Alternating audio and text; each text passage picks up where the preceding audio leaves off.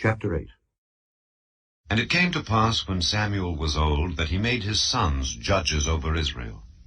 Now the name of his firstborn was Joel, and the name of his second Abiah. They were judges in Beersheba.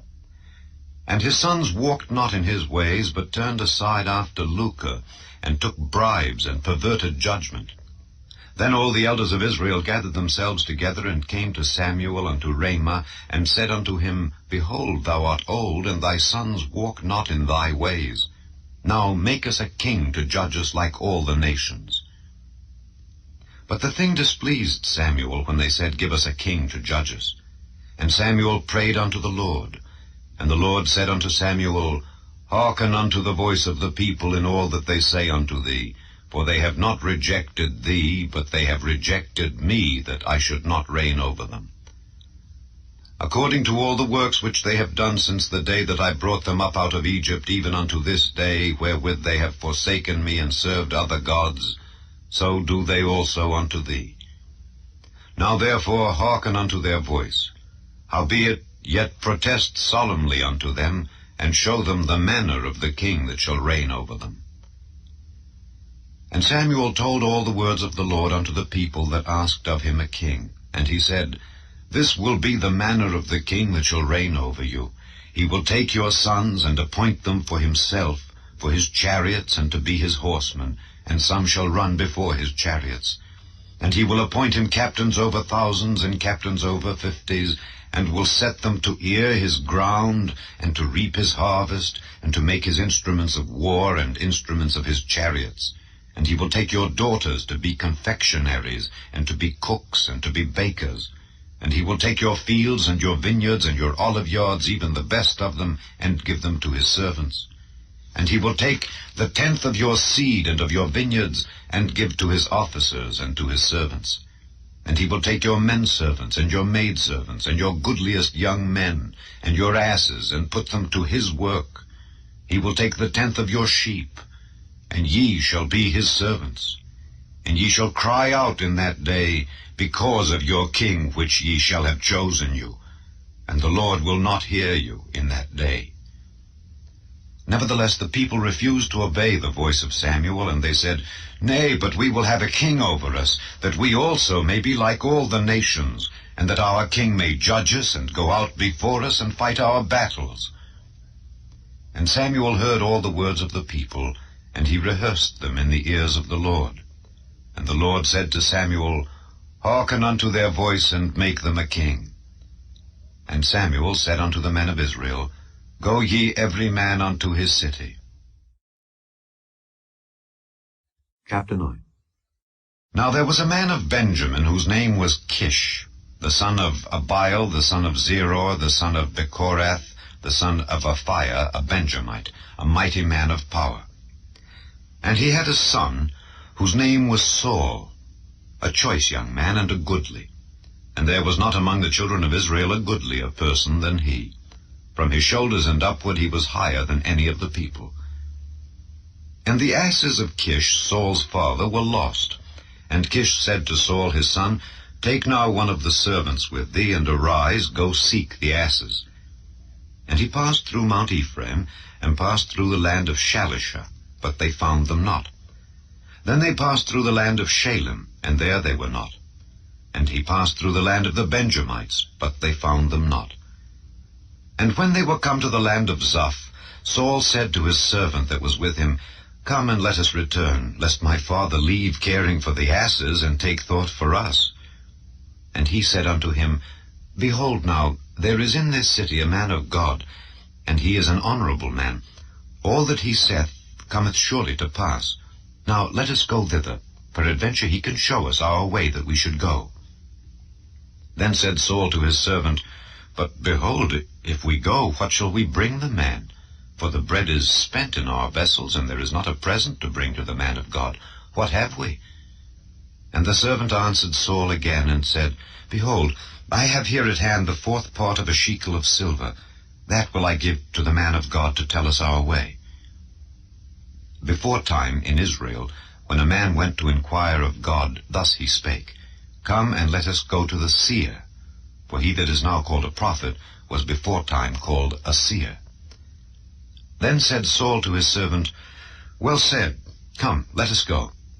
So they went unto the city where the man of God was. And as they went up the hill to the city, they found young maidens going out to draw water, and said unto them, Is the seer here? And they answered them and said, He is. Behold, he is before you. Make haste now, for he came today to the city, for there is a sacrifice of the people today in the high place. As soon as ye be come into the city, ye shall straightway find him before he go up to the high place to eat. For the people will not eat until he come, because he doth bless the sacrifice, and afterwards they eat that be bidden. Now therefore get you up, for about this time ye shall find him. And they went up into the city. And when they were come into the city, behold, Samuel came out against them for to go up to the high place. Now the Lord had told Samuel in his ear a day before Saul came, saying, Tomorrow about this time I will send thee a man out of the land of Benjamin, and thou shalt anoint him to be captain over my people Israel, that he may save my people out of the hand of the Philistines. For I have looked upon my people, because their cry is come unto me. And when Samuel saw Saul, the Lord said unto him, Behold the man whom I spake to thee of, this same shall reign over my people. Then Saul drew near to Samuel in the gate, and said, Tell me, I pray thee, where the seer's house is. And Samuel answered Saul, and said, I am the seer. Go up before me unto the high place, for ye shall eat with me today, and tomorrow I will let thee go, and will tell thee all that is in thine heart. And as for thine asses that were lost 3 days ago, set not thy mind on them, for they are found. And on whom is all the desire of Israel? Is it not on thee, and on all thy father's house? And Saul answered and said, Am not I a Benjamite, of the smallest of the tribes of Israel, and my family the least of all the families of the tribe of Benjamin? Wherefore then speakest thou so to me?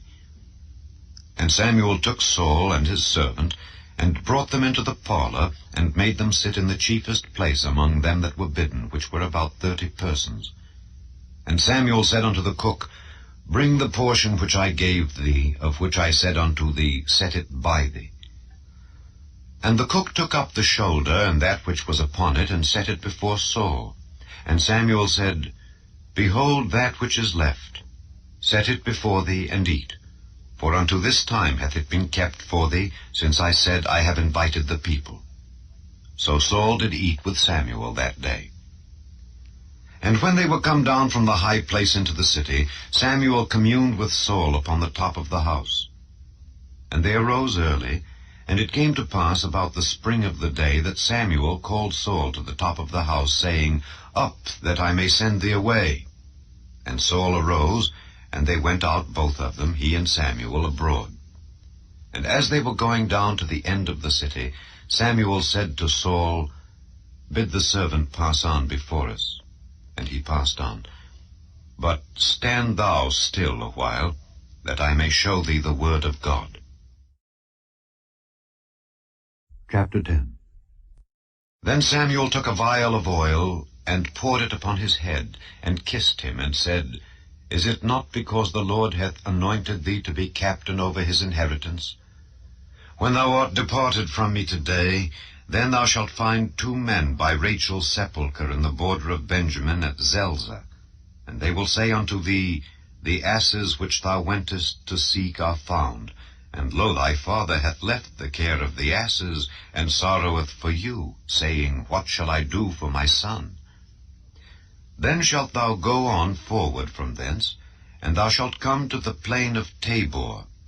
And there shall meet thee 3 men going up to God to Bethel, one carrying 3 kids, and another carrying 3 loaves of bread, and another carrying a bottle of wine. And they will salute thee, and give thee 2 loaves of bread, which thou shalt receive of their hands. After that thou shalt come to the hill of God, where is the garrison of the Philistines. And it shall come to pass, when thou art come thither to the city, that thou shalt meet a company of prophets coming down from the high place, with a psaltery and a tabret, and a pipe and a harp before them, and they shall prophesy. And the Spirit of the Lord will come upon thee, and thou shalt prophesy with them, and shalt be turned into another man. And let it be, when these signs are come unto thee, that thou do as occasion serve thee. For God is with thee. And thou shalt go down before me to Gilgal, and behold, I will come down unto thee to offer burnt offerings, and to sacrifice sacrifices of peace offerings. 7 days shalt thou tarry, till I come to thee, and show thee what thou shalt do. And it was so that when he had turned his back to go from Samuel, God gave him another heart, and all those signs came to pass that day. And when they came thither to the hill, behold, a company of prophets met him, and the Spirit of God came upon him, and he prophesied among them. And it came to pass, when all that knew him beforetime saw that, behold, he prophesied among the prophets, then the people said one to another, What is this that is come unto the son of Kish? Is Saul also among the prophets? And one of the same place answered and said, But who is their father? Therefore it became a proverb, Is Saul also among the prophets? And when he had made an end of prophesying, he came to the high place. And Saul's uncle said unto him and to his servant, Whither went ye?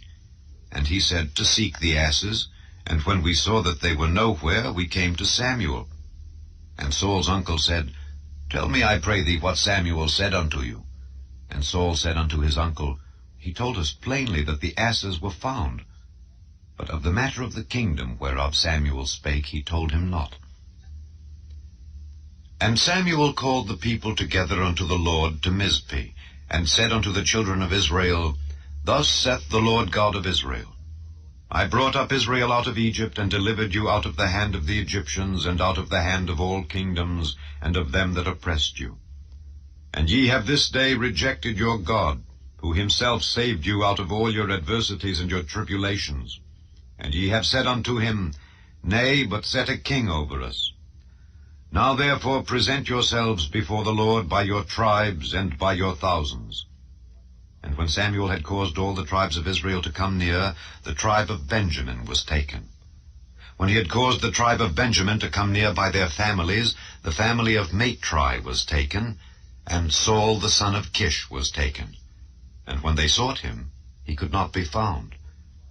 Therefore they inquired of the Lord further, if the man should yet come thither. And the Lord answered, Behold, he hath hid himself among the stuff. And they ran and fetched him thence. And when he stood among the people, he was higher than any of the people from his shoulders and upward. And Samuel said to all the people, See ye him whom the Lord hath chosen, that there is none like him among all the people? And all the people shouted and said, God save the king.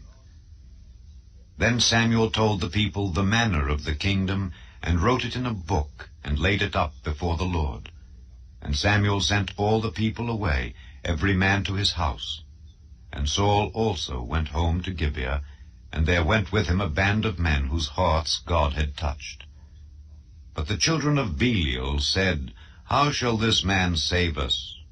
And they despised him, and brought him no presents. But he held his peace. Chapter 11. Then Nahash the Ammonite came up, and encamped against Jabesh-Gilead. And all the men of Jabesh said unto Nahash, Make a covenant with us, and we will serve thee. And Nahash the Ammonite answered them, On this condition will I make a covenant with you, that I may thrust out all your right eyes, and lay it for a reproach upon all Israel. And the elders of Jabesh said unto him, Give us 7 days' respite, that we may send messengers unto all the coasts of Israel. And then, if there be no man to save us, we will come out to thee. Then came the messengers to Gibeah of Saul, and told the tidings in the ears of the people. And all the people lifted up their voices and wept. And behold, Saul came after the herd out of the field. And Saul said, What aileth the people that they weep?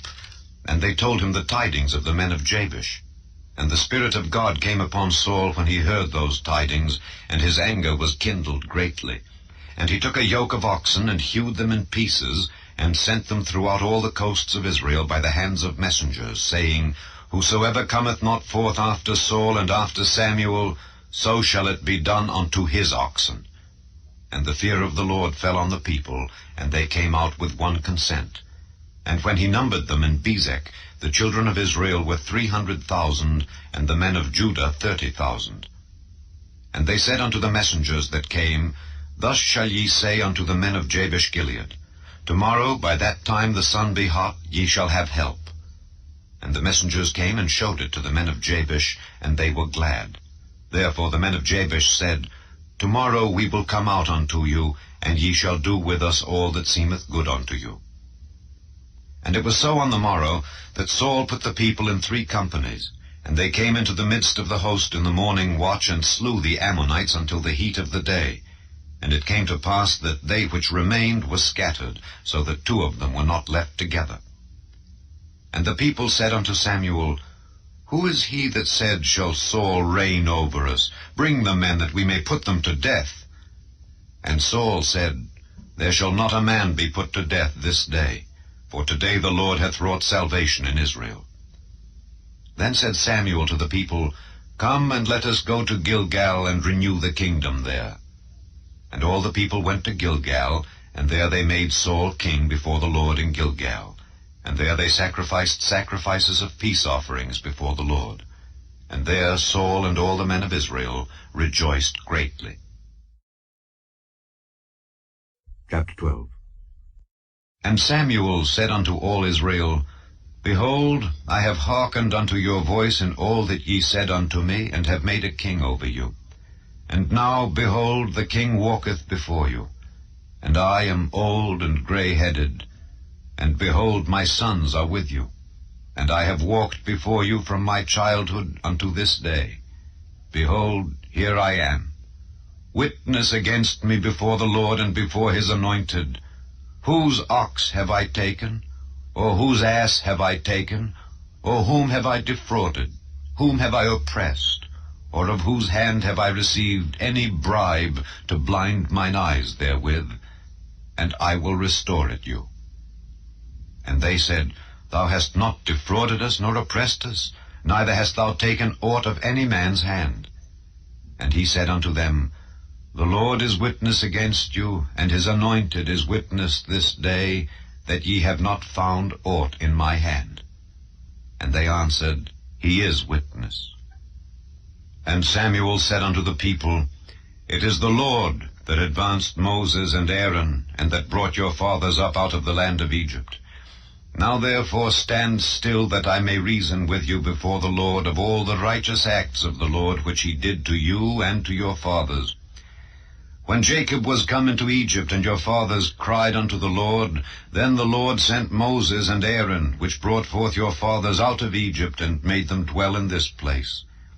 And when they forgat the Lord their God, he sold them into the hand of Sisera, captain of the host of Hazor, and into the hand of the Philistines, and into the hand of the king of Moab, and they fought against them.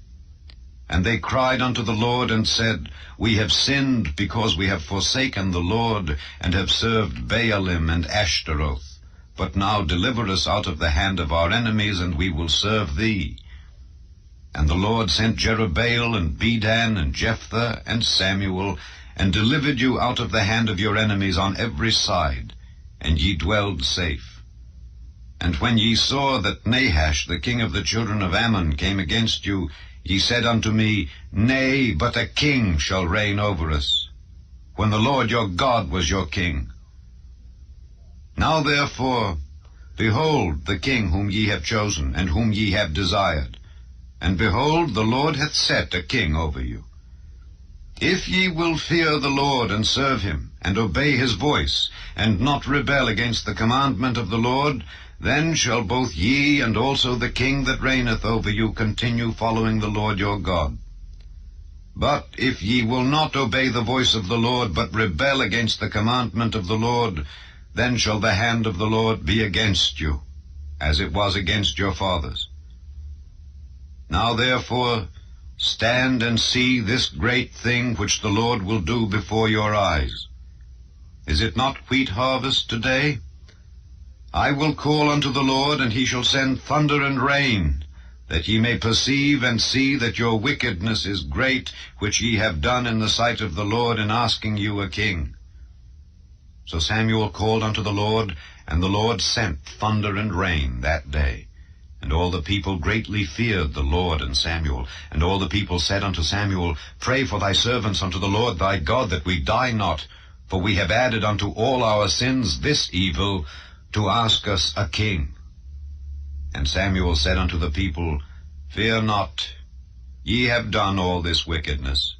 Yet turn not aside from following the Lord, but serve the Lord with all your heart, and turn ye not aside. For then should ye go after vain things which cannot profit nor deliver, for they are vain. For the Lord will not forsake his people for his great name's sake, because it hath pleased the Lord to make you his people. Moreover, as for me, God forbid that I should sin against the Lord in ceasing to pray for you. But I will teach you the good and the right way. Only fear the Lord, and serve him in truth with all your heart. For consider how great things he hath done for you. But if ye shall still do wickedly, ye shall be consumed, both ye and your king. Chapter 13. Saul reigned 1 year, and when he had reigned 2 years over Israel, Saul chose him 3,000 men of Israel, whereof 2,000 were with Saul in Michmash and in Mount Bethel, and 1,000 were with Jonathan in Gibeah of Benjamin. And the rest of the people he sent every man to his tent. And Jonathan smote the garrison of the Philistines that was in Geba, and the Philistines heard of it. And Saul blew the trumpet throughout all the land, saying, Let the Hebrews hear. And all Israel heard say that Saul had smitten the garrison of the Philistines, and that Israel also was had in abomination with the Philistines. And the people were called together after Saul to Gilgal. And the Philistines gathered themselves together to fight with Israel, 30,000 chariots, and 6,000 horsemen, and people as the sand which is on the seashore in multitude. And they came up and pitched in Michmash, eastward from Bethaven. When the men of Israel saw that they were in a strait, for the people were distressed, then the people did hide themselves in caves, and in thickets, and in rocks, and in high places, and in pits. And some of the Hebrews went over Jordan to the land of Gad and Gilead. As for Saul, he was yet in Gilgal, and all the people followed him trembling. And he tarried 7 days, according to the set time that Samuel had appointed. But Samuel came not to Gilgal, and the people were scattered from him. And Saul said, Bring hither a burnt offering to me, and peace offerings. And he offered the burnt offering. And it came to pass, that as soon as he had made an end of offering the burnt offering, behold, Samuel came. And Saul went out to meet him, that he might salute him. And Samuel said, What hast thou done? And Saul said, Because I saw that the people were scattered from me, and that thou camest not within the days appointed, and that the Philistines gathered themselves together at Michmash, therefore said I, The Philistines will come down now upon me to Gilgal, and I have not made supplication unto the Lord. I forced myself, therefore, and offered a burnt offering. And Samuel said to Saul, Thou hast done foolishly. Thou hast not kept the commandment of the Lord thy God, which he commanded thee. For now would the Lord have established thy kingdom upon Israel forever. But now thy kingdom shall not continue. The Lord hath sought him a man after his own heart, and the Lord hath commanded him to be captain over his people, because thou hast not kept that which the Lord commanded thee. And Samuel arose and gat him up from Gilgal unto Gibeah of Benjamin. And Saul numbered the people that were present with him, about 600 men. And Saul and Jonathan his son, and the people that were present with them, abode in Gibeah of Benjamin, but the Philistines encamped in Michmash. And the spoilers came out of the camp of the Philistines in 3 companies. 1 company turned unto the way that leadeth to Ophrah, unto the land of Shual, and another company turned the way to Bethhoron, and another company turned to the way of the border that looketh to the valley of Zeboim toward the wilderness. Now there was no smith found throughout all the land of Israel, for the Philistines said, lest the Hebrews make them swords or spears. But all the Israelites went down to the Philistines to sharpen every man his share and his coulter and his axe and his mattock. Yet they had a file for the mattocks, and for the coulters, and for the forks, and for the axes, and to sharpen the goads. So it came to pass in the day of battle that there was neither sword nor spear found in the hand of any of the people that were with Saul and Jonathan, but with Saul and with Jonathan his son was there found. And the garrison of the Philistines went out to the passage of Michmash. Chapter 14. Now it came to pass upon a day that Jonathan the son of Saul said unto the young man that bare his armor, Come and let us go over to the Philistines' garrison that is on the other side. But he told not his father. And Saul tarried in the uttermost part of Gibeah under a pomegranate tree which is in Migron, and the people that were with him were about 600 men. And Ahiah the son of Ahitub, Ichabod's brother, the son of Phinehas, the son of Eli, the Lord's priest in Shiloh, wearing an ephod. And the people knew not that Jonathan was gone. And between the passages by which Jonathan sought to go over unto the Philistines' garrison, there was a sharp rock on the one side, and a sharp rock on the other side, and the name of the one was Bozez, and the name of the other Seni. The forefront of the one was situate northward, over against Michmash, and the other southward, over against Gibeah. And Jonathan said to the young man that bare his armor, Come and let us go over unto the garrison of these uncircumcised. It may be that the Lord will work for us, for there is no restraint to the Lord to save by many or by few. And his armor-bearer said unto him, Do all that is in thine heart, turn thee, behold, I am with thee according to thy heart. Then said Jonathan, Behold, we will pass over unto these men, and we will discover ourselves unto them. If they say thus unto us, Tarry until we come to you, then we will stand still in our place, and will not go up unto them. But if they say thus, Come up unto us, then we will go up, for the Lord hath delivered them into our hand, and this shall be a sign unto us. And both of them discovered themselves unto the garrison of the Philistines, and the Philistines said, Behold, the Hebrews come forth out of the holes where they had hid themselves. And the men of the garrison answered Jonathan and his armor-bearer, and said, Come up to us, and we will show you a thing. And Jonathan said unto his armor-bearer, Come up after me, for the Lord hath delivered them into the hand of Israel. And Jonathan climbed up upon his hands and upon his feet, and his armor-bearer after him. And they fell before Jonathan, and his armor-bearer slew after him. And that first slaughter which Jonathan and his armor-bearer made was about 20 men, within as it were an half acre of land, which a yoke of oxen might plough. And there was trembling in the host, in the field, and among all the people. The garrison and the spoilers, they also trembled, and the earth quaked, so it was a very great trembling. And the watchmen of Saul and Gibeah of Benjamin looked, and behold, the multitude melted away, and they went on beating down one another. Then said Saul unto the people that were with him, Number now, and see who is gone from us. And when they had numbered, behold, Jonathan and his armor-bearer were not there. And Saul said unto Ahiah, Bring hither the ark of God. For the ark of God was at that time with the children of Israel. And it came to pass, while Saul talked unto the priest, that the noise that was in the host of the Philistines went on and increased. And Saul said unto the priest, Withdraw thine hand. And Saul and all the people that were with him assembled themselves, and they came to the battle. And behold, every man's sword was against his fellow, and there was a very great discomfiture. Moreover, the Hebrews that were with the Philistines before that time, which went up with them into the camp from the country round about, even they also turned to be with the Israelites that were with Saul and Jonathan. Likewise all the men of Israel which had hid themselves in Mount Ephraim, when they heard that the Philistines fled, even they also followed hard after them in the battle. So the Lord saved Israel that day, and the battle passed over unto Beth-aven.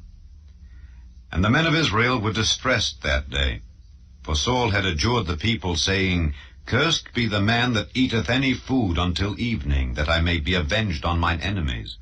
So none of the people tasted any food. And all they of the land came to a wood, and there was honey upon the ground. And when the people were come into the wood, behold, the honey dropped, but no man put his hand to his mouth, for the people feared the oath. But Jonathan heard not when his father charged the people with the oath. Wherefore he put forth the end of the rod that was in his hand, and dipped it in an honeycomb, and put his hand to his mouth. And his eyes were enlightened. Then answered one of the people, and said, Thy father straitly charged the people with an oath, saying, Cursed be the man that eateth any food this day. And the people were faint. Then said Jonathan, My father hath troubled the land. See, I pray you, how mine eyes have been enlightened, because I tasted a little of this honey. How much more, if haply the people had eaten freely today of the spoil of their enemies which they found? For had there not been now a much greater slaughter among the Philistines? And they smote the Philistines that day from Michmash to Aijalon, and the people were very faint. And the people flew upon the spoil, and took sheep and oxen and calves, and slew them on the ground, and the people did eat them with the blood. Then they told Saul, saying, Behold, the people sin against the Lord, in that they eat with the blood. And he said, Ye have transgressed. Roll a great stone unto me this day. And Saul said, Disperse yourselves among the people, and say unto them, Bring me hither every man his ox, and every man his sheep, and slay them here, and eat. And sin not against the Lord in eating with the blood. And all the people brought every man his ox with him that night, and slew them there.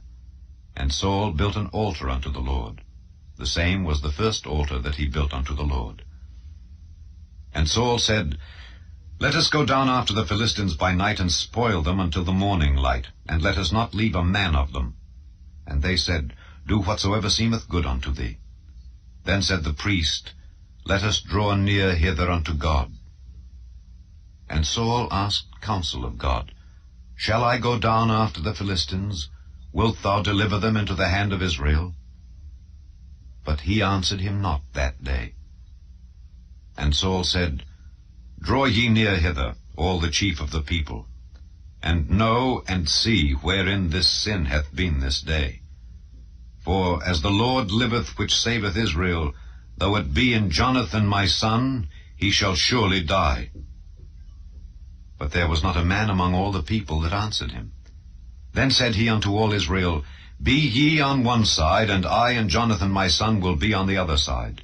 And the people said unto Saul, Do what seemeth good unto thee. Therefore Saul said unto the Lord God of Israel, Give a perfect lot. And Saul and Jonathan were taken, but the people escaped. And Saul said, Cast lots between me and Jonathan my son. And Jonathan was taken. Then Saul said to Jonathan, Tell me what thou hast done. And Jonathan told him, and said, I did but taste a little honey with the end of the rod that was in mine hand, and lo, I must die. And Saul answered, God do so, and more also, for thou shalt surely die, Jonathan. And the people said unto Saul, Shall Jonathan die, who hath wrought this great salvation in Israel? God forbid. As the Lord liveth, there shall not one hair of his head fall to the ground, for he hath wrought with God this day. So the people rescued Jonathan, that he died not. Then Saul went up from following the Philistines, and the Philistines went to their own place. So Saul took the kingdom over Israel, and fought against all his enemies on every side, against Moab, and against the children of Ammon, and against Edom, and against the kings of Zobah, and against the Philistines. And whithersoever he turned himself, he vexed them. And he gathered an host, and smote the Amalekites, and delivered Israel out of the hands of them that spoiled them. Now the sons of Saul were Jonathan, and Ishuai, and Melchishua. And the names of his 2 daughters were these, the name of the firstborn Merab, and the name of the younger Michal. And the name of Saul's wife was Ahinoam, the daughter of Ahimaaz. And the name of the captain of his host was Abner, the son of Ner, Saul's uncle. And Kish was the father of Saul, and Ner the father of Abner was the son of Abiel. And there was sore war against the Philistines all the days of Saul. And when Saul saw any strong man or any valiant man, he took him unto him. Chapter 15. Samuel also said unto Saul, The Lord sent me to anoint thee to be king over his people, over Israel. Now therefore hearken thou unto the voice of the words of the Lord. Thus saith the Lord of hosts, I remember that which Amalek did to Israel, how he laid wait for him in the way when he came up from Egypt. Now go and smite Amalek, and utterly destroy all that they have, and spare them not, but slay both man and woman, infant and suckling, ox and sheep, camel and ass. And Saul gathered the people together, and numbered them in Telaim, 200,000 footmen, and 10,000 men of Judah. And Saul came to a city of Amalek, and laid wait in the valley. And Saul said unto the Kenites, Go, depart, get you down from among the Amalekites, lest I destroy you with them. For ye showed kindness to all the children of Israel when they came up out of Egypt. So the Kenites departed from among the Amalekites. And Saul smote the Amalekites from Havilah until thou comest to Shur, that is over against Egypt. And he took Agag the king of the Amalekites alive, and utterly destroyed all the people with the edge of the sword. But Saul and the people spared Agag, and the best of the sheep, and of the oxen, and of the fatlings, and the lambs, and all that was good, and would not utterly destroy them. But everything that was vile and refuse, that they destroyed utterly. Then came the word of the Lord unto Samuel, saying, It repenteth me that I have set up Saul to be king, for he is turned back from following me, and hath not performed my commandments. And it grieved Samuel, and he cried unto the Lord all night. And when Samuel rose early to meet Saul in the morning, it was told Samuel, saying, Saul came to Carmel, and behold, he set him up a place, and is gone about, and passed on, and gone down to Gilgal. And Samuel came to Saul, and Saul said unto him, Blessed be thou of the Lord, I have performed the commandment of the Lord. And Samuel said, What meaneth then this bleating of the sheep in mine ears, and the lowing of the oxen which I hear? And Saul said, They have brought them from the Amalekites, for the people spared the best of the sheep and of the oxen to sacrifice unto the Lord thy God, and the rest we have utterly destroyed. Then Samuel said unto Saul, Stay, and I will tell thee what the Lord hath said to me this night. And he said unto him, Say on. And Samuel said, When thou wast little in thine own sight, wast thou not made the head of the tribes of Israel? And the Lord anointed thee king over Israel? And the Lord sent thee on a journey, and said, Go and utterly destroy the sinners, the Amalekites, and fight against them until they be consumed. Wherefore then didst thou not obey the voice of the Lord, but didst fly upon the spoil, and didst evil in the sight of the Lord? And Saul said unto Samuel, Yea, I have obeyed the voice of the Lord, and have gone the way which the Lord sent me, and have brought Agag the king of Amalek, and have utterly destroyed the Amalekites. But the people took of the spoil sheep and oxen, the chief of the things which should have been utterly destroyed, to sacrifice unto the Lord thy God in Gilgal. And Samuel said, Hath the Lord as great delight in burnt offerings and sacrifices as in obeying the voice of the Lord? Behold, to obey is better than sacrifice, and to hearken than the fat of rams. For rebellion is as the sin of witchcraft, and stubbornness is as iniquity and idolatry. Because thou hast rejected the word of the Lord, he hath also rejected thee from being king. And Saul said unto Samuel, I have sinned, for I have transgressed the commandment of the Lord and thy words, because I feared the people and obeyed their voice. Now therefore I pray thee, pardon my sin, and turn again with me, that I may worship the Lord. And Samuel said unto Saul, I will not return with thee, for thou hast rejected the word of the Lord, and the Lord hath rejected thee from being king over Israel. And as Samuel turned about to go away, he laid hold upon the skirt of his mantle, and it rent. And Samuel said unto him, The Lord hath rent the kingdom of Israel from thee this day, and hath given it to a neighbor of thine that is better than thou. And also the strength of Israel will not lie nor repent, for he is not a man that he should repent. Then he said, I have sinned, yet Honor me now, I pray thee, before the elders of my people and before Israel, and turn again with me, that I may worship the Lord thy God. So Samuel turned again after Saul, and Saul worshipped the Lord. Then said Samuel, Bring ye hither to me Agag, the king of the Amalekites. And Agag came unto him delicately. And Agag said, Surely the bitterness of death is past. And Samuel said, As thy sword hath made women childless, so shall thy mother be childless among women. And Samuel hewed Agag in pieces before the Lord in Gilgal. Then Samuel went to Ramah, and Saul went up to his house to Gibeah of Saul.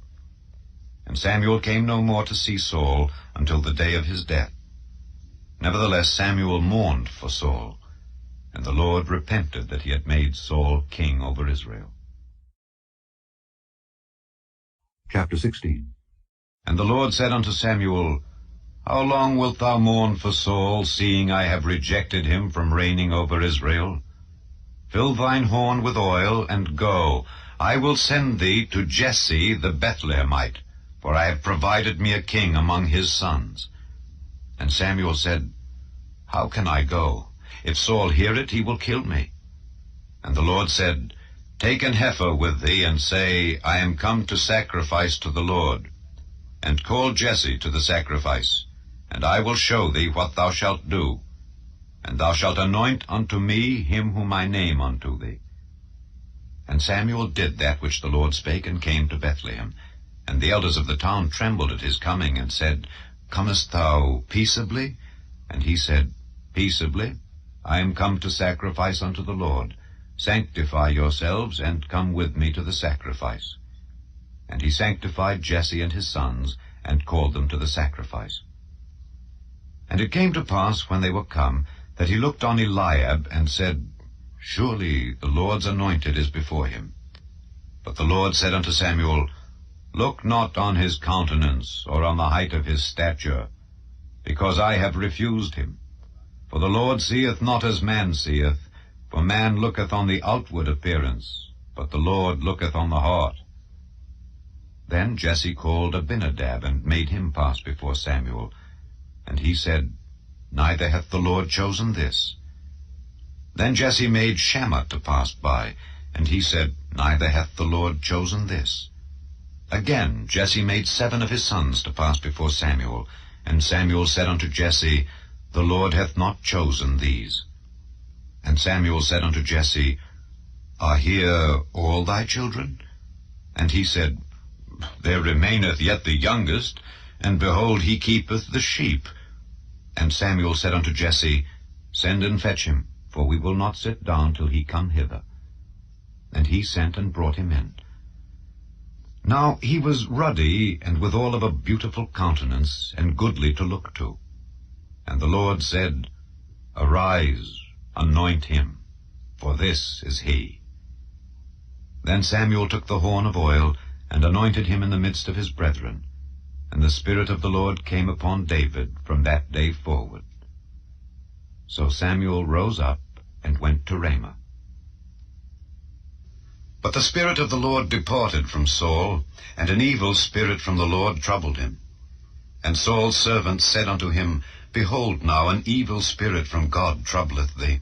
Let our Lord now command thy servants, which are before thee, to seek out a man who is a cunning player on an harp.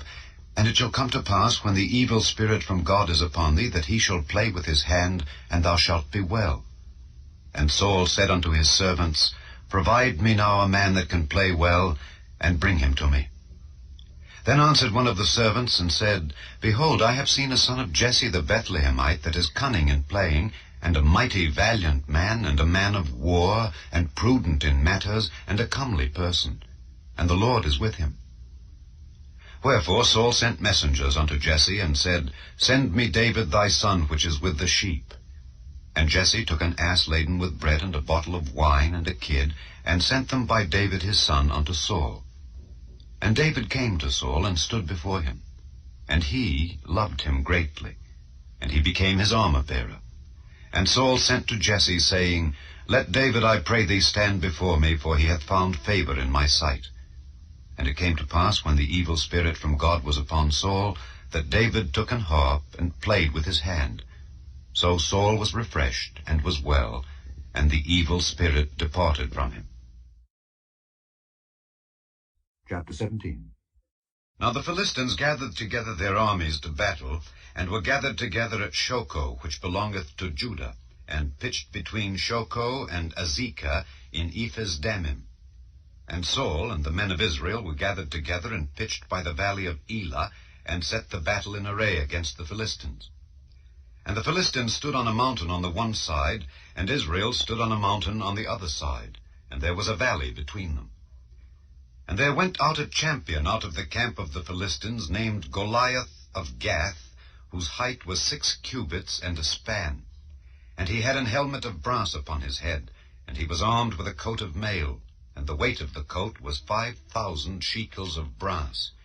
And he had greaves of brass upon his legs, and a target of brass between his shoulders. And the staff of his spear was like a weaver's beam, and his spear's head weighed 600 shekels of iron. And one bearing a shield went before him. And he stood and cried unto the armies of Israel, and said unto them, Why are ye come out to set your battle in array? Am not I a Philistine, and ye servants to Saul? Choose you a man for you, and let him come down to me. If he be able to fight with me and to kill me, then will we be your servants. But if I prevail against him and kill him, then shall ye be our servants and serve us. And the Philistines said, I defy the armies of Israel this day. Give me a man that we may fight together. When Saul and all Israel heard those words of the Philistine, they were dismayed and greatly afraid. Now David was the son of that Ephrathite of Bethlehem, Judah, whose name was Jesse. And he had 8 sons. And the man went among men for an old man in the days of Saul. And the 3 eldest sons of Jesse went and followed Saul to the battle. And the names of his 3 sons that went to the battle were Eliab the firstborn, and next unto him Abinadab, and the third Shammah. And David was the youngest. And the 3 eldest followed Saul. But David went and returned from Saul to feed his father's sheep at Bethlehem. And the Philistine drew near morning and evening, and presented himself 40 days. And Jesse said unto David his son, Take now for thy brethren an ephah of this parched corn, and these 10 loaves, and run to the camp to thy brethren, and carry these 10 cheeses unto the captain of their 1,000, and look how thy brethren fare, and take their pledge. Now Saul and they and all the men of Israel were in the valley of Elah, fighting with the Philistines. And David rose up early in the morning, and left the sheep with a keeper, and took and went as Jesse had commanded him. And he came to the trench as the host was going forth to the fight, and shouted for the battle. For Israel and the Philistines had put the battle in array, army against army. And David left his carriage in the hand of the keeper of the carriage, and ran into the army, and came and saluted his brethren. And as he talked with them, behold, there came up the champion, the Philistine of Gath, Goliath by name, out of the armies of the Philistines, and spake according to the same words. And David heard them. And all the men of Israel, when they saw the man, fled from him, and were sore afraid. And the men of Israel said, Have ye seen this man that is come up? Surely to defy Israel is he come up. And it shall be that the man who killeth him, the king will enrich him with great riches, and will give him his daughter, and make his father's house free in Israel. And David spake to the men that stood by him, saying, What shall be done to the man that killeth this Philistine, and taketh away the reproach from Israel? For who is this uncircumcised Philistine, that he should defy the armies of the living God? And the people answered him after this manner, saying, So shall it be done to the man that killeth him. And Eliab his eldest brother heard when he spake unto the men. And Eliab's anger was kindled against David, and he said, Why camest thou down hither? And with whom hast thou left those few sheep in the wilderness? I know thy pride and the naughtiness of thine heart, for thou art come down that thou mightest see the battle. And David said, What have I now done? Is there not a cause? And he turned from him toward another, and spake after the same manner. And the people answered him again after the former manner. And when the words were heard which David spake, they rehearsed them before Saul, and he sent for him. And David said to Saul, Let no man's heart fail because of him. Thy servant will go and fight with this Philistine. And Saul said to David, Thou art not able to go against this Philistine to fight with him, for thou art but a youth, and he a man of war from his youth. And David said unto Saul, Thy servant kept his father's sheep, and there came a lion and a bear, and took a lamb out of the flock. And I went out after him, and smote him, and delivered it out of his mouth. And when he arose against me, I caught him by his beard, and smote him, and slew him. Thy servant slew both the lion and the bear. And this uncircumcised Philistine shall be as one of them, seeing he hath defied the armies of the living God. David said moreover, The Lord that delivered me out of the paw of the lion, and out of the paw of the bear, he will deliver me out of the hand of this Philistine. And Saul said unto David, Go, and the Lord be with thee. And Saul armed David with his armor, and he put an helmet of brass upon his head. Also he armed him with a coat of mail. And David girded his sword upon his armor, and he essayed to go, for he had not proved it. And David said unto Saul, I cannot go with these, for I have not proved them. And David put them off him. And he took his staff in his hand, and chose him 5 smooth stones out of the brook, and put them in a shepherd's bag which he had, even in a scrip, and his sling was in his hand. And he drew near to the Philistine. And the Philistine came on, and drew near unto David, and the man that bare the shield went before him. And when the Philistine looked about and saw David, he disdained him, for he was but a youth, and ruddy, and of a fair countenance. And the Philistine said unto David, Am I a dog, that thou comest to me with staves? And the Philistine cursed David by his gods. And the Philistine said to David, Come to me, and I will give thy flesh unto the fowls of the air, and to the beasts of the field. Then said David to the Philistine, Thou comest to me with a sword, and with a spear, and with a shield. But I come to thee in the name of the Lord of hosts, the God of the armies of Israel, whom thou hast defied. This day will the Lord deliver thee into mine hand, and I will smite thee, and take thine head from thee. And I will give the carcasses of the host of the Philistines this day unto the fowls of the air, and to the wild beasts of the earth, that all the earth may know that there is a God in Israel.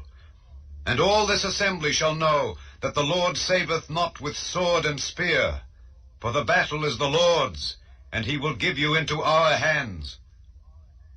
And it came to pass, when the Philistine arose and came and drew nigh to meet David, that David hasted and ran toward the army to meet the Philistine. And David put his hand in his bag, and took thence a stone, and slang it, and smote the Philistine in his forehead, that the stone sunk into his forehead, and he fell upon his face to the earth. So David prevailed over the Philistine with a sling and with a stone, and smote the Philistine, and slew him. But there was no sword in the hand of David. Therefore David ran and stood upon the Philistine, and took his sword, and drew it out of the sheath thereof, and slew him, and cut off his head therewith. And when the Philistines saw their champion was dead, they fled. And the men of Israel and of Judah arose, and shouted, and pursued the Philistines, until thou come to the valley, and to the gates of Ekron. And the wounded of the Philistines fell down by the way to Shaaraim, even unto Gath, and unto Ekron. And the children of Israel returned from chasing after the Philistines, and they spoiled their tents. And David took the head of the Philistine, and brought it to Jerusalem. But he put his armor in his tent. And when Saul saw David go forth against the Philistine, he said unto Abner, the captain of the host, Abner, whose son is this youth? And Abner said, As thy soul liveth, O king, I cannot tell. And the king said, Inquire thou whose son the stripling is.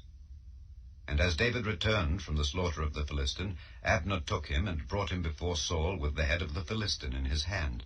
And Saul said to him, Whose son art thou, thou young man? And David answered, I am the son of thy servant Jesse the Bethlehemite. Chapter 18. And it came to pass, when he had made an end of speaking unto Saul, that the soul of Jonathan was knit with the soul of David, and Jonathan loved him as his own soul. And Saul took him that day, and would let him go no more home to his father's house. Then Jonathan and David made a covenant, because he loved him as his own soul. And Jonathan stripped himself of the robe that was upon him, and gave it to David, and his garments, even to his sword, and to his bow, and to his girdle. And David went out whithersoever Saul sent him, and behaved himself wisely. And Saul set him over the men of war, and he was accepted in the sight of all the people, and also in the sight of Saul's servants. And it came to pass, as they came, when David was returned from the slaughter of the Philistine, that the women came out of all cities of Israel, singing and dancing, to meet King Saul, with tabrets, with joy, and with instruments of music. And the women answered one another as they played, and said, Saul hath slain his thousands, and David his 10,000s. And Saul was very wroth, and the saying displeased him. And he said, They have ascribed unto David 10,000s, and to me they have ascribed but thousands. And what can he have more but the kingdom? And Saul eyed David from that day and forward. And it came to pass on the morrow that the evil spirit from God came upon Saul, and he prophesied in the midst of the house. And David played with his hand as at other times, and there was a javelin in Saul's hand. And Saul cast the javelin, for he said, I will smite David even to the wall with it. And David avoided out of his presence twice. And Saul was afraid of David, because the Lord was with him, and was departed from Saul. Therefore Saul removed him from him, and made him his captain over 1,000. And he went out and came in before the people. And David behaved himself wisely in all his ways, and the Lord was with him. Wherefore when Saul saw that he behaved himself very wisely, he was afraid of him. But all Israel and Judah loved David, because he went out and came in before them. And Saul said to David, Behold my elder daughter Merab, her will I give thee to wife. Only be thou valiant for me, and fight the Lord's battles. For Saul said, Let not mine hand be upon him, but let the hand of the Philistines be upon him. And David said unto Saul, Who am I, and what is my life or my father's family in Israel, that I should be son-in-law to the king? But it came to pass at the time when Merab Saul's daughter should have been given to David, that she was given unto Adriel the Maholathite to wife. And Michal, Saul's daughter, loved David, and they told Saul, and the thing pleased him. And Saul said, I will give him her, that she may be a snare to him, and that the hand of the Philistines may be against him. Wherefore Saul said to David, Thou shalt this day be my son-in-law in the one of the twain. And Saul commanded his servants, saying, Commune with David secretly, and say, Behold, the king hath delight in thee, and all his servants love thee. Now therefore be the king's son-in-law. And Saul's servants spake those words in the ears of David. And David said, Seemeth it to you a light thing to be a king's son-in-law, seeing that I am a poor man and lightly esteemed? And the servants of Saul told him, saying, On this manner spake David. And Saul said, Thus shall ye say to David, The king desireth not any dowry, but 100 foreskins of the Philistines, to be avenged of the king's enemies. But Saul thought to make David fall by the hand of the Philistines. And when his servants told David these words, it pleased David well to be the king's son-in-law. And the days were not expired. Wherefore David arose and went, he and his men, and slew of the Philistines 200 men. And David brought their foreskins, and they gave them in full tale to the king, that he might be the king's son-in-law. And Saul gave him Michal his daughter to wife. And Saul saw and knew that the Lord was with David, and that Michal Saul's daughter loved him. And Saul was yet the more afraid of David, and Saul became David's enemy continually. Then the princes of the Philistines went forth, and it came to pass after they went forth that David behaved himself more wisely than all the servants of Saul, so that his name was much set by. Chapter 19. And Saul spake to Jonathan his son and to all his servants that they should kill David. But Jonathan Saul's son delighted much in David.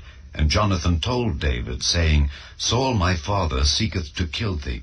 Now therefore I pray thee, take heed to thyself until the morning, and abide in a secret place, and hide thyself. And I will go out and stand beside my father in the field where thou art, and I will commune with my father of thee, and what I see, that I will tell thee. And Jonathan spake good of David unto Saul his father, and said unto him, Let not the king sin against his servant, against David, because he hath not sinned against thee, and because his works have been to thee ward very good. For he did put his life in his hand, and slew the Philistine, and the Lord wrought a great salvation for all Israel. Thou sawest it, and didst rejoice. Wherefore then wilt thou sin against innocent blood, to slay David without a cause?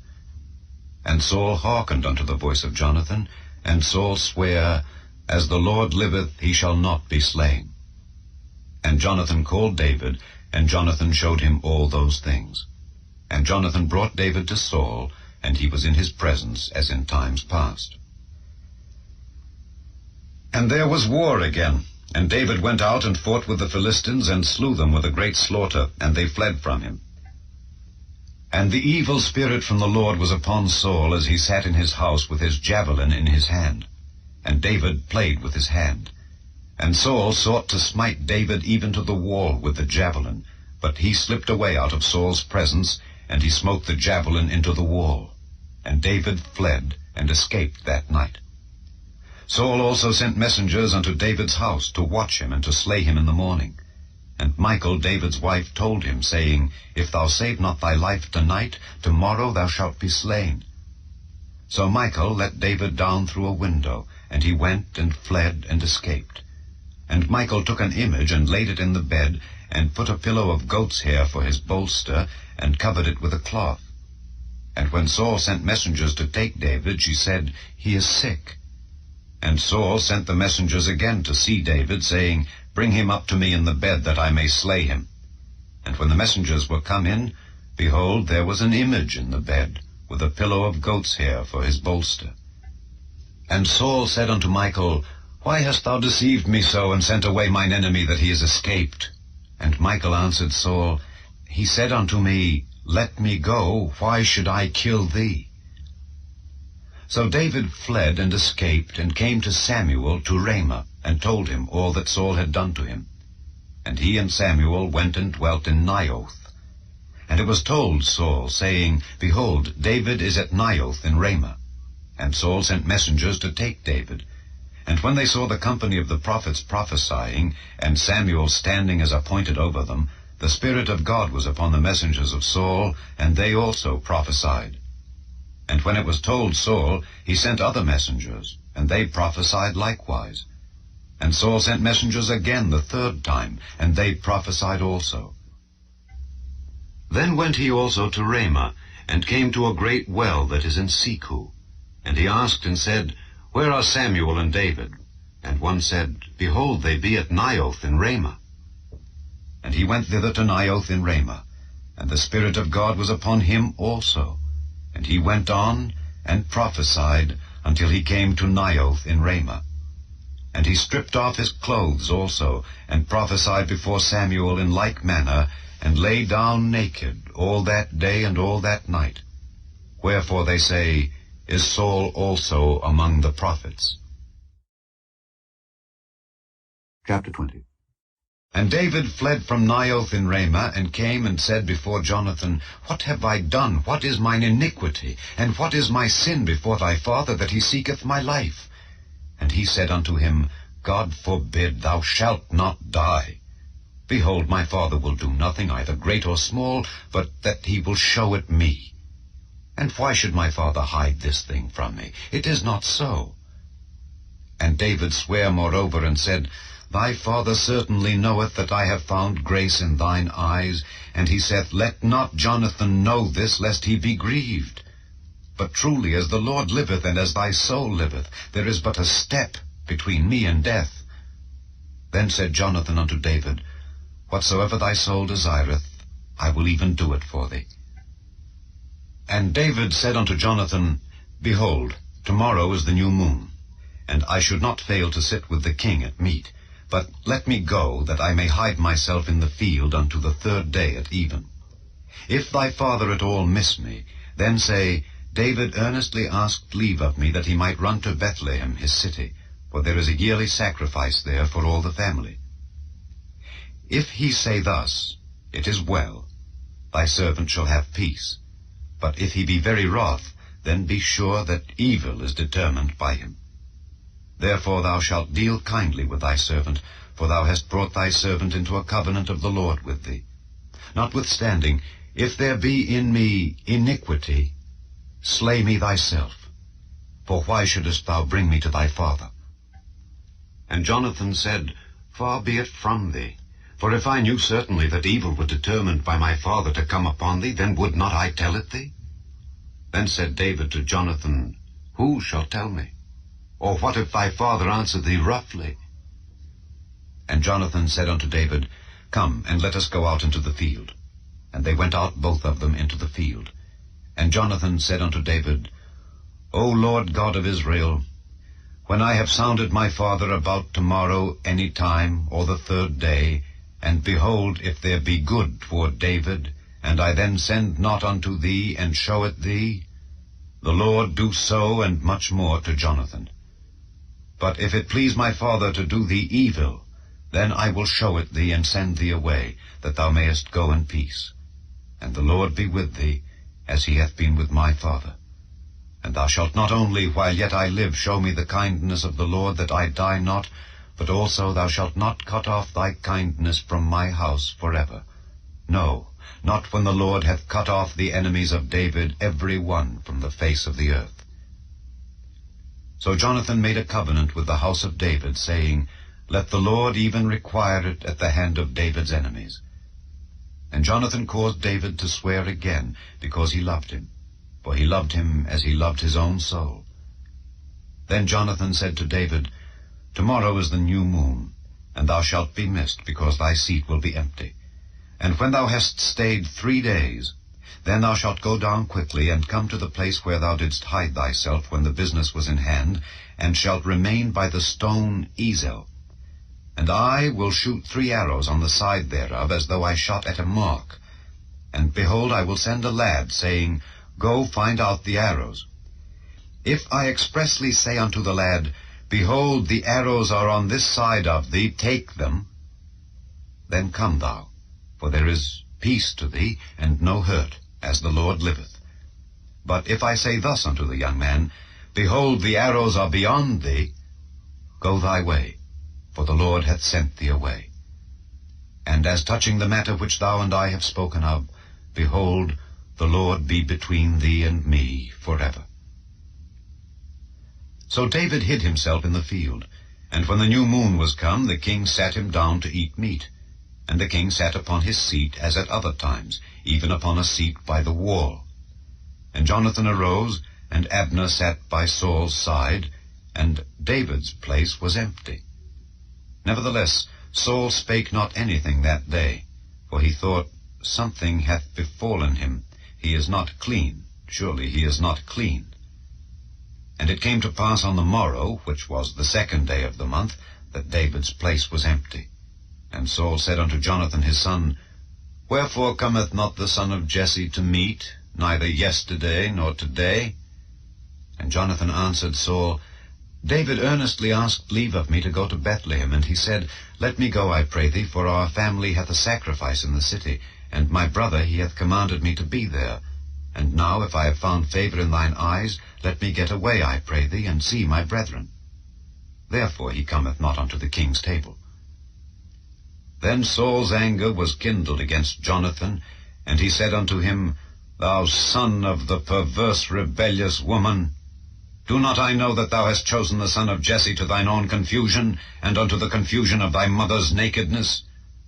For as long as the son of Jesse liveth upon the ground, thou shalt not be established, nor thy kingdom. Wherefore now send and fetch him unto me, for he shall surely die.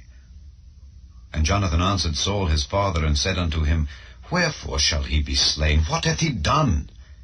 And Saul cast a javelin at him to smite him. whereby Jonathan knew that it was determined of his father to slay David. So Jonathan arose from the table in fierce anger, and did eat no meat the 2nd day of the month, for he was grieved for David, because his father had done him shame. And it came to pass in the morning that Jonathan went out into the field at the time appointed with David, and a little lad with him. And he said unto his lad, Run, find out now the arrows which I shoot. And as the lad ran, he shot an arrow beyond him. And when the lad was come to the place of the arrow which Jonathan had shot, Jonathan cried after the lad, and said, Is not the arrow beyond thee? And Jonathan cried after the lad, Make speed, haste, stay not. And Jonathan's lad gathered up the arrows, and came to his master. But the lad knew not anything, only Jonathan and David knew the matter. And Jonathan gave his artillery unto his lad, and said unto him, Go, carry them to the city. And as soon as the lad was gone, David arose out of a place toward the south, and fell on his face to the ground, and bowed himself 3 times. And they kissed one another, and wept one with another, until David exceeded. And Jonathan said to David, Go in peace, forasmuch as we have sworn both of us in the name of the Lord, saying, The Lord be between me and thee, and between my seed and thy seed forever. And he arose and departed, and Jonathan went into the city. Chapter 21. Then came David to Nob, to Ahimelech the priest. And Ahimelech was afraid at the meeting of David, and said unto him, Why art thou alone, and no man with thee? And David said unto Ahimelech the priest, The king hath commanded me of business, and hath said unto me, Let no man know anything of the business whereabout I send thee, and what I have commanded thee. And I have appointed my servants to such and such a place. Now therefore, what is under thine hand? Give me 5 loaves of bread in mine hand, or what there is present. And the priest answered David, and said, There is no common bread under mine hand, but there is hallowed bread, if the young men have kept themselves at least from women. And David answered the priest, and said unto him, Of a truth women have been kept from us about these 3 days since I came out, and the vessels of the young men are holy, and the bread is in a manner common, yea, though it were sanctified this day in the vessel. So the priest gave him hallowed bread, for there was no bread there but the show bread, that was taken from before the Lord, to put hot bread in the day when it was taken away. Now a certain man of the servants of Saul was there that day, detained before the Lord, and his name was Doeg, an Edomite, the chiefest of the herdmen that belonged to Saul. And David said unto Ahimelech, And is there not here under thine hand spear or sword? For I have neither brought my sword nor my weapons with me, because the king's business required haste. And the priest said, The sword of Goliath the Philistine, whom thou slewest in the valley of Elah, behold, it is here wrapped in a cloth behind the ephod. If thou wilt take that, take it, for there is no other save that here. And David said, There is none like that. Give it me.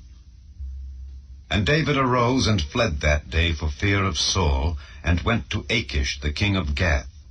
And the servants of Achish said unto him, Is not this David the king of the land? Did they not sing one to another of him in dances, saying, Saul hath slain his thousands, and David his 10,000s? And David laid up these words in his heart, and was sore afraid of Achish the king of Gath. And he changed his behavior before them, and feigned himself mad in their hands, and scrabbled on the doors of the gate, and let his spittle fall down upon his beard. Then said Achish unto his servants, Lo, ye see the man is mad. Wherefore then have ye brought him to me? Have I need of madmen, that ye have brought this fellow to play the madman in my presence? Shall this fellow come into my house? Chapter 22. David therefore departed thence, and escaped to the cave Adullam. And when his brethren and all his father's house heard it, they went down thither to him. And every one that was in distress, and every one that was in debt, and every one that was discontented, gathered themselves unto him. And he became a captain over them. And there were with him about 400 men. And David went thence to Mizpeh of Moab. And he said unto the king of Moab, Let my father and my mother, I pray thee, come forth and be with you, till I know what God will do for me. And he brought them before the king of Moab, and they dwelt with him all the while that David was in the hold. And the prophet Gad said unto David, Abide not in the hold, depart and get thee into the land of Judah. Then David departed, and came into the forest of Hereth. When Saul heard that David was discovered, and the men that were with him, now Saul abode in Gibeah under a tree in Ramah, having his spear in his hand, and all his servants were standing about him. Then Saul said unto his servants that stood about him, Hear now, ye Benjamites, will the son of Jesse give every one of you fields and vineyards, and make you all captains of thousands and captains of hundreds, that all of you have conspired against me, and there is none that showeth me that my son hath made a league with the son of Jesse, and there is none of you that is sorry for me, or showeth unto me that my son hath stirred up my servant against me, to lie in wait, as at this day? Then answered Doeg the Edomite, which was set over the servants of Saul, and said, I saw the son of Jesse coming to Nob, to Ahimelech the son of Ahitub, and he inquired of the Lord for him, and gave him victuals, and gave him the sword of Goliath the Philistine. Then the king sent to call Ahimelech the priest, the son of Ahitub, and all his father's house, the priests that were in Nob. And they came all of them to the king. And Saul said, Hear now, thou son of Ahitub. And he answered, Here I am, my lord. And Saul said unto him, Why have ye conspired against me, thou and the son of Jesse, in that thou hast given him bread and a sword, and hast inquired of God for him, that he should rise against me to lie in wait, as at this day? Then Ahimelech answered the king, and said, And who is so faithful among all thy servants as David, which is the king's son-in-law, and goeth at thy bidding, and is honorable in thine house? Did I then begin to inquire of God for him? Be it far from me. Let not the king impute anything unto his servant, nor to all the house of my father, for thy servant knew nothing of all this, less or more. And the king said, Thou shalt surely die, Ahimelech, thou and all thy father's house. And the king said unto the footmen that stood about him, Turn, and slay the priests of the Lord, because their hand also is with David, and because they knew when he fled, and did not show it to me. But the servants of the king would not put forth their hand to fall upon the priests of the Lord. And the king said to Doeg, Turn thou, and fall upon the priests. And Doeg the Edomite turned, and he fell upon the priests, and slew on that day 75 persons that did wear a linen ephod. And Nob, the city of the priests, smote he with the edge of the sword, both men and women, children and sucklings, and oxen and asses and sheep, with the edge of the sword. And one of the sons of Ahimelech, the son of Ahitub, named Abiathar, escaped, and fled after David. And Abiathar showed David that Saul had slain the Lord's priests. And David said unto Abiathar, I knew it that day when Doeg the Edomite was there, that he would surely tell Saul. I have occasioned the death of all the persons of thy father's house. Abide thou with me, fear not, for he that seeketh my life seeketh thy life, but with me thou shalt be in safeguard. Chapter 23. Then they told David, saying, Behold, the Philistines fight against Keilah, and they rob the threshing floors. Therefore David inquired of the Lord, saying, Shall I go and smite these Philistines? And the Lord said unto David, Go, and smite the Philistines, and save Keilah. And David's men said unto him, Behold, we be afraid here in Judah. How much more then if we come to Keilah against the armies of the Philistines? Then David inquired of the Lord yet again, and the Lord answered him and said, Arise, go down to Keilah, for I will deliver the Philistines into thine hand. So David and his men went to Keilah, and fought with the Philistines, and brought away their cattle, and smote them with a great slaughter. So David saved the inhabitants of Keilah. And it came to pass, when Abiathar the son of Ahimelech fled to David to Keilah, that he came down with an ephod in his hand. And it was told Saul that David was come to Keilah. And Saul said, God hath delivered him into mine hand, for he is shut in by entering into a town that hath gates and bars. And Saul called all the people together to war, to go down to Keilah to besiege David and his men. And David knew that Saul secretly practiced mischief against him, and he said to Abiathar the priest, Bring hither the ephod. Then said David, O Lord God of Israel, Thy servant hath certainly heard that Saul seeketh to come to Keilah to destroy the city for my sake. Will the men of Keilah deliver me up into his hand? Will Saul come down, as thy servant hath heard? O Lord God of Israel, I beseech thee, tell thy servant. And the Lord said, He will come down. Then said David, Will the men of Keilah deliver me and my men into the hand of Saul? And the Lord said, They will deliver thee up. Then David and his men, which were about 600, arose and departed out of Keilah, and went whithersoever they could go. And it was told Saul that David was escaped from Keilah, and he forbare to go forth. And David abode in the wilderness in strongholds, and remained in a mountain in the wilderness of Ziph. And Saul sought him every day, but God delivered him not into his hand. And David saw that Saul was come out to seek his life, and David was in the wilderness of Ziph in a wood. And Jonathan, Saul's son, arose, and went to David into the wood, and strengthened his hand in God. And he said unto him, Fear not, for the hand of Saul my father shall not find thee, and thou shalt be king over Israel, and I shall be next unto thee. And that also Saul my father knoweth. And they two made a covenant before the Lord. And David abode in the wood, and Jonathan went to his house. Then came up the Ziphites to Saul to Gibeah, saying, Doth not David hide himself with us in strongholds in the wood, in the hill of Keilah, which is on the south of Jeshimon? Now therefore, O king, come down according to all the desire of thy soul to come down, and our part shall be to deliver him into the king's hand. And Saul said, Blessed be ye of the Lord, for ye have compassion on me.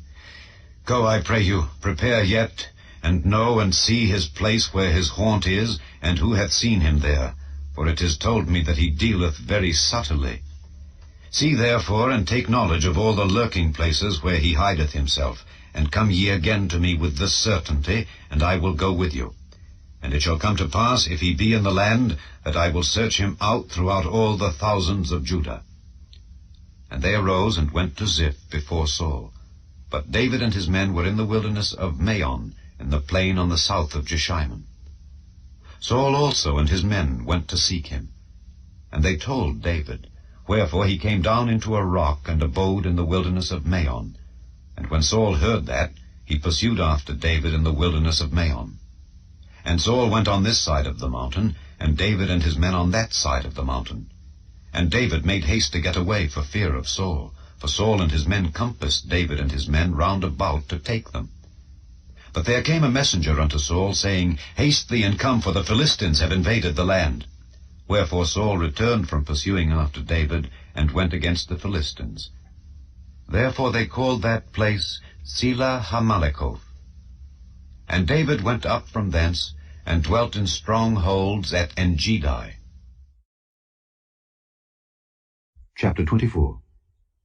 And it came to pass, when Saul was returned from following the Philistines, that it was told him, saying, Behold, David is in the wilderness of Engedi.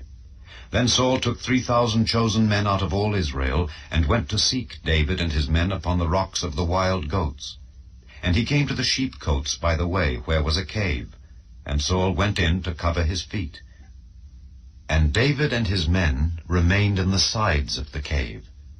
And the men of David said unto him, Behold, the day of which the Lord said unto thee, Behold, I will deliver thine enemy into thine hand, that thou mayest do to him as it shall seem good unto thee.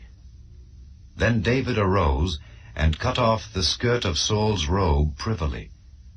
And it came to pass afterward, that David's heart smote him, because he had cut off Saul's skirt.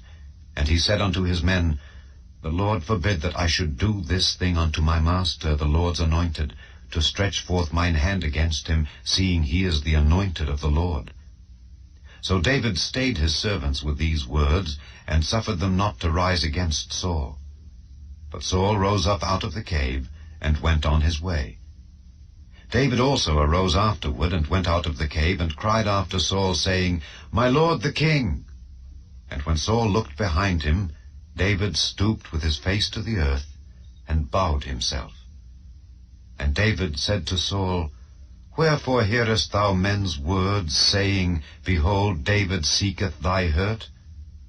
Behold, this day thine eyes have seen how that the Lord had delivered thee today into mine hand in the cave. And some bade me kill thee, but mine eye spared thee. And I said, I will not put forth mine hand against my Lord, for he is the Lord's anointed. Moreover, my father, see, yea, see the skirt of thy robe in my hand, for in that I cut off the skirt of thy robe and killed thee not. Know thou and see that there is neither evil nor transgression in mine hand, and I have not sinned against thee. Yet thou huntest my soul to take it. The Lord judge between me and thee, and the Lord avenge me of thee. But mine hand shall not be upon thee. As saith the proverb of the ancients, Wickedness proceedeth from the wicked, but mine hand shall not be upon thee. After whom is the king of Israel come out? After whom dost thou pursue? After a dead dog, after a flea. The Lord therefore be judge, and judge between me and thee, and see, and plead my cause, and deliver me out of thine hand. And it came to pass, when David had made an end of speaking these words unto Saul, that Saul said, Is this thy voice, my son David? And Saul lifted up his voice, and wept. And he said to David, Thou art more righteous than I, for thou hast rewarded me good, whereas I have rewarded thee evil. And thou hast showed this day how that thou hast dealt well with me, forasmuch as when the Lord had delivered me into thine hand, thou killedst me not. For if a man find his enemy, will he let him go well away? Wherefore the Lord reward thee good, for that thou hast done unto me this day. And now, behold, I know well that thou shalt surely be king, and that the kingdom of Israel shall be established in thine hand. Swear now therefore unto me by the Lord that thou wilt not cut off my seed after me, and that thou wilt not destroy my name out of my father's house. And David sware unto Saul, and Saul went home. But David and his men gat them up unto the hold. Chapter 25. And Samuel died, and all the Israelites were gathered together, and lamented him, and buried him in his house at Ramah. And David arose, and went down to the wilderness of Paran. And there was a man in Maon, whose possessions were in Carmel, and the man was very great, and he had 3,000 sheep and 1,000 goats, and he was shearing his sheep in Carmel. Now the name of the man was Nabal, and the name of his wife Abigail, and she was a woman of good understanding, and of a beautiful countenance.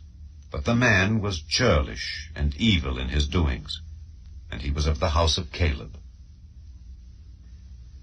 And David heard in the wilderness that Nabal did shear his sheep. And David sent out 10 young men, and David said unto the young men, Get you up to Carmel, and go to Nabal, and greet him in my name, and thus shall ye say to him that liveth in prosperity, Peace be both to thee, and peace be to thine house, and peace be unto all that thou hast. And now I have heard that thou hast shearers. Now thy shepherds which were with us, we hurt them not, neither was there aught missing unto them, all the while they were in Carmel. Ask thy young men, and they will show thee. Wherefore let the young men find favor in thine eyes, for we come in a good day. Give, I pray thee, whatsoever cometh to thine hand unto thy servants, and to thy son David. And when David's young men came, they spake to Nabal according to all those words in the name of David, and ceased. And Nabal answered David's servants, and said, Who is David, and who is the son of Jesse? There be many servants nowadays that break away every man from his master. Shall I then take my bread and my water and my flesh that I have killed for my shearers, and give it unto men whom I know not whence they be?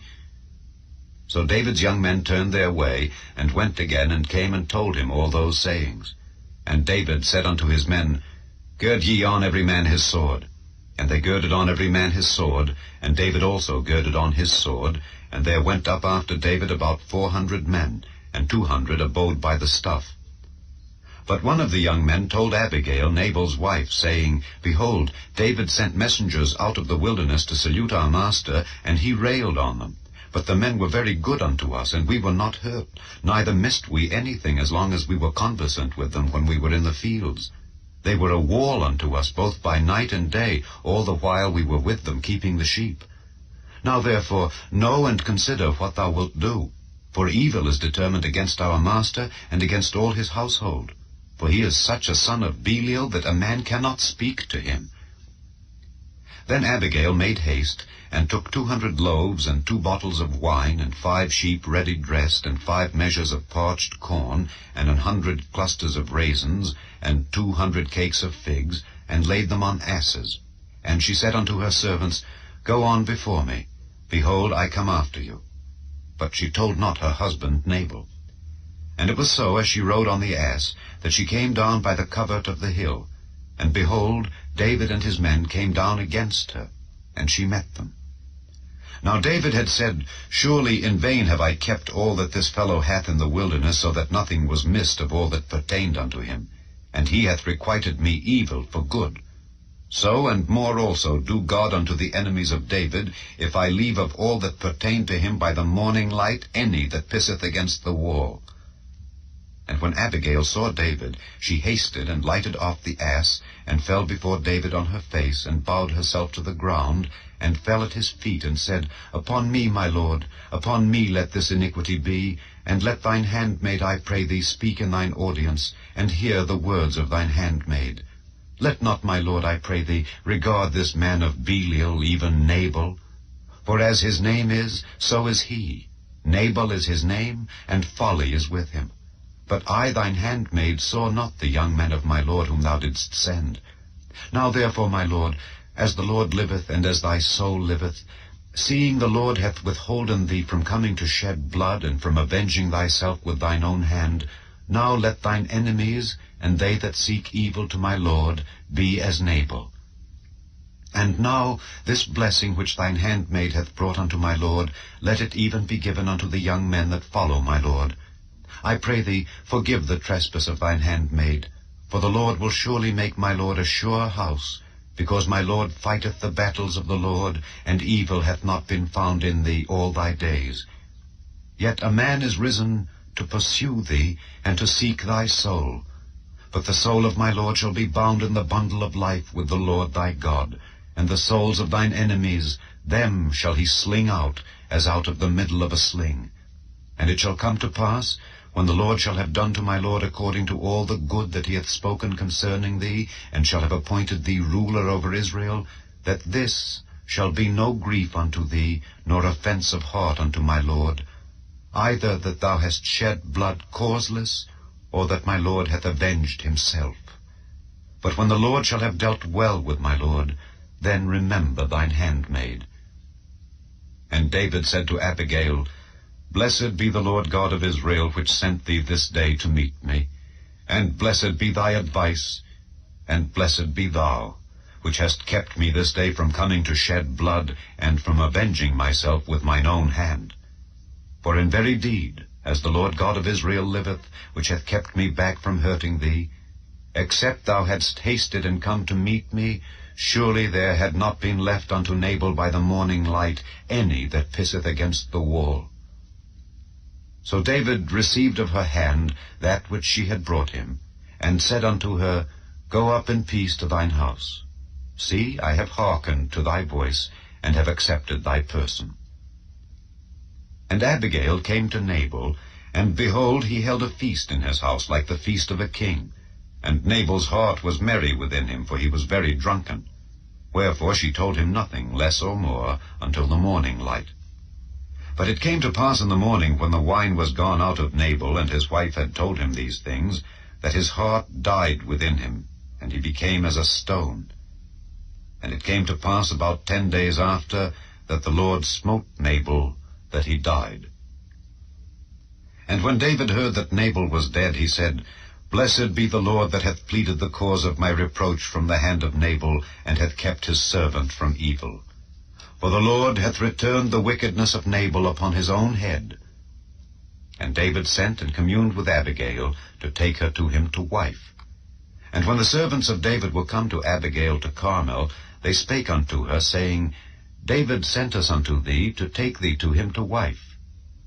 And she arose, and bowed herself on her face to the earth, and said, Behold, let thine handmaid be a servant to wash the feet of the servants of my lord. And Abigail hasted, and arose, and rode upon an ass with 5 damsels of hers that went after her. And she went after the messengers of David, and became his wife. David also took Ahinoam of Jezreel, and they were also both of them his wives. But Saul had given Michal his daughter, David's wife, to Phalti the son of Laish, which was of Galim. Chapter 26. And the Ziphites came unto Saul to Gibeah, saying, Doth not David hide himself in the hill of Hachilah, which is before Jeshimon? Then Saul arose and went down to the wilderness of Ziph, having 3,000 chosen men of Israel with him, to seek David in the wilderness of Ziph.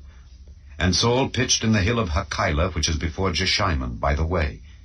But David abode in the wilderness, and he saw that Saul came after him into the wilderness. David therefore sent out spies, and understood that Saul was come in very deed. And David arose and came to the place where Saul had pitched.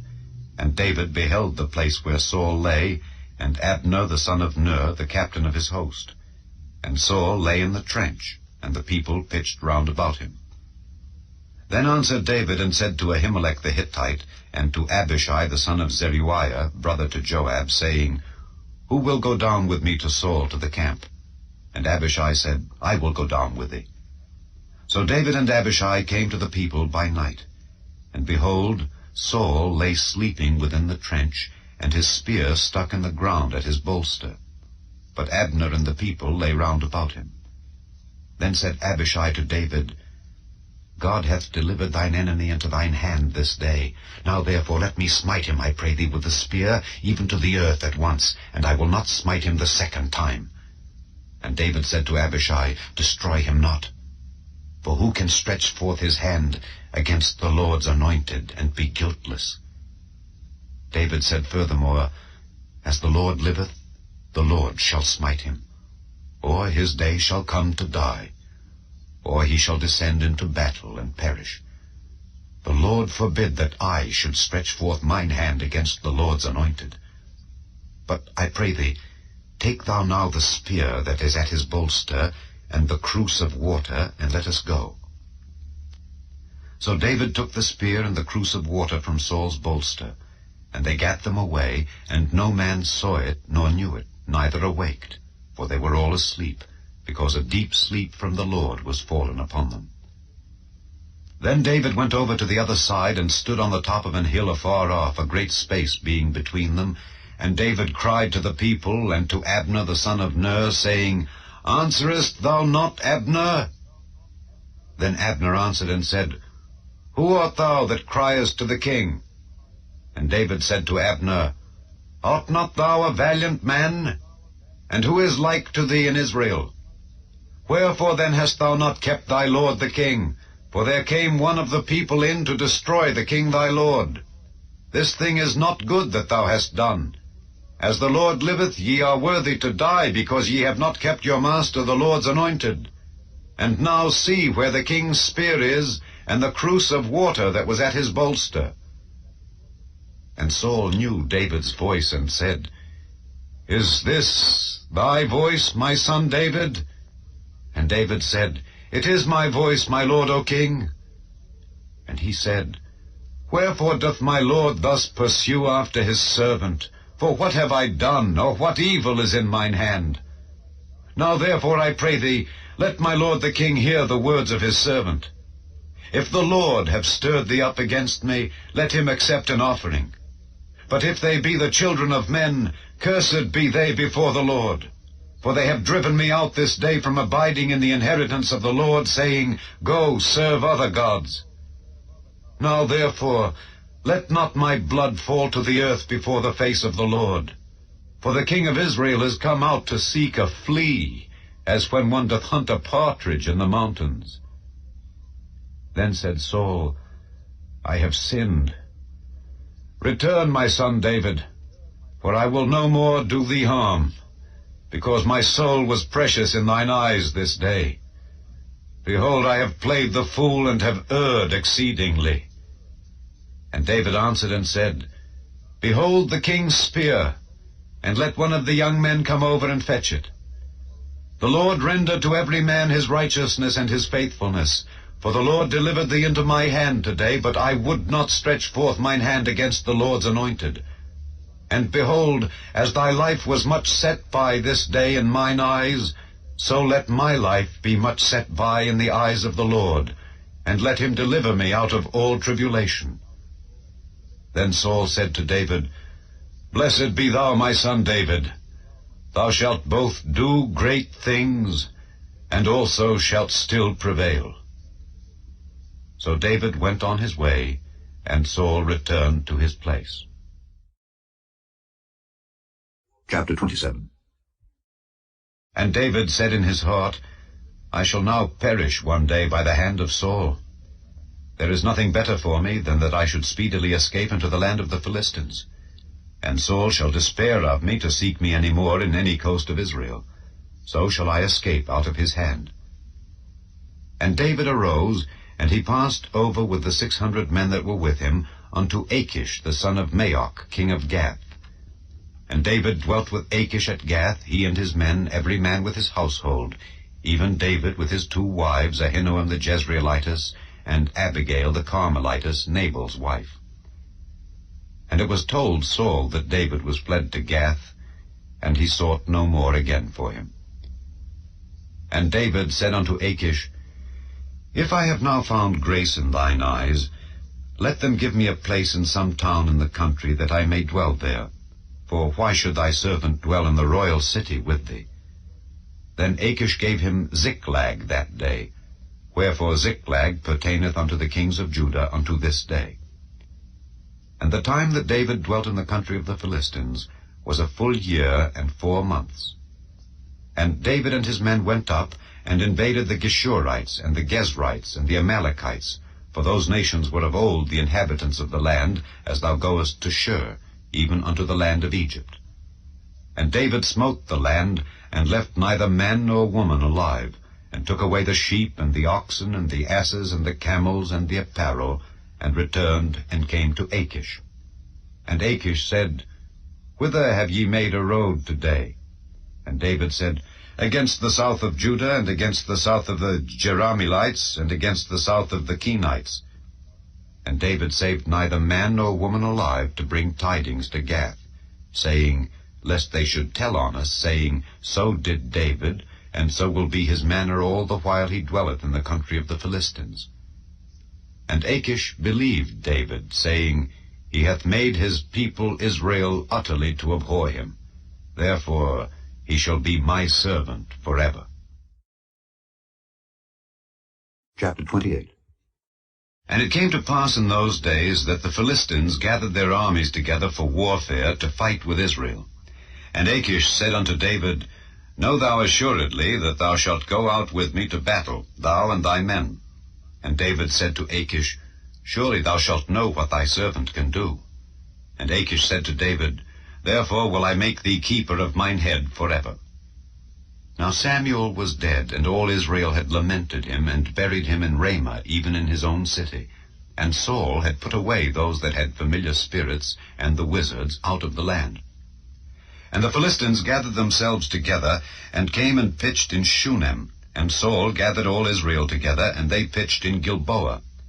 And when Saul saw the host of the Philistines, he was afraid, and his heart greatly trembled. And when Saul inquired of the Lord answered him not, neither by dreams, nor by Urim, nor by prophets.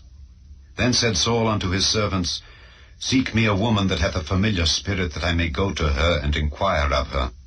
And his servants said to him, Behold, there is a woman that hath a familiar spirit at Endor. And Saul disguised himself, and put on other raiment, and he went, and 2 men with him, and they came to the woman by night. And he said, I pray thee, divine unto me by the familiar spirit, and bring me him up whom I shall name unto thee. And the woman said unto him, Behold, thou knowest what Saul hath done, how he hath cut off those that have familiar spirits, and the wizards out of the land. Wherefore then layest thou a snare for my life, to cause me to die?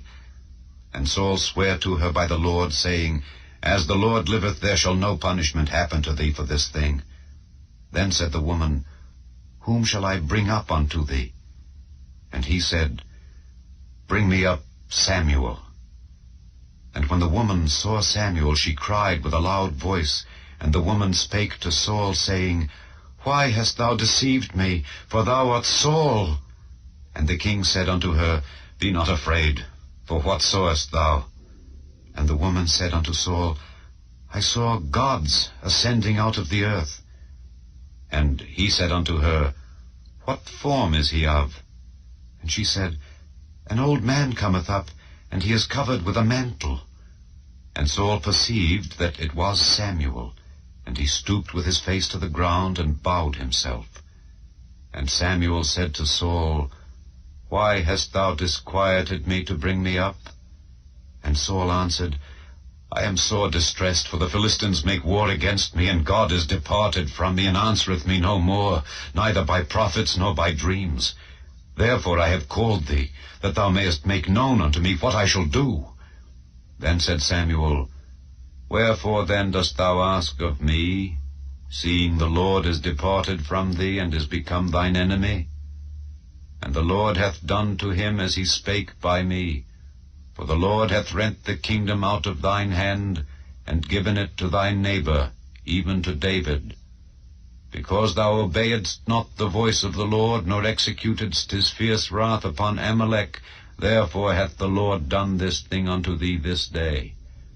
Moreover, the Lord will also deliver Israel with thee into the hand of the Philistines, and tomorrow shalt thou and thy sons be with me. The Lord also shall deliver the host of Israel into the hand of the Philistines. Then Saul fell straightway all along on the earth, and was sore afraid because of the words of Samuel, and there was no strength in him, for he had eaten no bread all the day nor all the night. And the woman came unto Saul, and saw that he was sore troubled, and said unto him, Behold, thine handmaid hath obeyed thy voice, and I have put my life in my hand, and have hearkened unto thy words which thou spakest unto me. Now therefore, I pray thee, hearken thou also unto the voice of thine handmaid, and let me set a morsel of bread before thee, and eat, that thou mayest have strength when thou goest on thy way. But he refused, and said, I will not eat. But his servants, together with the woman, compelled him, and he hearkened unto their voice. So he arose from the earth, and sat upon the bed. And the woman had a fat calf in the house, and she hasted and killed it, and took flour, and kneaded it, and did bake unleavened bread thereof. And she brought it before Saul and before his servants, and they did eat. Then they rose up, and went away that night. Chapter 29. Now the Philistines gathered together all their armies to Aphek, and the Israelites pitched by a fountain which is in Jezreel. And the lords of the Philistines passed on by hundreds and by thousands, but David and his men passed on in the rear ward with Achish. Then said the princes of the Philistines, What do these Hebrews here? And Achish said unto the princes of the Philistines, Is not this David, the servant of Saul, the king of Israel, which hath been with me these days or these years? And I have found no fault in him since he fell unto me unto this day. And the princes of the Philistines were wroth with him. And the princes of the Philistines said unto him, Make this fellow return, that he may go again to his place which thou hast appointed him, and let him not go down with us to battle, lest in the battle he be an adversary to us. For wherewith should he reconcile himself unto his master? Should it not be with the heads of these men? Is not this David, of whom they sang one to another in dances, saying, Saul slew his thousands, and David his 10,000s? Then Achish called David, and said unto him, Surely as the Lord liveth, thou hast been upright, and thy going out and thy coming in with me in the host is good in my sight. For I have not found evil in thee since the day of thy coming unto me unto this day. Nevertheless the Lord's favour thee not. Wherefore now return, and go in peace, that thou displease not the lords of the Philistines. And David said unto Achish, But what have I done? And what hast thou found in thy servant so long as I have been with thee unto this day, that I may not go fight against the enemies of my lord the king? And Achish answered and said to David, I know that thou art good in my sight, as an angel of God. Notwithstanding, the princes of the Philistines have said, He shall not go up with us to the battle. Wherefore now rise up early in the morning with thy master's servants that are come with thee, and as soon as ye be up early in the morning, and have light, depart. So David and his men rose up early to depart in the morning, to return into the land of the Philistines. And the Philistines went up to Jezreel. Chapter 30. And it came to pass, when David and his men were come to Ziklag on the third day, that the Amalekites had invaded the south and Ziklag, and smitten Ziklag, and burned it with fire, and had taken the women captives that were therein. They slew not any, either great or small, but carried them away, and went on their way. So David and his men came to the city, and behold, it was burned with fire, and their wives and their sons and their daughters were taken captives. Then David and the people that were with him lifted up their voice and wept, until they had no more power to weep. And David's 2 wives were taken captives, Ahinoam the Jezreelitess, and Abigail the wife of Nabal the Carmelite. And David was greatly distressed, for the people spake of stoning him, because the soul of all the people was grieved, every man for his sons and for his daughters. But David encouraged himself in the Lord his God. And David said to Abiathar the priest, Ahimelech's son, I pray thee, bring me hither the ephod. And Abiathar brought thither the ephod to David. And David inquired at the Lord, saying, Shall I pursue after this troop? Shall I overtake them? And he answered him, Pursue, for thou shalt surely overtake them, and without fail recover all. So David went, he and the 600 men that were with him, and came to the brook Besor, where those that were left behind stayed.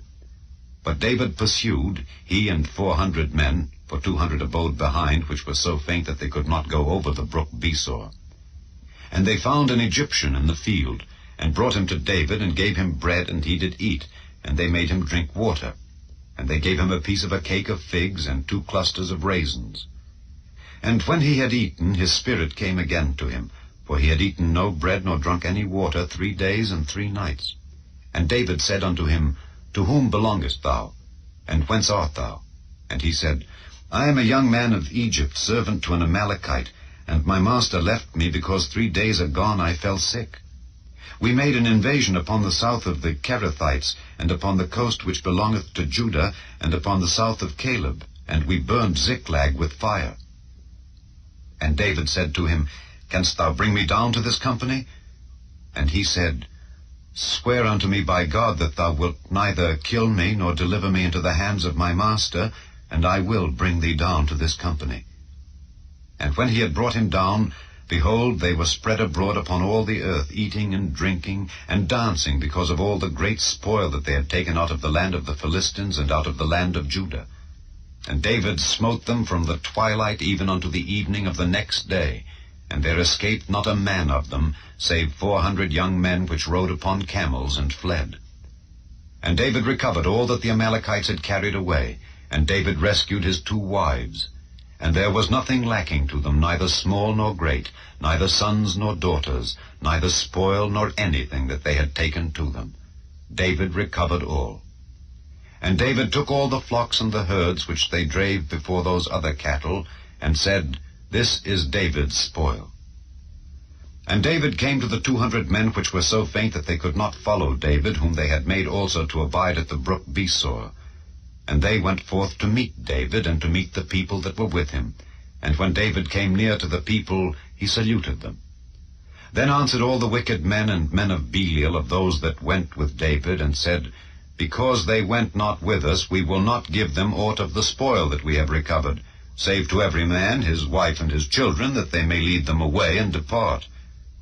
Then said David, Ye shall not do so, my brethren, with that which the Lord hath given us, who hath preserved us, and delivered the company that came against us into our hand. For who will hearken unto you in this matter? But as his part is that goeth down to the battle, so shall his part be that tarrieth by the stuff. They shall part alike. And it was so from that day forward, that he made it a statute and an ordinance for Israel unto this day. And when David came to Ziklag, he sent of the spoil unto the elders of Judah, even to his friends, saying, Behold, a present for you of the spoil of the enemies of the Lord. To them which were in Bethel, and to them which were in South Ramoth, and to them which were in Jatir, and to them which were in Aroer, and to them which were in Siphmoth, and to them which were in Eshtemoa, and to them which were in Rachel, and to them which were in the cities of the Jerahmeelites, and to them which were in the cities of the Kenites, and to them which were in Hormah, and to them which were in Korashan, and to them which were in Athak, and to them which were in Hebron, and to all the places where David himself and his men were wont to haunt. Chapter 31. Now the Philistines fought against Israel, and the men of Israel fled from before the Philistines, and fell down slain in Mount Gilboa. And the Philistines followed hard upon Saul and upon his sons, and the Philistines slew Jonathan and Abinadab and Malchishua, Saul's sons. And the battle went sore against Saul, and the archers hit him, and he was sore wounded of the archers. Then said Saul unto his armor-bearer, Draw thy sword, and thrust me through therewith, lest these uncircumcised come and thrust me through and abuse me. But his armor-bearer would not, for he was sore afraid. Therefore Saul took a sword, and fell upon it. And when his armor-bearer saw that Saul was dead, he fell likewise upon his sword, and died with him. So Saul died, and his 3 sons, and his armor-bearer, and all his men, that same day together. And when the men of Israel that were on the other side of the valley, and they that were on the other side Jordan, saw that the men of Israel fled, and that Saul and his sons were dead, they forsook the cities and fled, and the Philistines came and dwelt in them. And it came to pass on the morrow, when the Philistines came to strip the slain, that they found Saul and his 3 sons fallen in Mount Gilboa. And they cut off his head, and stripped off his armor, and sent into the land of the Philistines round about to publish it in the house of their idols and among the people.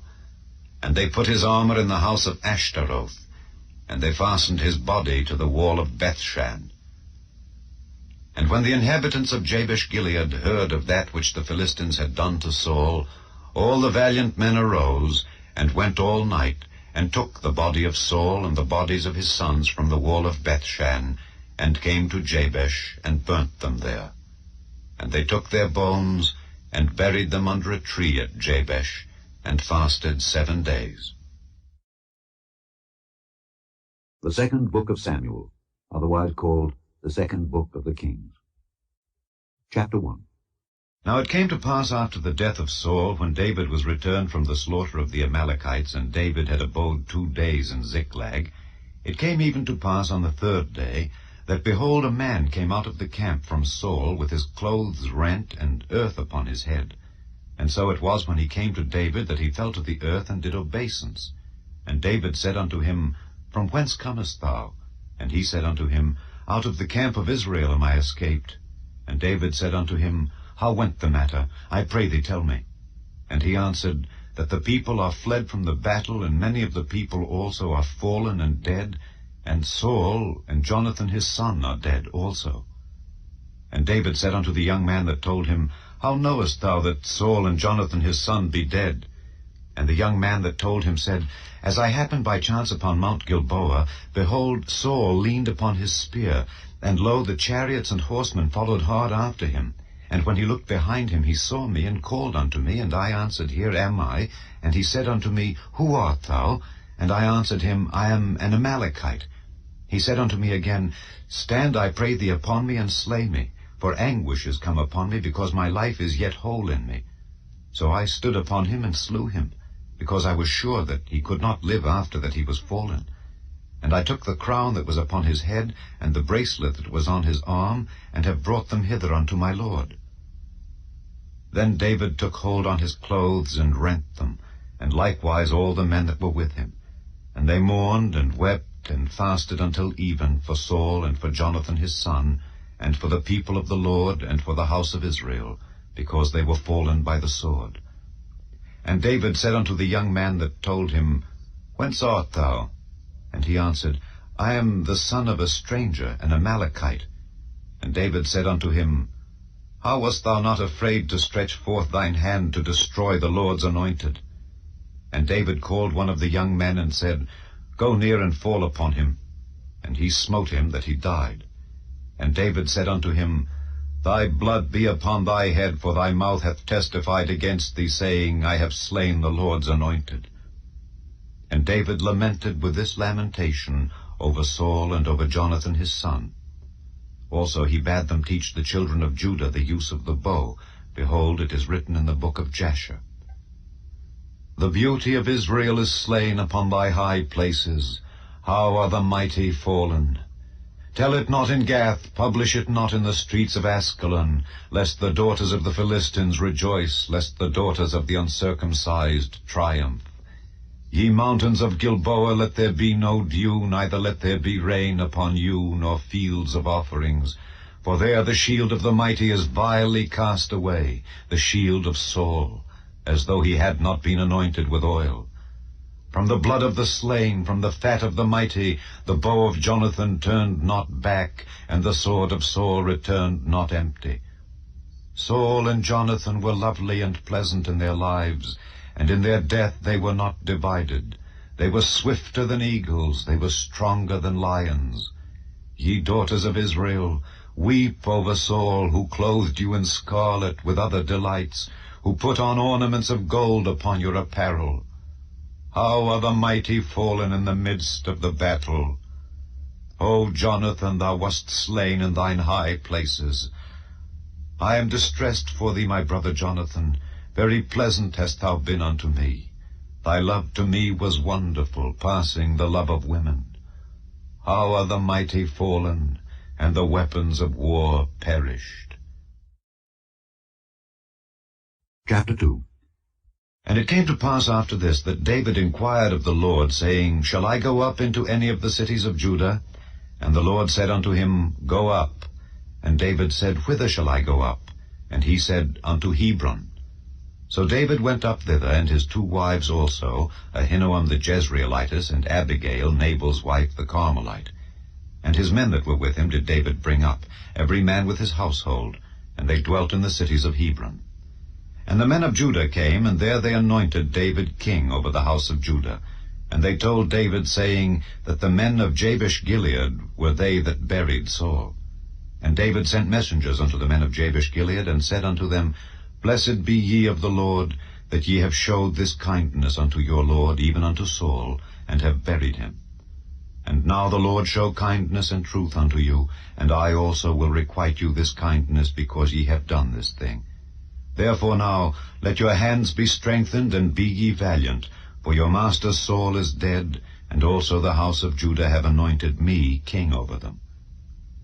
But Abner the son of Ner, captain of Saul's host, took Ishbosheth the son of Saul, and brought him over to Mahanaim, and made him king over Gilead, and over the Ashurites, and over Jezreel, and over Ephraim, and over Benjamin, and over all Israel. Ishbosheth, Saul's son, was 40 years old when he began to reign over Israel, and reigned 2 years. But the house of Judah followed David. And the time that David was king in Hebron over the house of Judah was 7 years and 6 months. And Abner the son of Ner, and the servants of Ishbosheth the son of Saul, went out from Mahanaim to Gibeon. And Joab the son of Zeruiah, and the servants of David, went out and met together by the pool of Gibeon. And they sat down, the one on the one side of the pool, and the other on the other side of the pool. And Abner said to Joab, Let the young men now arise and play before us. And Joab said, Let them arise. Then there arose and went over by number 12 of Benjamin, which pertained to Ishbosheth the son of Saul, and 12 of the servants of David. And they caught every one his fellow by the head, and thrust his sword in his fellow's side. So they fell down together. Wherefore that place was called Helkath Hazurim, which is in Gibeon. And there was a very sore battle that day, and Abner was beaten, and the men of Israel, before the servants of David. And there were 3 sons of Zeruiah there, Joab, and Abishai, and Asahel. And Asahel was as light of foot as a wild roe. And Asahel pursued after Abner, and in going he turned not to the right hand nor to the left from following Abner. Then Abner looked behind him and said, Art thou Asahel? And he answered, I am. And Abner said to him, Turn thee aside to thy right hand or to thy left, and lay thee hold on one of the young men, and take thee his armor. But Asahel would not turn aside from following of him. And Abner said again to Asahel, Turn thee aside from following me. Wherefore should I smite thee to the ground? How then should I hold up my face to Joab thy brother? Howbeit he refused to turn aside. Wherefore Abner with the hinder end of the spear smote him under the 5th rib, that the spear came out behind him. And he fell down there, and died in the same place. And it came to pass that as many as came to the place where Asahel fell down and died, stood still. Joab also and Abishai pursued after Abner, and the sun went down when they were come to the hill of Ammah, that lieth before Giah by the way of the wilderness of Gibeon. And the children of Benjamin gathered themselves together after Abner, and became one troop, and stood on the top of an hill. Then Abner called to Joab, and said, Shall the sword devour forever? Knowest thou not that it will be bitterness in the latter end? How long shall it be then ere thou bid the people return from following their brethren? And Joab said, As God liveth, unless thou hadst spoken, surely then in the morning the people had gone up every one from following his brother. So Joab blew a trumpet, and all the people stood still, and pursued after Israel no more, neither fought they any more. And Abner and his men walked all that night through the plain, and passed over Jordan, and went through all Bithron, and they came to Mahanaim. And Joab returned from following Abner, and when he had gathered all the people together, there lacked of David's servants 19 men, and Asahel. But the servants of David had smitten of Benjamin and of Abner's men, so that 360 men died. And they took up Asahel, and buried him in the sepulchre of his father, which was in Bethlehem. And Joab and his men went all night, and they came to Hebron at break of day. Chapter 3. Now there was long war between the house of Saul and the house of David. But David waxed stronger and stronger, and the house of Saul waxed weaker and weaker. And unto David were sons born in Hebron, and his firstborn was Amnon of Ahinoam the Jezreelitess, and his second Chileab of Abigail the wife of Nabal the Carmelite, and the third Absalom the son of Maacah, the daughter of Talmai king of Geshur, and the fourth Adonijah the son of Haggith, and the fifth Shephatiah the son of Abital, and the sixth Ithream by Eglah David's wife. These were born to David in Hebron. And it came to pass, while there was war between the house of Saul and the house of David, that Abner made himself strong for the house of Saul. And Saul had a concubine whose name was Rizpah, the daughter of Aiah. And Ishbosheth said to Abner, Wherefore hast thou gone in unto my father's concubine? Then was Abner very wroth for the words of Ishbosheth, and said, Am I a dog's head, which against Judah do show kindness this day unto the house of Saul thy father, to his brethren and to his friends, and have not delivered thee into the hand of David, that thou chargest me today with a fault concerning this woman?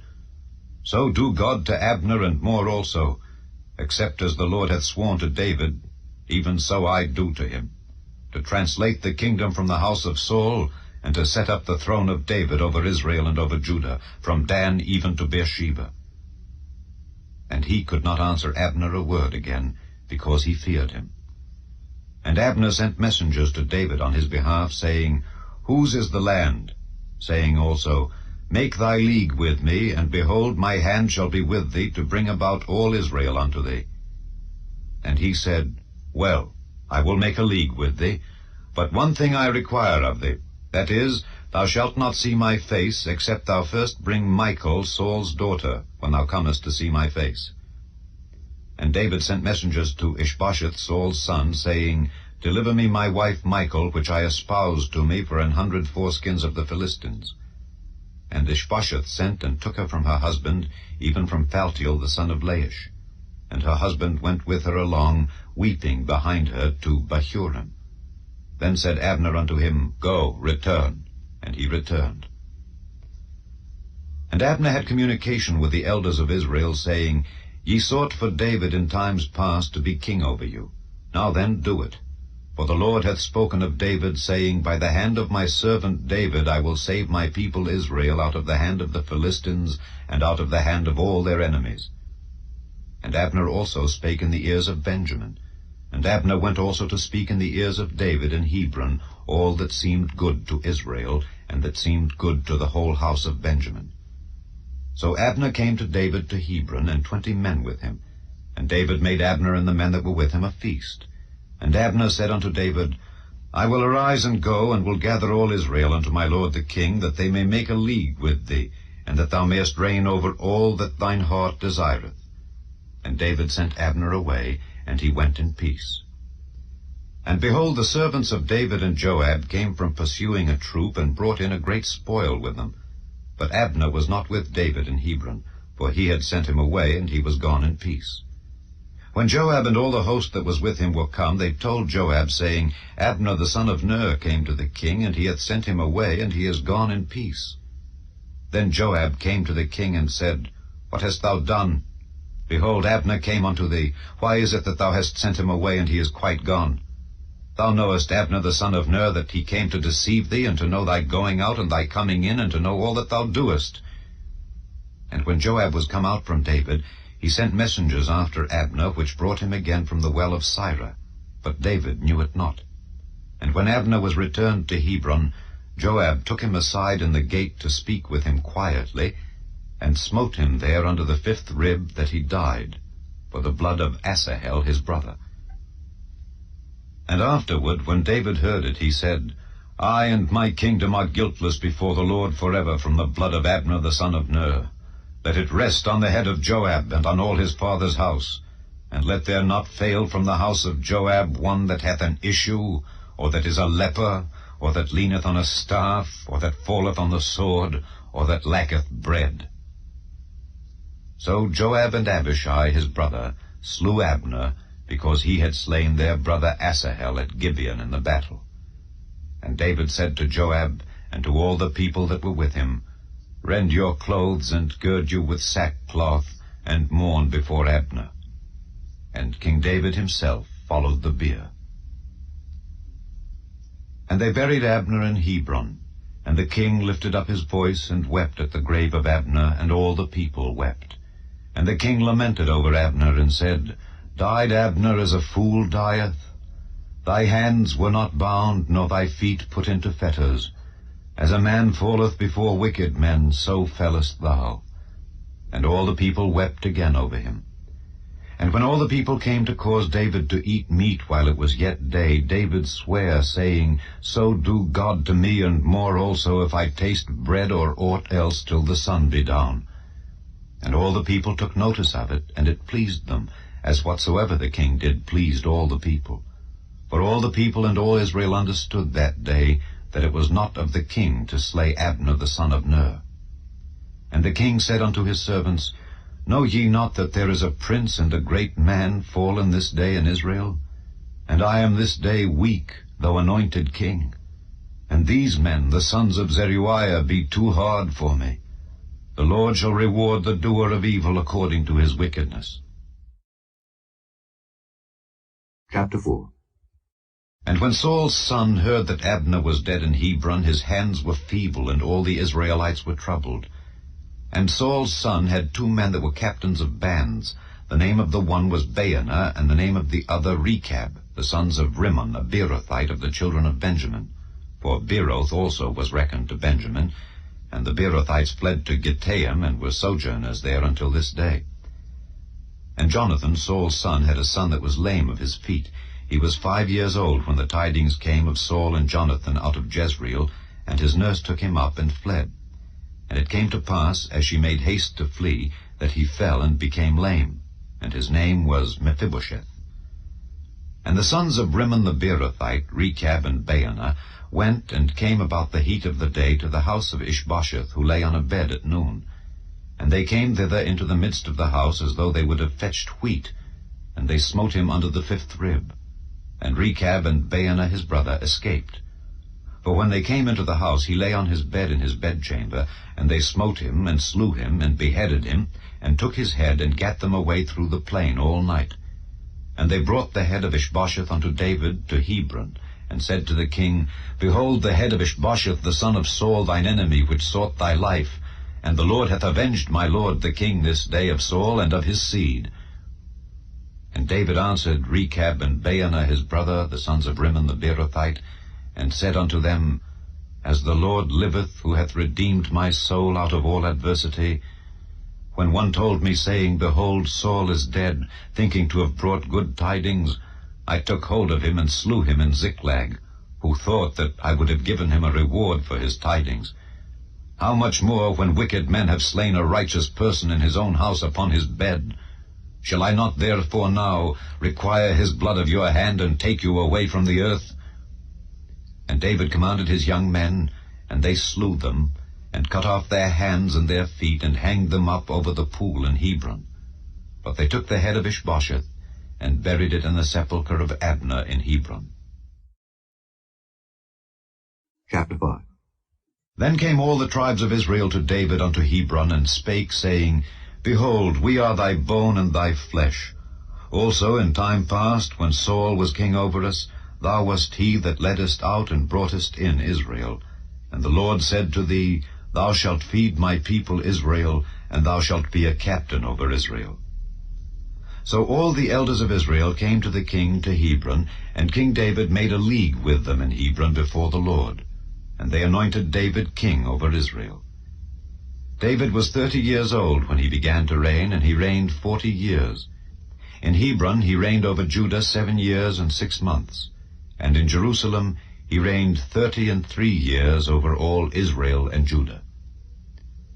And the king and his men went to Jerusalem unto the Jebusites, the inhabitants of the land, which spake unto David, saying, Except thou take away the blind and the lame, thou shalt not come in hither, thinking, David cannot come in hither. Nevertheless David took the stronghold of Zion, the same is the city of David. And David said on that day, Whosoever getteth up to the gutter, and smiteth the Jebusites, and the lame and the blind, that I hated of David's soul, he shall be chief and captain. Wherefore they said, The blind and the lame shall not come into the house. So David dwelt in the fort, and called it the city of David. And David built round about from Millo and inward. And David went on and grew great, and the Lord God of hosts was with him. And Hiram king of Tyre sent messengers to David, and cedar trees, and carpenters, and masons, and they built David an house. And David perceived that the Lord had established him king over Israel, and that he had exalted his kingdom for his people Israel's sake. And David took him more concubines and wives out of Jerusalem, after he was come from Hebron. And there were yet sons and daughters born to David. And these be the names of those that were born unto him in Jerusalem: Shammua, and Shobab, and Nathan, and Solomon, Ibhar also, and Elishua, and Nepheg, and Japhiah, and Elishama, and Eliada, and Eliphalet. But when the Philistines heard that they had anointed David king over Israel, all the Philistines came up to seek David. And David heard of it, and went down to the hold. The Philistines also came and spread themselves in the valley of Rephaim. And David inquired of the Lord, saying, Shall I go up to the Philistines? Wilt thou deliver them into mine hand? And the Lord said unto David, Go up, for I will doubtless deliver the Philistines into thine hand. And David came to Baal Perazim, and David smote them there, and said, The Lord hath broken forth upon mine enemies before me as the breach of waters. Therefore he called the name of that place Baal Perazim. And there they left their images, and David and his men burned them. And the Philistines came up yet again, and spread themselves in the valley of Rephaim. And when David inquired of the Lord, he said, Thou shalt not go up, but fetch a compass behind them, and come upon them over against the mulberry trees. And let it be, when thou hearest the sound of a going in the tops of the mulberry trees, that then thou shalt bestir thyself, for then shall the Lord go out before thee to smite the host of the Philistines.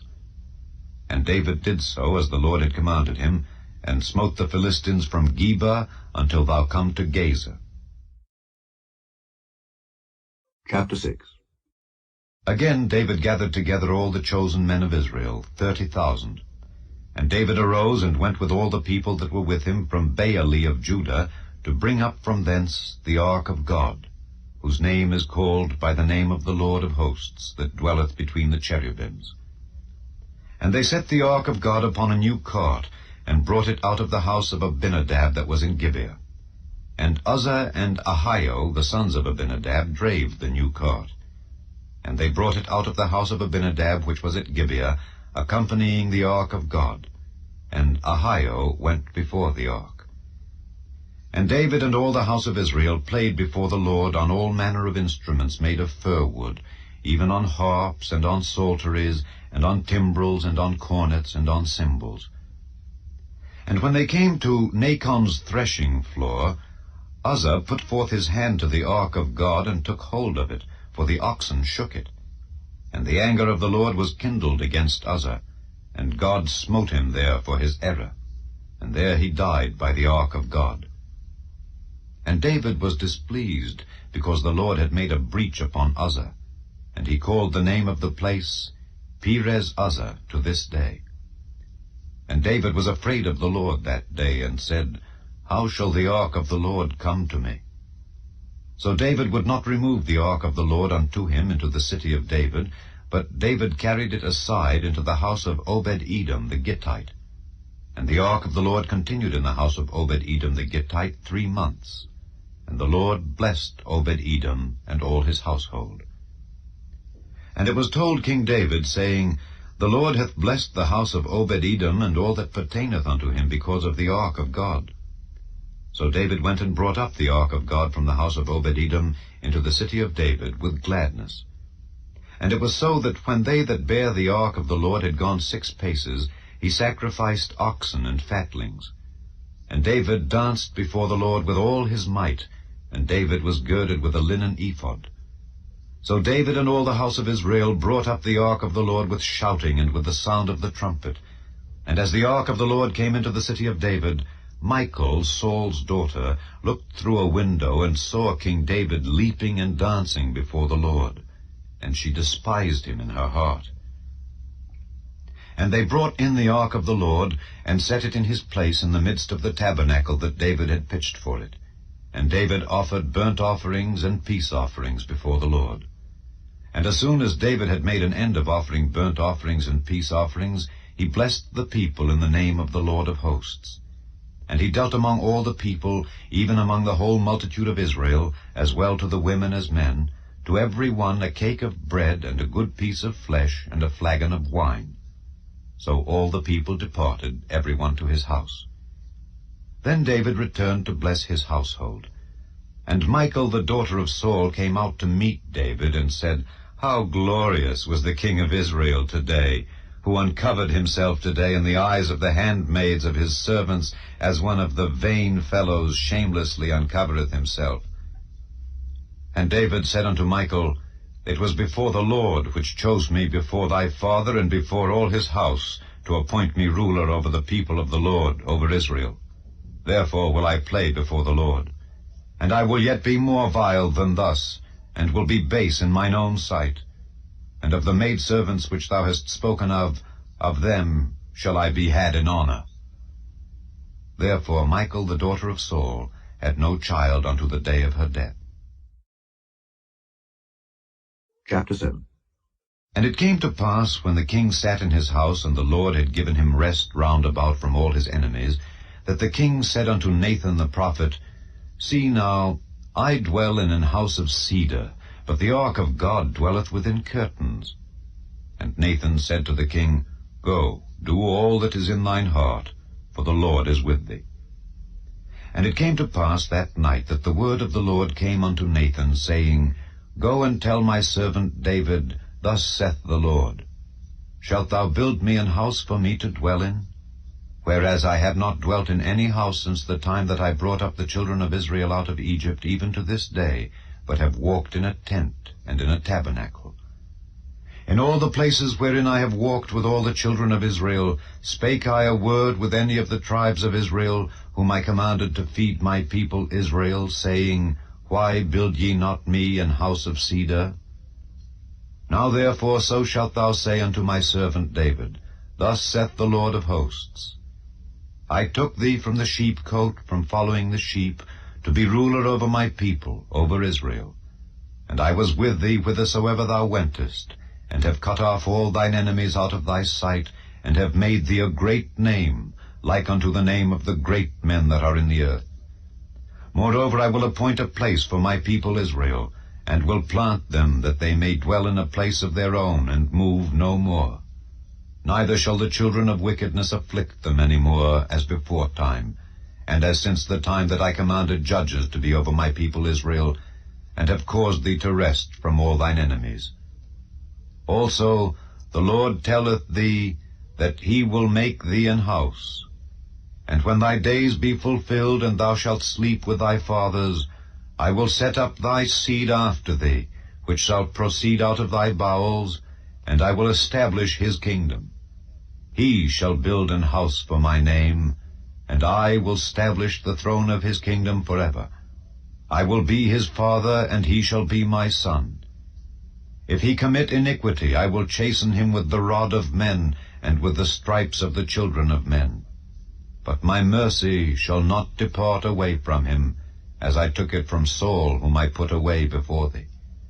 And thine house and thy kingdom shall be established forever before thee. Thy throne shall be established forever. According to all these words, and according to all this vision, so did Nathan speak unto David. Then went King David in and sat before the Lord, and he said, Who am I, O Lord God, and what is my house, that thou hast brought me hitherto? And this was yet a small thing in thy sight, O Lord God, but thou hast spoken also of thy servant's house for a great while to come. And is this the manner of man, O Lord God? And what can David say more unto thee? For thou, Lord God, knowest thy servant. For thy word's sake, and according to thine own heart, hast thou done all these great things to make thy servant know them. Wherefore thou art great, O Lord God, for there is none like thee, neither is there any God beside thee, according to all that we have heard with our ears. And what one nation in the earth is like thy people, even like Israel, whom God went to redeem for a people to himself, and to make him a name, and to do for you great things and terrible for thy land before thy people, which thou redeemedst to thee from Egypt, from the nations and their gods. For thou hast confirmed to thyself thy people Israel to be a people unto thee forever, and thou, Lord, art become their God. And now, O Lord God, the word that thou hast spoken concerning thy servant and concerning his house, establish it forever, and do as thou hast said. And let thy name be magnified forever, saying, The Lord of hosts is the God over Israel. And let the house of thy servant David be established before thee. For thou, O Lord of hosts, God of Israel, hast revealed to thy servant, saying, I will build thee an house. Therefore hath thy servant found in his heart to pray this prayer unto thee. And now, O Lord God, thou art that God, and thy words be true, and thou hast promised this goodness unto thy servant. Therefore now let it please thee to bless the house of thy servant, that it may continue forever before thee. For thou, O Lord God, hast spoken it, and with thy blessing let the house of thy servant be blessed forever. Chapter 8. And after this it came to pass that David smote the Philistines and subdued them. And David took Methegama out of the hand of the Philistines. And he smote Moab, and measured them with a line, casting them down to the ground. Even with 2 lines measured he to put to death, and with 1 full line to keep alive. And so the Moabites became David's servants, and brought gifts. David smote also Hadadezer the son of Rehob, king of Zobah, as he went to recover his border at the river Euphrates. And David took from him 1,000 chariots, and 700 horsemen, and 20,000 footmen. And David hawked all the chariot horses, but reserved of them for 100 chariots. And when the Syrians of Damascus came to succor Hadadezer king of Zobah, David slew of the Syrians 22,000 men. Then David put garrisons in Syria of Damascus, and the Syrians became servants to David, and brought gifts. And the Lord preserved David whithersoever he went.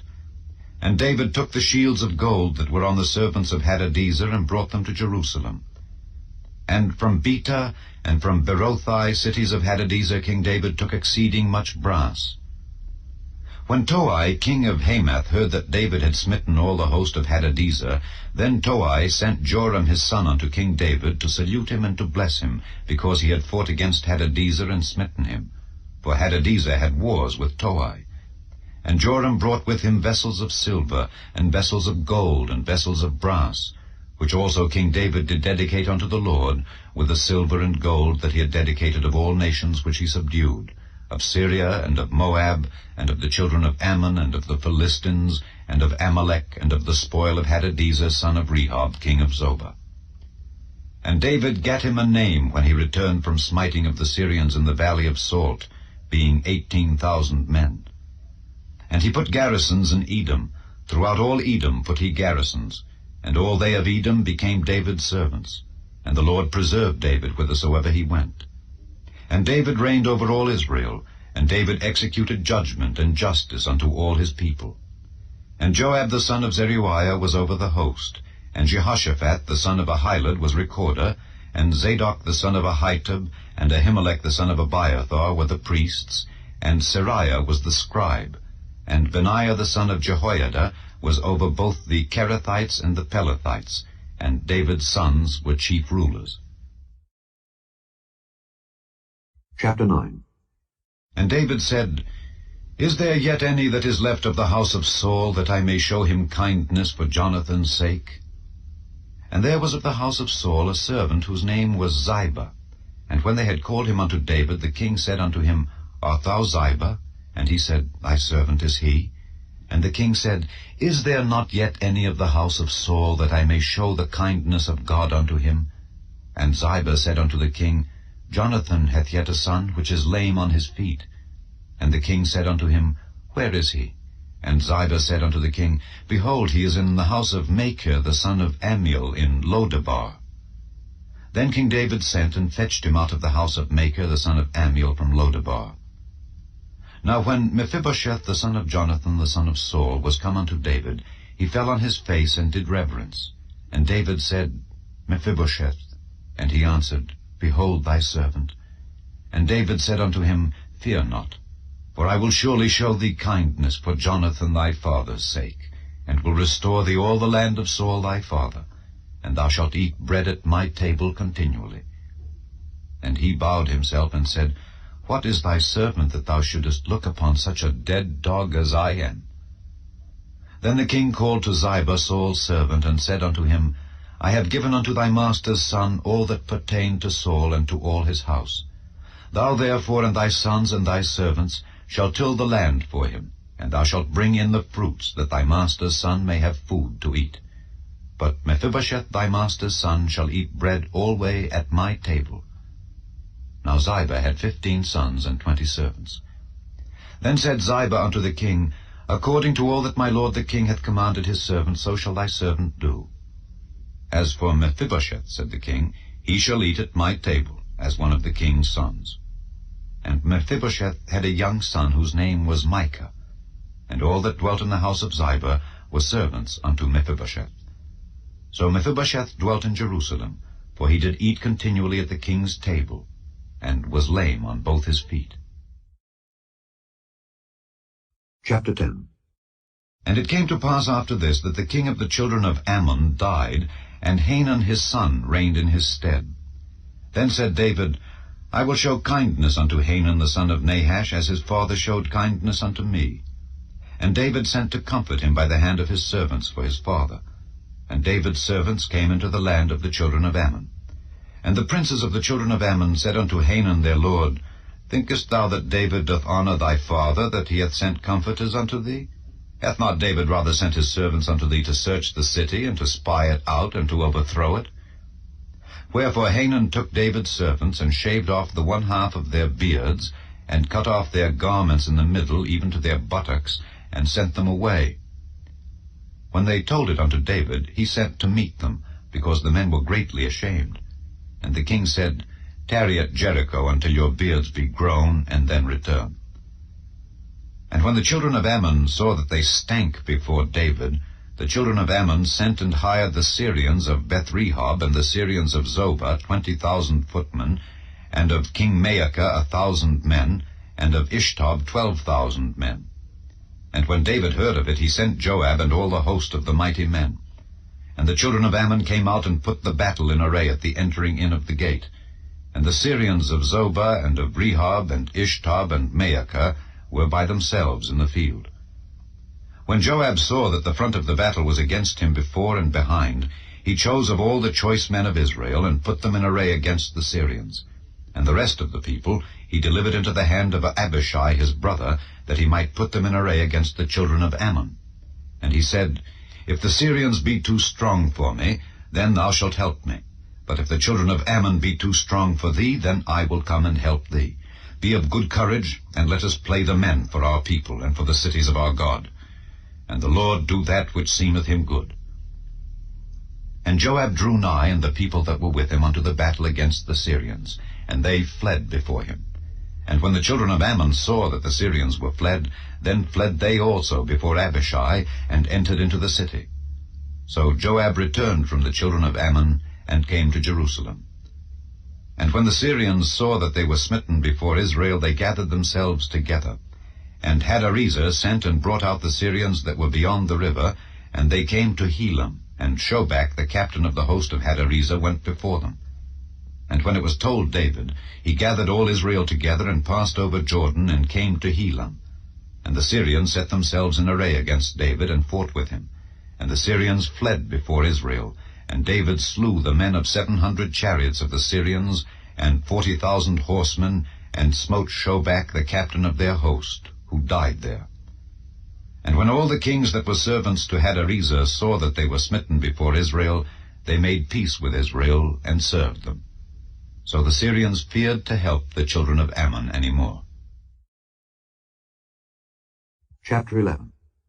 And it came to pass after the year was expired, at the time when kings go forth to battle, that David sent Joab and his servants with him, and all Israel. And they destroyed the children of Ammon, and besieged Rabbah. But David tarried still at Jerusalem. And it came to pass in an evening tide, that David arose from off his bed, and walked upon the roof of the king's house. And from the roof he saw a woman washing herself, and the woman was very beautiful to look upon. And David sent and inquired after the woman, and one said, Is not this Bathsheba, the daughter of Eliam, the wife of Uriah the Hittite? And David sent messengers, and took her. And she came in unto him, and he lay with her, for she was purified from her uncleanness. And she returned unto her house. And the woman conceived, and sent and told David, and said, I am with child. And David sent to Joab, saying, Send me Uriah the Hittite. And Joab sent Uriah to David. And when Uriah was come unto him, David demanded of him how Joab did, and how the people did, and how the war prospered. And David said to Uriah, Go down to thy house, and wash thy feet. And Uriah departed out of the king's house, and there followed him a mess of meat from the king. But Uriah slept at the door of the king's house with all the servants of his lord, and went not down to his house.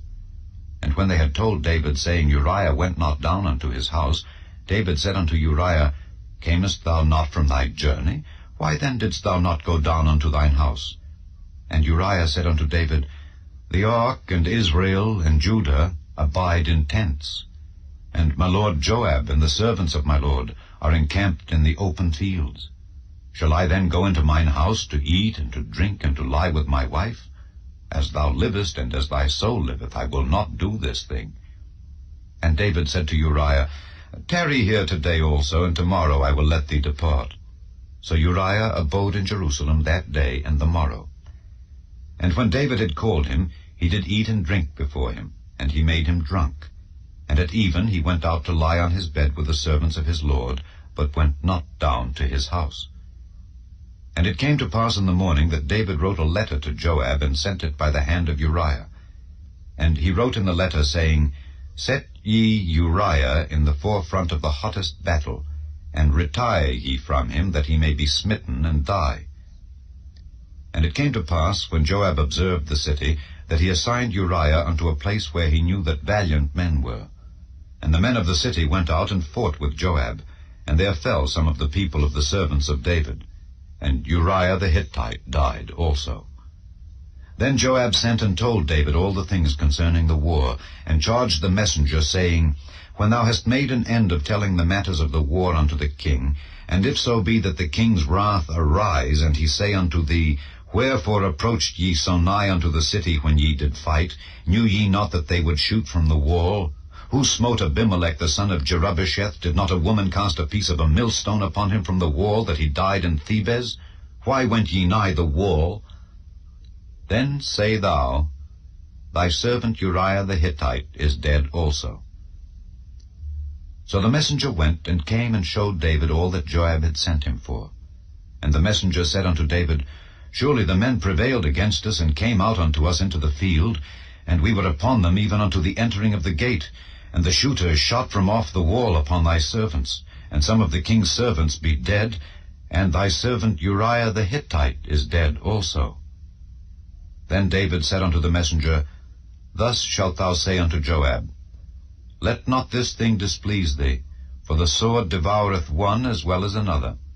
Make thy battle more strong against the city, and overthrow it. And encourage thou him. And when the wife of Uriah heard that Uriah her husband was dead, she mourned for her husband. And when the mourning was past, David sent and fetched her to his house, and she became his wife, and bare him a son. But the thing that David had done displeased the Lord. Chapter 12. And the Lord sent Nathan unto David, and he came unto him and said unto him, There were 2 men in one city, the one rich and the other poor. The rich man had exceeding many flocks and herds, but the poor man had nothing save one little ewe lamb which he had bought and nourished up. And it grew up together with him and with his children. It did eat of his own meat, and drank of his own cup, and lay in his bosom, and was unto him as a daughter. And there came a traveller unto the rich man, and he spared to take of his own flock and of his own herd to dress for the wayfaring man that was come unto him, but took the poor man's lamb, and dressed it for the man that was come to him. And David's anger was greatly kindled against the man, and he said to Nathan, As the Lord liveth, the man that hath done this thing shall surely die, and he shall restore the lamb fourfold, because he did this thing, and because he had no pity. And Nathan said to David, Thou art the man.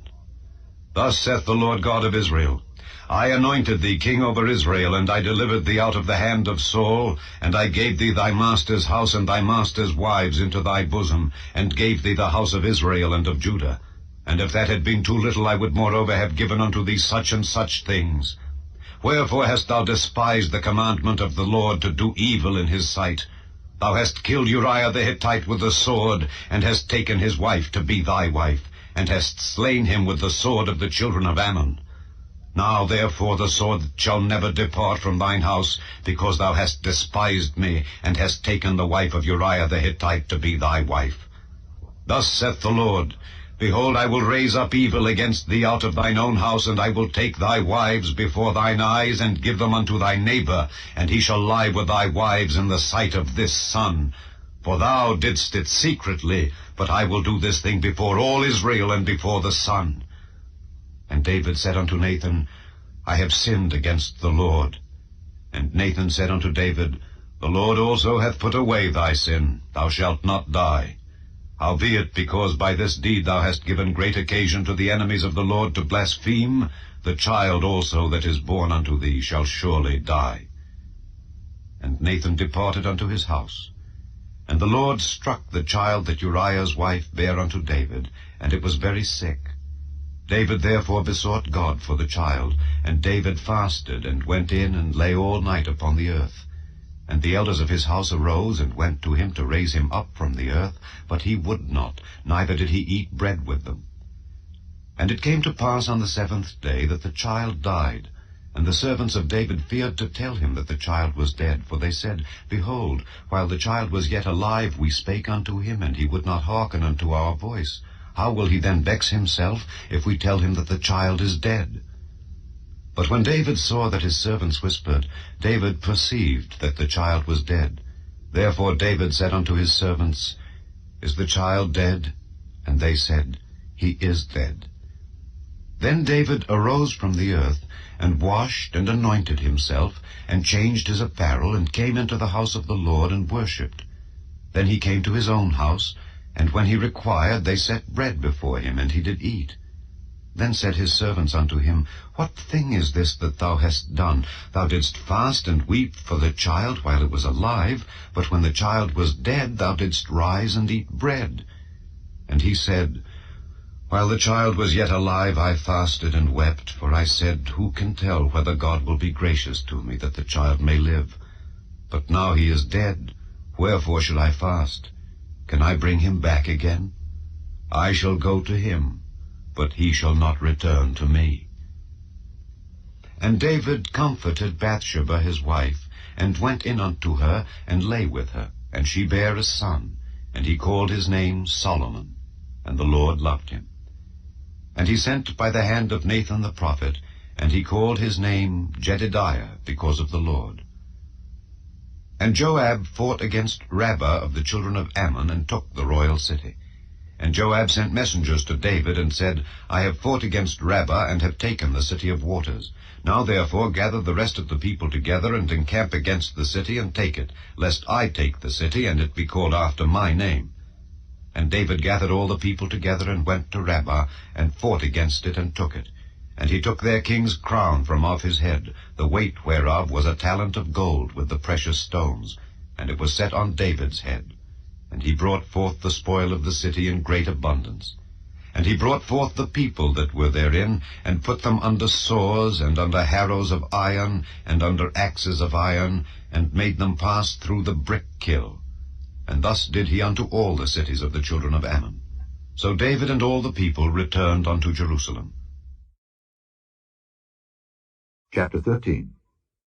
And it came to pass after this, that Absalom the son of David had a fair sister, whose name was Tamar, and Amnon the son of David loved her.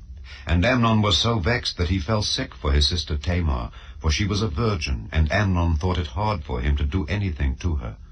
But Amnon had a friend, whose name was Jonadab, the son of Shimeah, David's brother. And Jonadab was a very subtle man. And he said unto him, Why art thou, being the king's son, lean from day to day? Wilt thou not tell me? And Amnon said unto him, I love Tamar, my brother Absalom's sister. And Jonadab said unto him, Lay thee down on thy bed, and make thyself sick. And when thy father cometh to see thee, say unto him, I pray thee, let my sister Tamar come, and give me meat, and dress the meat in my sight, that I may see it, and eat it at her hand. So Amnon lay down, and made himself sick.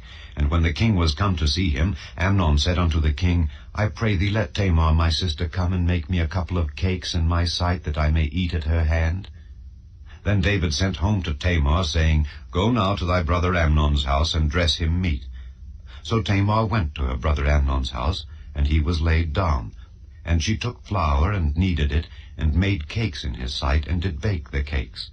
And she took a pan, and poured them out before him. But he refused to eat. And Amnon said, Have out all men from me. And they went out every man from him. And Amnon said unto Tamar, Bring the meat into the chamber, that I may eat of thine hand. And Tamar took the cakes which she had made, and brought them into the chamber to Amnon her brother. And when she had brought them unto him to eat, he took hold of her, and said unto her, Come lie with me, my sister. And she answered him, Nay, my brother, do not force me, for no such thing ought to be done in Israel. Do not thou this folly. And I, whither shall I cause my shame to go? And as for thee, thou shalt be as one of the fools in Israel. Now therefore I pray thee, speak unto the king, for he will not withhold me from thee. Howbeit he would not hearken unto her voice, but being stronger than she, forced her, and lay with her. Then Amnon hated her exceedingly, so that the hatred wherewith he hated her was greater than the love wherewith he had loved her. And Amnon said unto her, Arise, be gone. And she said unto him, There is no cause. This evil in sending me away is greater than the other that thou didst unto me. But he would not hearken unto her. Then he called his servant that ministered unto him, and said, Put now this woman out from me, and bolt the door after her. And she had a garment of divers colours upon her, for with such robes were the king's daughters that were virgins apparelled. Then his servant brought her out, and bolted the door after her. And Tamar put ashes on her head, and rent her garment of divers colours that was on her, and laid her hand on her head, and went on crying. And Absalom her brother said unto her, Hath Amnon thy brother been with thee? But hold now thy peace, my sister. He is thy brother, regard not this thing. So Tamar remained desolate in her brother Absalom's house. But when King David heard of all these things, he was very wroth. And Absalom spake unto his brother Amnon neither good nor bad, For Absalom hated Amnon because he had forced his sister Tamar. And it came to pass after 2 full years that Absalom had sheep-shearers in Baal-Hazor, which is beside Ephraim, and Absalom invited all the king's sons. And Absalom came to the king and said, Behold, now thy servant hath sheep-shearers. Let the king, I beseech thee, and his servants go with thy servant. And the king said to Absalom, Nay, my son, let us not all now go, lest we be chargeable unto thee. And he pressed him. Howbeit he would not go, but blessed him. Then said Absalom, If not, I pray thee, let my brother Amnon go with us. And the king said unto him, Why should he go with thee? But Absalom pressed him, that he let Amnon and all the king's sons go with him. Now Absalom had commanded his servants, saying, Mark ye now, when Amnon's heart is merry with wine, and when I say unto you, Smite Amnon, then kill him, fear not. Have not I commanded you? Be courageous, and be valiant. And the servants of Absalom did unto Amnon as Absalom had commanded. Then all the king's sons arose, and every man gat him up upon his mule, and fled. And it came to pass, while they were in the way, that tidings came to David, saying, Absalom hath slain all the king's sons, and there is not one of them left. Then the king arose, and tare his garments, and lay on the earth, and all his servants stood by with their clothes rent. And Jonadab the son of Shimeah, David's brother, answered and said, Let not my lord suppose that they have slain all the young men the king's sons, for Amnon only is dead. For by the appointment of Absalom this hath been determined from the day that he forced his sister Tamar. Now therefore let not my lord the king take the thing to his heart, to think that all the king's sons are dead, for Amnon only is dead. But Absalom fled, and the young man that kept the watch lifted up his eyes and looked, and behold, there came much people by the way of the hillside behind him. And Jonadab said unto the king, Behold, the king's sons come. As thy servant said, so it is. And it came to pass, as soon as he had made an end of speaking, that, behold, the king's sons came, and lifted up their voice, and wept. And the king also and all his servants wept very sore. But Absalom fled, and went to Talmai, the son of Ammihud, king of Geshur. And David mourned for his son every day. So Absalom fled, and went to Geshur, and was there 3 years. And the soul of King David longed to go forth unto Absalom, for he was comforted concerning Amnon, seeing he was dead. Chapter 14. Now Joab the son of Zeruiah perceived that the king's heart was toward Absalom. And Joab sent to Tekoa, and fetched thence a wise woman, and said unto her, I pray thee, feign thyself to be a mourner, and put on now mourning apparel, and anoint not thyself with oil, but be as a woman that had a long time mourned for the dead. And come to the king, and speak on this manner unto him. So Joab put the words in her mouth. And when the woman of Tekoa spake to the king, she fell on her face to the ground, and did obeisance, and said, Help, O king. And the king said unto her, What aileth thee? And she answered, I am indeed a widow woman, and mine husband is dead. And thy handmaid had 2 sons, and they 2 strove together in the field, and there was none to part them, but the one smote the other, and slew him. And behold, the whole family is risen against thine handmaid. And they said, Deliver him that smote his brother, that we may kill him for the life of his brother whom he slew, and we will destroy the heir also. And so they shall quench my coal which is left, and shall not leave to my husband neither name nor remainder upon the earth. And the king said unto the woman, Go to thine house, and I will give charge concerning thee. And the woman of Tekoa said unto the king, My lord, O king, the iniquity be on me and on my father's house, and the king and his throne be guiltless. And the king said, Whosoever saith aught unto thee, bring him to me, and he shall not touch thee any more. Then said she, I pray thee, let the king remember the Lord thy God, that thou wouldest not suffer the revengers of blood to destroy any more, lest they destroy my son. And he said, As the Lord liveth, there shall not one hair of thy son fall to the earth. Then the woman said, Let thine handmaid, I pray thee, speak one word unto my lord the king. And he said, Say on. And the woman said, Wherefore then hast thou thought such a thing against the people of God? For the king doth speak this thing as one which is faulty, in that the king doth not fetch home again his banished. For we must needs die, and are as water spilt on the ground, which cannot be gathered up again. Neither doth God respect any person. yet doth he devise means that his banished be not expelled from him. Now therefore that I am come to speak of this thing unto my lord the king, it is because the people have made me afraid. And thy handmaid said, I will now speak unto the king. It may be that the king will perform the request of his handmaid. For the king will hear to deliver his handmaid out of the hand of the man that would destroy me and my son together out of the inheritance of God.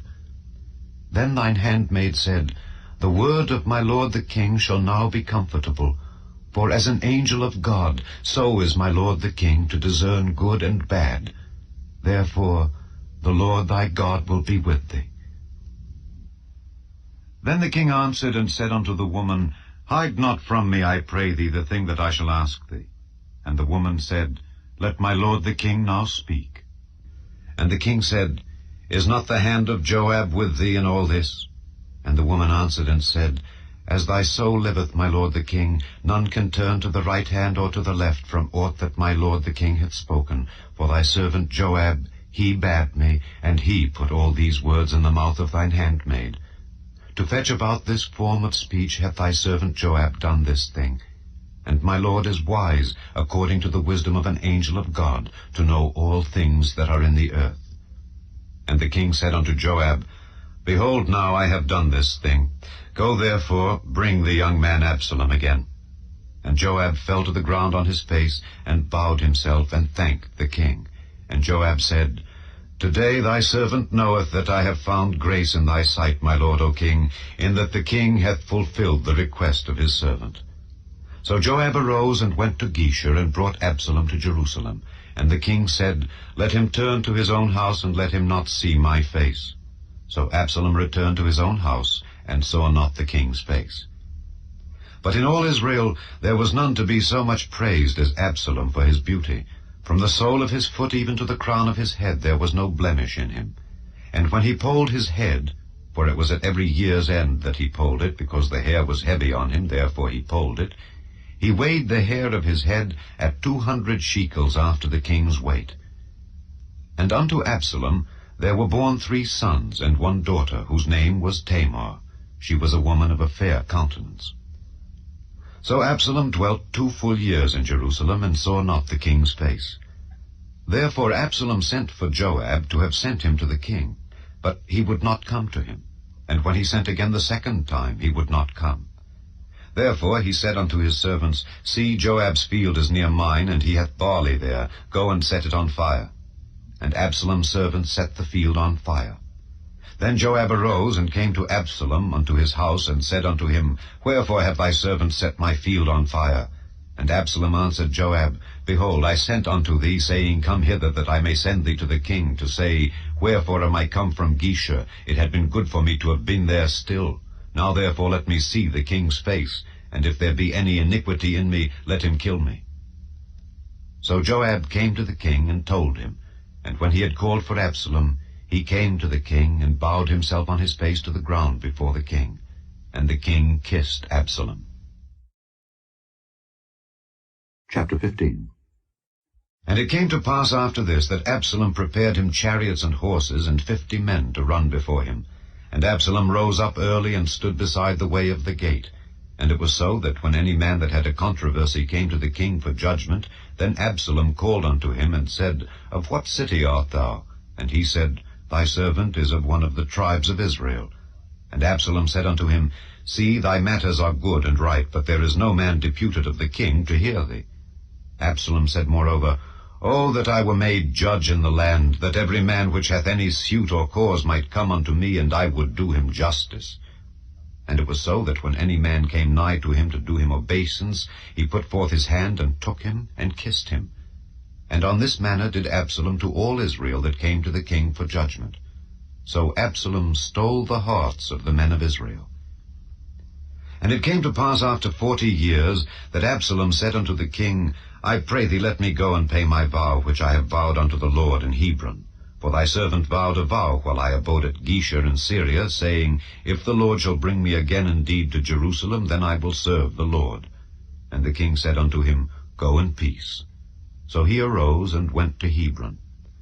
But Absalom sent spies throughout all the tribes of Israel, saying, As soon as ye hear the sound of the trumpet, then ye shall say, Absalom reigneth in Hebron. And with Absalom went 200 men out of Jerusalem that were called, and they went in their simplicity, and they knew not anything. And Absalom sent for Ahithophel the Gilonite, David's counselor, from his city, even from Gilo, while he offered sacrifices. And the conspiracy was strong, for the people increased continually with Absalom. And there came a messenger to David, saying, The hearts of the men of Israel are after Absalom. And David said unto all his servants that were with him at Jerusalem, Arise, and let us flee, for we shall not else escape from Absalom. Make speed to depart, lest he overtake us suddenly, and bring evil upon us, and smite the city with the edge of the sword. And the king's servants said unto the king, Behold, thy servants are ready to do whatsoever my lord the king shall appoint. And the king went forth, and all his household after him. And the king left 10 women, which were concubines, to keep the house. And the king went forth, and all the people after him, and tarried in a place that was far off. And all his servants passed on beside him. And all the Kerethites, and all the Pelethites, and all the Gittites, 600 men which came after him from Gath, passed on before the king. Then said the king to Ittai the Gittite, Wherefore goest thou also with us? Return to thy place, and abide with the king, for thou art a stranger, and also an exile. Whereas thou camest but yesterday, should I this day make thee go up and down with us? Seeing I go whither I may, return thou, and take back thy brethren. Mercy and truth be with thee. And Ittai answered the king, and said, As the Lord liveth, and as my lord the king liveth, surely in what place my lord the king shall be, whether in death or life, even there also will thy servant be. And David said to Ittai, Go and pass over. And Ittai the Gittite passed over, and all his men, and all the little ones that were with him. And all the country wept with a loud voice, and all the people passed over. The king also himself passed over the brook Kidron, and all the people passed over toward the way of the wilderness. And lo, Zadok also and all the Levites were with him, bearing the ark of the covenant of God. And they set down the ark of God, and Abiathar went up, until all the people had done passing out of the city.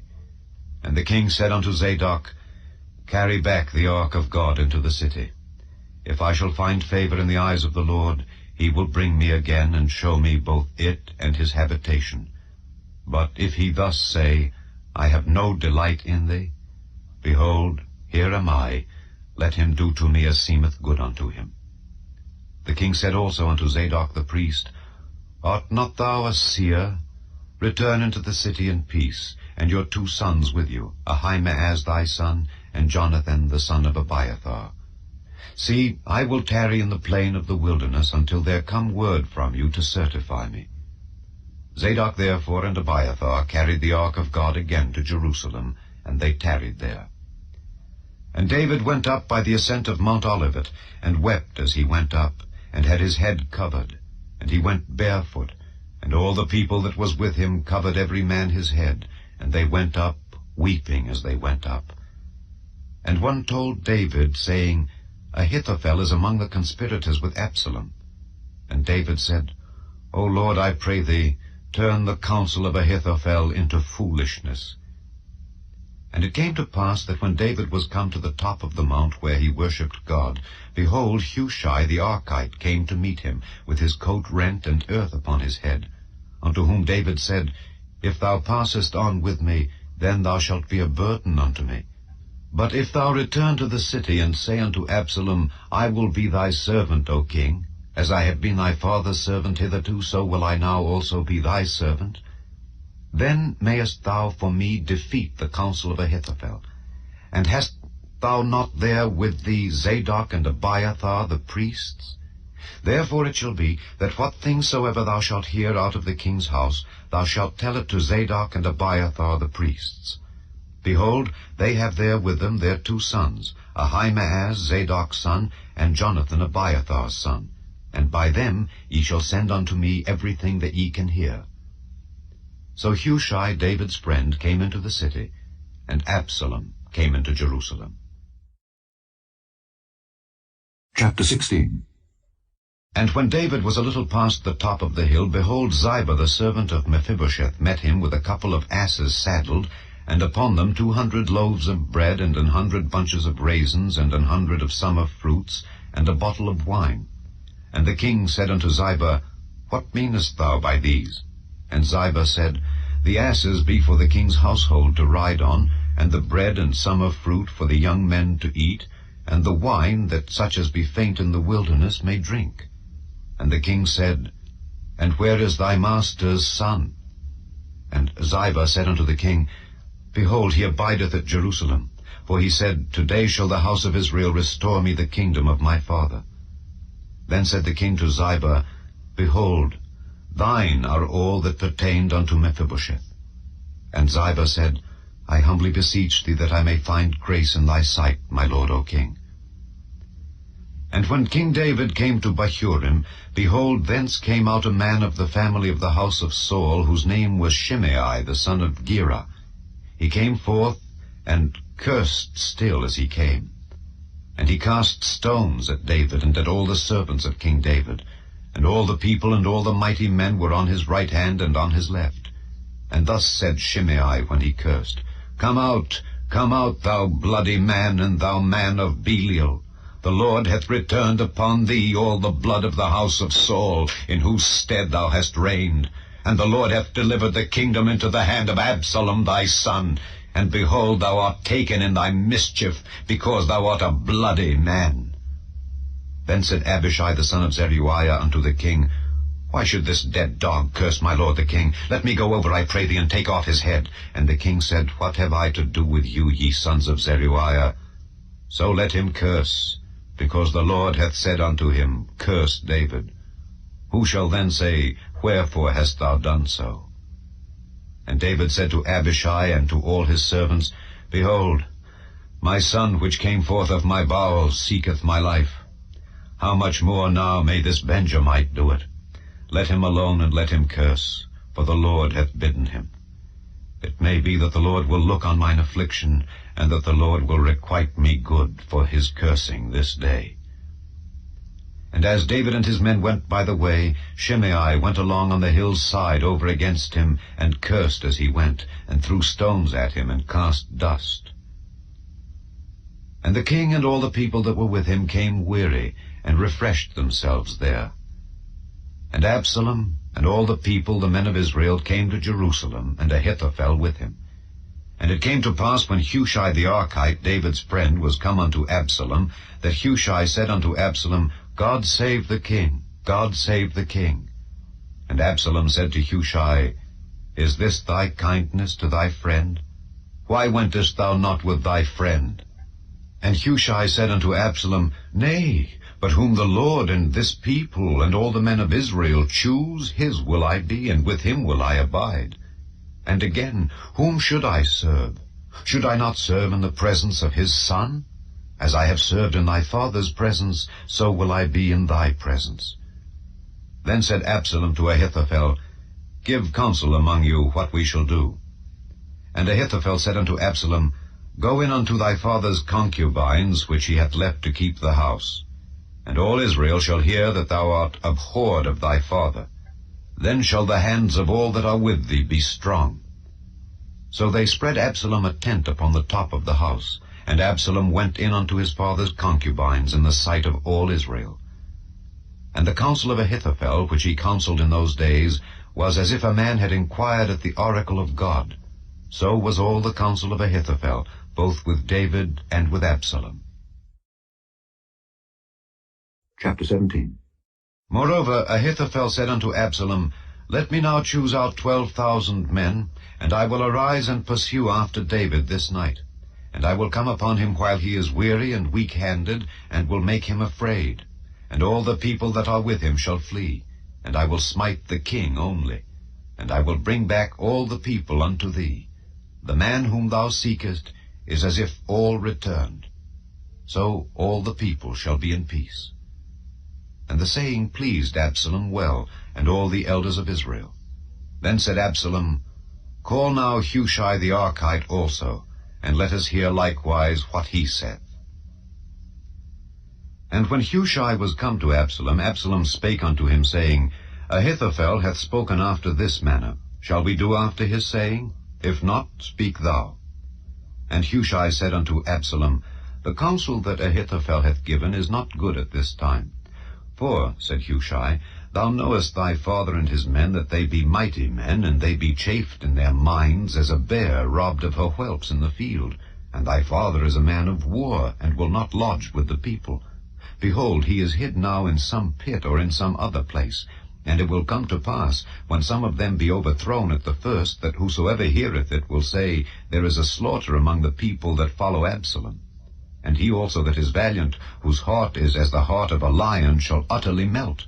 For all Israel knoweth that thy father is a mighty man, and they which be with him are valiant men. Therefore I counsel that all Israel be generally gathered unto thee from Dan even to Beersheba, as the sand that is by the sea for multitude, and that thou go to battle in thine own person. So shall we come upon him in some place where he shall be found, and we will light upon him as the dew falleth on the ground. And of him and of all the men that are with him there shall not be left so much as one. Moreover, if he be gotten into a city, then shall all Israel bring ropes to that city, and we will draw it into the river, until there be not one small stone found there. And Absalom and all the men of Israel said, The counsel of Hushai the Archite is better than the counsel of Ahithophel. For the Lord had appointed to defeat the good counsel of Ahithophel, to the intent that the Lord might bring evil upon Absalom. Then said Hushai unto Zadok and to Abiathar the priests, Thus and thus did Ahithophel counsel Absalom and the elders of Israel, and thus have I counseled. Now therefore send quickly and tell David, saying, Lodge not this night in the plains of the wilderness, but speedily pass over, lest the king be swallowed up, and all the people that are with him. Now Jonathan and Ahimaaz stayed by Enrogel, for they might not be seen to come into the city. And a wench went and told them, and they went and told King David. Nevertheless a lad saw them and told Absalom. But they went both of them away quickly, and came to a man's house in Bahurim, which had a well in his court, whither they went down. And the woman took and spread a covering over the well's mouth, and spread ground corn thereon, and the thing was not known. And when Absalom's servants came to the woman to the house, they said, Where is Ahimaaz and Jonathan? And the woman said unto them, They be gone over the brook of water. And when they had sought and could not find them, they returned to Jerusalem. And it came to pass after they were departed, that they came up out of the well, and went and told King David, and said unto David, Arise and pass quickly over the water, for thus hath Ahithophel counselled against you. Then David arose, and all the people that were with him, and they passed over Jordan. By the morning light there lacked not one of them that was not gone over Jordan. And when Ahithophel saw that his counsel was not followed, he saddled his ass, and arose, and gat him home to his house, to his city, and put his household in order, and hanged himself, and died, and was buried in the sepulchre of his father. Then David came to Mahanaim, and Absalom passed over Jordan, he and all the men of Israel with him. And Absalom made Amasa captain of the host instead of Joab, which Amasa was a man's son, whose name was Ithra, an Israelite, that went in to Abigail, the daughter of Nahash, sister to Zeruiah, Joab's mother. So Israel and Absalom pitched in the land of Gilead. And it came to pass, when David was come to Mahanaim, that Shobai the son of Nahash of Rabbah of the children of Ammon, and Machir the son of Ammiel of Lodebar, and Barzillai the Gileadite of Rogelim, brought beds and basins and earthen vessels, and wheat and barley and flour and parched corn, and beans and lentils and parched pulse, and honey and butter and sheep and cheese of kine, for David and for the people that were with him to eat. For they said, The people is hungry and weary and thirsty in the wilderness. Chapter 18. And David numbered the people that were with him, and set captains of thousands and captains of hundreds over them. And David sent forth a third part of the people under the hand of Joab, and a third part under the hand of Abishai the son of Zeruiah, Joab's brother, and a third part under the hand of Ittai the Gittite. And the king said unto the people, I will surely go forth with you myself also. But the people answered, Thou shalt not go forth. For if we flee away, they will not care for us, neither if half of us die will they care for us. But now thou art worth 10,000 of us. Therefore now it is better that thou succour us out of the city. And the king said unto them, What seemeth you best I will do. And the king stood by the gate side, and all the people came out by hundreds and by thousands. And the king commanded Joab and Abishai and Ittai, saying, Deal gently for my sake with the young man, even with Absalom.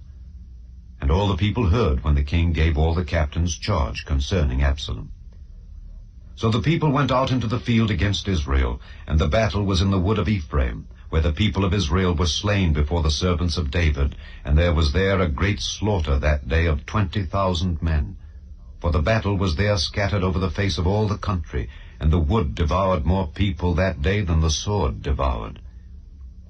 And Absalom met the servants of David. And Absalom rode upon a mule, and the mule went under the thick boughs of a great oak, and his head caught hold of the oak, and he was taken up between the heaven and the earth, and the mule that was under him went away. And a certain man saw it, and told Joab, and said, Behold, I saw Absalom hanged in an oak. And Joab said unto the man that told him, And behold, thou sawest him, and why didst thou not smite him there to the ground? And I would have given thee 10 shekels of silver and a girdle. And the man said unto Joab, Though I should receive 1,000 shekels of silver in mine hand, yet would I not put forth mine hand against the king's son. For in our hearing the king charged thee and Abishai and Ittai, saying, Beware that none touch the young man Absalom.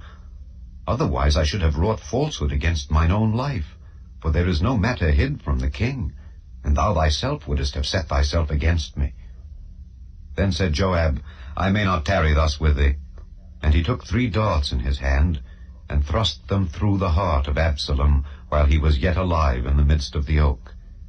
And 10 young men that bare Joab's armor compassed about, and smote Absalom, and slew him. And Joab blew the trumpet, and the people returned from pursuing after Israel, for Joab held back the people. And they took Absalom, and cast him into a great pit in the wood, and laid a very great heap of stones upon him. And all Israel fled every one to his tent.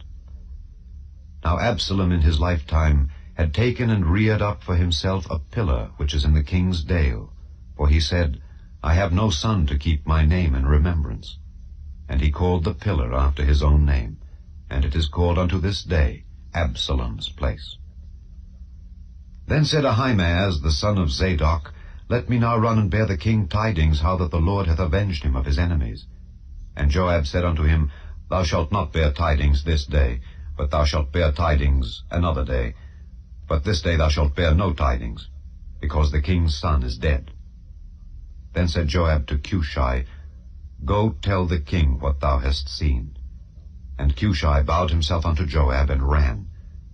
Then said Ahimaaz the son of Zadok yet again to Joab, But howsoever, let me, I pray thee, also run after Cushai. And Joab said, Wherefore wilt thou run, my son, seeing that thou hast no tidings ready? But howsoever, said he, let me run. And he said unto him, Run. Then Ahimaaz ran by the way of the plain, and overran Cushai. And David sat between the 2 gates, and the watchman went up to the roof over the gate unto the wall, and lifted up his eyes, and looked, and behold, a man running alone. And the watchman cried and told the king. And the king said, If he be alone, there is tidings in his mouth. And he came apace and drew near. And the watchman saw another man running. And the watchman called unto the porter, and said, Behold, another man running alone. And the king said, He also bringeth tidings.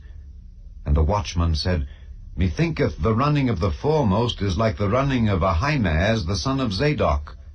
And the king said, He is a good man, and cometh with good tidings. And Ahimaaz called and said unto the king, All is well. And he fell down to the earth upon his face before the king, and said, Blessed be the Lord thy God, which hath delivered up the men that lifted up their hand against my lord the king. And the king said, Is the young man Absalom safe? And Ahimaaz answered, When Joab sent the king's servant, and me thy servant, I saw a great tumult, but I knew not what it was. And the king said unto him, Turn aside, and stand here. And he turned aside, and stood still. And behold, Cushai came. And Cushai said, Tidings, my lord the king. For the Lord hath avenged thee this day of all them that rose up against thee. And the king said unto Cushai, Is the young man Absalom safe? And Cushai answered, The enemies of my lord the king, and all that rise against thee to do thee hurt, be as that young man is. And the king was much moved, and went up to the chamber over the gate, and wept. And as he went, thus he said, O my son Absalom, my son Absalom, would God I had died for thee. O Absalom, my son, my son. Chapter 19. And it was told Joab, Behold, the king weepeth and mourneth for Absalom. And the victory that day was turned into mourning unto all the people, for the people heard say that day how the king was grieved for his son. And the people gat them by stealth that day into the city, as people being ashamed steal away when they flee in battle. But the king covered his face, and the king cried with a loud voice, O my son Absalom! O Absalom, my son, my son! And Joab came into the house to the king, and said, Thou hast shamed this day the faces of all thy servants, which this day have saved thy life, and the lives of thy sons and of thy daughters, and the lives of thy wives, and the lives of thy concubines, in that thou lovest thine enemies, and hatest thy friends. For thou hast declared this day that thou regardest neither princes nor servants. For this day I perceive that if Absalom had lived, and all we had died this day, then it had pleased thee well. Now therefore arise, go forth, and speak comfortably unto thy servants, for I swear by the Lord, if thou go not forth, there will not tarry one with thee this night, and that will be worse unto thee than all the evil that befell thee from thy youth until now. Then the king arose and sat in the gate, and they told unto all the people, saying, Behold, the king doth sit in the gate. And all the people came before the king, for Israel had fled every man to his tent. And all the people were at strife throughout all the tribes of Israel, saying, The king saved us out of the hand of our enemies, and he delivered us out of the hand of the Philistines. And now he is fled out of the land for Absalom. And Absalom, whom we anointed over us, is dead in battle. Now therefore, why speak ye not a word of bringing the king back? And King David sent to Zadok and to Abiathar the priest, saying, Speak unto the elders of Judah, saying, Why are ye the last to bring the king back to his house, seeing the speech of all Israel is come to the king, even to his house? Ye are my brethren, ye are my bones and my flesh. Wherefore then are ye the last to bring back the king? And say ye to Amasa, Art thou not of my bone and of my flesh? God do so to me, and more also, if thou be not captain of the host before me continually in the room of Joab. And he bowed the heart of all the men of Judah, even as the heart of one man, so that they sent this word unto the king, Return thou and all thy servants. So the king returned and came to Jordan, and Judah came to Gilgal to go to meet the king, to conduct the king over Jordan. And Shimei the son of Gera, a Benjamite, which was of Bahurim, hasted and came down with the men of Judah to meet King David. And there were 1,000 men of Benjamin with him, and Ziba the servant of the house of Saul, and his 15 sons, and his 20 servants with him. And they went over Jordan before the king. And there went over a ferry boat to carry over the king's household, and to do what he thought good. And Shimei the son of Gera fell down before the king, as he was come over Jordan, and said unto the king, Let not my lord impute iniquity unto me, neither do thou remember that which thy servant did perversely the day that my lord the king went out of Jerusalem, that the king should take it to his heart. For thy servant doth know that I have sinned. Therefore, behold, I am come the first this day of all the house of Joseph, to go down to meet my lord the king. But Abishai the son of Zeruiah answered and said, Shall not Shimei be put to death for this, because he cursed the Lord's anointed? And David said, What have I to do with you, ye sons of Zeruiah, that ye should this day be adversaries unto me? Shall there any man be put to death this day in Israel? For do not I know that I am this day king over Israel? Therefore the king said unto Shimei, Thou shalt not die. And the king sware unto him. And Mephibosheth the son of Saul came down to meet the king, and had neither dressed his feet, nor trimmed his beard, nor washed his clothes, from the day the king departed until the day he came again in peace. And it came to pass, when he was come to Jerusalem to meet the king, that the king said unto him, Wherefore wentest not thou with me, Mephibosheth? And he answered, My lord, O king, my servant deceived me. For thy servant said, I will saddle me an ass, that I may ride thereon, and go to the king, because thy servant is lame. And he hath slandered thy servant unto my lord the king. But my lord the king is as an angel of God. Do therefore what is good in thine eyes. For all of my father's house were but dead men before my lord the king, yet didst thou set thy servant among them that did eat at thine own table. What right therefore have I yet to cry any more unto the king? And the king said unto him, Why speakest thou any more of thy matters? I have said, Thou and Ziba divide the land. And Mephibosheth said unto the king, Yea, let him take all, forasmuch as my lord the king is come again in peace unto his own house. And Barzillai the Gileadite came down from Rogelim, and went over Jordan with the king, to conduct him over Jordan. Now Barzillai was a very aged man, even 80 years old, and he had provided the king of sustenance while he lay at Mahanaim, for he was a very great man. And the king said unto Barzillai, Come thou over with me, and I will feed thee with me in Jerusalem. And Barzillai said unto the king, How long have I to live, that I should go up with the king unto Jerusalem? I am this day 80 years old, and can I discern between good and evil? Can thy servant taste what I eat, or what I drink? Can I hear any more the voice of singing men and singing women? Wherefore then should thy servant be yet a burden unto my lord the king? Thy servant will go a little way over Jordan with the king, and why should the king recompense it me with such a reward? Let thy servant, I pray thee, turn back again, that I may die in mine own city, and be buried by the grave of my father and of my mother. But behold thy servant Kimham, let him go over with my lord the king, and do to him what shall seem good unto thee.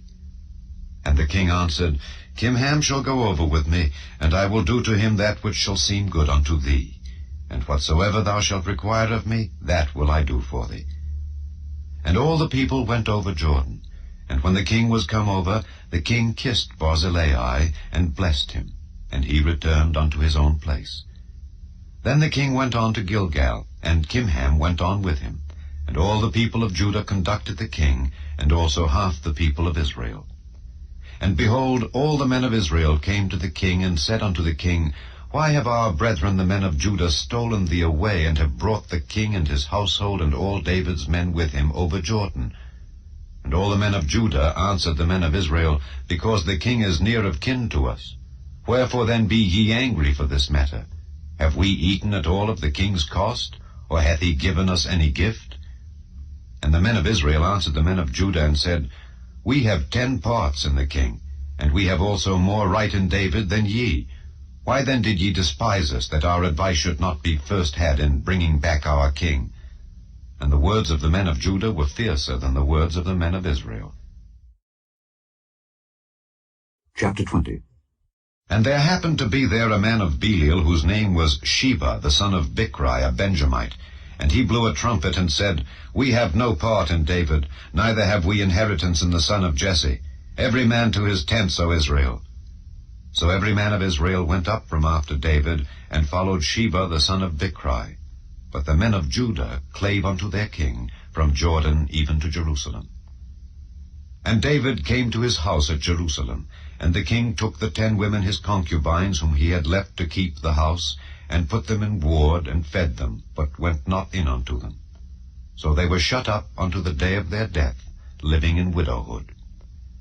Then said the king to Amasa, Assemble me the men of Judah within 3 days, and be thou here present.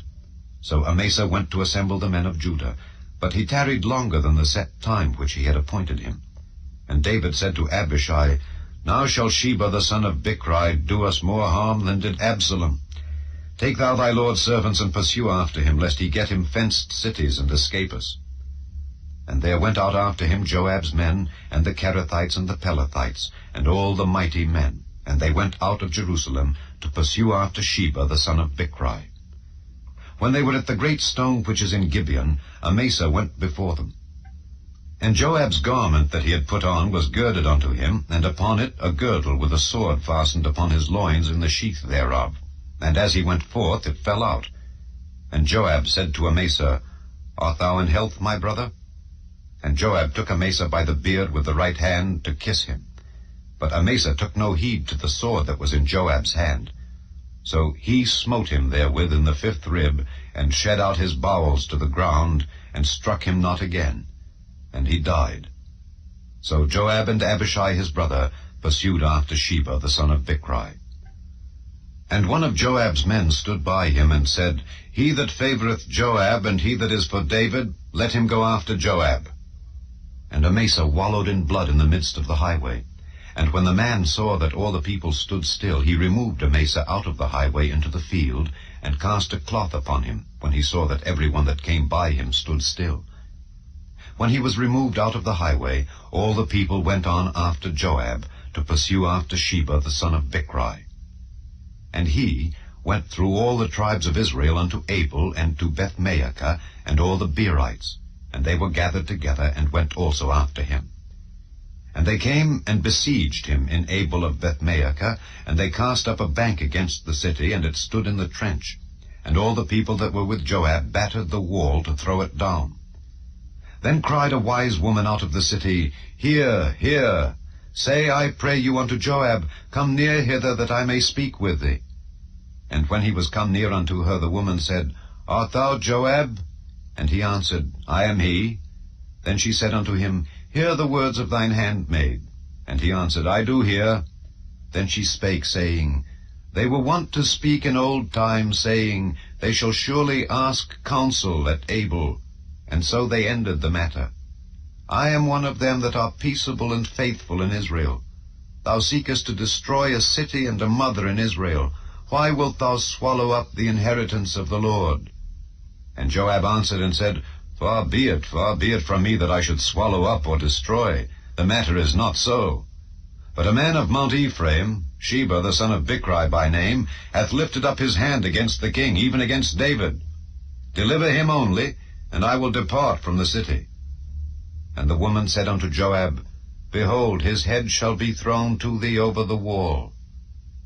Then the woman went unto all the people in her wisdom, and they cut off the head of Sheba the son of Bichri, and cast it out to Joab. And he blew a trumpet, and they retired from the city, every man to his tent. And Joab returned to Jerusalem unto the king.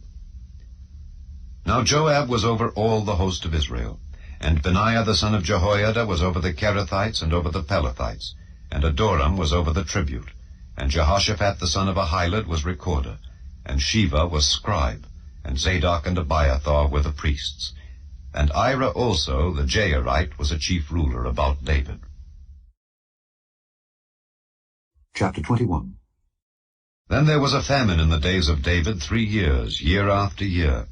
And David inquired of the Lord, and the Lord answered, It is for Saul and for his bloody house, because he slew the Gibeonites.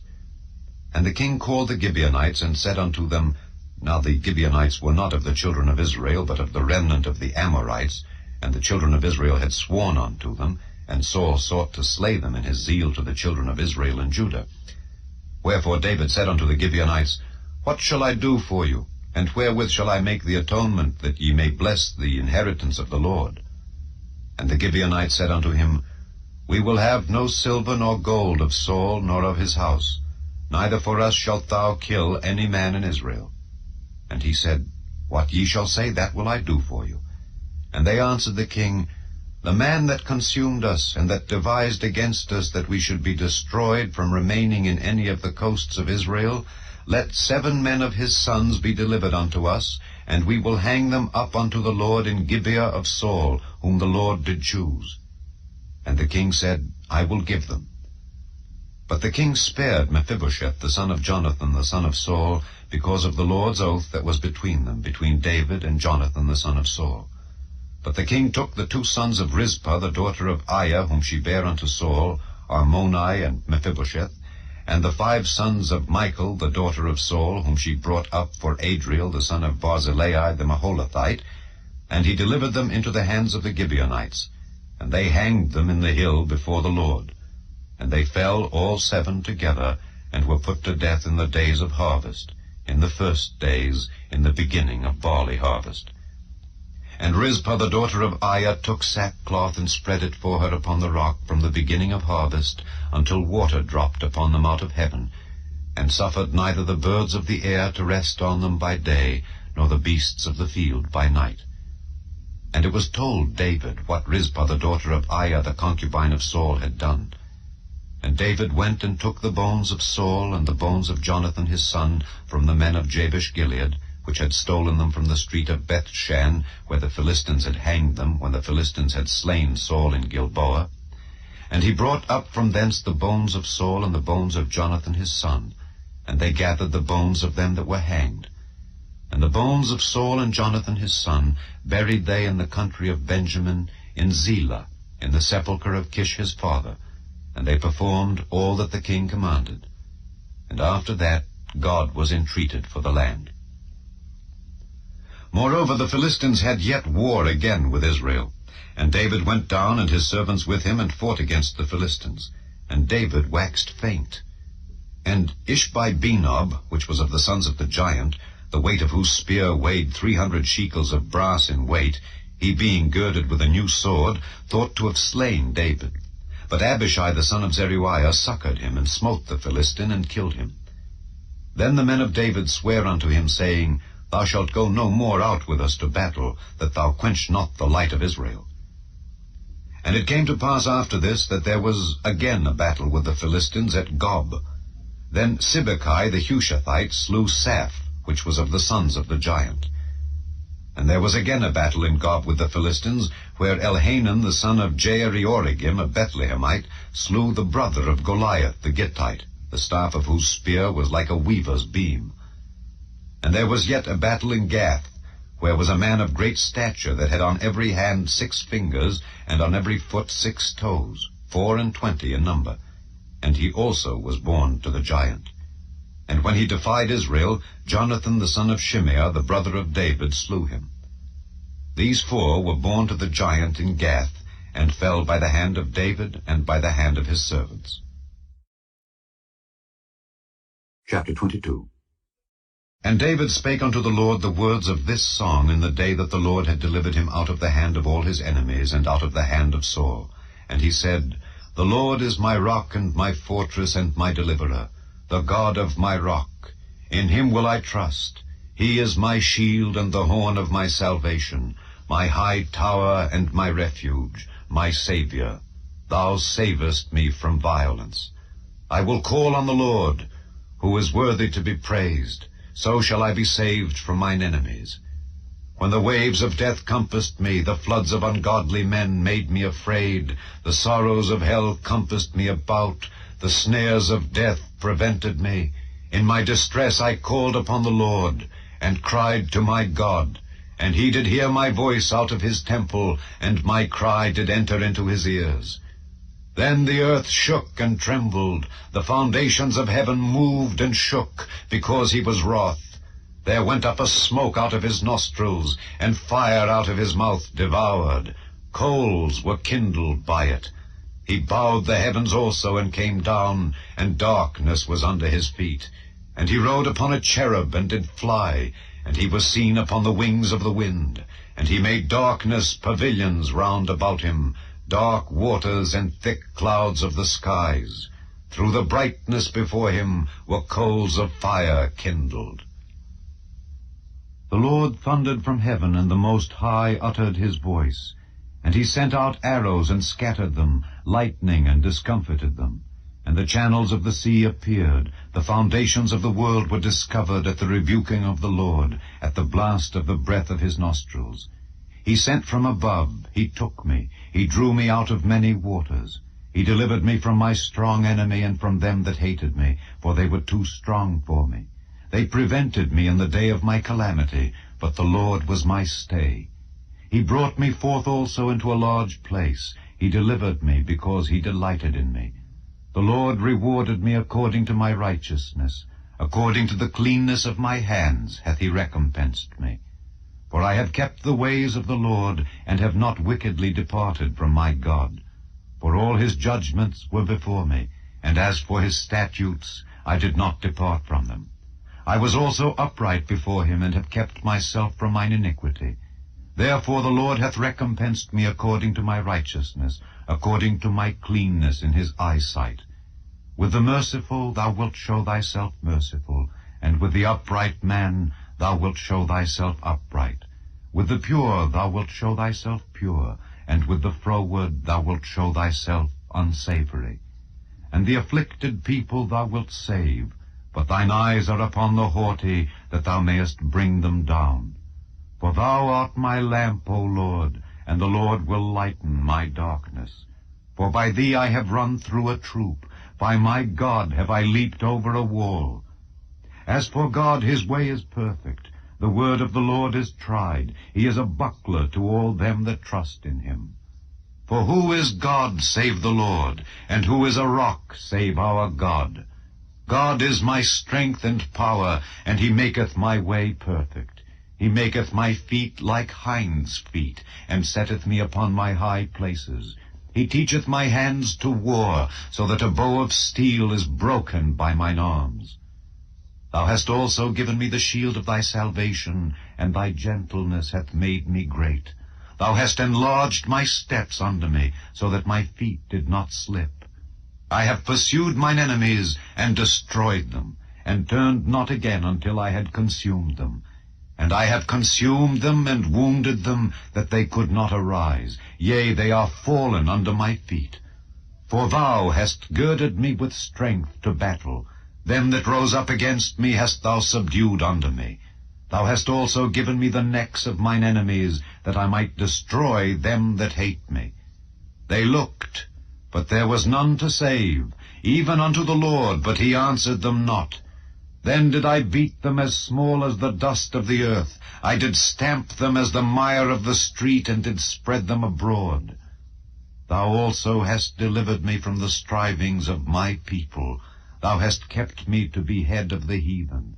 A people which I knew not shall serve me. Strangers shall submit themselves unto me. As soon as they hear, they shall be obedient unto me. Strangers shall fade away, and they shall be afraid out of their close places. The Lord liveth, and blessed be my rock, and exalted be the God of the rock of my salvation. It is God that avengeth me, and that bringeth down the people under me, and that bringeth me forth from mine enemies. Thou also hast lifted me up on high, above them that rose up against me. Thou hast delivered me from the violent man. Therefore I will give thanks unto thee, O Lord, among the heathen, and I will sing praises unto thy name. He is the tower of salvation for his king, and showeth mercy to his anointed, unto David, and to his seed forevermore. Chapter 23. Now these be the last words of David. David the son of Jesse said, and the man who was raised up on high, the anointed of the God of Jacob, and the sweet psalmist of Israel, said, The Spirit of the Lord spake by me, and his word was in my tongue. The God of Israel said, The rock of Israel spake to me. He that ruleth over men must be just, ruling in the fear of God. And he shall be as the light of the morning when the sun riseth, even a morning without clouds. As the tender grass springing out of the earth by clear shining after rain. Although my house be not so with God, yet he hath made with me an everlasting covenant, ordered in all things and sure. For this is all my salvation and all my desire, although he make it not to grow.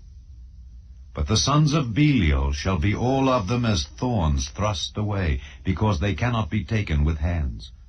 But the man that shall touch them must be fenced with iron and the staff of a spear, and they shall be utterly burned with fire in the same place.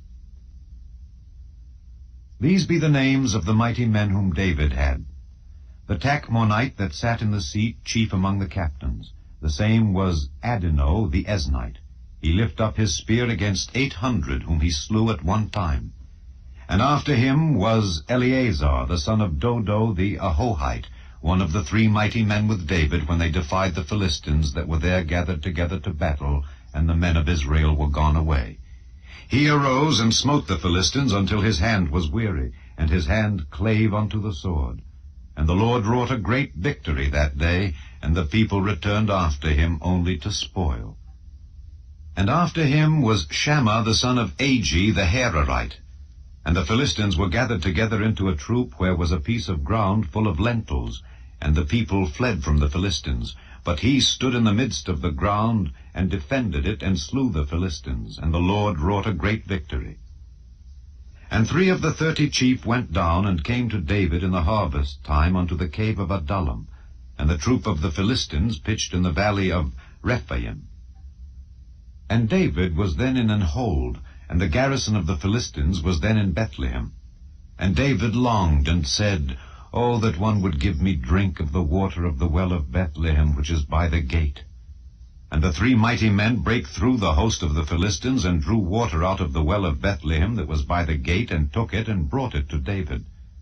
Nevertheless he would not drink thereof, but poured it out unto the Lord.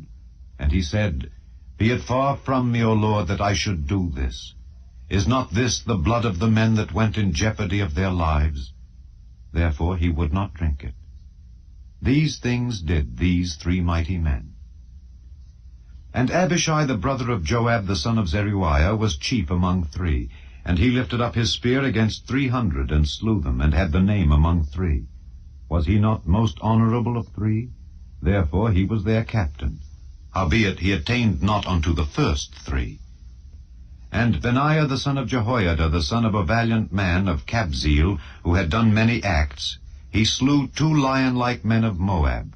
He went down also and slew a lion in the midst of a pit in time of snow. And he slew an Egyptian, a goodly man. And the Egyptian had a spear in his hand, but he went down to him with a staff, and plucked the spear out of the Egyptian's hand, and slew him with his own spear. These things did Benaiah the son of Jehoiada, and had the name among 3 mighty men. He was more honorable than the 30, but he attained not to the first 3. And David set him over his guard. Asahel the brother of Joab was one of the 30. Elhanan the son of Dodo of Bethlehem, Shammah the Harodite, Elika the Harodite, Helez the Paltite, Ira the son of Ikish the Tekoite, Abiezer the Anathothite, Mebunai the Hushathite, Zalmon the Ahohite, Meharai the Netophathite, Heleb the son of Baanah, a Netophathite, Ittai the son of Ribai out of Gibeah of the children of Benjamin, Benaiah the Pirathonite, Hidai of the brooks of Gaash, Abialbon the Arbathite, Asmaveth the Barhumite, Eliabah the Shaalbonite of the sons of Jashan, Jonathan, Shammah the Hararite, Ahiam the son of Sherar the Hararite, Eliphalet the son of Ahasbai, the son of the Maacathite, Eliam the son of Ahithophel the Gilonite, Hezrai the Carmelite, Paarai the Arbite, Igal the son of Nathan of Zobah, Bani the Gadite, Zelek the Ammonite, Naharai the Beerothite, armor-bearer to Joab the son of Zeruiah, Ira an Ithrite, Gareb an Ithrite, Uriah the Hittite, 37 in all. Chapter 24.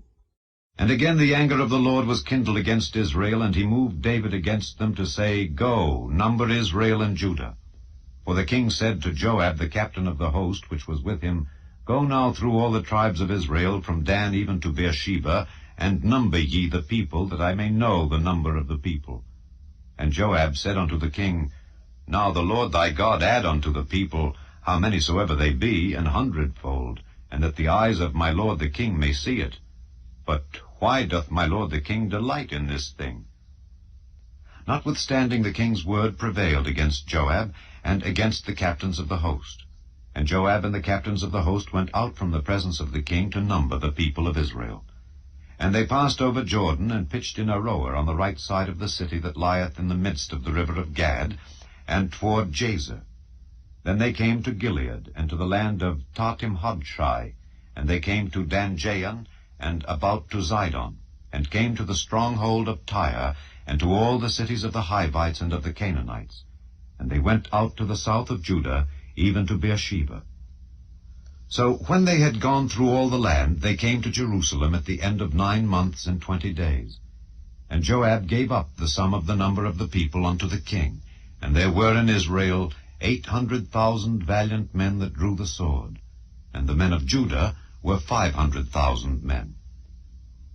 And David's heart smote him after that he had numbered the people. And David said unto the Lord, I have sinned greatly in that I have done.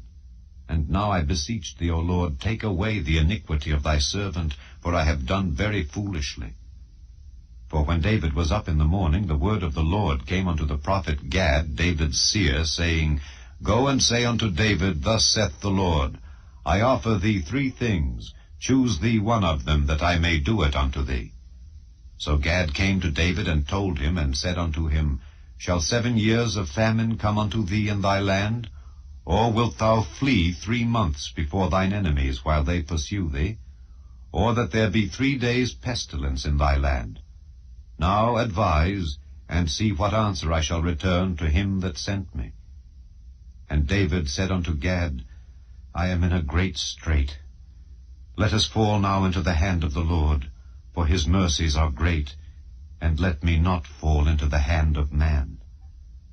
So the Lord sent a pestilence upon Israel, from the morning even to the time appointed. And there died of the people from Dan even to Beersheba 70,000 men. And when the angel stretched out his hand upon Jerusalem to destroy it, the Lord repented him of the evil, and said to the angel that destroyed the people, It is enough, stay now thine hand. And the angel of the Lord was by the threshing place of Araunah the Jebusite. And David spake unto the Lord when he saw the angel that smote the people, and said, Lo, I have sinned, and I have done wickedly. But these sheep, what have they done? Let thine hand, I pray thee, be against me and against my father's house. And Gad came that day to David, and said unto him, Go up, rear an altar unto the Lord in the threshing floor of Araunah the Jebusite. And David, according to the saying of Gad, went up as the Lord commanded. And Araunah looked and saw the king and his servants coming on toward him. And Araunah went out and bowed himself before the king on his face upon the ground. And Araunah said, Wherefore is my lord the king come to his servant? And David said, To buy the threshing floor of thee, to build an altar unto the Lord, that the plague may be stayed from the people. And Araunah said unto David, Let my lord the king take and offer up what seemeth good unto him.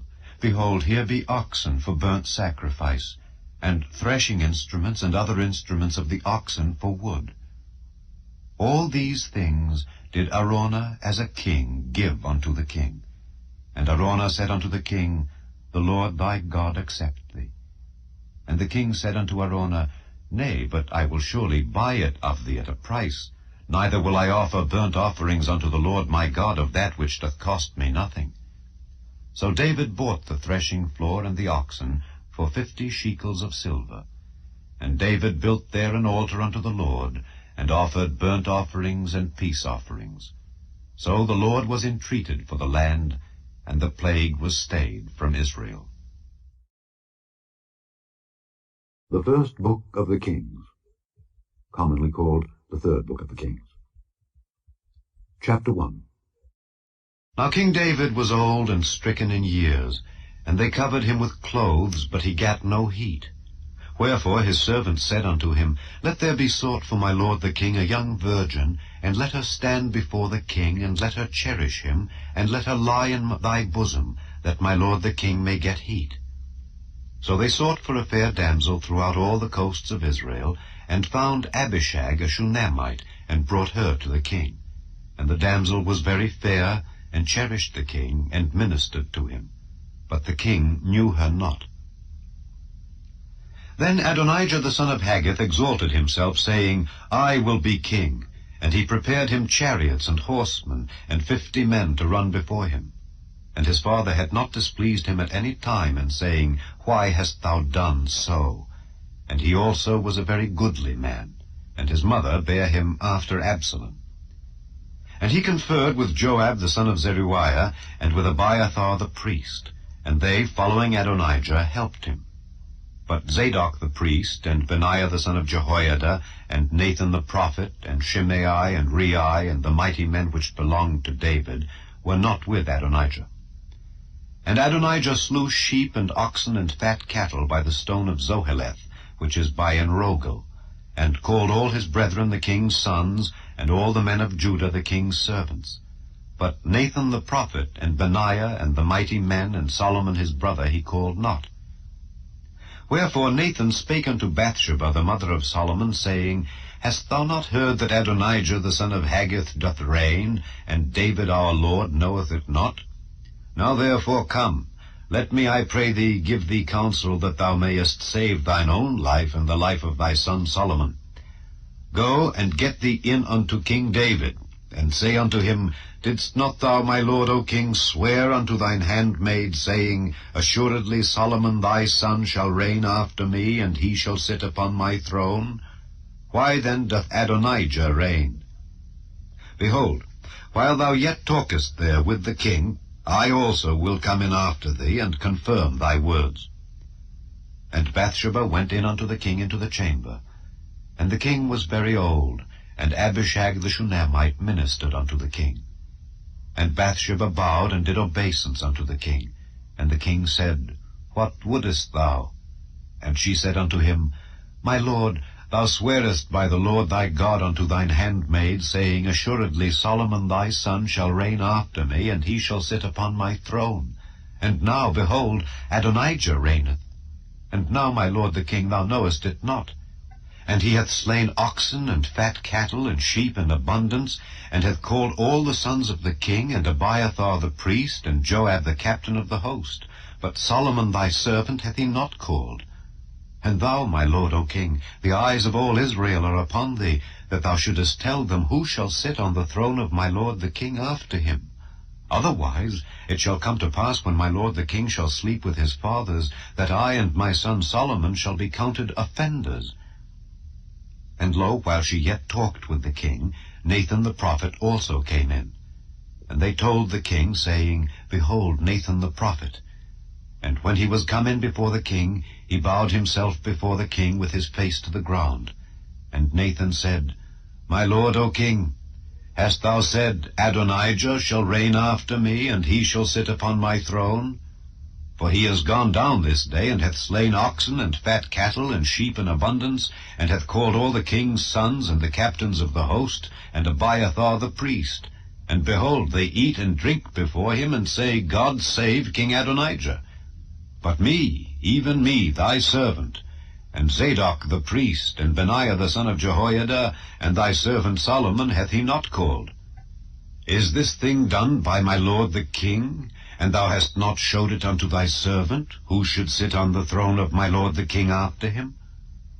Then King David answered and said, Call me Bathsheba. And she came into the king's presence, and stood before the king. And the king sware and said, As the Lord liveth, that hath redeemed my soul out of all distress, even as I swear unto thee by the Lord God of Israel, saying, Assuredly Solomon thy son shall reign after me, and he shall sit upon my throne in my stead, even so will I certainly do this day. Then Bathsheba bowed with her face to the earth, and did reverence to the king, and said, Let my lord King David live forever. And King David said, Call me Zadok the priest, and Nathan the prophet, and Benaiah the son of Jehoiada. And they came before the king. The king also said unto them, Take with you the servants of your lord, and cause Solomon my son to ride upon mine own mule, and bring him down to Gihon. And let Zadok the priest and Nathan the prophet anoint him there king over Israel, and blow ye with the trumpet, and say, God save King Solomon. Then ye shall come up after him, that he may come and sit upon my throne, for he shall be king in my stead, and I have appointed him to be ruler over Israel and over Judah. And Benaiah the son of Jehoiada answered the king, and said, Amen. The Lord God of my lord the king say so too. As the Lord hath been with my lord the king, even so be he with Solomon, and make his throne greater than the throne of my lord King David. So Zadok the priest, and Nathan the prophet, and Benaiah the son of Jehoiada, and the Kerethites and the Pelethites, went down and caused Solomon to ride upon King David's mule, and brought him to Gihon. And Zadok the priest took an horn of oil out of the tabernacle, and anointed Solomon. And they blew the trumpet, and all the people said, God save King Solomon. And all the people came up after him, and the people piped with pipes, and rejoiced with great joy, so that the earth rent with the sound of them. And Adonijah and all the guests that were with him heard it, as they had made an end of eating. And when Joab heard the sound of the trumpet, he said, Wherefore is this noise of the city being in an uproar? And while he yet spake, behold, Jonathan the son of Abiathar the priest came, and Adonijah said unto him, Come in, for thou art a valiant man, and bringest good tidings. And Jonathan answered and said to Adonijah, Verily, our lord King David hath made Solomon king, and the king hath sent with him Zadok the priest, and Nathan the prophet, and Benaiah the son of Jehoiada, and the Kerethites and the Pelethites, and they have caused him to ride upon the king's mule. And Zadok the priest and Nathan the prophet have anointed him king in Gihon, and they are come up from thence rejoicing, so that the city rang again. This is the noise that ye have heard. And also Solomon sitteth on the throne of the kingdom. And moreover the king's servants came to bless our lord King David, saying, God make the name of Solomon better than thy name, and make his throne greater than thy throne. And the king bowed himself upon the bed. And also thus said the king, Blessed be the Lord God of Israel, which hath given one to sit on my throne this day, mine eyes even seeing it. And all the guests that were with Adonijah were afraid, and rose up, and went every man his way. And Adonijah feared because of Solomon, and arose, and went and caught hold on the horns of the altar. And it was told Solomon, saying, Behold, Adonijah feareth King Solomon, for lo, he hath caught hold on the horns of the altar, saying, Let King Solomon swear unto me today that he will not slay his servant with the sword. And Solomon said, If he will show himself a worthy man, there shall not an hair of him fall to the earth. But if wickedness shall be found in him, he shall die. So King Solomon sent, and they brought him down from the altar. And he came and bowed himself to King Solomon. And Solomon said unto him, Go to thine house. Chapter 2.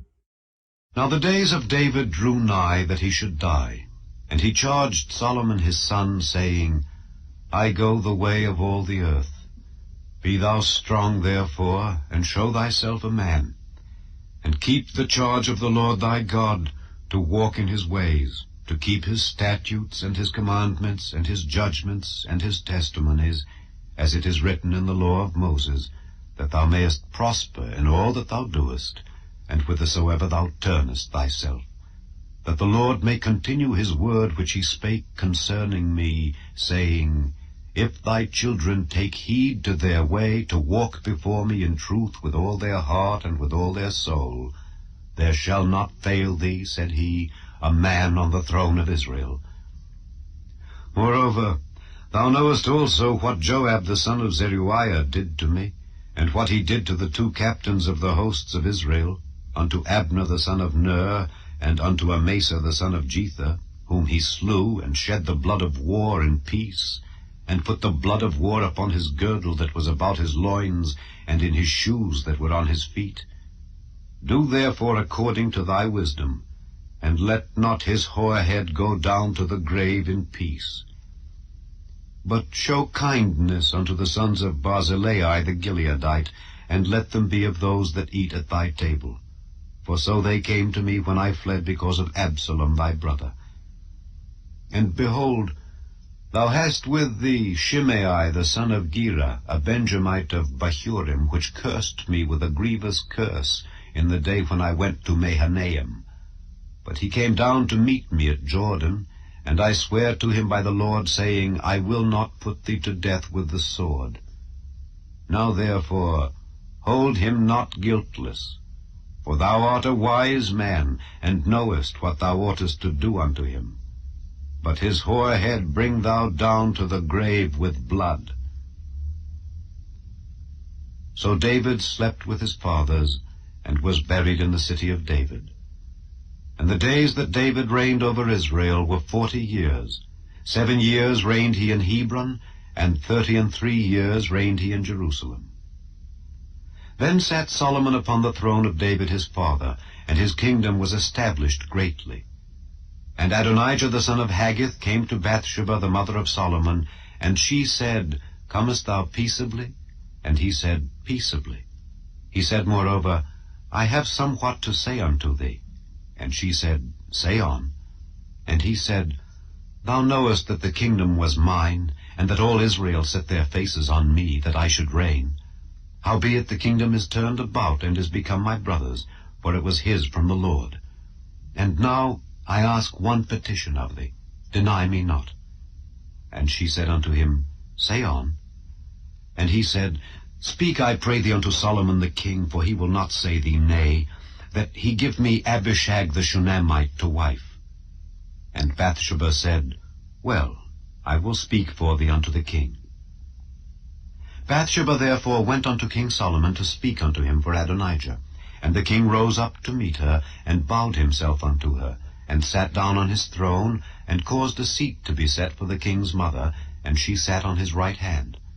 Then she said, I desire one small petition of thee. I pray thee, say me not nay. And the king said unto her, Ask on, my mother, for I will not say thee nay. And she said, Let Abishag the Shunammite be given to Adonijah thy brother to wife. And King Solomon answered and said unto his mother, And why dost thou ask Abishag the Shunammite for Adonijah? Ask for him the kingdom also, for he is mine elder brother. Even for him, and for Abiathar the priest, and for Joab the son of Zeruiah. Then King Solomon sware by the Lord, saying, God do so to me, and more also, if Adonijah have not spoken this word against his own life. Now therefore, as the Lord liveth, which hath established me, and set me on the throne of David my father, and who hath made me an house, as he promised, Adonijah shall be put to death this day. And King Solomon sent by the hand of Benaiah the son of Jehoiada, and he fell upon him that he died. And unto Abiathar the priest said the king, Get thee to Anathoth unto thine own fields, for thou art worthy of death. But I will not at this time put thee to death, because thou bearest the ark of the Lord God before David my father, and because thou hast been afflicted in all wherein my father was afflicted. So Solomon thrust out Abiathar from being priest unto the Lord, that he might fulfill the word of the Lord, which he spake concerning the house of Eli in Shiloh. Then tidings came to Joab, for Joab had turned after Adonijah, though he turned not after Absalom. And Joab fled unto the tabernacle of the Lord, and caught hold on the horns of the altar. And it was told King Solomon that Joab was fled unto the tabernacle of the Lord, and behold, he is by the altar. Then Solomon sent Benaiah the son of Jehoiada, saying, Go, fall upon him. And Benaiah came to the tabernacle of the Lord, and said unto him, Thus saith the king, Come forth. And he said, Nay, but I will die here. And Benaiah brought the king word again, saying, Thus said Joab, and thus he answered me. And the king said unto him, Do as he hath said, and fall upon him, and bury him, that thou mayest take away the innocent blood which Joab shed from me and from the house of my father. And the Lord shall return his blood upon his own head, who fell upon 2 men more righteous and better than he, and slew them with the sword, my father David not knowing thereof, to wit, Abner the son of Ner, captain of the host of Israel, and Amasa the son of Jether, captain of the host of Judah. Their blood shall therefore return upon the head of Joab, and upon the head of his seed forever. But upon David and upon his seed, and upon his house and upon his throne, shall there be peace forever from the Lord. So Benaiah the son of Jehoiada went up, and fell upon him, and slew him. And he was buried in his own house in the wilderness. And the king put Benaiah the son of Jehoiada in his room over the host. And Zadok the priest did the king put in the room of Abiathar. And the king sent and called for Shimei, and said unto him, Build thee an house in Jerusalem, and dwell there, and go not forth thence any whither. For it shall be that on the day thou goest out, and passest over the brook Kidron, thou shalt know for certain that thou shalt surely die. Thy blood shall be upon thine own head. And Shimei said unto the king, The saying is good. As my lord the king hath said, so will thy servant do. And Shimei dwelt in Jerusalem many days. And it came to pass at the end of 3 years, that 2 of the servants of Shimei ran away unto Achish son of Maacah, king of Gath. And they told Shimei, saying, Behold, thy servants be in Gath. And Shimei arose, and saddled his ass, and went to Gath to Achish to seek his servants. And Shimei went and brought his servants from Gath. And it was told Solomon that Shimei had gone from Jerusalem to Gath, and was come again. And the king sent and called for Shimei, and said unto him, Did I not make thee to swear by the Lord, and protested unto thee, saying, Know for a certain, on the day thou goest out and walkest abroad any whither, that thou shalt surely die? And thou saidst unto me, The word that I have heard is good. Why then hast thou not kept the oath of the Lord, and the commandment that I have charged thee with? The king said moreover to Shimei, Thou knowest all the wickedness which thine heart is privy to, that thou didst to David my father. Therefore the Lord shall return thy wickedness upon thine own head. And King Solomon shall be blessed, and the throne of David shall be established before the Lord forever. So the king commanded Benaiah the son of Jehoiada, which went out and fell upon him that he died. And the kingdom was established in the hand of Solomon. Chapter 3. And Solomon made affinity with Pharaoh king of Egypt, and took Pharaoh's daughter, and brought her into the city of David, until he had made an end of building his own house, and the house of the Lord, and the wall of Jerusalem round about. Only the people sacrificed in high places, because there was no house built unto the name of the Lord until those days. And Solomon loved the Lord, walking in the statutes of David his father. Only he sacrificed and burnt incense in high places. And the king went to Gibeon to sacrifice there, for that was the great high place. 1,000 burnt offerings did Solomon offer upon that altar. In Gibeon the Lord appeared to Solomon in a dream by night, and God said, Ask what I shall give thee. And Solomon said, Thou hast showed unto thy servant David my father great mercy, according as he walked before thee in truth and in righteousness and in uprightness of heart with thee. And thou hast kept for him this great kindness, that thou hast given him a son to sit on his throne, as it is this day. And now, O Lord my God, thou hast made thy servant king instead of David my father. And I am but a little child. I know not how to go out or come in. And thy servant is in the midst of thy people, which thou hast chosen, a great people, that cannot be numbered nor counted for multitude.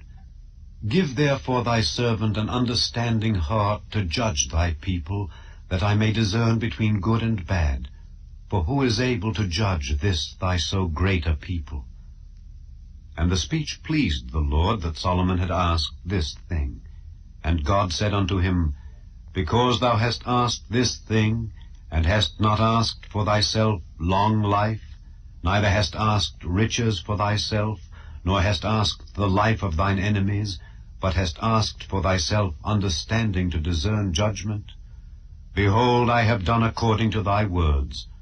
Lo, I have given thee a wise and an understanding heart, so that there was none like thee before thee, neither after thee shall any arise like unto thee. And I have also given thee that which thou hast not asked, both riches and honor, so that there shall not be any among the kings like unto thee all thy days.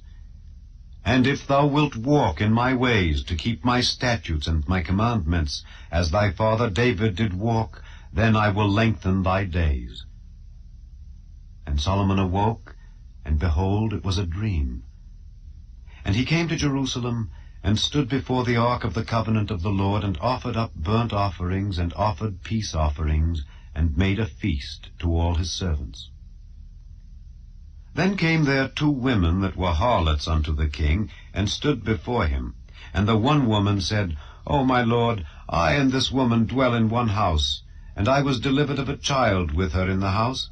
And it came to pass the 3rd day after that I was delivered, that this woman was delivered also, and we were together. There was no stranger with us in the house, save we two in the house. And this woman's child died in the night, because she overlaid it. And she arose at midnight, and took my son from beside me, while thine handmaid slept, and laid it in her bosom, and laid her dead child in my bosom. And when I rose in the morning to give my child suck, behold, it was dead. But when I had considered it in the morning, behold, it was not my son which I did bear. And the other woman said, Nay, but the living is my son, and the dead is thy son. And this said, No, but the dead is thy son, and the living is my son. Thus they spake before the king. Then said the king, The one saith, This is my son that liveth, and thy son is the dead. And the other saith, Nay, but thy son is the dead, and my son is the living. And the king said, Bring me a sword. And they brought a sword before the king. And the king said, Divide the living child in 2, and give half to the one, and half to the other. Then spake the woman whose the living child was unto the king, for her bowels yearned upon her son. And she said, O my lord, give her the living child, and in no wise slay it. But the other said, Let it be neither mine nor thine, but divide it. Then the king answered and said, Give her the living child, and in no wise slay it. She is the mother thereof. And all Israel heard of the judgment which the king had judged, and they feared the king, for they saw that the wisdom of God was in him to do judgment. Chapter 4. So King Solomon was king over all Israel. And these were the princes which he had: Azariah the son of Zadok the priest, Elihoreph and Ahiah the sons of Shisha, scribes, Jehoshaphat the son of Ahilud, the recorder, and Benaiah the son of Jehoiada was over the host, and Zadok and Abiathar were the priests. And Azariah the son of Nathan was over the officers, and Zabud the son of Nathan was principal officer and the king's friend. And Ahishar was over the household, and Adoniram the son of Abda was over the tribute. And Solomon had 12 officers over all Israel, which provided victuals for the king and his household. Each man his month in a year made provision. And these are their names: the son of Hur in Mount Ephraim, the son of Dekar in Makaz and in Shaalbim and Bethshemesh and Elon Bethhanan, the son of Hesed in Aruboth, to him pertained Shoko and all the land of Hepher, the son of Abinadab in all the region of Dor, which had Taphath the daughter of Solomon to wife, Baanah the son of Ahilud, to him pertained Taanach and Megiddo, and all Bethshean, which is by Zartanah beneath Jezreel, from Bethshean to Abel-Maholah, even unto the place that is beyond Jokneam. The son of Geber in Ramoth-Gilead, to him pertained the towns of Jair the son of Manasseh, which are in Gilead. To him also pertained the region of Argob, which is in Bashan, 80 great cities with walls and brazen bars. Ahinadab the son of Iddo had Mahanaim. Ahimaaz was in Naphtali. He also took Basmath, the daughter of Solomon, to wife. Baanah the son of Hushai was in Asher and in Aloth. Jehoshaphat the son of Paruah in Issachar. Shimei the son of Elah in Benjamin. Geber the son of Uri was in the country of Gilead, and the country of Sihon king of the Amorites, and of Og king of Bashan, and he was the only officer which was in the land. Judah and Israel were many, as the sand which is by the sea in multitude, eating and drinking and making merry. And Solomon reigned over all kingdoms, from the river unto the land of the Philistines, and unto the border of Egypt. They brought presents, and served Solomon all the days of his life. And Solomon's provision for one day was 30 measures of fine flour, and 80 measures of meal, 10 fat oxen, and 20 oxen out of the pastures, and 100 sheep, beside harts and roebucks, and fallow deer, and fatted fowl. For he had dominion over all the region on this side the river, from Tiphsah even to Azzah, over all the kings on this side the river, and he had peace on all sides round about him. And Judah and Israel dwelt safely, every man under his vine and under his fig tree, from Dan even to Beersheba, all the days of Solomon. And Solomon had 40,000 stalls of horses for his chariots, and 12,000 horsemen. And those officers provided victual for King Solomon, and for all that came unto King Solomon's table, every man in his month. They lacked nothing. Barley also, and straw for the horses and dromedaries, brought they unto the place where the officers were, every man according to his charge. And God gave Solomon wisdom and understanding exceeding much, and largeness of heart, even as the sand that is on the seashore. And Solomon's wisdom excelled the wisdom of all the children of the east country, and all the wisdom of Egypt. For he was wiser than all men, than Ethan the Ezrahite, and Heman, and Chalcol, and Darda, the sons of Mahal. And his fame was in all nations round about. And he spake 3,000 proverbs, and his songs were 1,005. And he spake of trees, from the cedar tree that is in Lebanon, even unto the hyssop that springeth out of the wall. He spake also of beasts, and of fowl, and of creeping things, and of fishes. And there came of all people to hear the wisdom of Solomon, from all kings of the earth which had heard of his wisdom. Chapter 5. And Hiram king of Tyre sent his servants unto Solomon, for he had heard that they had anointed him king in the room of his father, for Hiram was ever a lover of David. And Solomon sent to Hiram, saying, Thou knowest how that David my father could not build an house unto the name of the Lord his God for the wars which were about him on every side, until the Lord put them under the soles of his feet. But now the Lord my God hath given me rest on every side, so that there is neither adversary nor evil occurrent. And behold, I purpose to build an house unto the name of the Lord my God, as the Lord spake unto David my father, saying, Thy son, whom I will set upon thy throne in thy room, he shall build an house unto my name. Now therefore, command thou that they hew me cedar trees out of Lebanon, and my servants shall be with thy servants, and unto thee will I give hire for thy servants, according to all that thou shalt appoint. For thou knowest that there is not among us any that can skill to hew timber, like unto the Zidonians. And it came to pass, when Hiram heard the words of Solomon, that he rejoiced greatly, and said, Blessed be the Lord this day, which hath given unto David a wise son over this great people. And Hiram sent to Solomon, saying, I have considered the things which thou sentest to me for, and I will do all thy desire concerning timber of cedar, and concerning timber of fir.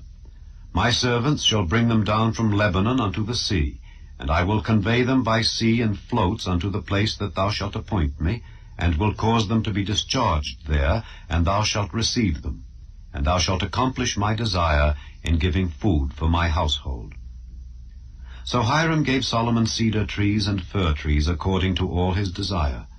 And Solomon gave Hiram 20,000 measures of wheat for food to his household, and 20 measures of pure oil. Thus gave Solomon to Hiram year by year. And the Lord gave Solomon wisdom as he promised him, and there was peace between Hiram and Solomon, and they two made a league together. And King Solomon raised a levy out of all Israel, and the levy was 30,000 men. And he sent them to Lebanon, 10,000 a month by courses. A month they were in Lebanon, and 2 months at home. And Adoniram was over the levy. And Solomon had 70,010 that bare burdens, and 80,000 hewers in the mountains, beside the chief of Solomon's officers, which were over the work, 3,300, which ruled over the people that wrought in the work.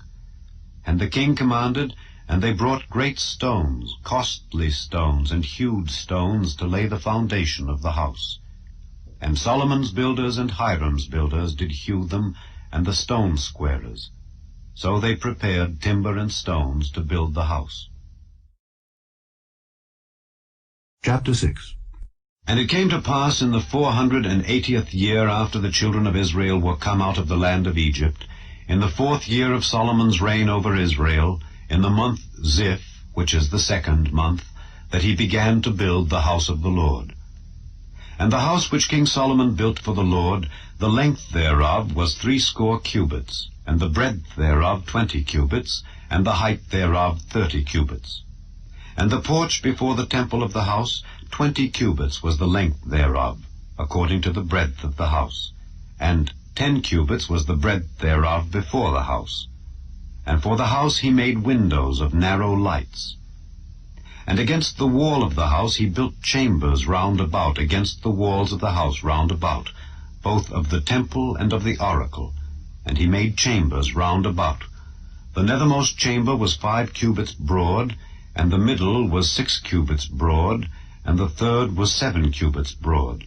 For without, in the wall of the house, he made narrowed rests round about, that the beams should not be fastened in the walls of the house.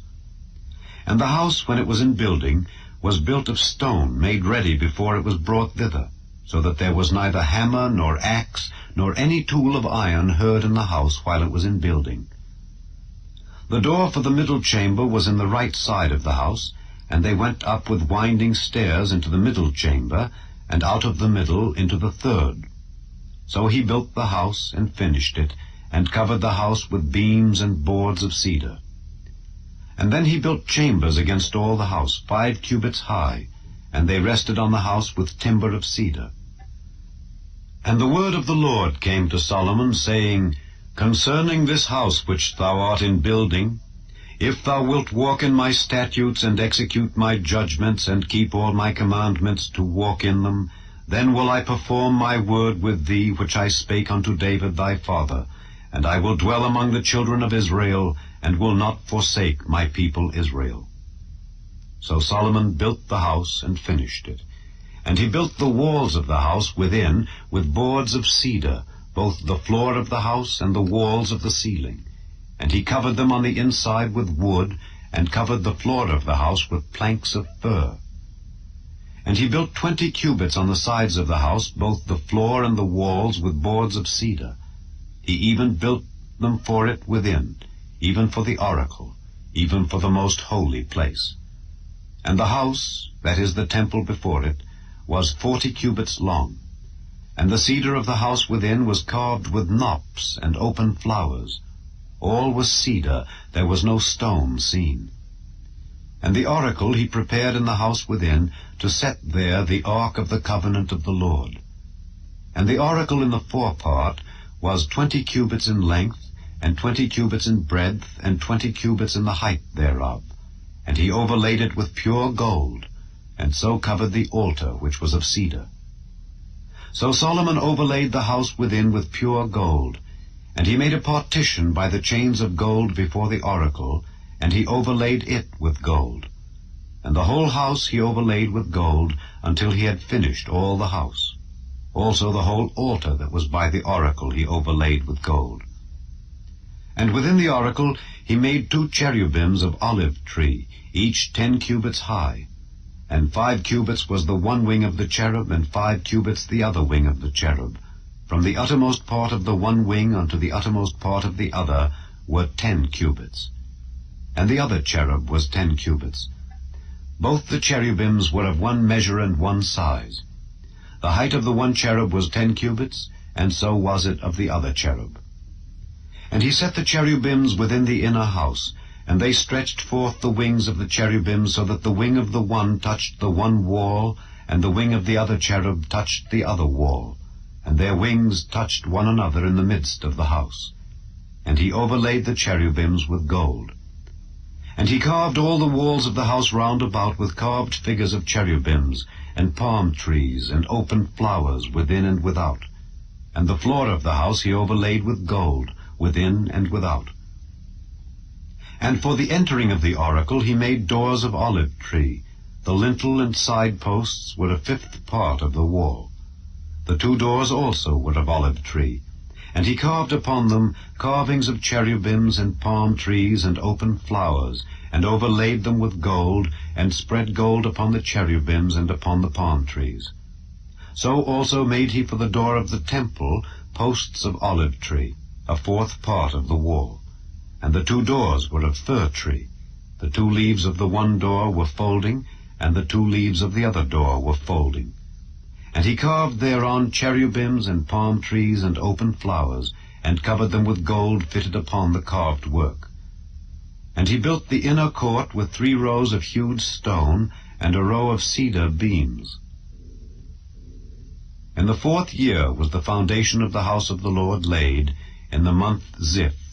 And in the 11th year, in the month Bul, which is the 8th month, was the house finished throughout all the parts thereof, and according to all the fashion of it. So was he 7 years in building it. Chapter 7.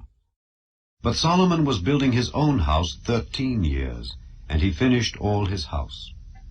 He built also the house of the forest of Lebanon. The length thereof was 100 cubits, and the breadth thereof 50 cubits, and the height thereof 30 cubits, upon 4 rows of cedar pillars, with cedar beams upon the pillars. And it was covered with cedar above upon the beams that lay on 45 pillars, 15 in a row. And there were windows in 3 rows, and light was against light in 3 ranks. And all the doors and posts were square with the windows, and light was against light in 3 ranks. And he made a porch of pillars. The length thereof was 50 cubits, and the breadth thereof 30 cubits. And the porch was before them, and the other pillars and the thick beam were before them. Then he made a porch for the throne where he might judge, even the porch of judgment, and it was covered with cedar from one side of the floor to the other. And his house where he dwelt had another court within the porch, which was of the like work. Solomon made also an house for Pharaoh's daughter, whom he had taken to wife, like unto this porch. All these were of costly stones, according to the measures of hewed stones, sawed with saws, within and without, even from the foundation unto the coping, and so on the outside toward the great court. And the foundation was of costly stones, even great stones, stones of 10 cubits, and stones of 8 cubits. And above were costly stones, after the measures of hewed stones, and cedars. And the great court round about was with 3 rows of hewed stones, and a row of cedar beams, both for the inner court of the house of the Lord, and for the porch of the house. And King Solomon sent and fetched Hiram out of Tyre. He was a widow's son of the tribe of Naphtali, and his father was a man of Tyre, a worker in brass. And he was filled with wisdom and understanding, and cunning to work all works in brass. And he came to King Solomon, and wrought all his work. For he cast 2 pillars of brass of 18 cubits high apiece, and a line of 12 cubits did compass either of them about. And he made 2 chapiters of molten brass to set upon the tops of the pillars. The height of the one chapiter was 5 cubits, and the height of the other chapiter was 5 cubits. And nets of checker work, and wreaths of chain work for the chapiters which were upon the top of the pillars, 7 for the one chapiter, and 7 for the other chapiter. And he made the pillars, and 2 rows round about upon the one network to cover the chapiters that were upon the top with pomegranates. And so did he for the other chapiter. And the chapiters that were upon the top of the pillars were of lily work in the porch, 4 cubits. And the chapiters upon the 2 pillars had pomegranates also above, over against the belly which was by the network. And the pomegranates were 200 in rows round about upon the other chapiter. And he set up the pillars in the porch of the temple, and he set up the right pillar, and called the name thereof Jachin. And he set up the left pillar, and called the name thereof Boaz. And upon the top of the pillars was lily work. So was the work of the pillars finished. And he made a molten sea, 10 cubits from the one brim to the other. It was round all about, and his height was 5 cubits, and a line of 30 cubits did compass it round about. And under the brim of it round about there were knops compassing it, 10 in a cubit, compassing the sea round about. The knops were cast in 2 rows when it was cast. It stood upon 12 oxen, 3 looking toward the north, and 3 looking toward the west, and 3 looking toward the south, and 3 looking toward the east. And the sea was set above upon them, and all their hinder parts were inward. And it was an handbreadth thick, and the brim thereof was wrought like the brim of a cup, with flowers of lilies. It contained 2,000 baths. And he made 10 bases of brass, 4 cubits was the length of one base, and 4 cubits the breadth thereof, and 3 cubits the height of it. And the work of the bases was on this manner. They had borders, and the borders were between the ledges. And on the borders that were between the ledges were lions, oxen, and cherubims, and upon the ledges there was a base above. And beneath the lions and oxen were certain additions made of thin work. And every base had 4 brazen wheels and plates of brass, and the 4 corners thereof had undersetters. Under the laver were undersetters molten at the side of every addition. And the mouth of it within the chapiter and above was a cubit, but the mouth thereof was round after the work of the base, 1.5 cubits. And also upon the mouth of it were gravings with their borders, 4 square, not round. And under the borders were 4 wheels, and the axletrees of the wheels were joined to the base, and the height of a wheel was 1.5 cubits. And the work of the wheels was like the work of a chariot wheel. Their axletrees and their naves and their felloes and their spokes were all molten. And there were 4 undersetters to the 4 corners of one base, and the undersetters were of the very base itself. And in the top of the base was there a round compass of 1/2 cubit high, and on the top of the base the ledges thereof and the borders thereof were of the same. For on the plates of the ledges thereof and on the borders thereof he graved cherubims, lions, and palm trees, according to the proportion of every one, and additions round about. After this manner he made the 10 bases. All of them had 1 casting, 1 measure, and 1 size. Then made he 10 lavers of brass. 1 laver contained 40 baths, and every laver was 4 cubits, and upon every one of the 10 bases 1 laver. And he put 5 bases on the right side of the house, and 5 on the left side of the house. And he set the sea on the right side of the house, eastward over against the south. And Hiram made the lavers and the shovels and the basins. So Hiram made an end of doing all the work that he made King Solomon for the house of the Lord. The 2 pillars, and the 2 bowls of the chapiters that were on the top of the 2 pillars, and the 2 networks to cover the 2 bowls of the chapiters which were upon the top of the pillars, and 400 pomegranates for the 2 networks, even 2 rows of pomegranates for 1 network, to cover the 2 bowls of the chapiters that were upon the pillars, and the 10 bases, and 10 lavers on the bases, and 1 sea, and 12 oxen under the sea, and the pots, and the shovels, and the basins. And all these vessels which Hiram made to King Solomon for the house of the Lord were of bright brass.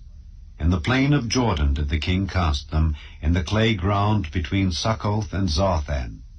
And Solomon left all the vessels unweighed, because they were exceeding many, neither was the weight of the brass found out. And Solomon made all the vessels that pertained unto the house of the Lord, the altar of gold, and the table of gold whereupon the showbread was, and the candlesticks of pure gold, 5 on the right side and 5 on the left, before the oracle, with the flowers and the lamps and the tongs of gold, and the bowls and the snuffers and the basins and the spoons and the censers of pure gold, and the hinges of gold, both for the doors of the inner house, the most holy place, and for the doors of the house, to wit, of the temple. So was ended all the work that King Solomon made for the house of the Lord. And Solomon brought in the things which David his father had dedicated. Even the silver and the gold and the vessels did he put among the treasures of the house of the Lord. Chapter 8. Then Solomon assembled the elders of Israel and all the heads of the tribes, the chief of the fathers of the children of Israel, unto King Solomon in Jerusalem, that they might bring up the ark of the covenant of the Lord out of the city of David, which is Zion. And all the men of Israel assembled themselves unto King Solomon at the feast in the month Ethanim, which is the 7th month. And all the elders of Israel came, and the priests took up the ark. And they brought up the ark of the Lord, and the tabernacle of the congregation, and all the holy vessels that were in the tabernacle. Even those did the priests and the Levites bring up. And King Solomon and all the congregation of Israel that were assembled unto him were with him before the ark, sacrificing sheep and oxen that could not be told nor numbered for multitude. And the priests brought in the ark of the covenant of the Lord unto his place, into the oracle of the house, to the most holy place, even under the wings of the cherubims. For the cherubims spread forth their 2 wings over the place of the ark, and the cherubims covered the ark and the staves thereof above. And they drew out the staves, that the ends of the staves were seen out in the holy place before the oracle, and they were not seen without. And there they are unto this day. There was nothing in the ark save the 2 tables of stone which Moses put there at Horeb, when the Lord made a covenant with the children of Israel when they came out of the land of Egypt. And it came to pass, when the priests were come out of the holy place, that the cloud filled the house of the Lord, so that the priests could not stand to minister because of the cloud, for the glory of the Lord had filled the house of the Lord. Then spake Solomon, The Lord said that he would dwell in the thick darkness. I have surely built thee an house to dwell in, a settled place for thee to abide in forever. And the king turned his face about, and blessed all the congregation of Israel. And all the congregation of Israel stood. And he said, Blessed be the Lord God of Israel, which spake with his mouth unto David my father, and hath with his hand fulfilled it, saying, Since the day that I brought forth my people Israel out of Egypt, I chose no city out of all the tribes of Israel to build an house, that my name might be therein. But I chose David to be over my people Israel. And it was in the heart of David my father to build an house for the name of the Lord God of Israel. And the Lord said unto David my father, Whereas it was in thine heart to build an house unto my name, thou didst well that it was in thine heart. Nevertheless, thou shalt not build the house, but thy son that shall come forth out of thy loins, he shall build the house unto my name. And the Lord hath performed his word that he spake. And I am risen up in the room of David my father, and sit on the throne of Israel as the Lord promised, and have built an house for the name of the Lord God of Israel. And I have set there a place for the ark, wherein is the covenant of the Lord, which he made with our fathers, when he brought them out of the land of Egypt. And Solomon stood before the altar of the Lord in the presence of all the congregation of Israel, and spread forth his hands toward heaven, and he said, Lord God of Israel, there is no God like thee in heaven above or on earth beneath, who keepest covenant and mercy with thy servants that walk before thee with all their heart, who hast kept with thy servant David my father that thou promisedst him. Thou spakest also with thy mouth, and hast fulfilled it with thine hand, as it is this day. Therefore now, Lord God of Israel, keep with thy servant David my father that thou promisedst him, saying, There shall not fail thee a man in my sight to sit on the throne of Israel, so that thy children take heed to their way, that they walk before me as thou hast walked before me. And now, O God of Israel, let thy word, I pray thee, be verified, which thou spakest unto thy servant David my father. But will God indeed dwell on the earth? Behold, the heaven and heaven of heavens cannot contain thee. How much less this house that I have builded? Yet have thou respect unto the prayer of thy servant, and to his supplication, O Lord my God, to hearken unto the cry and to the prayer which thy servant prayeth before thee today, that thine eyes may be opened toward this house night and day, even toward the place of which thou hast said, My name shall be there, that thou mayest hearken unto the prayer which thy servant shall make toward this place. And hearken thou to the supplication of thy servant and of thy people Israel, when they shall pray toward this place. And hear thou in heaven thy dwelling place, and when thou hearest, forgive. If any man trespass against his neighbor, and an oath be laid upon him to cause him to swear, and the oath come before thine altar in this house, then hear thou in heaven, and do and judge thy servants. condemning the wicked to bring his way upon his head, and justifying the righteous to give him according to his righteousness. When thy people Israel be smitten down before the enemy, because they have sinned against thee, and shall turn again to thee, and confess thy name, and pray and make supplication unto thee in this house, then hear thou in heaven, and forgive the sin of thy people Israel, and bring them again unto the land which thou gavest unto their fathers. When heaven is shut up, and there is no rain, because they have sinned against thee, if they pray toward this place, and confess thy name, and turn from their sin, when thou afflictest them, then hear thou in heaven, and forgive the sin of thy servants and of thy people Israel, that thou teach them the good way wherein they should walk, and give rain upon thy land which thou hast given to thy people for an inheritance. If there be in the land famine, if there be pestilence, blasting, mildew, locust, or if there be caterpillar, if their enemy besiege them in the land of their cities, whatsoever plague, whatsoever sickness there be, what prayer and supplication soever be made by any man or by all thy people Israel, which shall know every man the plague of his own heart, and spread forth his hands toward this house, then hear thou in heaven thy dwelling place, and forgive, and do, and give to every man according to his ways, whose heart thou knowest. For thou, even thou only, knowest the hearts of all the children of men, that they may fear thee all the days that they live in the land which thou gavest unto our fathers. Moreover, concerning a stranger that is not of thy people Israel, but cometh out of a far country, for thy name's sake, for they shall hear of thy great name, and of thy strong hand, and of thy stretched out arm, when he shall come and pray toward this house, hear thou in heaven thy dwelling place, and do according to all that the stranger calleth to thee for, that all people of the earth may know thy name, to fear thee, as do thy people Israel, and that they may know that this house which I have builded is called by thy name.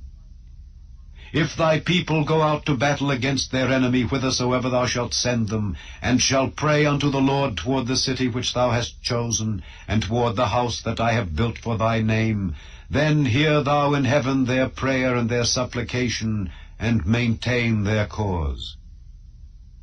If they sin against thee, for there is no man that sinneth not, and thou be angry with them, and deliver them to the enemy, so that they carry them away captives unto the land of the enemy, far or near, yet if they shall bethink themselves in the land whither they were carried captives, and repent, and make supplication unto thee in the land of them that carried them captives, saying, We have sinned, and have done perversely, we have committed wickedness, and so return unto thee with all their heart and with all their soul in the land of their enemies, which led them away captive, and pray unto thee toward their land which thou gavest unto their fathers, the city which thou hast chosen, and the house which I have built for thy name, then hear thou their prayer and their supplication in heaven thy dwelling place, and maintain their cause, and forgive thy people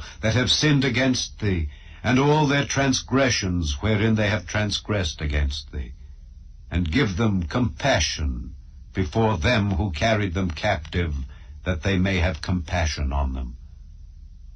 For they be thy people, and thine inheritance, which thou broughtest forth out of Egypt, from the midst of the furnace of iron, that thine eyes may be open unto the supplication of thy servant, and unto the supplication of thy people Israel, to hearken unto them in all that they call for unto thee.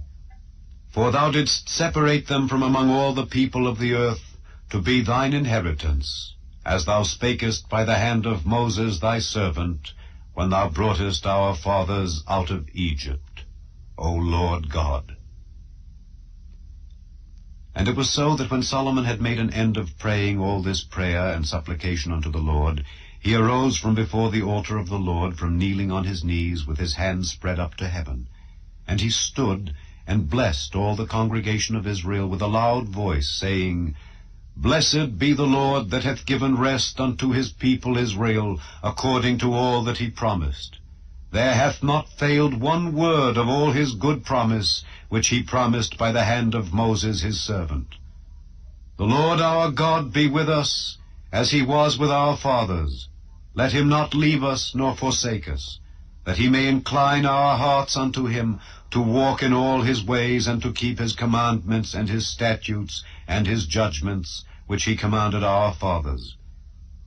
And let these my words, wherewith I have made supplication before the Lord, be nigh unto the Lord our God day and night, that he maintain the cause of his servant, and the cause of his people Israel, at all times, as the matter shall require, that all the people of the earth may know that the Lord is God, and that there is none else.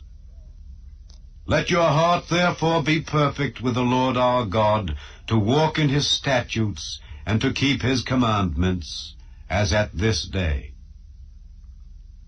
And the king and all Israel with him offered sacrifice before the Lord. And Solomon offered a sacrifice of peace offerings, which he offered unto the Lord, 22,000 oxen, and 120,000 sheep. So the king and all the children of Israel dedicated the house of the Lord. The same day did the king hallow the middle of the court that was before the house of the Lord, for there he offered burnt offerings and meat offerings, and the fat of the peace offerings, because the brazen altar that was before the Lord was too little to receive the burnt offerings and meat offerings, and the fat of the peace offerings. And at that time Solomon held a feast, and all Israel with him, a great congregation, from the entering in of Hamath unto the river of Egypt, before the Lord our God, 7 days and 7 days, even 14 days. On the 8th day he sent the people away, and they blessed the king, and went unto their tents, joyful and glad of heart, for all the goodness that the Lord had done for David his servant, and for Israel his people. Chapter 9. And it came to pass, when Solomon had finished the building of the house of the Lord, and the king's house, and all Solomon's desire which he was pleased to do, that the Lord appeared to Solomon the 2nd time, as he had appeared unto him at Gibeon. And the Lord said unto him, I have heard thy prayer and thy supplication that thou hast made before me. I have hallowed this house which thou hast built, to put my name there forever, and mine eyes and mine heart shall be there perpetually. And if thou wilt walk before me as David thy father walked, in integrity of heart and in uprightness, to do according to all that I have commanded thee, and wilt keep my statutes and my judgments, then I will establish the throne of thy kingdom upon Israel forever, as I promised to David thy father, saying, There shall not fail thee a man upon the throne of Israel. But if ye shall at all turn from following me, ye or your children, and will not keep my commandments and my statutes which I have set before you, but go and serve other gods and worship them, then will I cut off Israel out of the land which I have given them, and this house which I have hallowed for my name will I cast out of my sight, and Israel shall be a proverb and a byword among all people. And at this house which is high, every one that passeth by it shall be astonished, and shall hiss, and they shall say, Why hath the Lord done thus unto this land and to this house? And they shall answer, Because they forsook the Lord their God, who brought forth their fathers out of the land of Egypt, and have taken hold upon other gods, and have worshipped them and served them. Therefore hath the Lord brought upon them all this evil. And it came to pass at the end of 20 years, when Solomon had built the 2 houses, the house of the Lord and the king's house. Now Hiram the king of Tyre had furnished Solomon with cedar trees and fir trees, and with gold, according to all his desire, that then King Solomon gave Hiram 20 cities in the land of Galilee. And Hiram came out from Tyre to see the cities which Solomon had given him, and they pleased him not. And he said, What cities are these which thou hast given me, my brother? And he called them the land of Cabul unto this day. And Hiram sent to the king 60 talents of gold. And this is the reason of the levy which King Solomon raised, for to build the house of the Lord, and his own house, and Millo, and the wall of Jerusalem, and Hazor, and Megiddo, and Gezer. For Pharaoh king of Egypt had gone up and taken Gezer, and burnt it with fire, and slain the Canaanites that dwelt in the city, and given it for a present unto his daughter, Solomon's wife. And Solomon built Gezer, and Bethhoron the nether, and Baalath, and Tadmor in the wilderness in the land, and all the cities of store that Solomon had, and cities for his chariots, and cities for his horsemen, and that which Solomon desired to build in Jerusalem, and in Lebanon, and in all the land of his dominion. And all the people that were left of the Amorites, Hittites, Perizzites, Hivites, and Jebusites, which were not of the children of Israel, their children that were left after them in the land, whom the children of Israel also were not able utterly to destroy, upon those did Solomon levy a tribute of bond service unto this day. But of the children of Israel did Solomon make no bondmen, but they were men of war, and his servants, and his princes, and his captains, and rulers of his chariots, and his horsemen. These were the chief of the officers that were over Solomon's work, 550, which bare rule over the people that wrought in the work. But Pharaoh's daughter came up out of the city of David unto her house which Solomon had built for her. Then did he build Millo. And 3 times in a year did Solomon offer burnt offerings and peace offerings upon the altar which he built unto the Lord, and he burnt incense upon the altar that was before the Lord. So he finished the house. And King Solomon made a navy of ships in Ezion-Geber, which is beside Eloth, on the shore of the Red Sea, in the land of Edom. And Hiram sent in the navy his servants, shipmen that had knowledge of the sea, with the servants of Solomon. And they came to Ophir, and fetched from thence gold 420 talents, and brought it to King Solomon. Chapter 10. And when the queen of Sheba heard of the fame of Solomon concerning the name of the Lord, she came to prove him with hard questions.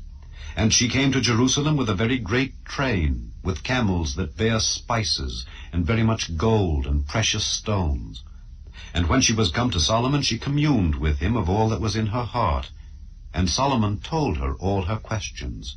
There was not anything hid from the king which he told her not. And when the queen of Sheba had seen all Solomon's wisdom, and the house that he had built, and the meat of his table, and the sitting of his servants, and the attendance of his ministers, and their apparel, and his cupbearers, and his ascent by which he went up unto the house of the Lord, there was no more spirit in her. And she said to the king, It was a true report that I heard in mine own land, of thy acts and of thy wisdom. Howbeit I believed not the words, until I came, and mine eyes had seen it. And behold, the half was not told me.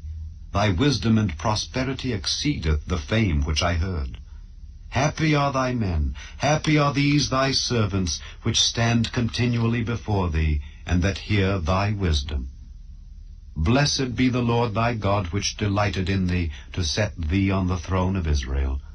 Because the Lord loved Israel forever, therefore made he thee king, to do judgment and justice. And she gave the king 120 talents of gold, and of spices very great store, and precious stones. There came no more such abundance of spices as these which the queen of Sheba gave to King Solomon. And the navy also of Hiram that brought gold from Ophir brought in from Ophir great plenty of almug trees and precious stones. And the king made of the almug trees pillars for the house of the Lord and for the king's house, harps also and psalteries for singers. There came no such almug trees, nor was seen unto this day. And King Solomon gave unto the queen of Sheba all her desire whatsoever she asked, beside that which Solomon gave her of his royal bounty. So she turned and went to her own country, she and her servants. Now the weight of gold that came to Solomon in 1 year was 666 talents of gold. Beside that he had of the merchantmen, and of the traffic of the spice merchants, and of all the kings of Arabia, and of the governors of the country. And King Solomon made 200 targets of beaten gold. 600 shekels of gold went to one target. And he made 300 shields of beaten gold. 3 pound of gold went to one shield. And the king put them in the house of the forest of Lebanon. Moreover, the king made a great throne of ivory, and overlaid it with the best gold. The throne had 6 steps, and the top of the throne was round behind. And there were stays on either side on the place of the seat, and 2 lions stood beside the stays. And 12 lions stood there on the one side and on the other upon the 6 steps. There was not the like made in any kingdom. And all King Solomon's drinking vessels were of gold, and all the vessels of the house of the forest of Lebanon were of pure gold. None were of silver. It was nothing accounted of in the days of Solomon. For the king had at sea a navy of Tarshish with the navy of Hiram. Once in 3 years came the navy of Tarshish, bringing gold and silver, ivory and apes and peacocks. So King Solomon exceeded all the kings of the earth for riches and for wisdom. And all the earth sought to Solomon to hear his wisdom, which God had put in his heart. And they brought every man his present, vessels of silver and vessels of gold, and garments and armor and spices, horses and mules, a rate year by year. And Solomon gathered together chariots and horsemen, and he had 1,400 chariots, and 12,000 horsemen, whom he bestowed in the cities for chariots, and with the king at Jerusalem. And the king made silver to be in Jerusalem as stones, and cedars made he to be as the sycamore trees that are in the vale for abundance. And Solomon had horses brought out of Egypt, and linen yarn. The king's merchants received the linen yarn at a price. And a chariot came up and went out of Egypt for 600 shekels of silver, and an horse for 150. And so for all the kings of the Hittites and for the kings of Syria did they bring them out by their means. Chapter 11. But King Solomon loved many strange women together with the daughter of Pharaoh, women of the Moabites, Ammonites, Edomites, Zidonians, and Hittites, of the nations concerning which the Lord said unto the children of Israel, Ye shall not go in to them, neither shall they come in unto you, for surely they will turn away your heart after their gods. Solomon clave unto these in love. And he had 700 wives, princesses, and 300 concubines. And his wives turned away his heart. For it came to pass when Solomon was old, that his wives turned away his heart after other gods. And his heart was not perfect with the Lord his God, as was the heart of David his father. For Solomon went after Ashtoreth, the goddess of the Zidonians, and after Milcom, the abomination of the Ammonites. And Solomon did evil in the sight of the Lord, and went not fully after the Lord, as did David his father. Then did Solomon build an high place for Chemosh, the abomination of Moab, in the hill that is before Jerusalem, and for Molech, the abomination of the children of Ammon. And likewise did he for all his strange wives, which burnt incense and sacrificed unto their gods. And the Lord was angry with Solomon, because his heart was turned from the Lord God of Israel, which had appeared unto him twice, and had commanded him concerning this thing, that he should not go after other gods. But he kept not that which the Lord commanded. Wherefore the Lord said unto Solomon, Forasmuch as this is done of thee, and thou hast not kept my covenant and my statutes which I have commanded thee, I will surely rend the kingdom from thee, and will give it to thy servant. Notwithstanding, in thy days I will not do it, for David thy father's sake, but I will rend it out of the hand of thy son. Howbeit, I will not rend away all the kingdom, but will give one tribe to thy son, for David my servant's sake, and for Jerusalem's sake, which I have chosen. And the Lord stirred up an adversary unto Solomon, Hadad the Edomite. He was of the king's seed in Edom.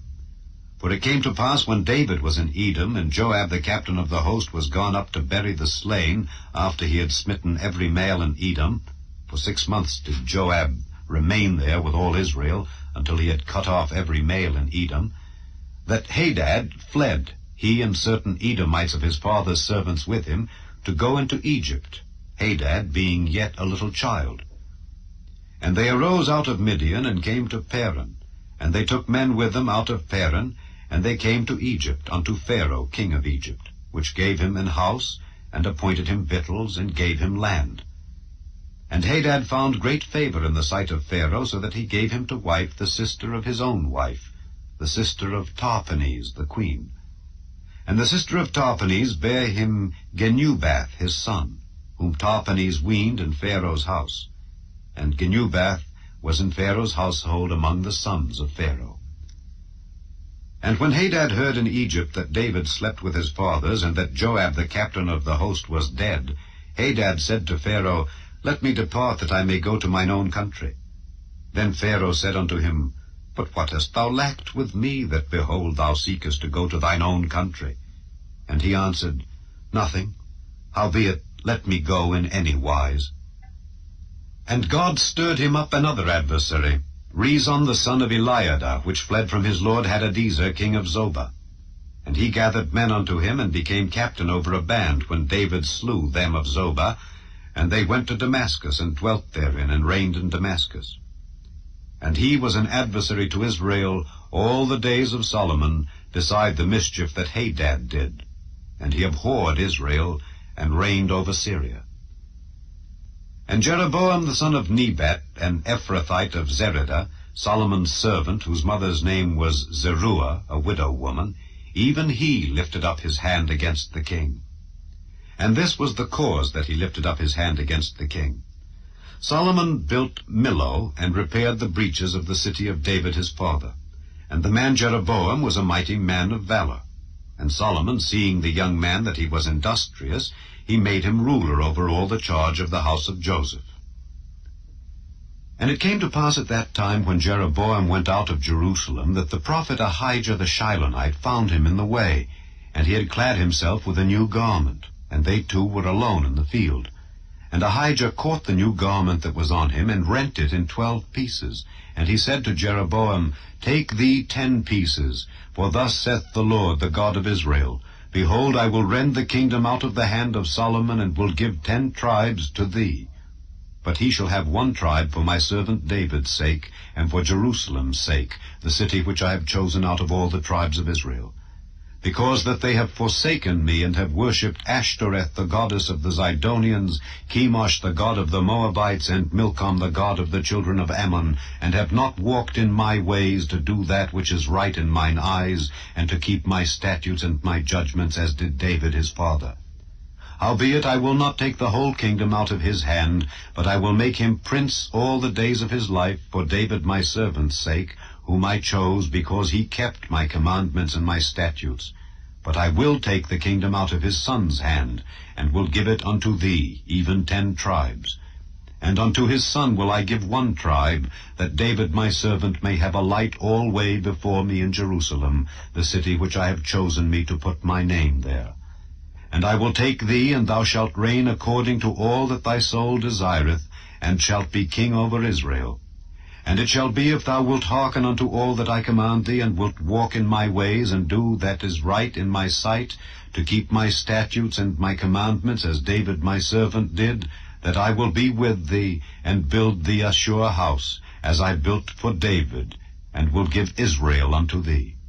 And I will for this afflict the seed of David, but not forever. Solomon sought therefore to kill Jeroboam. And Jeroboam arose and fled into Egypt unto Shishak king of Egypt, and was in Egypt until the death of Solomon. And the rest of the acts of Solomon, and all that he did, and his wisdom, are they not written in the book of the acts of Solomon? And the time that Solomon reigned in Jerusalem over all Israel was 40 years. And Solomon slept with his fathers, and was buried in the city of David his father.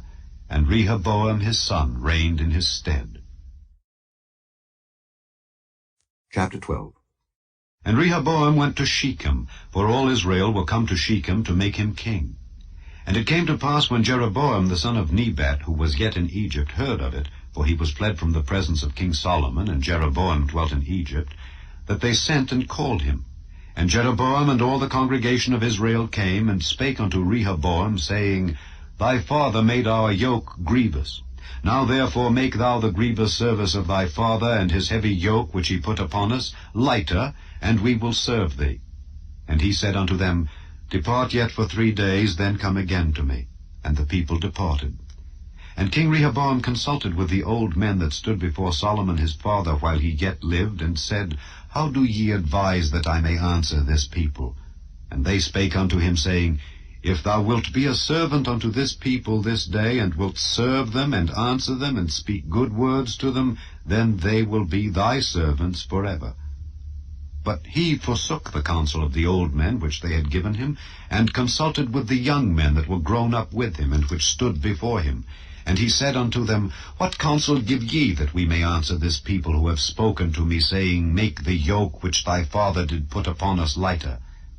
And the young men that were grown up with him spake unto him, saying, Thus shalt thou speak unto this people that spake unto thee, saying, Thy father made our yoke heavy, but make thou it lighter unto us. Thus shalt thou say unto them, My little finger shall be thicker than my father's loins. And now, whereas my father did lade you with a heavy yoke, I will add to your yoke.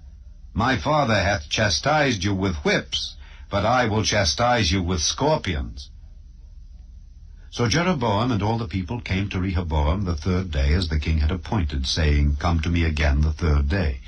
And the king answered the people roughly, and forsook the old men's counsel that they gave him, and spake to them after the counsel of the young men, saying, My father made your yoke heavy, and I will add to your yoke. My father also chastised you with whips, but I will chastise you with scorpions. Wherefore the king hearkened not unto the people, for the cause was from the Lord, that he might perform his saying which the Lord spake by Ahijah the Shilonite unto Jeroboam the son of Nebat. So when all Israel saw that the king hearkened not unto them, the people answered the king, saying, What portion have we in David? Neither have we inheritance in the son of Jesse. To your tents, O Israel. Now see to thine own house, David. So Israel departed unto their tents. But as for the children of Israel, which dwelt in the cities of Judah, Rehoboam reigned over them. Then King Rehoboam sent Adoram, who was over the tribute. And all Israel stoned him with stones, that he died. Therefore King Rehoboam made speed to get him up to his chariot, to flee to Jerusalem. So Israel rebelled against the house of David unto this day. And it came to pass, when all Israel heard that Jeroboam was come again, that they sent and called him unto the congregation, and made him king over all Israel. There was none that followed the house of David, but the tribe of Judah only. And when Rehoboam was come to Jerusalem, he assembled all the house of Judah with the tribe of Benjamin, 180,000 chosen men which were warriors, to fight against the house of Israel, to bring the kingdom again to Rehoboam the son of Solomon. But the word of God came unto Shemaiah the man of God, saying, Speak unto Rehoboam the son of Solomon king of Judah, and unto all the house of Judah and Benjamin, and to the remnant of the people, saying, Thus saith the Lord, Ye shall not go up, nor fight against your brethren the children of Israel. Return every man to his house, for this thing is from me. They hearkened therefore to the word of the Lord, and returned to depart according to the word of the Lord. Then Jeroboam built Shechem in Mount Ephraim, and dwelt therein, and went out from thence, and built Penuel. And Jeroboam said in his heart, Now shall the kingdom return to the house of David. If this people go up to do sacrifice in the house of the Lord at Jerusalem, then shall the heart of this people turn again unto their Lord, even unto Rehoboam king of Judah, and they shall kill me, and go again to Rehoboam king of Judah. Whereupon the king took counsel, and made 2 calves of gold, and said unto them, It is too much for you to go up to Jerusalem. Behold thy gods, O Israel, which brought thee up out of the land of Egypt. And he set the one in Bethel, and the other put he in Dan. And this thing became a sin, for the people went to worship before the one, even unto Dan. And he made an house of high places, and made priests of the lowest of the people, which were not of the sons of Levi. And Jeroboam ordained a feast in the 8th month, on the 15th day of the month, like unto the feast that is in Judah, and he offered upon the altar. So did he in Bethel, sacrificing unto the calves that he had made. And he placed in Bethel the priests of the high places which he had made. So he offered upon the altar which he had made in Bethel the 15th day of the 8th month, even in the month which he had devised of his own heart, and ordained a feast unto the children of Israel. And he offered upon the altar and burnt incense. Chapter 13. And behold, there came a man of God out of Judah by the word of the Lord unto Bethel, and Jeroboam stood by the altar to burn incense. And he cried against the altar in the word of the Lord, and said, O altar, altar, thus saith the Lord, Behold, a child shall be born unto the house of David, Josiah by name, and upon thee shall he offer the priests of the high places that burn incense upon thee, and men's bones shall be burnt upon thee. And he gave a sign the same day, saying, This is the sign which the Lord hath spoken. Behold, the altar shall be rent, and the ashes that are upon it shall be poured out. And it came to pass, when King Jeroboam heard the saying of the man of God, which had cried against the altar in Bethel, that he put forth his hand from the altar, saying, Lay hold on him. And his hand, which he put forth against him, dried up, so that he could not pull it in again to him. The altar also was rent, and the ashes poured out from the altar, according to the sign which the man of God had given by the word of the Lord. And the king answered and said unto the man of God, Entreat now the face of the Lord thy God, and pray for me, that my hand may be restored me again. And the man of God besought the Lord, and the king's hand was restored him again, and became as it was before. And the king said unto the man of God, Come home with me, and refresh thyself, and I will give thee a reward. And the man of God said unto the king, If thou wilt give me half thine house, I will not go in with thee, neither will I eat bread nor drink water in this place. For so was it charged me by the word of the Lord, saying, Eat no bread nor drink water, nor turn again by the same way that thou camest. So he went another way, and returned not by the way that he came to Bethel. Now there dwelt an old prophet in Bethel, and his sons came and told him all the works that the man of God had done that day in Bethel. The words which he had spoken unto the king, them they told also to their father. And their father said unto them, What way went he?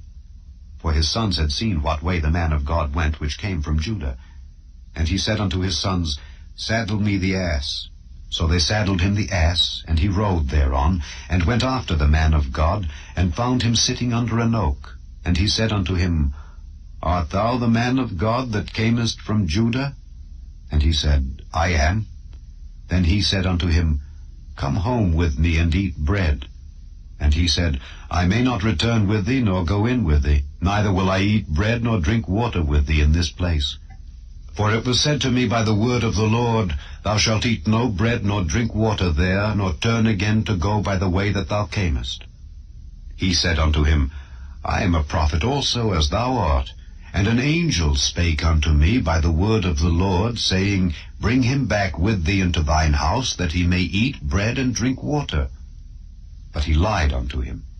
So he went back with him, and did eat bread in his house, and drank water.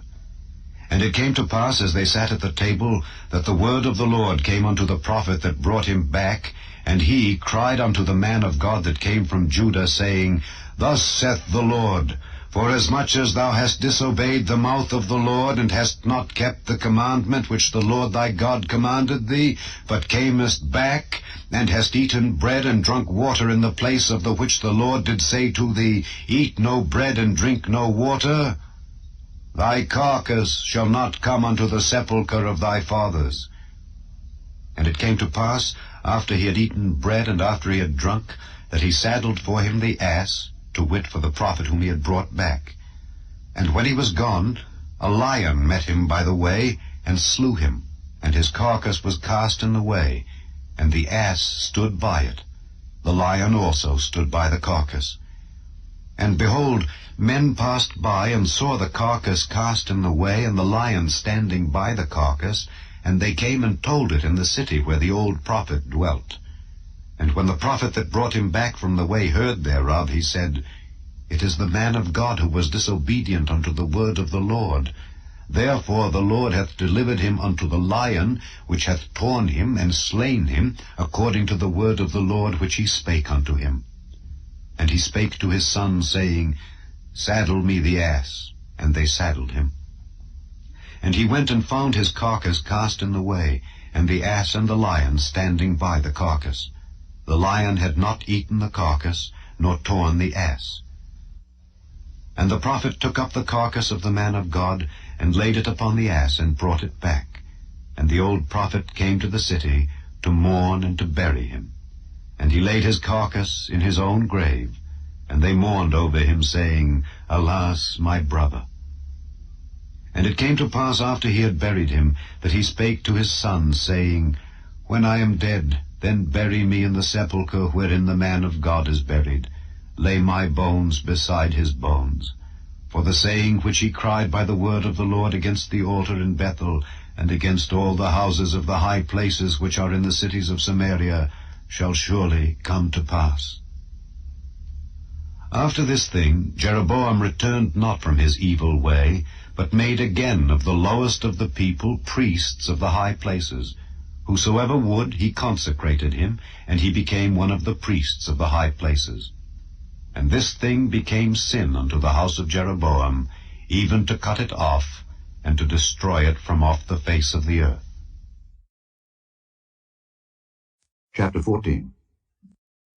At that time Abijah the son of Jeroboam fell sick. And Jeroboam said to his wife, Arise, I pray thee, and disguise thyself, that thou be not known to be the wife of Jeroboam, and get thee to Shiloh. Behold, there is Ahijah the prophet, which told me that I should be king over this people. And take with thee 10 loaves, and cracknels, and a cruse of honey, and go to him. He shall tell thee what shall become of the child. And Jeroboam's wife did so, and arose, and went to Shiloh, and came to the house of Ahijah. But Ahijah could not see, for his eyes were set by reason of his age. And the Lord said unto Ahijah, Behold, the wife of Jeroboam cometh to ask a thing of thee for her son, for he is sick. Thus and thus shalt thou say unto her, for it shall be when she cometh in that she shall feign herself to be another woman. And it was so, when Ahijah heard the sound of her feet as she came in at the door, that he said, Come in, thou wife of Jeroboam. Why feignest thou thyself to be another? For I am sent to thee with heavy tidings.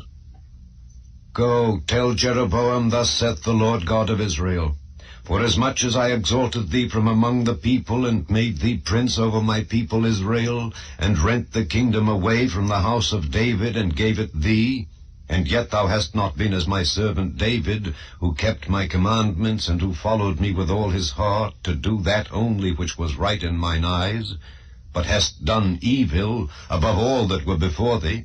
For thou hast gone and made thee other gods, and molten images, to provoke me to anger, and hast cast me behind thy back.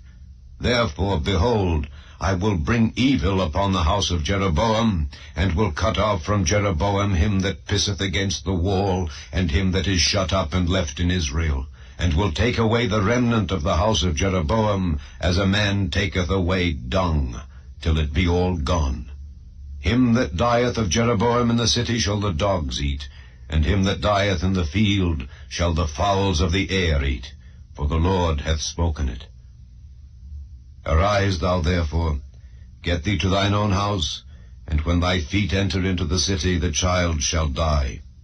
And all Israel shall mourn for him and bury him. For he only of Jeroboam shall come to the grave, because in him there is found some good thing toward the Lord God of Israel in the house of Jeroboam. Moreover, the Lord shall raise him up a king over Israel, who shall cut off the house of Jeroboam that day. But what? Even now. For the Lord shall smite Israel as a reed is shaken in the water, and he shall root up Israel out of this good land which he gave to their fathers, and shall scatter them beyond the river, because they have made their groves, provoking the Lord to anger. And he shall give Israel up because of the sins of Jeroboam, who did sin, and who made Israel to sin. And Jeroboam's wife arose and departed, and came to Tirzah. And when she came to the threshold of the door, the child died. And they buried him, and all Israel mourned for him, according to the word of the Lord which he spake by the hand of his servant Ahijah the prophet.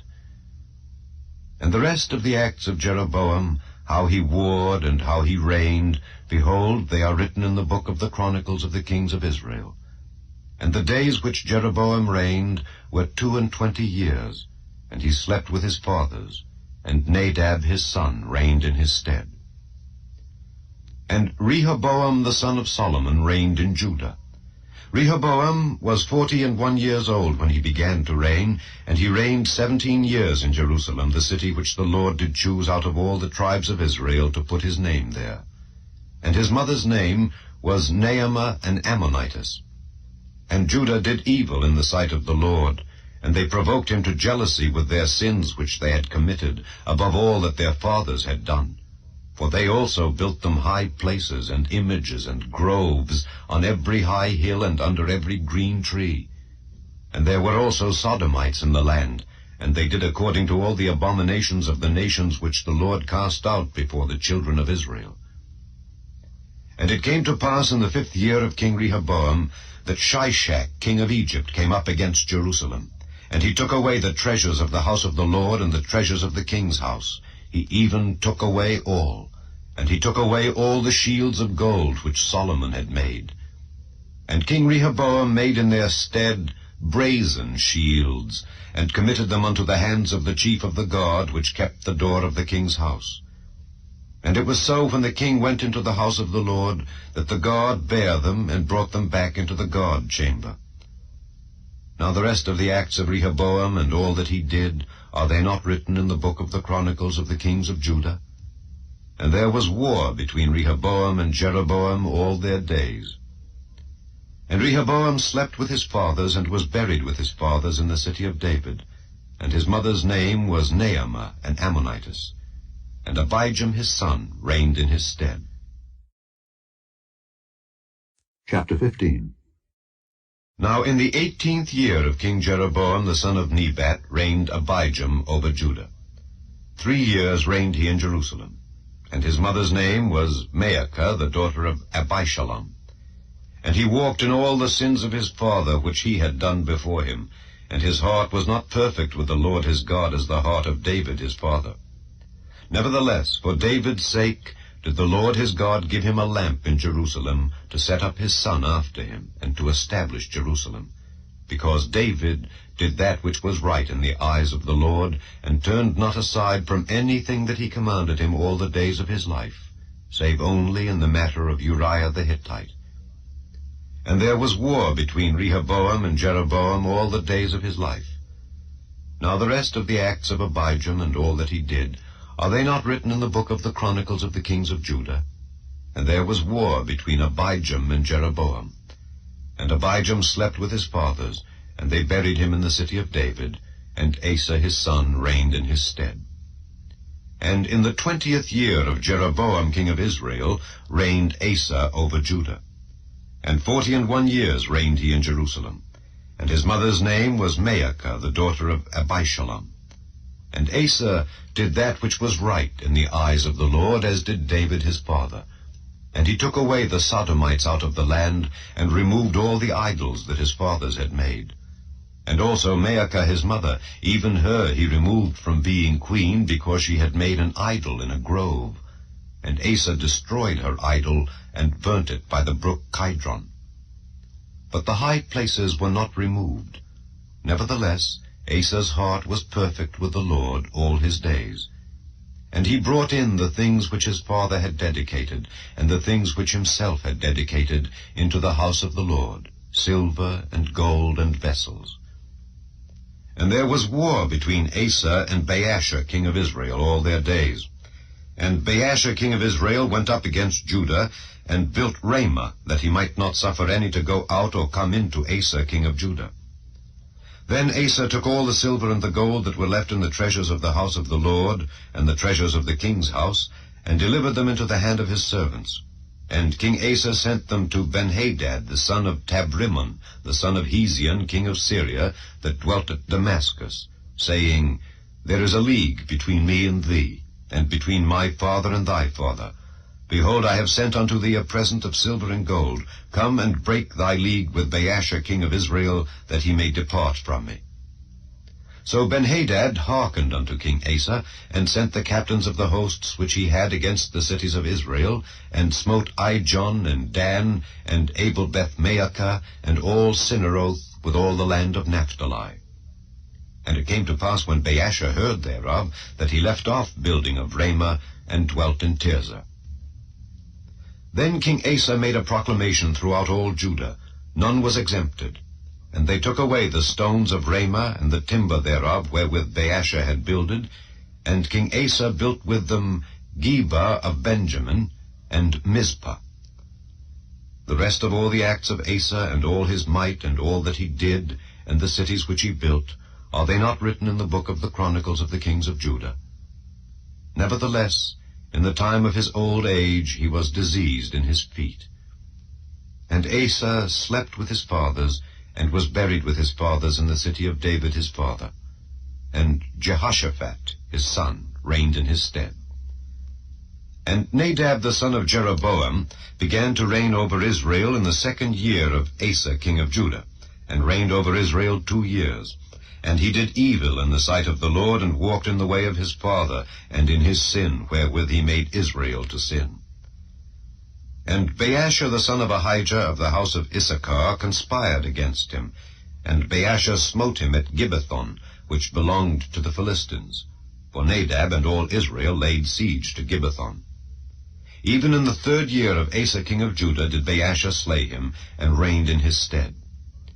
And it came to pass, when he reigned, that he smote all the house of Jeroboam. He left not to Jeroboam any that breathed, until he had destroyed him, according unto the saying of the Lord, which he spake by his servant Ahijah the Shilonite, because of the sins of Jeroboam which he sinned, and which he made Israel sin, by his provocation wherewith he provoked the Lord God of Israel to anger.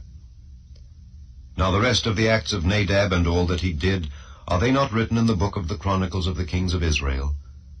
And there was war between Asa and Baasha king of Israel all their days. In the 3rd year of Asa king of Judah began Baasha the son of Ahijah to reign over all Israel in Tirzah 24 years. And he did evil in the sight of the Lord, and walked in the way of Jeroboam, and in his sin, wherewith he made Israel to sin. Chapter 16. Then the word of the Lord came to Jehu the son of Hanani against Baasha, saying, Forasmuch as I exalted thee out of the dust, and made thee prince over my people Israel, and thou hast walked in the way of Jeroboam, and hast made my people Israel to sin, to provoke me to anger with their sins, behold, I will take away the posterity of Baasha, and the posterity of his house, and will make thy house like the house of Jeroboam the son of Nebat. Him that dieth of Baasha in the city shall the dogs eat, and him that dieth of his in the fields shall the fowls of the air eat. Now the rest of the acts of Baasha, and what he did, and his might, are they not written in the book of the Chronicles of the kings of Israel? So Baasha slept with his fathers, and was buried in Tirzah, and Elah his son reigned in his stead.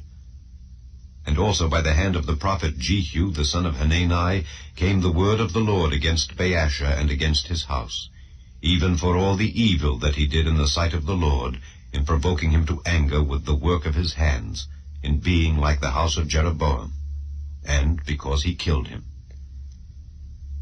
In the 26th year of Asa king of Judah began Elah the son of Baasha to reign over Israel in Tirzah 2 years.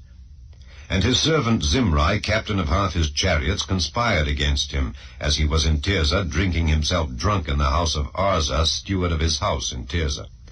And Zimri went in and smote him, and killed him, in the 27th year of Asa king of Judah, and reigned in his stead.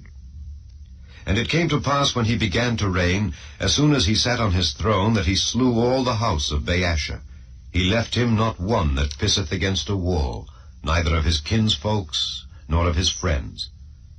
Thus did Zimri destroy all the house of Baasha, according to the word of the Lord which he spake against Baasha by Jehu the prophet, for all the sins of Baasha, and the sins of Elah his son, by which they sinned, and by which they made Israel to sin, in provoking the Lord God of Israel to anger with their vanities. Now the rest of the acts of Elah and all that he did, are they not written in the book of the Chronicles of the kings of Israel? In the 27th year of Asa king of Judah did Zimri reign 7 days in Tirzah. And the people were encamped against Gibbethon, which belonged to the Philistines. And the people that were encamped heard say, Zimri hath conspired, and hath also slain the king. Wherefore all Israel made Omri the captain of the host king over Israel that day in the camp. And Omri went up from Gibbethon, and all Israel with him, and they besieged Tirzah. And it came to pass, when Zimri saw that the city was taken, that he went into the palace of the king's house, and burnt the king's house over him with fire, and died, for his sins which he sinned in doing evil in the sight of the Lord, in walking in the way of Jeroboam, and in his sin which he did, to make Israel to sin. Now the rest of the acts of Zimri, and his treason that he wrought, are they not written in the book of the Chronicles of the kings of Israel? Then were the people of Israel divided into 2 parts. Half of the people followed Tibni the son of Ginath to make him king, and half followed Omri. But the people that followed Omri prevailed against the people that followed Tibni the son of Ginath. So Tibni died, and Omri reigned. In the 31st year of Asa king of Judah began Omri to reign over Israel 12 years.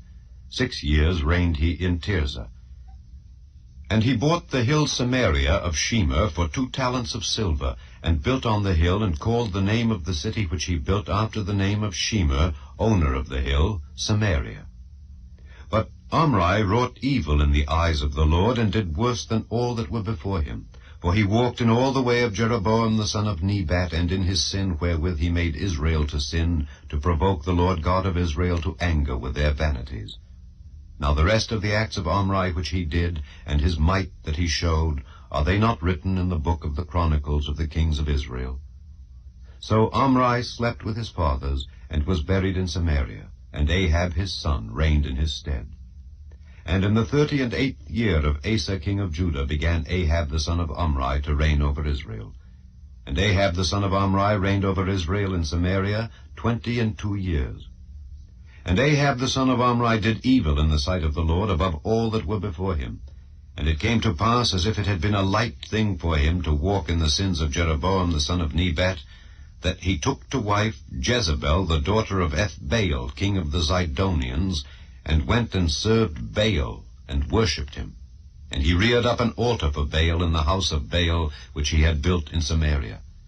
And Ahab made a grove, and Ahab did more to provoke the Lord God of Israel to anger than all the kings of Israel that were before him.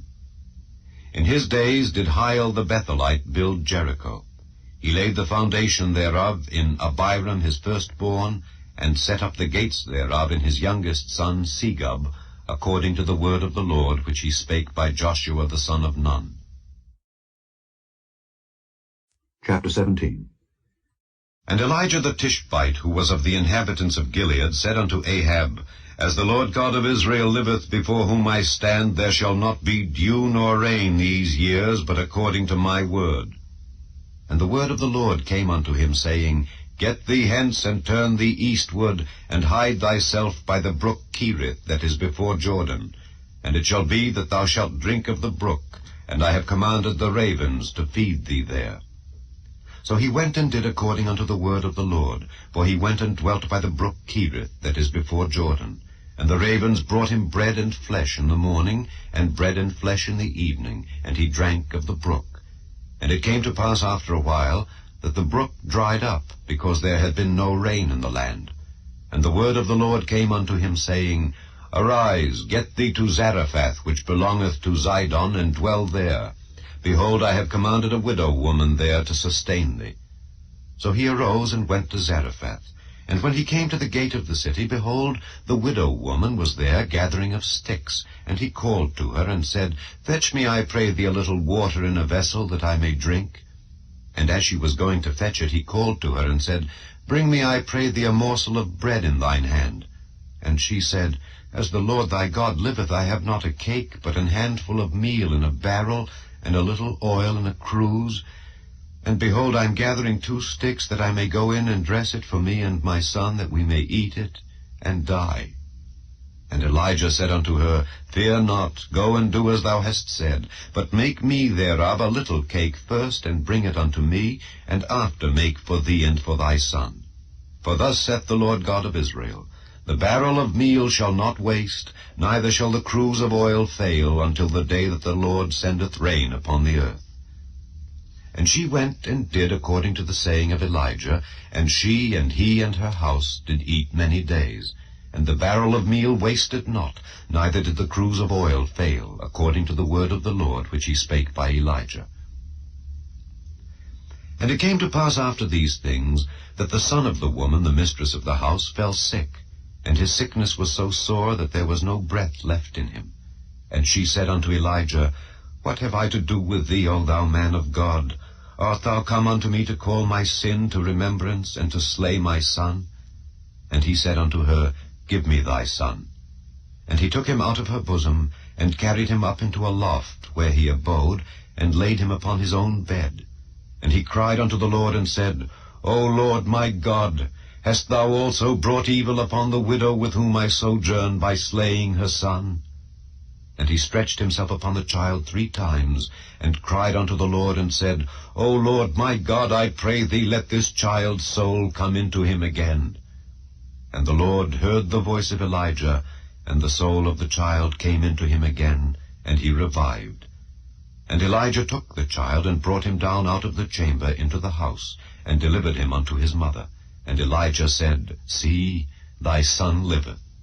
And the woman said to Elijah, Now by this I know that thou art a man of God, and that the word of the Lord in thy mouth is truth.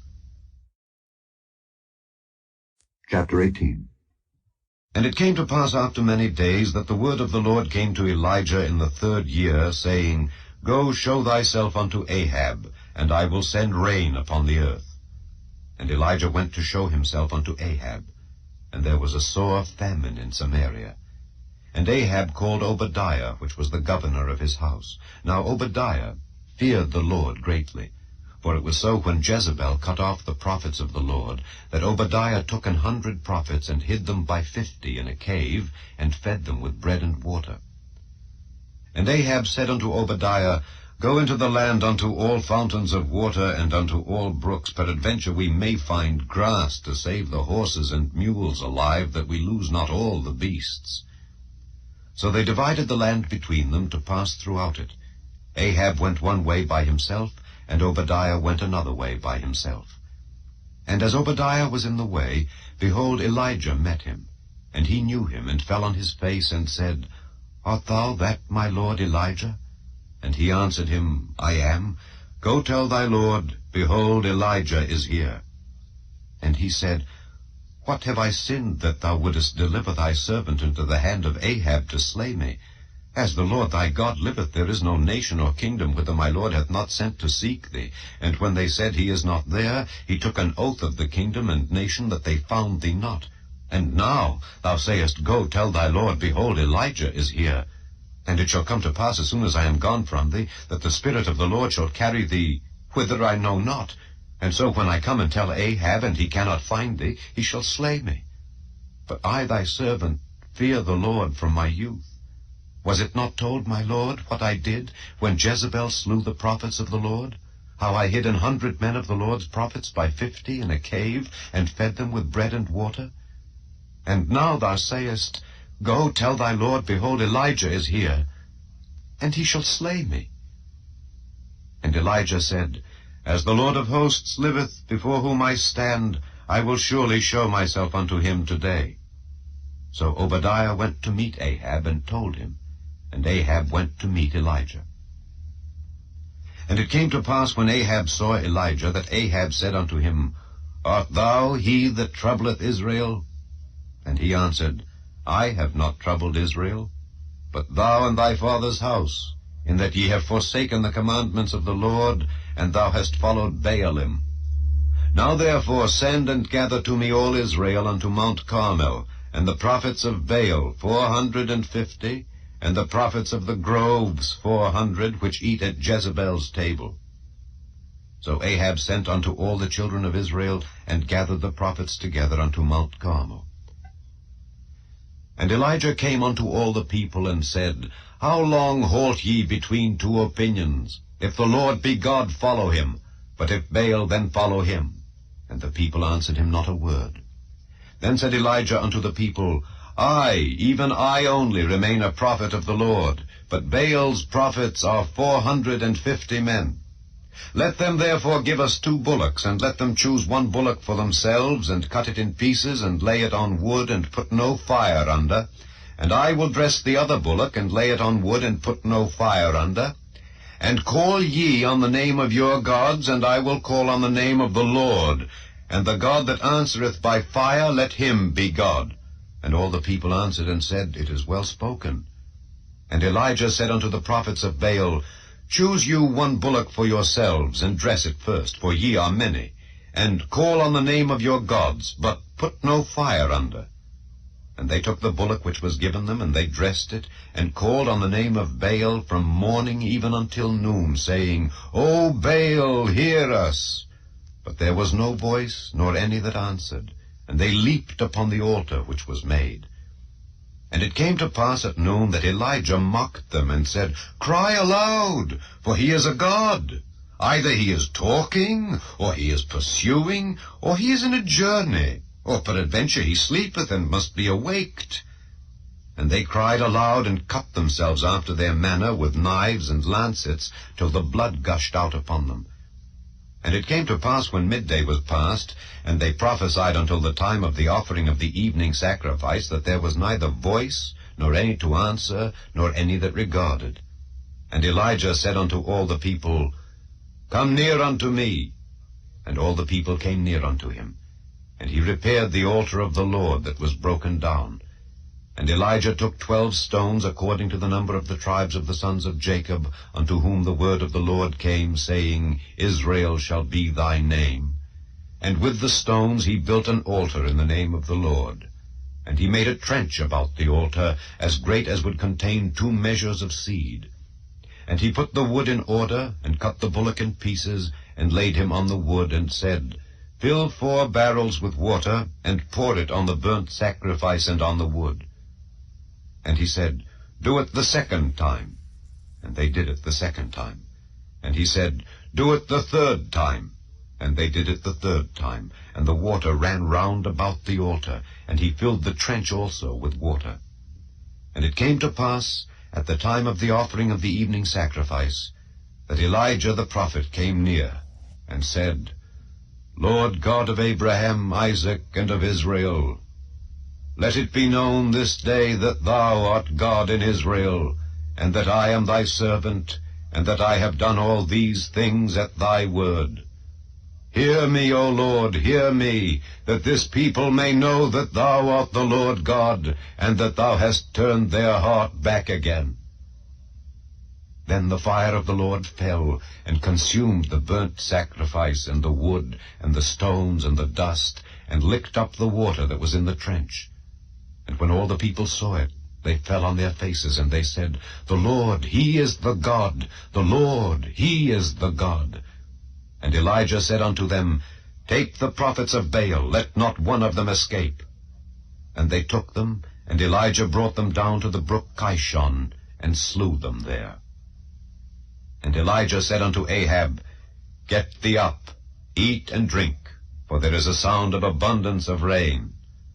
So Ahab went up to eat and to drink, and Elijah went up to the top of Carmel, and he cast himself down upon the earth, and put his face between his knees, and said to his servant, Go up now, look toward the sea.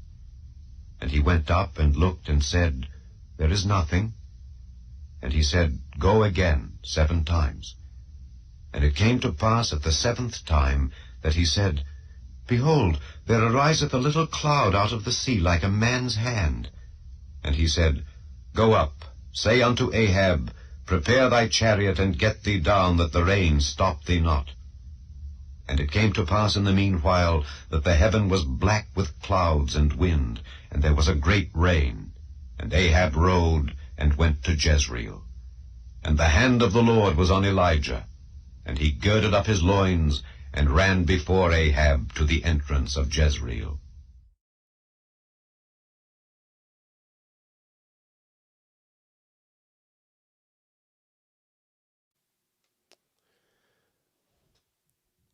We're going to have an intermission here. Not quite. This is going to be the book of Ephesians in the majority text. Just when you thought you knew Greek.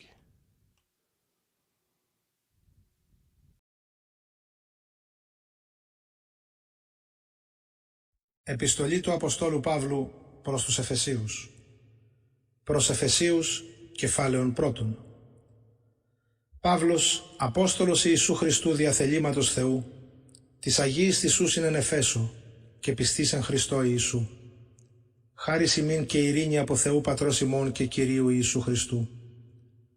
Ευλογητός ο Θεός και Πατήρ του Κυρίου ημών Ιησού Χριστού, ο ευλογήσας ημάς εν πάση ευλογία πνευματική εν της επουρανίης εν Χριστώ, καθώς και εξελέξατο ημάς εν αυτό προκαταβολής κόσμου είναι ημάς Αγίους και αμόμους κατενώπιον αυτού εν αγάπη, προορίσας ημάς εις υιοθεσίαν δι Ιησού Χριστού εις Αυτόν, κατά την ευδοκίαν του θελήματος αυτού, εις έπαινον δόξης της χάριτος αυτού ενή χαρίτος εν ημάς εν το ηγαπημένο, ενώ έχομεν την απολύτρωσιν δια του αίματος αυτού, την άφεσιν των παραπτωμάτων κατά των πλούτων της χάριτος αυτού, εις επερίσσευσεν εις ημάς εν πάση σοφία και φρονήσει, γνωρίσας ημίν το μυστήριον του θελήματος αυτού κατά την ευδοκίαν αυτού, ειν προέθετο εν αυτό, εις οικονομίαν του πληρώματος των καιρών, ανακεφαλαιώσαστε τα πάντα εν το Χριστό, τα επί της ουρανής και τα επί της γης. Εν αυτό, ενώ και εκληρώθημεν προορισθέντες κατά πρόθεσιν, του τα πάντα ενεργούντος κατά την βουλήν του θελήματος αυτού, εις το είναι ημάς εις έπαινον δόξης αυτού, τους προελπικότας εν το Χριστό. Ενώ και εμείς ακούσαντες των λόγων της αληθείας, το Ευαγγέλιον της σωτηρίας ημών, ενώ και πιστεύσαντες εσφραγίστητε το πνεύμα της επαγγελίας του Αγίου, ως έστι αραβών της κληρονομίας ημών, εις απολύτρωσιν της περιποιήσεως εις έπαινον της δόξης αυτού. Δια τούτο καγώ, ακούσας την καθημάς πίστην εν το Κυρίο Ιησού και την αγάπην της εις πάντας τους Αγίους, ου πάβομαι ευχαριστών υπέρ ημών μνήαν ημών ποιούμενος επί των προσευχών μου.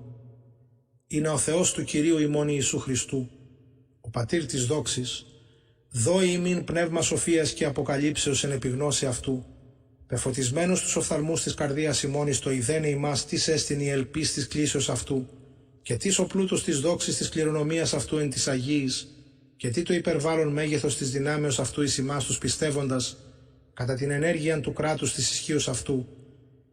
Είναι ενήργησεν εν το Χριστό εγείρας αυτών εκ νεκρών, και εκάθισεν εν δεξιά αυτού εν της υπορανής, υπεράνω πάσης αρχής και εξουσίας, και δυνάμεως και κυριότητος, και παντός ονόματος ονομαζομένου, ου μόνον εν το αιώνι τούτο, αλλά και εν το μέλλοντι. Και πάντα υπέταξεν υπό τους πόδας αυτού, και αυτόν έδωκε κεφαλήν υπερ πάντα τη Εκκλησία, ή της εστί το σώμα αυτού, το πλήρωμα του τα πάντα εν πάση πληρουμένου. Προς Εφεσίους, κεφάλαιον δεύτερον. Και ημάς όντας νεκρούς της παραπτώμαση και τες αμαρτίες, ενές ποτέ περιεπατήσατε κατά τον αιώνα του κόσμου τούτου, κατά τον άρχοντα της εξουσίας του αέρος, του πνεύματος του νυν ενεργούντος, εν της ιής της απειθίας. Ενείς και εμείς πάντες ανεστράφημεν ποτέ εν τες επιθυμίες της σαρκός ημών, ποιούντες στα θελήματα της σαρκός και των διανοιών, καιήμεν τέκνα φύση οργής ως και η λυπή. Ο δε Θεός πλούσιος όν ενελέει, δια την πολλήν αγάπην αυτού είναι η αγάπης εν ημάς, και όντας ημάς νεκρούς της παραπτώμασης συνεζωοποίησε το Χριστό. Χάρητη εστές εσωσμένοι, και συνήγηρε και συνεκάθισεν εν της επουρανίης εν Χριστώ Ιησού, ή να ενδείξετε εν της αιώση της επερχομένης, τον υπερβάλλοντα πλούτων της χάριτος αυτού εν Χριστότητη εφημάς εν Χριστώ Ιησού. Τη γάρ χάρητη εστές εσωσμένοι δια της πίστεως, και τούτου ούκ εξ ημών, Θεού το δώρον, ούκ εξ έργων, ή να μη της καυχήσετε. Αυτού γαρεσμέν ποίημα, κτισθέντες εν Χριστώ Ιησού, επί έργης αγαθής, εις προητήμασεν ο Θεός, ή να εν αυτής περιπατήσομεν. Διό μνημονεύεται ότι εμείς ποτέ τα έθνη εν σαρκή, η λεγόμενη ακροβιστία υπό της λεγόμενης περιτομής εν σαρκή χειροποιήτου, ότι είτε εν το καιρό εκείνο χωρίς Χριστού, απειλοτριωμένοι της πολιτείας του Ισραήλ και ξένοι των διαφικών της επαγγελίας, ελπίδα μη έχοντες και άθεοι εν το κόσμο. Νινίδε εν Χριστώ Ιησού ημείς οι ποτέ όντες μακράν εγγύσε γεννήθητη εν το αίματι του Χριστού.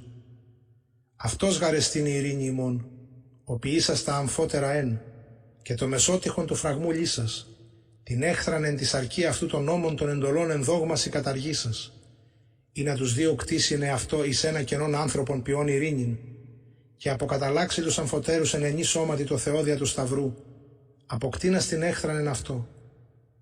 Και ελθόν ευαγγελίσα το ειρήνην ημίν της μακράν και της εγγύς, ότι δι' αυτού έχομεν την προσαγωγήν αμφότερη εν ενή πνεύματι προς τον Πατέρα. Άρα ουκέτι εστέ ξένοι και πάρικοι, αλλά συμπολίτε των Αγίων και οικοί του Θεού, επικοδομηθέντες επί το θεμελίο των Αποστόλων και Προφητών, όντως ακρογωνιαίου αυτού Ιησού Χριστού, ενώ πάσα οικοδομή συναρμολογουμένη αύξηση ναών Άγιων εν Κυρίου, ενώ και εμείς συνοικοδομήστε εις κατοικητήριον του Θεού εν πνεύματι. Προς Εφεσίους, κεφάλαιον 3. Τούτου χάριν εγώ Παύλος ο δέσμιος του Χριστού Ιησού, υπερ ημών των εθνών, ήγε οικούσατε την οικονομίαν της χάριτος του Θεού της δοθήσης μη εις ημάς, ότι κατά αποκάλυψην εγνώρισέ μη το μυστήριον, καθώς προέγραψα εν ολίγο. Προσώ δύναστε αναγινώσκοντες νοήσε την σύνεσή μου εν το μυστηρίου του Χριστού. Ο εταίρες γενναίες ούκο εγνωρίστη της ιής των ανθρώπων, ως νυν απεκαλύφθη της Αγίης Αποστόλης αυτού και προφήτες εν πνεύματι. Είναι τα έθνη συγκληρονόμα και σύσσωμα και συμμέτοχα της επαγγελίας αυτού εν το Χριστόδια του Ευαγγελίου, ου εγενόμην διάκονος κατά την δωρεάν της χάριτος του Θεού την δοθήσαμι κατά την ενέργεια της δυνάμεως αυτού. Εμεί το ελαχιστοτέρο πάντων των Αγίων εδόθη η χάρις αυτή, εν της έθνεσιν ευαγγελίσαστε των ανεξιχνίαστων πλούτων του Χριστού, και φωτίσε πάντας της η οικονομία του μυστηρίου του αποκεκριμένου από τον αιώνων εν το Θεό, το τα πάντα κτίσαντι δια Ιησού Χριστού, ή να γνωριστεί νυν τες αρχές και τες εξουσίες εν της επορανίης δια της Εκκλησίας η πολυπίκυλο σοφία του Θεού, κατά πρόθεσιν των αιώνων είναι ποιήσεν εν Χριστώ Ιησού το Κυρίο ημών, ενώ έχομεν την παρησίαν και την προσαγωγήν εν πεποιθήσει δια της πίστεως αυτού. Διό ετούμε μη εκακίνεν της θλίψεσή μου υπερ ημών, ή της εστί δόξα ημών.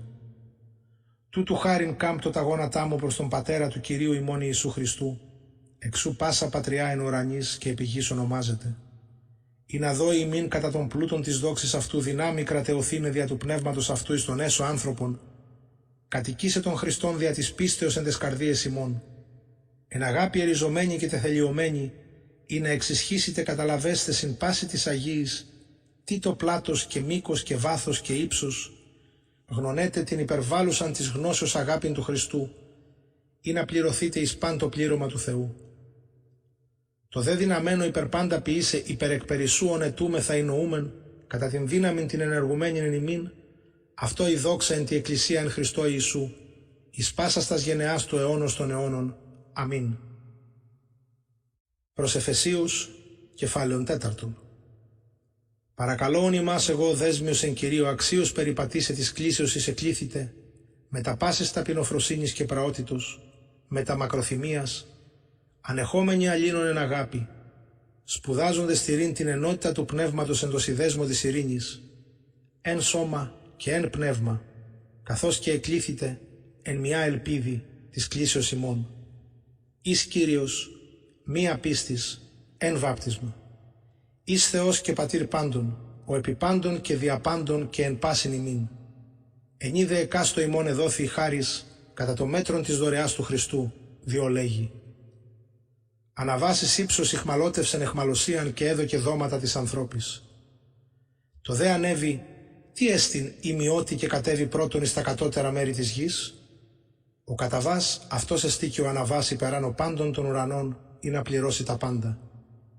Και αυτός έδωκε τους μεν Αποστόλους, τους δε προφήτας, τους δε Ευαγγελιστάς, τους δε ποιμένας και διδασκάλους, προς τον καταρτισμόν των Αγίων εις έργων διακονίας, εις οικοδομήν του σώματος του Χριστού, μέχρι καταντήσομεν οι πάντες στην ενότητα της πίστεως και της επιγνώσεως του Υιού του Θεού, εις άνδρα τέλειων, εις μέτρων ηλικίας του πληρώματος του Χριστού, ή να μη καιτιόμεν νήπιοι, κλειδονιζόμενοι και περιφερόμενοι παντί ανέμο της διδασκαλίας, εν τη κηβεία των ανθρώπων, εν πανουργία προς την μεθοδίαν της πλάνης, αληθεύοντες δε εν αγάπη αυξήσομενης αυτόν τα πάντα, ως έστιν η κεφαλή, ο Χριστός, εξού παν το σώμα συναρμολογούμενων και συμβιβαζόμενων δια πάσης αφής της επιχορηγίας κατ' ενέργειαν εν μέτρο ενός εκάστου μέρους, την αύξηση του σώματος ποιείται εις οικοδομήνε αυτού εν αγάπη.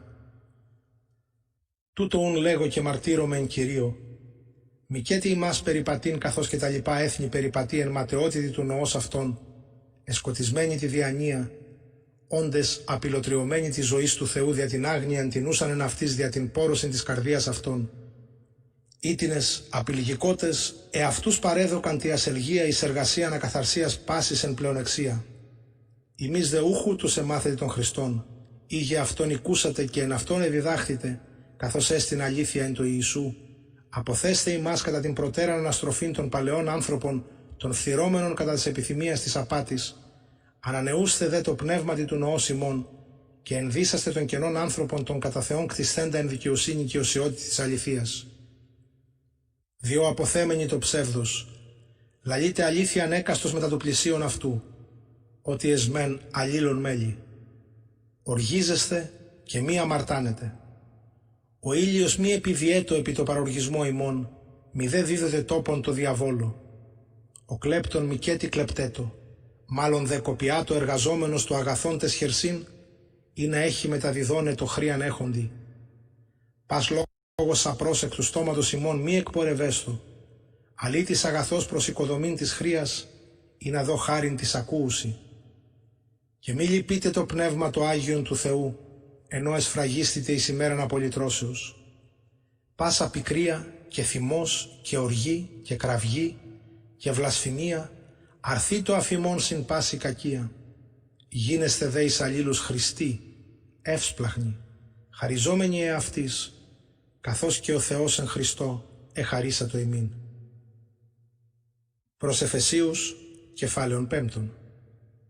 Γίνεστε ουν μιμητέ του Θεού ως τέκνα αγαπητά, και περιπατείτε εν αγάπη, καθώς και ο Χριστός ηγάπησεν ημάς και παρέδοκεν εαυτόν υπέρ ημών προσφοράν και θυσίαν το Θεό, ίσως μην ευωδίας.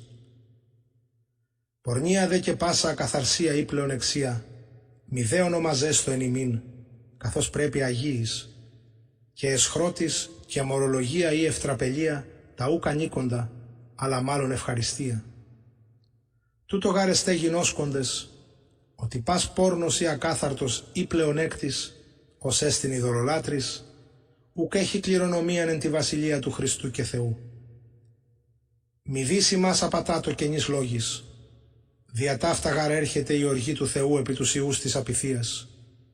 Μίουν γίνεστε συμμέτοχοι αυτών, είτε γαρ ποτέ σκότος, νυν δε φως εν Κυρίω, ως τέκνα φωτός περιπατείτε. Ο γαρ καρπός του πνεύματος, εν πάση αγαθοσύνη και δικαιοσύνη και αληθεία, δοκιμάζοντες τι έστιν ευάρεστον το Κυρίο, και μη συγκοινωνείτε της έργης της ακάρπης του σκότους, μάλλον δε και ελέγχετε. Τα γάρ κρυφή γινόμενα υπ' αυτόν εσχρόνεστη και λέγειν, τα δε πάντα ελεγχόμενα υπό του φωτός φανερούτε. Παν γάρ το φανερούμενον φώσεστη, διό λέγει, έγειρε ο καθεύδον και ανάστα εκ των νεκρών και επιφαύσισε ο Χριστός. Βλέπετε ούν πως ακριβώς περιπατείτε, μη ως άσοφοι, αλλώς σοφοί, εξαγοραζόμενοι των καιρών, ότι εημέρε πονηρέησι. Δια τούτο μη γίνεστε άφρονες, αλλά συνιέντες τι το θέλημα του Κυρίου. Και μη μεθύσκεσθε ίνο, ενώ έστιν ασωτεία, αλλά πληρούστε εν πνεύματι, λαλούνται σε αυτής ψαλμής και ύμνης, και οδές πνευματικές, άδοντες και ψάλλοντες εν την καρδία ημών το Κυρίο, ευχαριστούντες πάντοτε υπερπάντων εν ονόματι του Κυρίου ημών Ιησού Χριστού το Θεό και Πατρί, υποτασσόμενοι αλλήλεις εν φόβο Χριστού. Γυναίκες της ιδίης ανδράσιν υποτάσσεστε ως το Κυρίο, ότι ο ανήρεστη κεφαλή της γυναικός, ως και ο Χριστός κεφαλή της Εκκλησίας, και αυτός εστί σωτήρ του σώματος. Αλλώς περί Εκκλησία υποτάσσετε το Χριστό, ούτω και οι γυναίκες της ιδίης ανδράσιν εμπαντή. Οι άνδρες αγαπάτε τας γυναίκας εαυτόν, καθώς και ο Χριστός ηγάπησε την Εκκλησίαν και εαυτόν παρέδοκεν υπέρ αυτής, ή να αυτήν αγιάσει, καθαρίσας το λουτρό του ύδατος εν ρήματι, ή να παραστήσει αυτήν εαυτό ένδοξον την Εκκλησίαν, μη έχουσαν σπήλων ή ρητίδα ή τίτων τιούτων, αλλήνα ή αγία και άμωμος. Ούτως οφείλους είναι οι άνδρες αγαπάντα σε αυτόν γυναίκας, ως τα εαυτόν σώματα. Ο αγαπών την εαυτού γυναίκα εαυτόν αγαπά. Ουδείς γαρ ποτέ την εαυτού σάρκα εμίσησεν, αλλά εκτρέφει και θάλπει αυτήν, καθώς και ο Κύριος την Εκκλησίαν. Ότι μέλιες μεν του σώματος αυτού, εκ της σαρκός αυτού και εκ των οστέων αυτού. Αντί τούτου, καταλήψει άνθρωπος τον πατέρα αυτού και την μητέρα, και προσκοληθήσετε προς την γυναίκα αυτού, και έσονται οι δύο εις σάρκα μίαν. Το μυστήριον τούτο μέγα εστίν. Εγώ δε λέγω εις Χριστόν και εις την Εκκλησίαν. Πλην και εμείς, η καθένα έκαστος την εαυτού γυναίκα ούτως αγαπάτω ως εαυτόν. Η δε γυνή ή να φοβείται τον άνδρα. Προς Εφεσίους, κεφάλαιον έκτον. Τα τέκνα υπακούεται της γονεύσιν ημών εν Κυρίω, τούτο γάρεστη δίκαιον. Τίμα τον πατέρα σου και την μητέρα, ή της εστίν εντολή πρώτη εν επαγγελία, ή να εύση γέννητε και έσυ μακροχρόνιος επί της γης. Και οι πατέρες μη παροργίζετε τα τέκνα ημών, αλλά εκτρέφετε αυτά εν παιδεία και νουθεσία Κυρίου. Οι δούλοι υπακούεται της Κυρίης κατά σάρκα με τα φόβου και τρόμου εν απλότητη της καρδίας ημών ως το Χριστό. Μη κατοφθαλμοδουλίαν ως ανθρωπάρεσκοι, αλλά ως δούλοι του Χριστού, ποιούντες το θέλημα του Θεού εκ ψυχής, μετευνίας δουλεύοντες ως το Κυρίο και ούκ ανθρώπης. Ιδότες ότι ο εάν τι έκαστος ποιήσει αγαθόν, τούτο κομιείται παρά του Κυρίου, είτε δούλος είτε ελεύθερος. Και οι Κύριοι τα αυτά ποιείται προς αυτούς, ανιέντες στην απειλήν, ιδότες ότι και ημών αυτόν ο Κύριος εστίν εν ουρανής, και προσωποληψία ούκ έστι παρά αυτό. Το λοιπόν αδελφοί μου, ενδυναμούστε εν Κυρίω και εν το κράτη της ισχύος αυτού. Ενδύσαστε την πανοπλίαν του Θεού, προς το δύναστε ημάς στήνε, προς τας μεθοδίας του διαβόλου. Ότι ούκ έστιν ημίν υπάλληλοι προς αίμα και σάρκα, αλλά προς τας αρχάς, προς τας εξουσίας, προς τους κοσμοκράτορας τους σκότους του αιώνους τούτου, προς τα πνευματικά της πονηρίας εν της επουρανίης. Δια τούτου αναλάβατε την πανοπλίαν του Θεού, ή να δυνηθείτε αντιστήνε εν τη ημέρα τη πονηρά και άπαντα κατεργασάμενοι στήνε. Στείτε ούν περιζωσάμενοι την οσφήν ημών εν αληθεία και ενδυσάμενοι τον θώρακα της δικαιοσύνης και υποδυσάμενοι τους πόδας εν ετοιμασία του Ευαγγελίου της ειρήνης, επιπάσιν αναλαβώντες των θηρεών της πίστεως, ενώ δυνήσεστε πάντα τα βέλη του πονηρού τα πεπυρωμένα σβέσε, και την περικεφαλαίαν του σωτηρίου δέξαστε, και την μάχαιραν του πνεύματος, ο έστι ρήμα Θεού, δια πάσης προσευχής και δεήσεως, προσευχόμενοι εν παντή καιρό, εν πνεύματι, και εις αυτό τούτο αγρυπνούντες εν πάση προσκαρτερήσει και δεήσει περί πάντων των Αγίων και υπέρ εμού, ή να μη δοθεί λόγος εν ανοίξει του στόματός μου, εν παρησία γνωρίσε το μυστήριον του Ευαγγελίου, υπερού πρεσβεύω εν αλύση, ή να εν αυτό παρησιάσομαι ως δί με λαλήσει. Ή να δε ειδείτε και ημείς τα κατεμέτη πράσο, πάντα ημίν γνωρίσει τυχικός, ο αγαπητός αδελφός και πιστός διάκονος εν Κυρίω, ον έπεμψα προς ημάς εις αυτό τούτο, ή να γνώτε τα περί ημών και παρακαλέσει τας καρδίας ημών. Ειρήνη της αδελφής και αγάπη μεταπίστεως από Θεού Πατρός και Κυρίου Ιησού Χριστού. Η χάρις μετα πάντων των αγαπώντων των Κύριων ημών Ιησούν Χριστών εν αυθαρσία. Αμήν.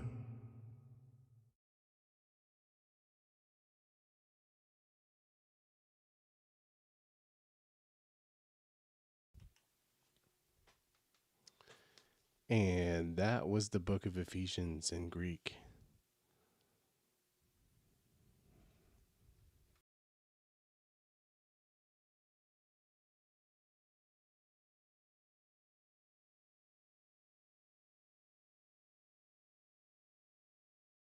Chapter 19.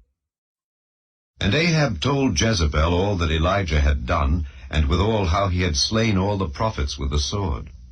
Then Jezebel sent a messenger unto Elijah, saying, so let the gods do to me, and more also, if I make not thy life as the life of one of them by tomorrow about this time. And when he saw that, he arose and went for his life, and came to Beersheba, which belongeth to Judah, and left his servant there. But he himself went a day's journey into the wilderness, and came and sat down under a juniper tree. And he requested for himself that he might die, and said, It is enough. Now, O Lord, take away my life, for I am not better than my fathers. And as he lay and slept under a juniper tree, behold, then an angel touched him, and said unto him, Arise and eat. And he looked, and behold, there was a cake baken on the coals, and a cruse of water at his head. And he did eat and drink, and laid him down again. And the angel of the Lord came again the second time, and touched him, and said, Arise and eat, because the journey is too great for thee. And he arose, and did eat and drink, and went in the strength of that meat 40 days and 40 nights unto Horeb, the mount of God.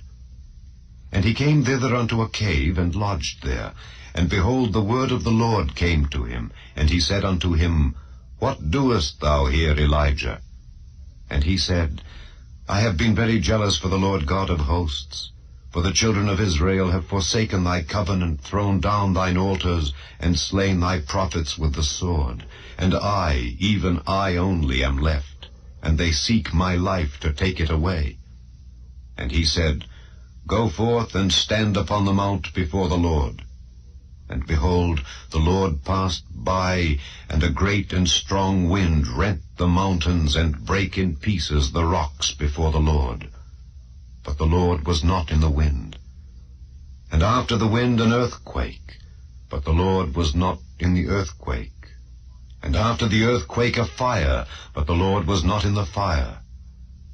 And after the fire a still small voice. And it was so, when Elijah heard it, that he wrapped his face in his mantle, and went out, and stood in the entering in of the cave. And behold, there came a voice unto him, and said, What doest thou here, Elijah? And he said, I have been very jealous for the Lord God of hosts, because the children of Israel have forsaken thy covenant, thrown down thine altars, and slain thy prophets with the sword. And I, even I only, am left, and they seek my life to take it away. And the Lord said unto him, Go, return on thy way to the wilderness of Damascus. And when thou comest, anoint Hazael to be king over Syria. And Jehu the son of Nimshi shalt thou anoint to be king over Israel. And Elisha the son of Shaphat of Abel-Maholah shalt thou anoint to be prophet in thy room. And it shall come to pass that him that escapeth the sword of Hazael shall Jehu slay, and him that escapeth from the sword of Jehu shall Elisha slay. Yet I have left me 7,000 in Israel, all the knees which have not bowed unto Baal, and every mouth which hath not kissed him. So he departed thence, and found Elisha the son of Shaphat, who was plowing with 12 yoke of oxen before him, and he with the 12th. And Elijah passed by him, and cast his mantle upon him. And he left the oxen, and ran after Elijah, and said, Let me, I pray thee, kiss my father and my mother, and then I will follow thee. And he said unto him, Go back again, for what have I done to thee? And he returned back from him, and took a yoke of oxen, and slew them, and boiled their flesh with the instruments of the oxen, and gave unto the people, and they did eat. Then he arose, and went after Elijah, and ministered unto him. Chapter 20. And Benhadad the king of Syria gathered all his host together, and there were 32 kings with him, and horses and chariots. And he went up and besieged Samaria, and warred against it. And he sent messengers to Ahab king of Israel into the city, and said unto him, Thus saith Benhadad, Thy silver and thy gold is mine, thy wives also and thy children, even the goodliest, are mine. And the king of Israel answered and said, My lord, O king, according to thy saying, I am thine, and all that I have.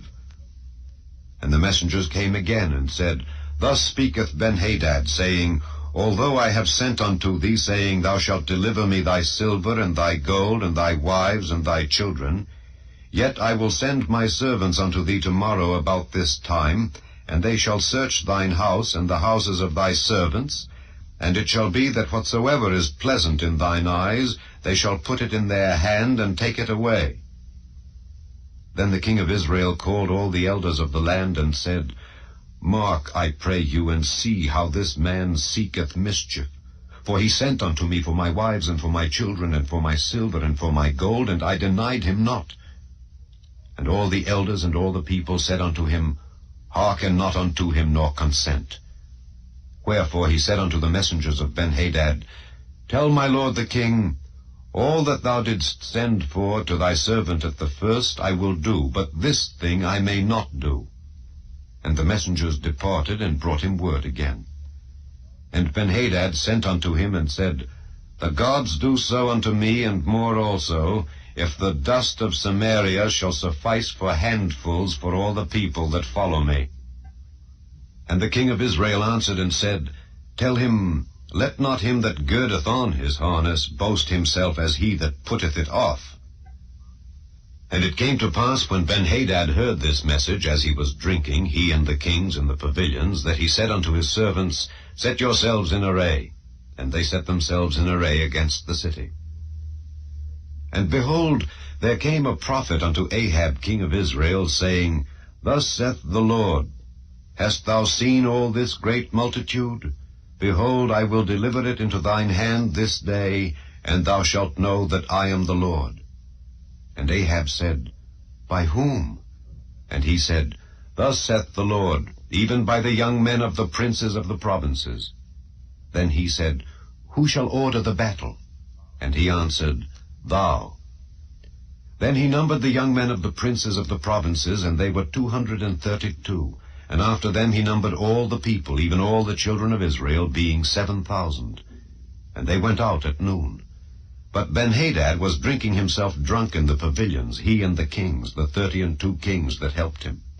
And the young men of the princes of the provinces went out first, and Benhadad sent out, and they told him, saying, There are men come out of Samaria. And he said, Whether they be come out for peace, take them alive, or whether they be come out for war, take them alive. So these young men of the princes of the provinces came out of the city, and the army which followed them. And they slew every one his man, and the Syrians fled, and Israel pursued them. And Benhadad the king of Syria escaped on an horse with the horsemen. And the king of Israel went out and smote the horses and chariots, and slew the Syrians with a great slaughter.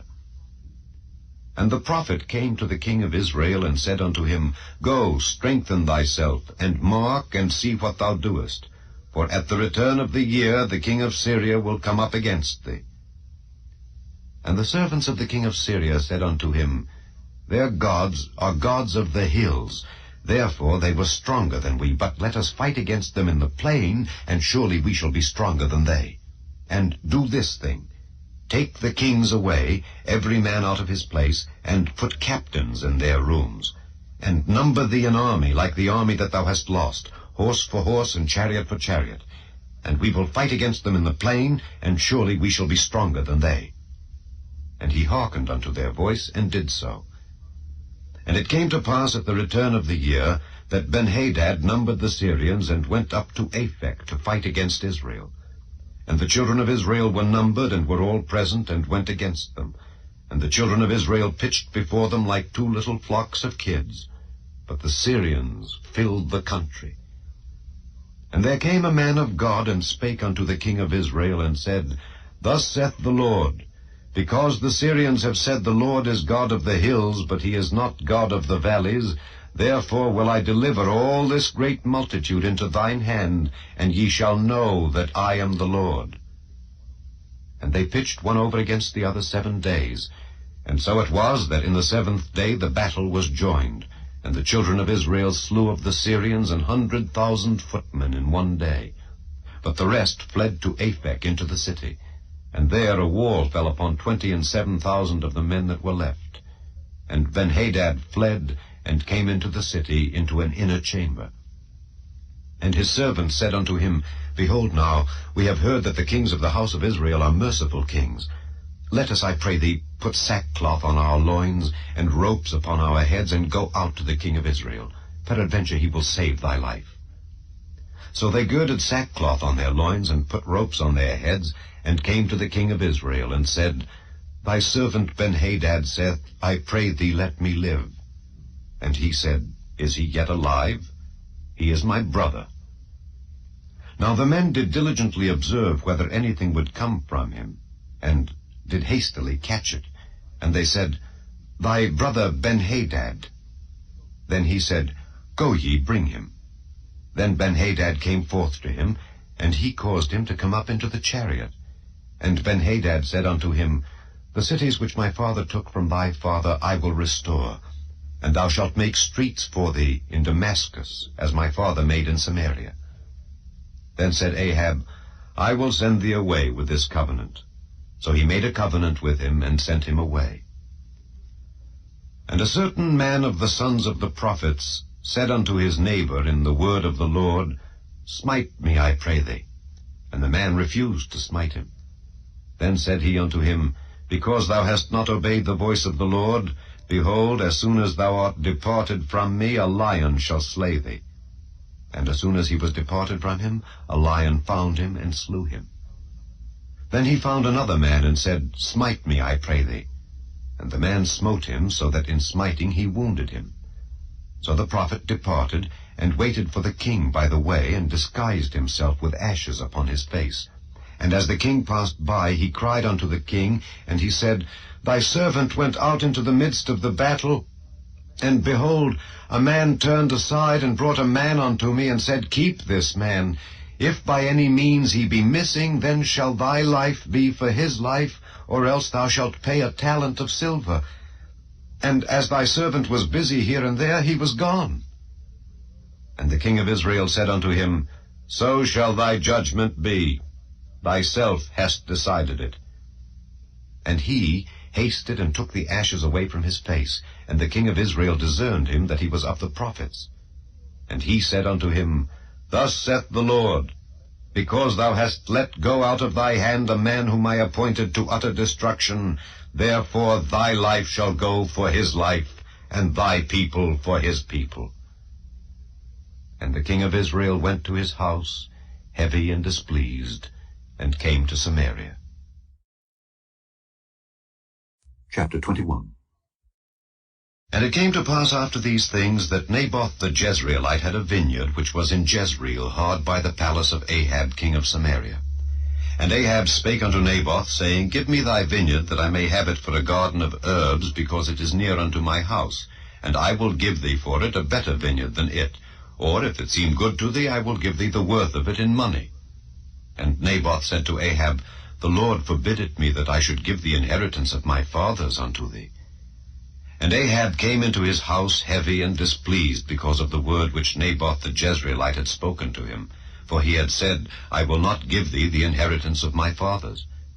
And he laid him down upon his bed, and turned away his face, and would eat no bread. But Jezebel his wife came to him, and said unto him, Why is thy spirit so sad that thou eatest no bread? And he said unto her, Because I spake unto Naboth the Jezreelite, and said unto him, Give me thy vineyard for money, or else if it please thee, I will give thee another vineyard for it. And he answered, I will not give thee my vineyard. And Jezebel his wife said unto him, Dost thou now govern the kingdom of Israel? Arise and eat bread, and let thine heart be merry. I will give thee the vineyard of Naboth the Jezreelite. So she wrote letters in Ahab's name, and sealed them with his seal, and sent the letters unto the elders and to the nobles that were in his city, dwelling with Naboth.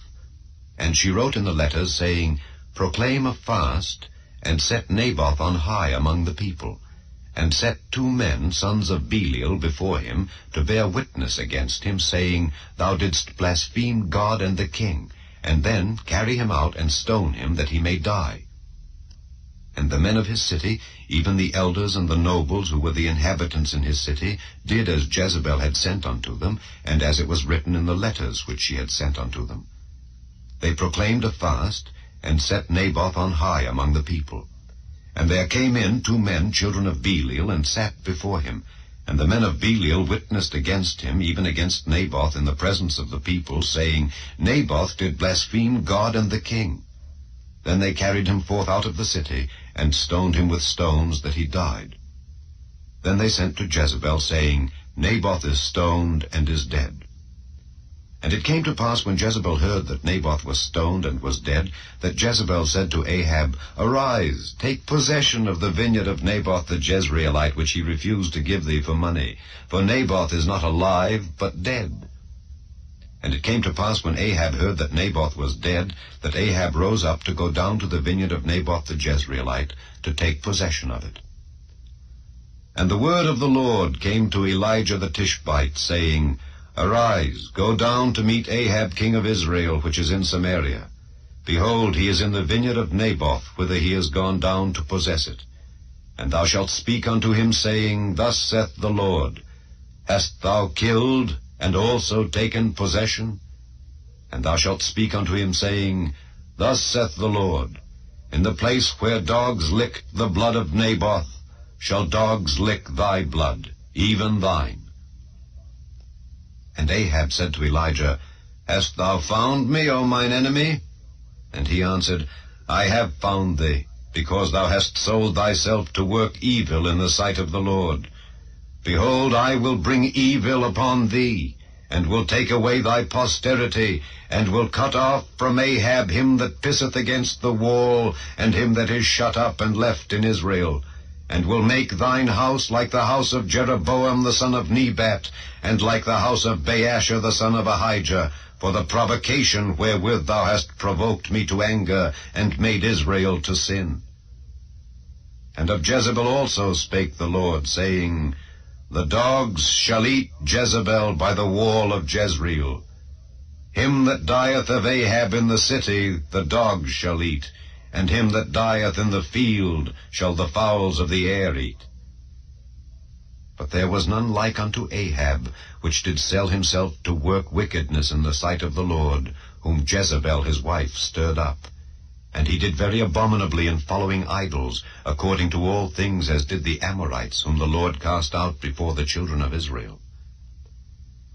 And it came to pass, when Ahab heard those words, that he rent his clothes, and put sackcloth upon his flesh, and fasted, and lay in sackcloth, and went softly. And the word of the Lord came to Elijah the Tishbite, saying, Seest thou how Ahab humbleth himself before me? Because he humbleth himself before me, I will not bring the evil in his days, but in his son's days will I bring the evil upon his house. Chapter 22. And they continued 3 years without war between Syria and Israel. And it came to pass in the 3rd year that Jehoshaphat the king of Judah came down to the king of Israel. And the king of Israel said unto his servants, Know ye that Ramoth in Gilead is ours, and we be still, and take it not out of the hand of the king of Syria? And he said unto Jehoshaphat, Wilt thou go with me to battle to Ramoth Gilead? And Jehoshaphat said to the king of Israel, I am as thou art, my people as thy people, my horses as thy horses. And Jehoshaphat said unto the king of Israel, Inquire, I pray thee, at the word of the Lord today. Then the king of Israel gathered the prophets together, about 400 men, and said unto them, Shall I go against Ramoth Gilead to battle, or shall I forbear?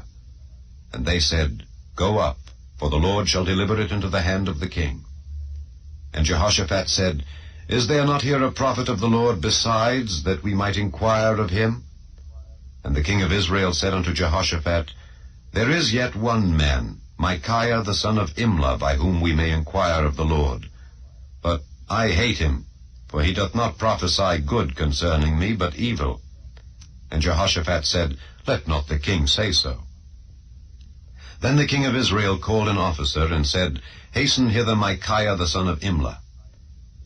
And the king of Israel and Jehoshaphat the king of Judah sat each on his throne, having put on their robes, in a void place in the entrance of the gate of Samaria, and all the prophets prophesied before them. And Zedekiah the son of Chenaanah made him horns of iron, and he said, Thus saith the Lord, With these shalt thou push the Syrians until thou have consumed them. And all the prophets prophesied so, saying, Go up to Ramoth-Gilead and prosper, for the Lord shall deliver it into the king's hand. And the messenger that was gone to call Micaiah spake unto him, saying, Behold now, the words of the prophets declare good unto the king with one mouth. Let thy word, I pray thee, be like the word of one of them, and speak that which is good. And Micaiah said, As the Lord liveth, what the Lord saith unto me, that will I speak. So he came to the king, and the king said unto him, Micaiah, shall we go against Ramoth-Gilead to battle, or shall we forbear? And he answered him, Go and prosper, for the Lord shall deliver it into the hand of the king. And the king said unto him, How many times shall I adjure thee that thou tell me nothing but that which is true in the name of the Lord? And he said, I saw all Israel scattered upon the hills, as sheep that have not a shepherd. And the Lord said, These have no master, let them return every man to his house in peace. And the king of Israel said unto Jehoshaphat, Did I not tell thee that he would prophesy no good concerning me, but evil?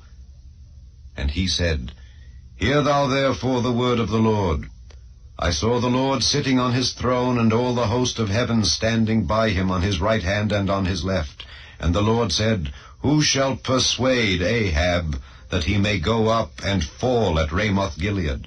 And one said on this manner, and another said on that manner. And there came forth a spirit, and stood before the Lord, and said, I will persuade him. And the Lord said unto him, Wherewith? And he said, I will go forth, and I will be a lying spirit in the mouth of all his prophets. And he said, Thou shalt persuade him, and prevail also. Go forth and do so. Now therefore, behold, the Lord hath put a lying spirit in the mouth of all these thy prophets, and the Lord hath spoken evil concerning thee. But Zedekiah the son of Chenaanah went near, and smote Micaiah on the cheek, and said, Which way went the Spirit of the Lord from me to speak unto thee? And Micaiah said, Behold, thou shalt see in that day when thou shalt go into an inner chamber to hide thyself. And the king of Israel said, Take Micaiah, and carry him back unto Amon the governor of the city, and to Joash the king's son, and say, Thus saith the king, Put this fellow in the prison, and feed him with bread of affliction and with water of affliction, until I come in peace. And Micaiah said, If thou return at all in peace, the Lord hath not spoken by me. And he said, Hearken, O people, every one of you. So the king of Israel and Jehoshaphat the king of Judah went up to Ramoth-Gilead. And the king of Israel said unto Jehoshaphat, I will disguise myself and enter into the battle, but put thou on thy robes. And the king of Israel disguised himself, and went into the battle. But the king of Syria commanded his 32 captains that had rule over his chariots, saying, Fight neither with small nor great, save only with the king of Israel. And it came to pass, when the captains of the chariots saw Jehoshaphat, that they said, Surely it is the king of Israel. And they turned aside to fight against him. And Jehoshaphat cried out.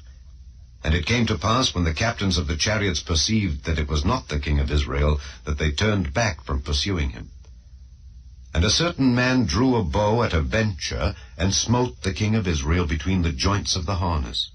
Wherefore he said unto the driver of his chariot, Turn thine hand, and carry me out of the host, for I am wounded. And the battle increased that day, and the king was stayed up in his chariot against the Syrians, and died at even, and the blood ran out of the wound into the midst of the chariot. And there went a proclamation throughout the host about the going down of the sun, saying, Every man to his city, and every man to his own country. So the king died, and was brought to Samaria, and they buried the king in Samaria. And one washed the chariot in the pool of Samaria, and the dogs licked up his blood, and they washed his armor, according unto the word of the Lord which he spake. Now the rest of the acts of Ahab, and all that he did, and the ivory house which he made, and all the cities that he built, are they not written in the book of the Chronicles of the kings of Israel? So Ahab slept with his fathers, and Ahaziah his son reigned in his stead. And Jehoshaphat the son of Asa began to reign over Judah in the 4th year of Ahab king of Israel. Jehoshaphat was 35 years old when he began to reign, and he reigned 25 years in Jerusalem. And his mother's name was Azubah, the daughter of Shilhi. And he walked in all the ways of Asa his father. He turned not aside from it, doing that which was right in the eyes of the Lord. Nevertheless, the high places were not taken away, for the people offered and burnt incense yet in the high places. And Jehoshaphat made peace with the king of Israel. Now the rest of the acts of Jehoshaphat, and his might that he showed, and how he warred, are they not written in the book of the Chronicles of the kings of Judah? And the remnant of the Sodomites which remained in the days of his father Asa, he took out of the land. There was then no king in Edom, a deputy was king. Jehoshaphat made ships of Tarshish to go to Ophir for gold, but they went not, for the ships were broken at Ezion-Geber. Then said Ahaziah the son of Ahab unto Jehoshaphat, Let my servants go with thy servants in the ships. But Jehoshaphat would not. And Jehoshaphat slept with his fathers, and was buried with his fathers in the city of David his father. And Jehoram his son reigned in his stead. Ahaziah the son of Ahab began to reign over Israel in Samaria the 17th year of Jehoshaphat king of Judah, and reigned 2 years over Israel. And he did evil in the sight of the Lord, and walked in the way of his father, and in the way of his mother, and in the way of Jeroboam the son of Nebat, who made Israel to sin. For he served Baal and worshipped him, and provoked to anger the Lord God of Israel, according to all that his father had done. The second book of the Kings, commonly called the 4th book of the Kings. Chapter 1. Then Moab rebelled against Israel after the death of Ahab. And Ahaziah fell down through a lattice in his upper chamber that was in Samaria, and was sick. And he sent messengers, and said unto them, Go, inquire of Baal-zebub, the god of Ekron, whether I shall recover of this disease. But the angel of the Lord said to Elijah the Tishbite, Arise, go up to meet the messengers of the king of Samaria, and say unto them, Is it not because there is not a God in Israel, that ye go to inquire of Baal-zebub, the god of Ekron? Now therefore thus saith the Lord, Thou shalt not come down from that bed on which thou art gone up, but shalt surely die. And Elijah departed. And when the messengers turned back unto him, he said unto them, Why are ye now turned back? And they said unto him, There came a man up to meet us, and said unto us, Go, turn again unto the king that sent you, and say unto him, Thus saith the Lord, Is it not because there is not a God in Israel, that thou sendest to inquire of Baal-zebub, the god of Ekron? Therefore thou shalt not come down from that bed on which thou art gone up, but shalt surely die. And he said unto them, What manner of man was he which came up to meet you, and told you these words? And they answered him, He was an hairy man, and girt with a girdle of leather about his loins. And he said, It is Elijah the Tishbite. Then the king sent unto him a captain of 50 with his 50. And he went up to him, and behold, he sat on the top of an hill. And he spake unto him, Thou man of God, the king hath said, Come down. And Elijah answered and said to the captain of 50, If I be a man of God, then let fire come down from heaven, and consume thee and thy 50. And there came down fire from heaven, and consumed him and his 50. Again also he sent unto him another captain of 50 with his 50. And he answered and said unto him, O man of God, thus hath the king said, Come down quickly. And Elijah answered and said unto them, If I be a man of God, let fire come down from heaven, and consume thee and thy 50. And the fire of God came down from heaven, and consumed him and his 50. And he sent again a captain of the third 50 with his 50. And the third captain of 50 went up, and came, and fell on his knees before Elijah, and besought him, and said unto him, O man of God, I pray thee, let my life and the life of these 50 thy servants be precious in thy sight. behold, there came fire down from heaven, and burnt up the 2 captains of the former 50s with their 50s. Therefore let my life now be precious in thy sight.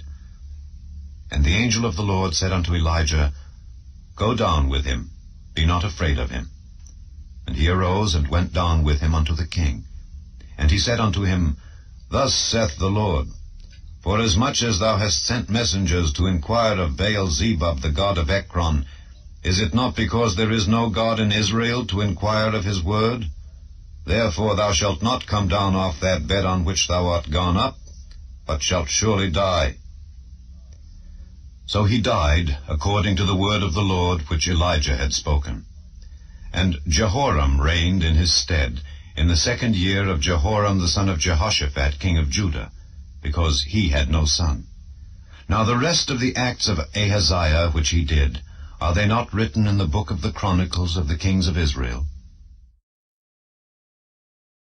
Chapter 2.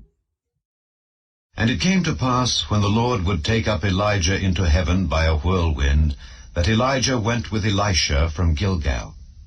And Elijah said unto Elisha, Tarry here, I pray thee, for the Lord hath sent me to Bethel. And Elisha said unto him, As the Lord liveth, and as thy soul liveth, I will not leave thee. So they went down to Bethel. And the sons of the prophets that were at Bethel came forth to Elisha, and said unto him, Knowest thou that the Lord will take away thy master from thy head today? And he said, Yea, I know it. Hold ye your peace. And Elijah said unto him, Elisha, tarry here, I pray thee, for the Lord hath sent me to Jericho. And he said, As the Lord liveth, and as thy soul liveth, I will not leave thee.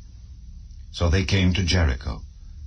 And the sons of the prophets that were at Jericho came to Elisha, and said unto him, Knowest thou that the Lord will take away thy master from thy head today? And he answered, Yea, I know it. Hold ye your peace. And Elijah said unto him, Tarry, I pray thee here, for the Lord hath sent me to Jordan. And he said, As the Lord liveth, and as thy soul liveth, I will not leave thee. And they two went on. And 50 men of the sons of the prophets went and stood to view afar off, and they too stood by Jordan. And Elijah took his mantle, and wrapped it together, and smote the waters, and they were divided hither and thither, so that they too went over on dry ground. And it came to pass, when they were gone over, that Elijah said unto Elisha, Ask what I shall do for thee, before I be taken away from thee. And Elisha said, I pray thee, let a double portion of thy spirit be upon me. And he said, Thou hast asked a hard thing. Nevertheless, if thou see me when I am taken from thee, it shall be so unto thee. But if not, it shall not be so.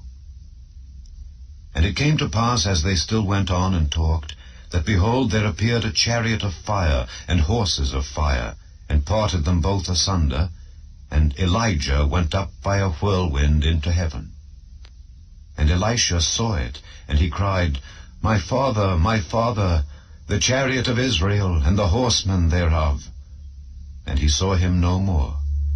And he took hold of his own clothes, and rent them in 2 pieces.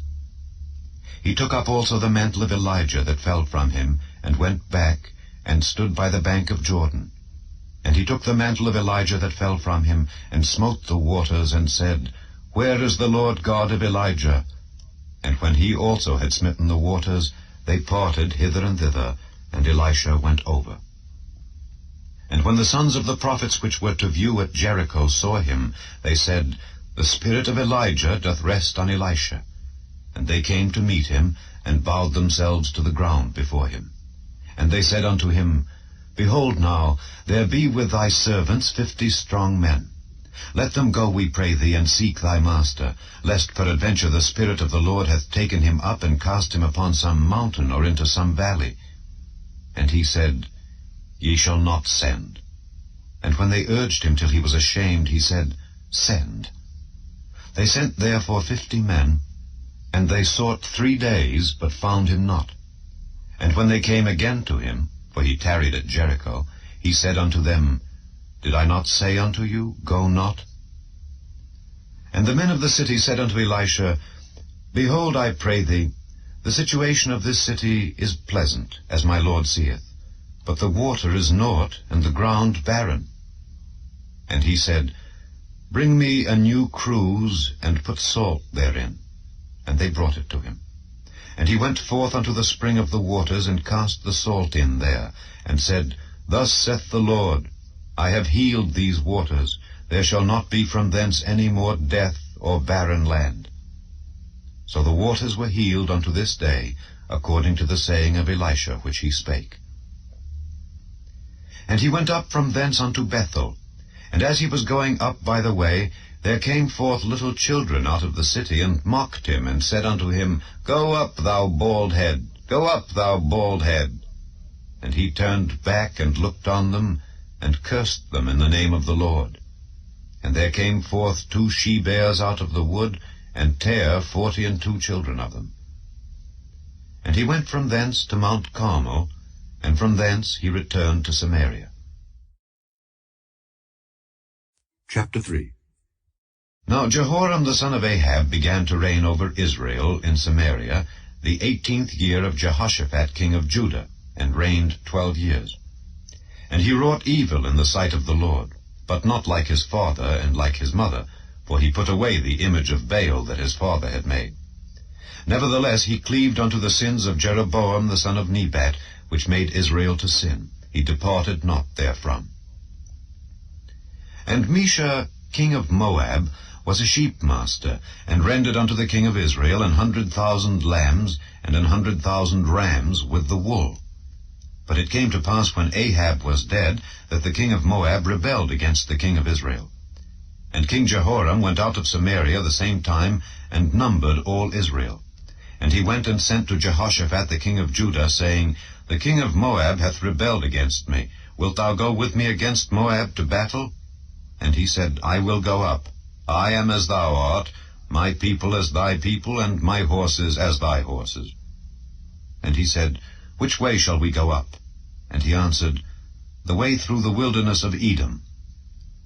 So the king of Israel went, and the king of Judah, and the king of Edom. And they fetched a compass of 7 days' journey. And there was no water for the host, and for the cattle that followed them. And the king of Israel said, Alas, that the Lord hath called these 3 kings together to deliver them into the hand of Moab. But Jehoshaphat said, Is there not here a prophet of the Lord, that we may inquire of the Lord by him? And one of the king of Israel's servants answered and said, Here is Elisha the son of Shaphat, which poured water on the hands of Elijah. And Jehoshaphat said, The word of the Lord is with him. So the king of Israel and Jehoshaphat and the king of Edom went down to him. And Elisha said unto the king of Israel, What have I to do with thee? Get thee to the prophets of thy father, and to the prophets of thy mother. And the king of Israel said unto him, Nay, for the Lord hath called these 3 kings together to deliver them into the hand of Moab. And Elisha said, As the Lord of hosts liveth before whom I stand, surely were it not that I regard the presence of Jehoshaphat the king of Judah, I would not look toward thee nor see thee. But now bring me a minstrel. And it came to pass, when the minstrel played, that the hand of the Lord came upon him. And he said, Thus saith the Lord, Make this valley full of ditches. For thus saith the Lord, Ye shall not see wind, neither shall ye see rain. Yet that valley shall be filled with water, that ye may drink, both ye and your cattle and your beasts. And this is but a light thing in the sight of the Lord. He will deliver the Moabites also into your hand. And ye shall smite every fenced city, and every choice city, and shall fell every good tree, and stop all wells of water, and mar every good piece of land with stones. And it came to pass in the morning, when the meat offering was offered, that, behold, there came water by the way of Edom, and the country was filled with water. And when all the Moabites heard that the kings were come up to fight against them, they gathered all that were able to put on armor, and upward, and stood in the border. And they rose up early in the morning, and the sun shone upon the water. And the Moabites saw the water on the other side, as red as blood. And they said, This is blood. The kings are surely slain, and they have smitten one another. Now therefore, Moab, to the spoil. And when they came to the camp of Israel, the Israelites rose up and smote the Moabites, so that they fled before them. But they went forward, smiting the Moabites, even in their country. And they beat down the cities, and on every good piece of land cast every man his stone, and filled it. And they stopped all the wells of water, and felled all the good trees. Only in Kirharaseth left they the stones thereof.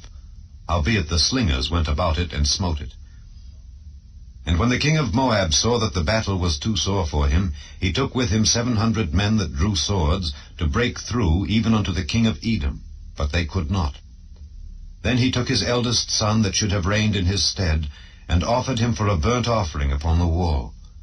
And there was great indignation against Israel. And they departed from him, and returned to their own land.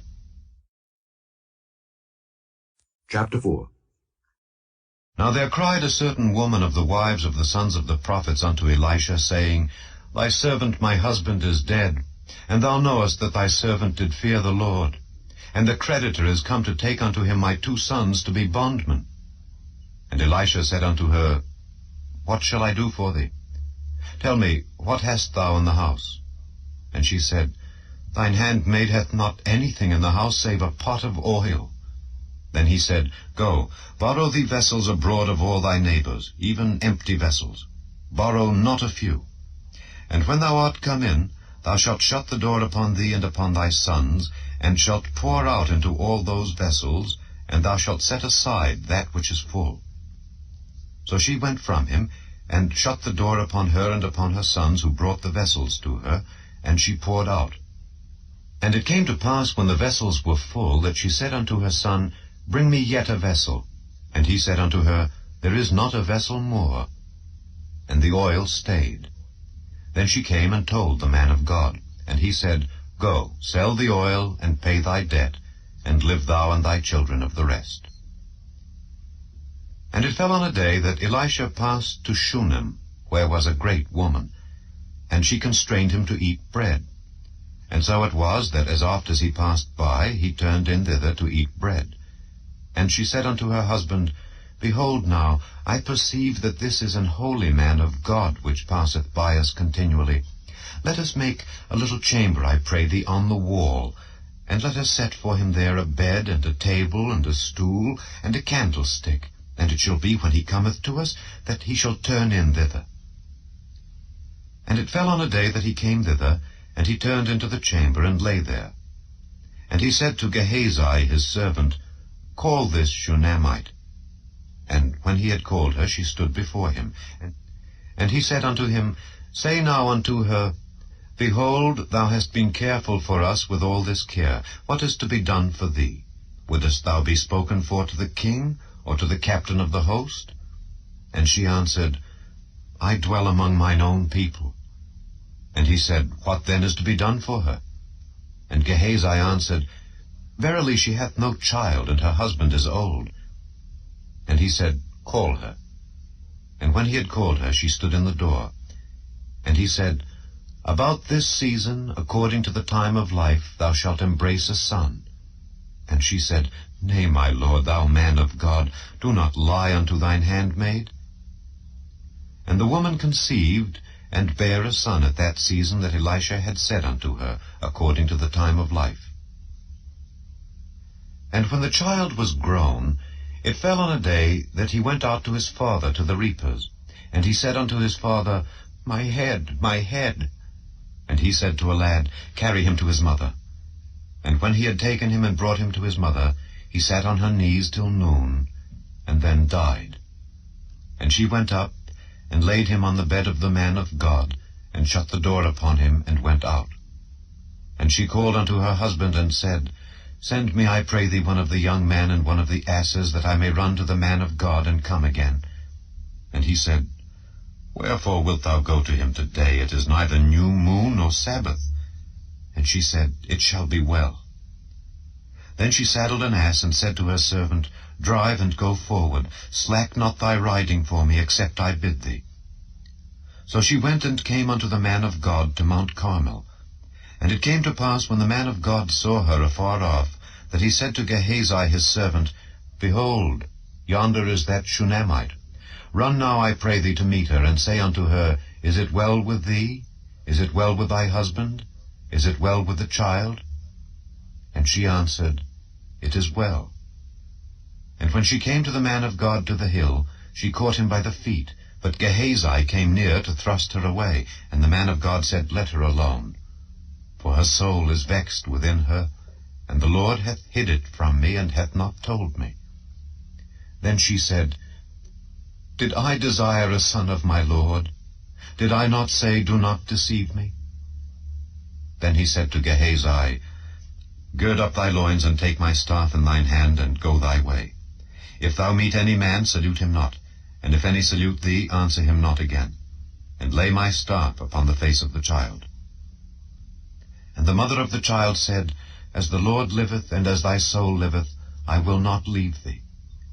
And he arose and followed her. And Gehazi passed on before them, and laid the staff upon the face of the child. But there was neither voice nor hearing. Wherefore he went again to meet him, and told him, saying, The child is not awaked. And when Elisha was come into the house, behold, the child was dead, and laid upon his bed.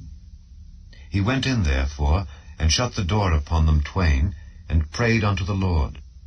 And he went up, and lay upon the child, and put his mouth upon his mouth, and his eyes upon his eyes, and his hands upon his hands. And he stretched himself upon the child, and the flesh of the child waxed warm. Then he returned and walked in the house to and fro, and went up and stretched himself upon him. And the child sneezed 7 times, and the child opened his eyes. And he called Gehazi, and said, Call this Shunammite. So he called her, and when she was come in unto him, he said, Take up thy son. Then she went in and fell at his feet, and bowed herself to the ground, and took up her son, and went out. And Elisha came again to Gilgal, and there was a dearth in the land, and the sons of the prophets were sitting before him. And he said unto his servant, Set on the great pot, and seethe pottage for the sons of the prophets. And one went out into the field to gather herbs, and found a wild vine, and gathered thereof wild gourds his lap full, and came and shred them into the pot of pottage, for they knew them not. So they poured out for the men to eat. And it came to pass, as they were eating of the pottage, that they cried out and said, O thou man of God, there is death in the pot. And they could not eat thereof. But he said, Then bring meal. And he cast it into the pot, and he said, Pour out for the people that they may eat. And there was no harm in the pot. And there came a man from Baal-Shalisha, and brought the man of God bread of the first fruits, 20 loaves of barley, and full ears of corn in the husk thereof. And he said, Give unto the people, that they may eat. And his servitor said, What, should I set this before 100 men? He said again, Give the people, that they may eat. For thus saith the Lord, They shall eat, and shall leave thereof. So he set it before them, and they did eat, and left thereof, according to the word of the Lord. Chapter 5. Now Naaman, captain of the host of the king of Syria, was a great man with his master, and honorable, because by him the Lord had given deliverance unto Syria. He was also a mighty man in valor. But he was a leper. And the Syrians had gone out by companies, and had brought away captive out of the land of Israel a little maid, and she waited on Naaman's wife. And she said unto her mistress, Would God my Lord were with the prophet that is in Samaria, for he would recover him of his leprosy. And one went in and told his Lord, saying, Thus and thus said the maid that is of the land of Israel. And the king of Syria said, Go, and I will send a letter unto the king of Israel. And he departed, and took with him 10 talents of silver, and 6,000 pieces of gold, and 10 changes of raiment. And he brought the letter to the king of Israel, saying, Now when this letter is come unto thee, behold, I have therewith sent Naaman my servant to thee, that thou mayest recover him of his leprosy. And it came to pass, when the king of Israel had read the letter, that he rent his clothes, and said, Am I God, to kill and to make alive, that this man doth send unto me to recover a man of his leprosy? Wherefore consider, I pray you, and see how he seeketh a quarrel against me. And it was so, when Elisha the man of God had heard that the king of Israel had rent his clothes, that he sent to the king, saying, Wherefore hast thou rent thy clothes? Let him come now to me, and he shall know that there is a prophet in Israel. So Naaman came with his horses and with his chariot, and stood at the door of the house of Elisha. And Elisha sent a messenger unto him, saying, Go and wash in Jordan 7 times, and thy flesh shall come again to thee, and thou shalt be clean. But Naaman was wroth, and went away, and said, Behold, I thought he will surely come out to me, and stand, and call on the name of the Lord his God, and strike his hand over the place, and recover the leper. Are not Abana and Pharpar, rivers of Damascus, better than all the waters of Israel? May I not wash in them, and be clean? So he turned, and went away in a rage. And his servants came near, and spake unto him, and said, My father, if the prophet had bid thee do some great thing, wouldest thou not have done it? How much rather, then, when he saith to thee, Wash, and be clean? Then went he down, and dipped himself 7 times in Jordan, according to the saying of the man of God. And his flesh came again like unto the flesh of a little child, and he was clean. And he returned to the man of God, he and all his company, and came and stood before him. And he said, Behold, now I know that there is no God in all the earth but in Israel.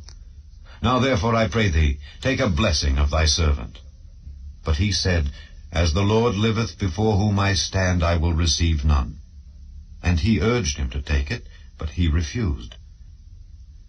And Naaman said, Shall there not then, I pray thee, be given to thy servant 2 mules' burden of earth? For thy servant will henceforth offer neither burnt offering nor sacrifice unto other gods, but unto the Lord. In this thing the Lord pardon thy servant, that when my master goeth into the house of Rimmon to worship there, and he leaneth on my hand, and I bow myself in the house of Rimmon. When I bow down myself in the house of Rimmon, the Lord pardon thy servant in this thing. And he said unto him, Go in peace. So he departed from him a little way. But Gehazi, the servant of Elisha the man of God, said, Behold, my master hath spared Naaman this Syrian, in not receiving at his hands that which he brought. But as the Lord liveth, I will run after him, and take somewhat of him. So Gehazi followed after Naaman. And when Naaman saw him running after him, he lighted down from the chariot to meet him, and said, Is all well? And he said, All is well. My master hath sent me, saying, Behold, even now there be come to me from Mount Ephraim 2 young men of the sons of the prophets. Give them, I pray thee, a talent of silver, and 2 changes of garments. And Naaman said, Be content, take 2 talents. And he urged him, and bound 2 talents of silver in 2 bags, with 2 changes of garments, and laid them upon 2 of his servants. And they bare them before him. And when he came to the tower, he took them from their hand, and bestowed them in the house. And he let the men go, and they departed. But he went in, and stood before his master. And Elisha said unto him, Whence comest thou, Gehazi? And he said, Thy servant went no whither. And he said unto him, Went not mine heart with thee, when the man turned again from his chariot to meet thee? Is it a time to receive money, and to receive garments, and oliveyards, and vineyards, and sheep, and oxen, and men servants, and maid servants? The leprosy therefore of Naaman shall cleave unto thee, and unto thy seed forever. And he went out from his presence, a leper as white as snow. Chapter 6. And the sons of the prophets said unto Elisha, Behold now, the place where we dwell with thee is too strait for us. Let us go, we pray thee, unto Jordan, and take thence every man a beam, and let us make us a place there where we may dwell. And he answered, Go ye. And one said, Be content, I pray thee, and go with thy servants. And he answered, I will go. So he went with them. And when they came to Jordan, they cut down wood. But as one was felling a beam, the axe head fell into the water, And he cried and said, Alas, master, for it was borrowed. And the man of God said, Where fell it? And he showed him the place. And he cut down a stick, and cast it in thither, and the iron did swim. Therefore said he, Take it up to thee. And he put out his hand, and took it. Then the king of Syria warred against Israel, and took counsel with his servants, saying, In such and such a place shall be my camp. And the man of God sent unto the king of Israel, saying, Beware that thou pass not such a place, for thither the Syrians are come down. And the king of Israel sent to the place which the man of God told him and warned him of, and saved himself there not once nor twice. Therefore the heart of the king of Syria was sore troubled for this thing. And he called his servants, and said unto them, Will ye not show me which of us is for the king of Israel? And one of his servants said, None, my lord, O king.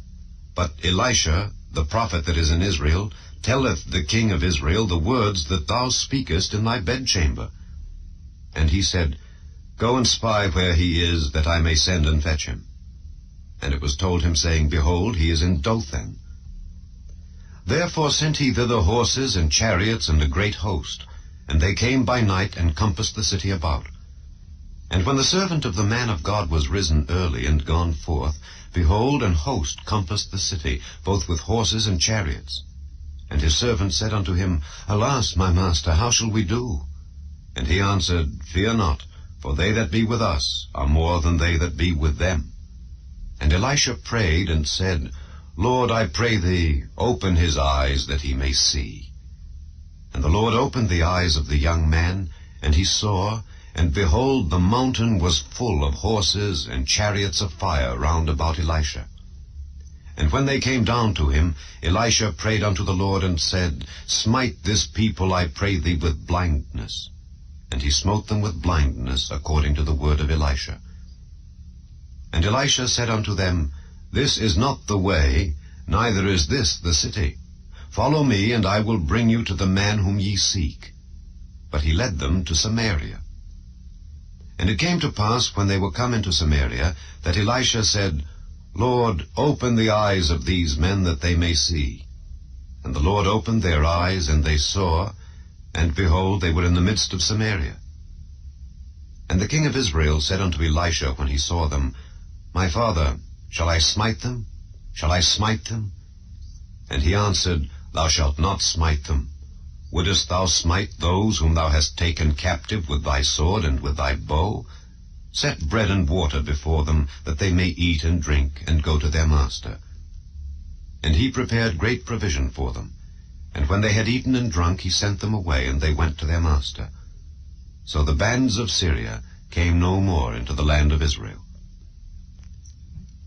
And it came to pass after this, that Benhadad king of Syria gathered all his host, and went up and besieged Samaria.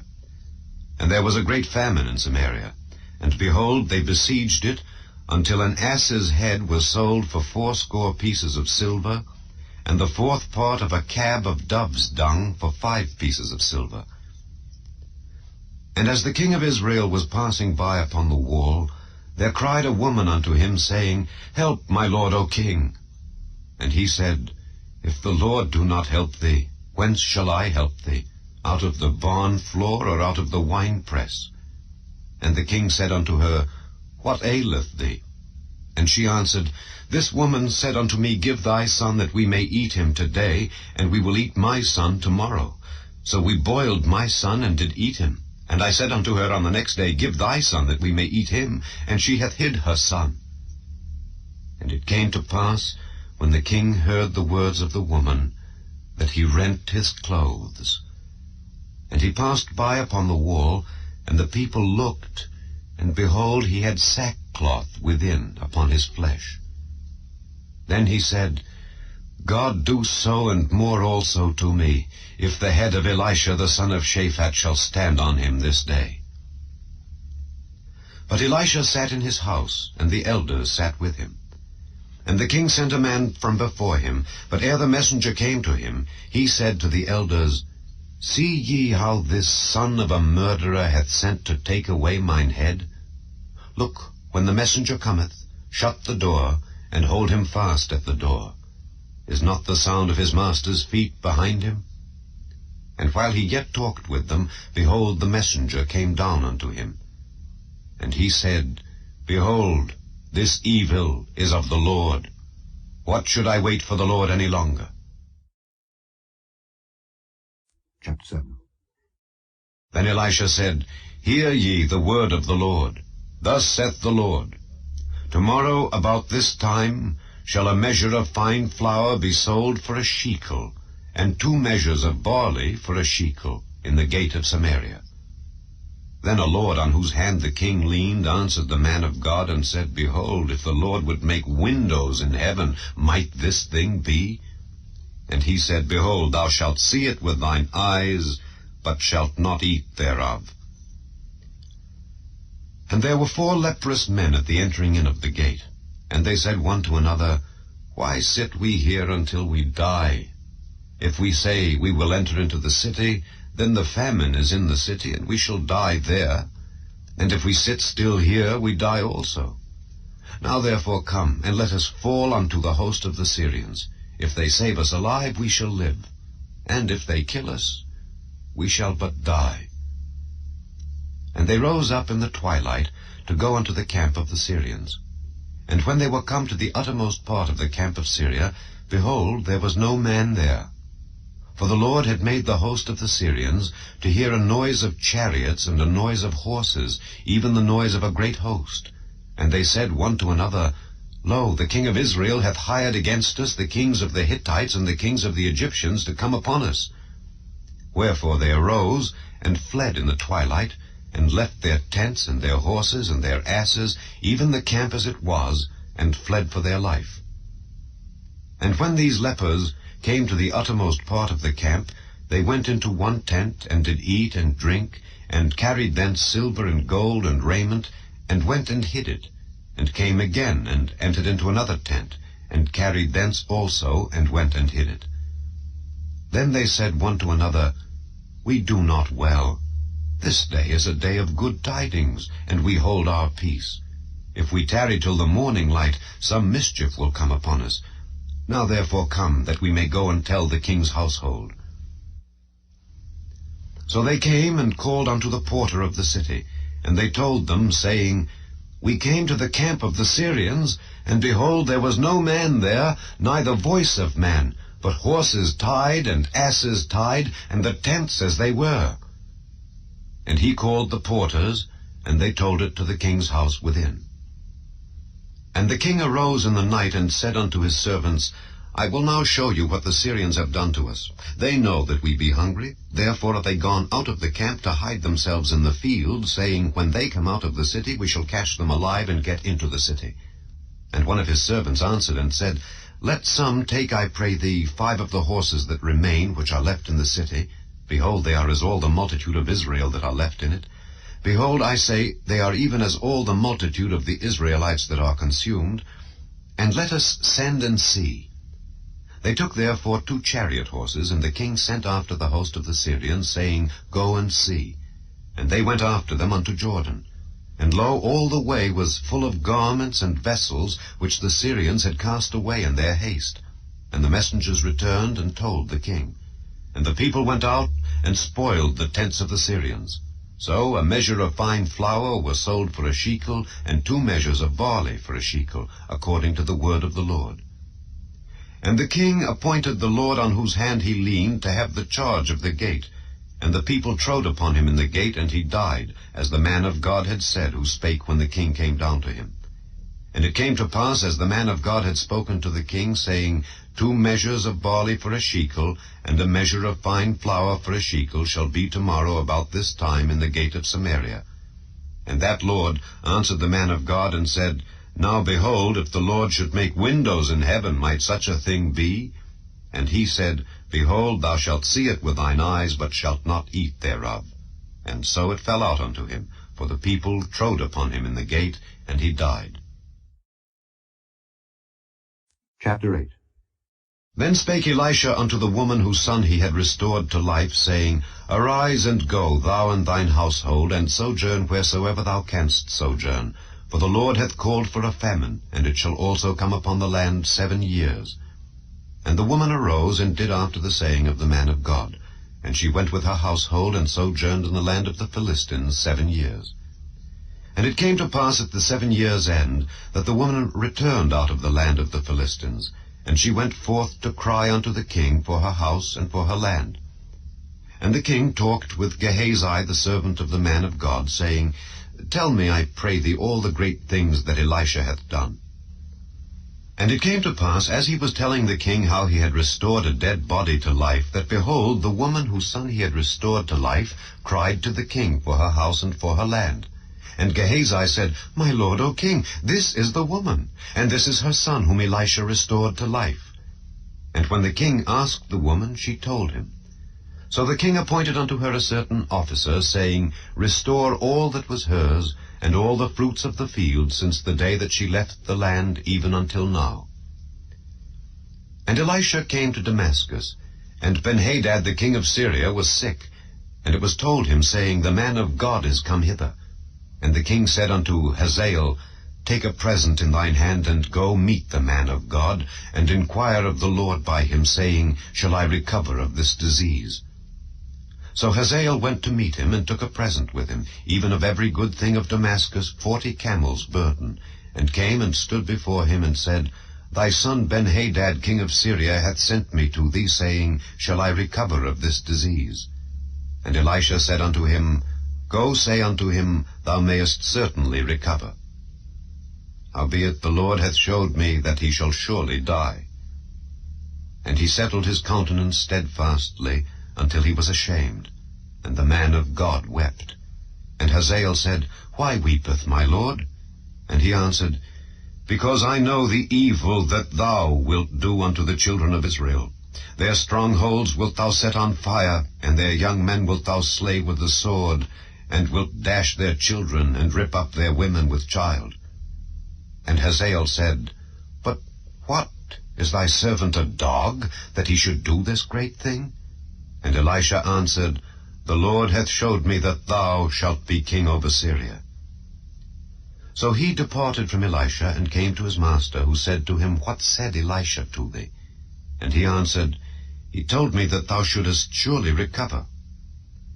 And it came to pass on the morrow, that he took a thick cloth, and dipped it in water, and spread it on his face, so that he died.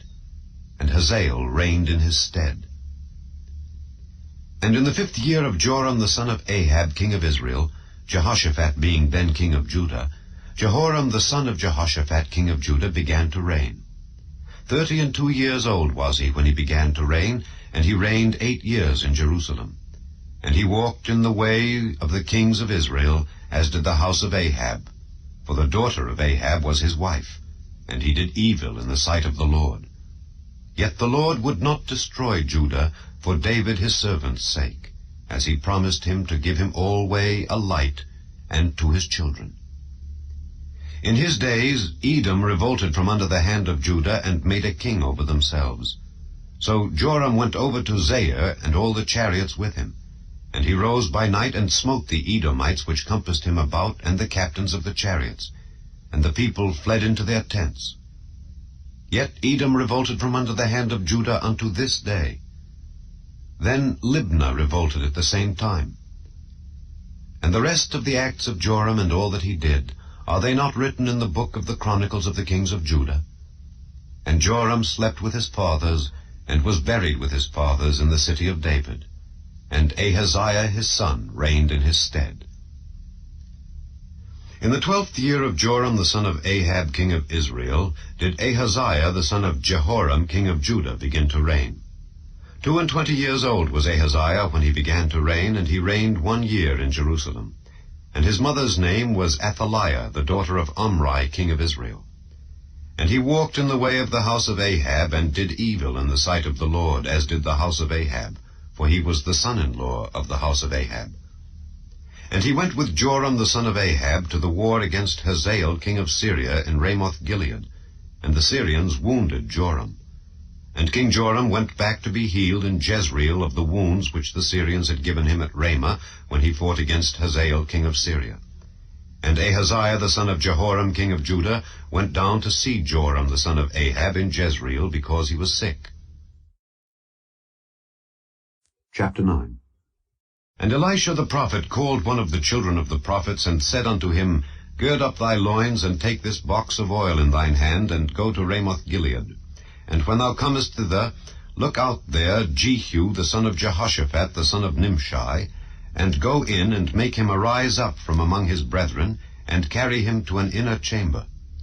Then take the box of oil, and pour it on his head, and say, Thus saith the Lord, I have anointed thee king over Israel. Then open the door, and flee, and tarry not. So the young man, even the young man the prophet, went to Ramoth-Gilead. And when he came, behold, the captains of the host were sitting. And he said, I have an errand to thee, O captain. And Jehu said, Unto which of all us? And he said, To thee, O captain. And he arose and went into the house. And he poured the oil on his head, and said unto him, Thus saith the Lord God of Israel, I have anointed thee king over the people of the Lord, even over Israel. And thou shalt smite the house of Ahab thy master, that I may avenge the blood of my servants the prophets, and the blood of all the servants of the Lord at the hand of Jezebel. For the whole house of Ahab shall perish, and I will cut off from Ahab him that pisseth against the wall, and him that is shut up and left in Israel. And I will make the house of Ahab like the house of Jeroboam the son of Nebat, and like the house of Baasha the son of Ahijah. And the dogs shall eat Jezebel in the portion of Jezreel, and there shall be none to bury her. And he opened the door, and fled.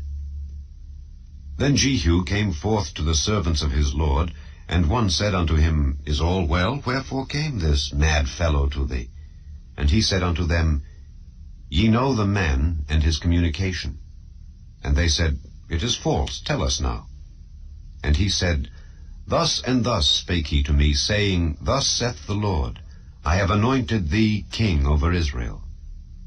Then they hasted, and took every man his garment, and put it unto him on the top of the stairs, and blew with trumpets, saying, Jehu is king. So Jehu the son of Jehoshaphat the son of Nimshi conspired against Joram. Now Joram had kept Ramoth-Gilead, he and all Israel, because of Hazael king of Syria. But King Joram was returned to be healed in Jezreel of the wounds which the Syrians had given him when he fought with Hazael king of Syria. And Jehu said, If it be your minds, then let none go forth nor escape out of the city to go to tell it in Jezreel. So Jehu rode in a chariot and went to Jezreel, for Joram lay there. And Ahaziah king of Judah was come down to see Joram. And there stood a watchman on the tower in Jezreel, and he spied the company of Jehu as he came, and said, I see a company. And Joram said, Take an horseman, and send to meet them, and let him say, Is it peace? So there went one on horseback to meet him, and said, Thus saith the king, Is it peace? And Jehu said, What hast thou to do with peace? Turn thee behind me. And the watchman told, saying, The messenger came to them, but he cometh not again. Then he sent out a second on horseback, which came to them and said, Thus saith the king, Is it peace? And Jehu answered, What hast thou to do with peace? Turn thee behind me. And the watchman told, saying, He came even unto them, and cometh not again. And the driving is like the driving of Jehu the son of Nimshi, for he driveth furiously. And Joram said, Make ready. And his chariot was made ready. And Joram king of Israel and Ahaziah king of Judah went out, each in his chariot, and they went out against Jehu, and met him in the portion of Naboth the Jezreelite. And it came to pass, when Joram saw Jehu, that he said, Is it peace, Jehu? And he answered, What peace, so long as the whoredoms of thy mother Jezebel and her witchcrafts are so many? And Joram turned his hands and fled, and said to Ahaziah, There is treachery, O Ahaziah. And Jehu drew a bow with his full strength, and smote Jehoram between his arms, and the arrow went out at his heart, and he sunk down in his chariot. Then said Jehu to Bidkar his captain, Take up and cast him in the portion of the field of Naboth the Jezreelite. For remember how that when I and thou rode together after Ahab his father, the Lord laid this burden upon him. Surely I have seen yesterday the blood of Naboth, and the blood of his sons, saith the Lord, and I will requite thee in this plat, saith the Lord. Now therefore take and cast him into the plat of ground according to the word of the Lord. But when Ahaziah the king of Judah saw this, he fled by the way of the garden house. And Jehu followed after him, and said, Smite him also in the chariot. And they did so at the going up to Gur, which is by Ibleam. And he fled to Megiddo, and died there. And his servants carried him in a chariot to Jerusalem, and buried him in his sepulchre with his fathers in the city of David. And in the 11th year of Joram the son of Ahab began Ahaziah to reign over Judah. And when Jehu was come to Jezreel, Jezebel heard of it, and she painted her face, and tired her head, and looked out at a window. And as Jehu entered in at the gate, she said, Had Zimri peace, who slew his master? And he lifted up his face to the window, and said, Who is on my side? Who? And there looked out to him 2 or 3 eunuchs. And he said, Throw her down.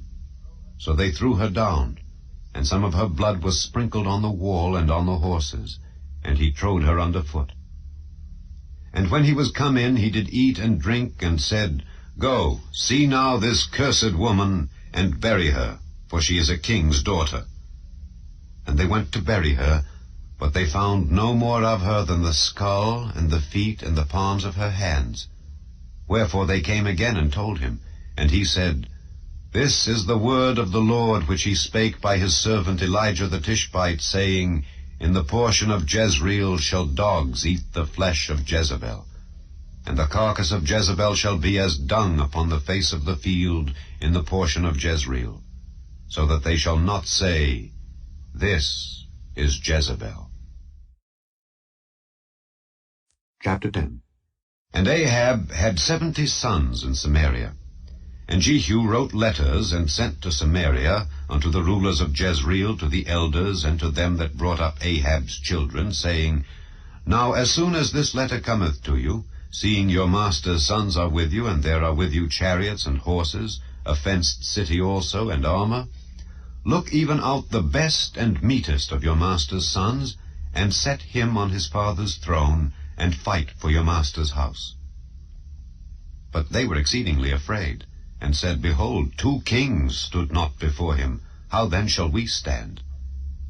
And he that was over the house, and he that was over the city, the elders also, and the bringers up of the children, sent to Jehu, saying, We are thy servants, and will do all that thou shalt bid us. We will not make any king. Do thou that which is good in thine eyes. Then he wrote a letter the 2nd time to them, saying, If ye be mine, and if ye will hearken unto my voice, take ye the heads of the men your master's sons, and come to me to Jezreel by tomorrow this time. Now the king's sons, being 70 persons, were with the great men of the city, which brought them up. And it came to pass, when the letter came to them, that they took the king's sons, and slew 70 persons, and put their heads in baskets, and sent him them to Jezreel. And there came a messenger, and told him, saying, They have brought the heads of the king's sons. And he said, Lay ye them in 2 heaps at the entering in of the gate until the morning. And it came to pass in the morning that he went out and stood, and said to all the people, Ye be righteous. Behold, I conspired against my master, and slew him. But who slew all these? Know now that there shall fall unto the earth nothing of the word of the Lord which the Lord spake concerning the house of Ahab. For the Lord hath done that which he spake by his servant Elijah. So Jehu slew all that remained of the house of Ahab in Jezreel, and all his great men and his kinsfolks and his priests, until he left him none remaining. And he arose and departed, and came to Samaria. And as he was at the shearing house in the way, Jehu met with the brethren of Ahaziah king of Judah, and said, Who are ye? And they answered, We are the brethren of Ahaziah, and we go down to salute the children of the king and the children of the queen. And he said, Take them alive. And they took them alive, and slew them at the pit of the shearing house, even 42 men, neither left he any of them.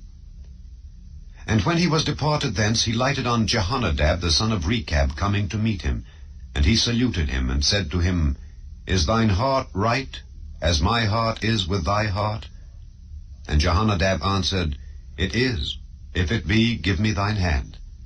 And he gave him his hand, and he took him up to him into the chariot. And he said, Come with me, and see my zeal for the Lord. So they made him ride in his chariot.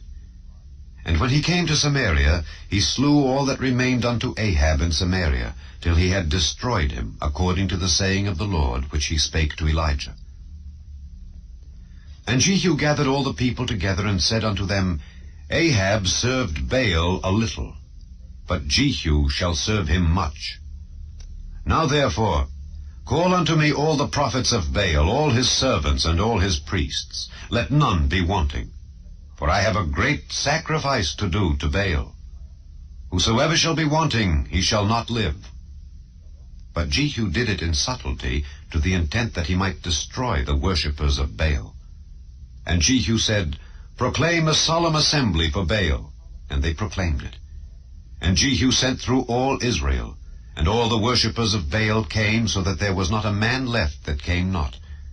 And they came into the house of Baal, and the house of Baal was full from one end to another.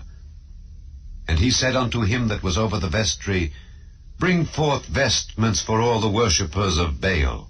And he brought them forth vestments. And Jehu went, and Jehonadab the son of Rechab, into the house of Baal, and said unto the worshippers of Baal, Search, and look that there be here with you none of the servants of the Lord, but the worshippers of Baal only. And when they went in to offer sacrifices and burnt offerings, Jehu appointed 80 men without, and said, If any of the men whom I have brought into your hands escape, he that letteth him go, his life shall be for the life of him. And it came to pass, as soon as he had made an end of offering the burnt offering, that Jehu said to the guard and to the captains, Go in and slay them, let none come forth. And they smote them with the edge of the sword, and the guard and the captains cast them out, and went to the city of the house of Baal. And they brought forth the images out of the house of Baal, and burned them. And they brake down the image of Baal, and brake down the house of Baal, and made it a draught house unto this day. Thus Jehu destroyed Baal out of Israel. Howbeit, from the sins of Jeroboam the son of Nebat, who made Israel to sin, Jehu departed not from after them, to wit, the golden calves that were in Bethel and that were in Dan. And the Lord said unto Jehu, Because thou hast done well in executing that which is right in mine eyes, and hast done unto the house of Ahab according to all that was in mine heart, thy children of the 4th generation shall sit on the throne of Israel. But Jehu took no heed to walk in the law of the Lord God of Israel with all his heart, for he departed not from the sins of Jeroboam, which made Israel to sin. In those days the Lord began to cut Israel short, and Hazael smote them in all the coasts of Israel, from Jordan eastward, all the land of Gilead, the Gadites and the Reubenites and the Manassites, from Aroer, which is by the river Arnon, even Gilead and Bashan. Now the rest of the acts of Jehu, and all that he did, and all his might, are they not written in the book of the Chronicles of the kings of Israel? And Jehu slept with his fathers, and they buried him in Samaria.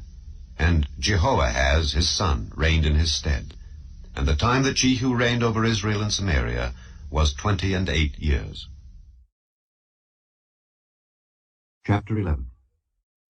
And when Athaliah the mother of Ahaziah saw that her son was dead, she arose and destroyed all the seed royal.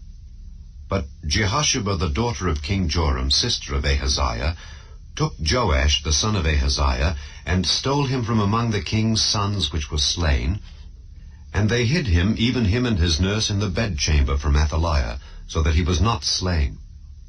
And he was with her hid in the house of the Lord 6 years. And Athaliah did reign over the land. And the 7th year Jehoiada sent and fetched the rulers over hundreds with the captains and the guard, and brought them to him into the house of the Lord, and made a covenant with them, and took an oath of them in the house of the Lord, and showed them the king's son. And he commanded them, saying, This is the thing that ye shall do. 1/3 part of you that enter in on the Sabbath, shall even be keepers of the watch of the king's house. And a third part shall be at the gate of Sur, and a third part at the gate behind the guard. So shall ye keep the watch of the house, that it be not broken down. And 2 parts of all you that go forth on the Sabbath, even they shall keep the watch of the house of the Lord about the king. And ye shall compass the king round about, every man with his weapons in his hand. And he that cometh within the ranges, let him be slain. And be ye with the king, as he goeth out and as he cometh in. And the captains over the hundreds did according to all things that Jehoiada the priest commanded. And they took every man his men that were to come in on the Sabbath, with them that should go out on the Sabbath, and came to Jehoiada the priest. And to the captains over hundreds did the priest give King David spears and shields that were in the temple of the Lord. And the guard stood, every man with his weapons in his hand, round about the king, from the right corner of the temple to the left corner of the temple, along by the altar and the temple. And he brought forth the king's son, and put the crown upon him, and gave him the testimony. And they made him king, and anointed him, and they clapped their hands, and said, God save the king. And when Athaliah heard the noise of the guard and of the people, she came to the people into the temple of the Lord. And when she looked, behold, the king stood by a pillar, as the manner was, and the princes and the trumpeters by the king. And all the people of the land rejoiced, and blew with trumpets. And Athaliah rent her clothes, and cried, Treason! Treason! But Jehoiada the priest commanded the captains of the hundreds, the officers of the host, and said unto them, Have her forth without the ranges, and him that followeth her kill with the sword. For the priest had said, Let her not be slain in the house of the Lord. And they laid hands on her, and she went by the way by the which the horses came into the king's house, and there was she slain. And Jehoiada made a covenant between the Lord and the king and the people, that they should be the Lord's people, between the king also and the people. And all the people of the land went into the house of Baal, and brake it down. His altars and his images brake they in pieces thoroughly, and slew Mattan the priest of Baal before the altars. And the priest appointed officers over the house of the Lord. And he took the rulers over hundreds, and the captains, and the guard, and all the people of the land, and they brought down the king from the house of the Lord, and came by the way of the gate of the guard to the king's house. And he sat on the throne of the kings. And all the people of the land rejoiced, and the city was in quiet. And they slew Athaliah with the sword beside the king's house. 7 years old was Jehoash when he began to reign. Chapter 12. In the 7th year of Jehu, Jehoash began to reign, and 40 years reigned he in Jerusalem. And his mother's name was Zibiah of Beersheba. And Jehoash did that which was right in the sight of the Lord all his days, wherein Jehoiada the priest instructed him. But the high places were not taken away. The people still sacrificed and burnt incense in the high places. And Jehoash said to the priests, All the money of the dedicated things that is brought into the house of the Lord, even the money of every one that passeth the account, the money that every man is set at, and all the money that cometh into any man's heart to bring into the house of the Lord, let the priests take it to them, every man of his acquaintance, and let them repair the breaches of the house, wheresoever any breach shall be found. But it was so that in the 23 year of King Jehoash, the priests had not repaired the breaches of the house. Then King Jehoash called for Jehoiada the priest and the other priests, and said unto them, Why repair ye not the breaches of the house? Now therefore receive no more money of your acquaintance, but deliver it for the breaches of the house. And the priests consented to receive no more money of the people, neither to repair the breaches of the house. But Jehoiada the priest took a chest, and bored a hole in the lid of it, and set it beside the altar on the right side as one cometh into the house of the Lord. And the priests that kept the door put therein all the money that was brought into the house of the Lord.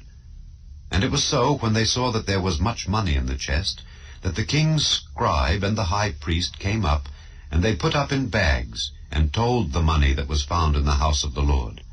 And they gave the money, being told, into the hands of them that did the work, that had the oversight of the house of the Lord. and they laid it out to the carpenters and builders that wrought upon the house of the Lord, and to masons and hewers of stone, and to buy timber and hewed stone to repair the breaches of the house of the Lord, and for all that was laid out for the house to repair it. Howbeit, there were not made for the house of the Lord bowls of silver, snuffers, basins, trumpets, any vessels of gold or vessels of silver of the money that was brought into the house of the Lord. But they gave that to the workmen, and repaired therewith the house of the Lord. Moreover, they reckoned not with the men into whose hand they delivered the money to be bestowed on workmen, for they dealt faithfully. The trespass money and sin money was not brought into the house of the Lord. It was the priests. Then Hazael king of Syria went up and fought against Gath, and took it. And Hazael set his face to go up to Jerusalem. And Jehoash king of Judah took all the hallowed things that Jehoshaphat and Jehoram and Ahaziah his fathers kings of Judah had dedicated, and his own hallowed things, and all the gold that was found in the treasures of the house of the Lord, and in the king's house, and sent it to Hazael king of Syria. And he went away from Jerusalem. And the rest of the acts of Joash and all that he did, are they not written in the book of the Chronicles of the kings of Judah? And his servants arose and made a conspiracy, and slew Joash in the house of Millo, which goeth down to Silla. For Josachar the son of Shimeath, and Jehozabad the son of Shomer his servants smote him, and he died. And they buried him with his fathers in the city of David. And Amaziah his son reigned in his stead. Chapter 13. In the 23 year of Joash the son of Ahaziah king of Judah, Jehoahaz the son of Jehu began to reign over Israel in Samaria, and reigned 17 years. And he did that which was evil in the sight of the Lord, and followed the sins of Jeroboam the son of Nebat, which made Israel to sin. He departed not therefrom. And the anger of the Lord was kindled against Israel, and he delivered them into the hand of Hazael king of Syria, and into the hand of Benhadad the son of Hazael all their days. And Jehoahaz besought the Lord, and the Lord hearkened unto him. For he saw the oppression of Israel, because the king of Syria oppressed them. And the Lord gave Israel a Saviour, so that they went out from under the hand of the Syrians. And the children of Israel dwelt in their tents, as beforetime. Nevertheless they departed not from the sins of the house of Jeroboam, who made Israel sin, but walked therein. And there remained the grove also in Samaria. Neither did he leave of the people to Jehoahaz but 50 horsemen, and 10 chariots, and 10,000 footmen. For the king of Syria had destroyed them, and had made them like the dust by threshing. Now the rest of the acts of Jehoahaz, and all that he did, and his might, are they not written in the book of the Chronicles of the kings of Israel?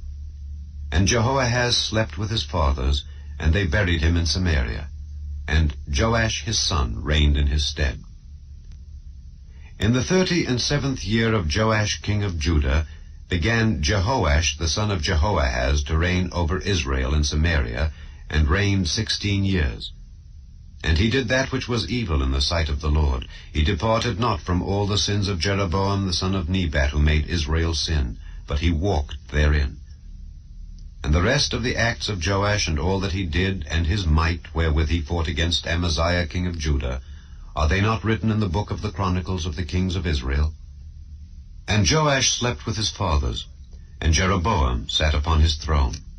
And Joash was buried in Samaria with the kings of Israel. Now Elisha was fallen sick of his sickness, whereof he died. And Joash the king of Israel came down unto him, and wept over his face, and said, O my father, the chariot of Israel, and the horsemen thereof. And Elisha said unto him, Take bow and arrows. And he took unto him bow and arrows. And he said to the king of Israel, Put thine hand upon the bow. And he put his hand upon it. And Elisha put his hands upon the king's hands. And he said, Open the window eastward. And he opened it. Then Elisha said, Shoot. And he shot. And he said, The arrow of the Lord's deliverance, and the arrow of deliverance from Syria, For thou shalt smite the Syrians in Aphek, till thou have consumed them. And he said, Take the arrows. And he took them. And he said unto the king of Israel, Smite upon the ground. And he smote thrice, and stayed. And the man of God was wroth with him, and said, Thou shouldest have smitten 5 or 6 times. Then hadst thou smitten Syria till thou hadst consumed it, whereas now thou shalt smite Syria but thrice. And Elisha died, and they buried him. And the bands of the Moabites invaded the land at the coming in of the year. And it came to pass, as they were burying a man, that, behold, they spied a band of men, and they cast the man into the sepulchre of Elisha. And when the man was let down and touched the bones of Elisha, he revived and stood up on his feet. But Hazael king of Syria oppressed Israel all the days of Jehoahaz. And the Lord was gracious unto them, and had compassion on them, and had respect unto them, because of his covenant with Abraham, Isaac, and Jacob, and would not destroy them, neither cast he them from his presence as yet. So Hazael king of Syria died, and Benhadad his son reigned in his stead. And Jehoash the son of Jehoahaz took again out of the hand of Benhadad the son of Hazael the cities which he had taken out of the hand of Jehoahaz his father by war. 3 times did Joash beat him, and recovered the cities of Israel. Chapter 14. In the 2nd year of Joash son of Jehoahaz king of Israel reigned Amaziah the son of Joash king of Judah. He was 25 years old when he began to reign, and reigned 29 years in Jerusalem. And his mother's name was Jehoaddan of Jerusalem. And he did that which was right in the sight of the Lord, yet not like David his father. He did according to all things as Joash his father did. Howbeit the high places were not taken away. As yet the people did sacrifice and burnt incense on the high places. And it came to pass, as soon as the kingdom was confirmed in his hand, that he slew his servants which had slain the king his father. But the children of the murderers he slew not, according unto that which is written in the book of the law of Moses, wherein the Lord commanded, saying, The fathers shall not be put to death for the children, nor the children be put to death for the fathers, but every man shall be put to death for his own sin. He slew of Edom in the valley of Salt 10,000, and took Selah by war, and called the name of it Joktheel unto this day. Then Amaziah sent messengers to Jehoash the son of Jehoahaz son of Jehu king of Israel, saying, Come, let us look one another in the face. And Jehoash the king of Israel sent to Amaziah king of Judah, saying, The thistle that was in Lebanon sent to the cedar that was in Lebanon, saying, Give thy daughter to my son to wife. And there passed by a wild beast that was in Lebanon, and trode down the thistle. Thou hast indeed smitten Edom, and thine heart hath lifted thee up. Glory of this, and tarry at home. For why shouldest thou meddle to thy hurt, that thou shouldest fall, even thou and Judah with thee? But Amaziah would not hear. Therefore Jehoash king of Israel went up, and he and Amaziah king of Judah looked one another in the face at Bethshemesh, which belongeth to Judah. And Judah was put to the worse before Israel, and they fled every man to their tents. And Jehoash king of Israel took Amaziah king of Judah, the son of Jehoash the son of Ahaziah, at Bethshemesh, and came to Jerusalem, and brake down the wall of Jerusalem from the gate of Ephraim unto the corner gate, 400 cubits.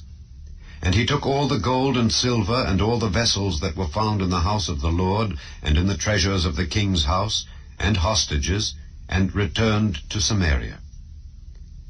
Now the rest of the acts of Jehoash which he did, and his might, and how he fought with Amaziah king of Judah, are they not written in the book of the Chronicles of the kings of Israel? And Jehoash slept with his fathers, and was buried in Samaria with the kings of Israel. And Jeroboam his son reigned in his stead. And Amaziah the son of Joash king of Judah lived after the death of Jehoash son of Jehoahaz king of Israel 15 years. And the rest of the acts of Amaziah, are they not written in the book of the Chronicles of the kings of Judah?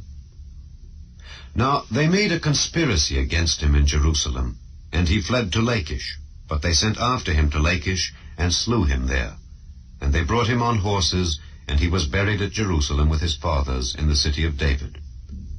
And all the people of Judah took Azariah, which was 16 years old, and made him king instead of his father Amaziah.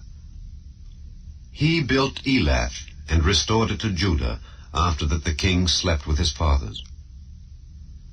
In the 15th year of Amaziah the son of Joash king of Judah, Jeroboam the son of Joash king of Israel began to reign in Samaria, and reigned 41 years. And he did that which was evil in the sight of the Lord. He departed not from all the sins of Jeroboam the son of Nebat, who made Israel to sin.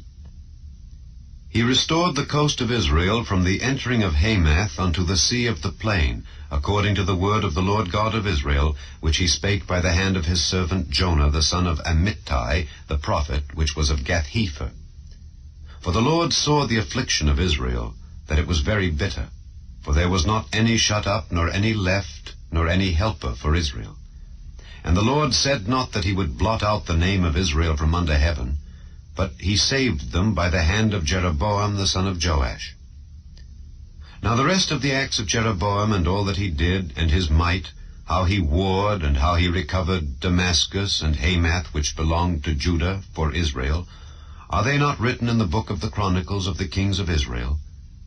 And Jeroboam slept with his fathers, even with the kings of Israel, and Zechariah his son reigned in his stead. Chapter 15. In the 27th year of Jeroboam king of Israel began Azariah son of Amaziah king of Judah to reign. 16 years old was he when he began to reign, and he reigned 52 years in Jerusalem. And his mother's name was Jecholiah of Jerusalem.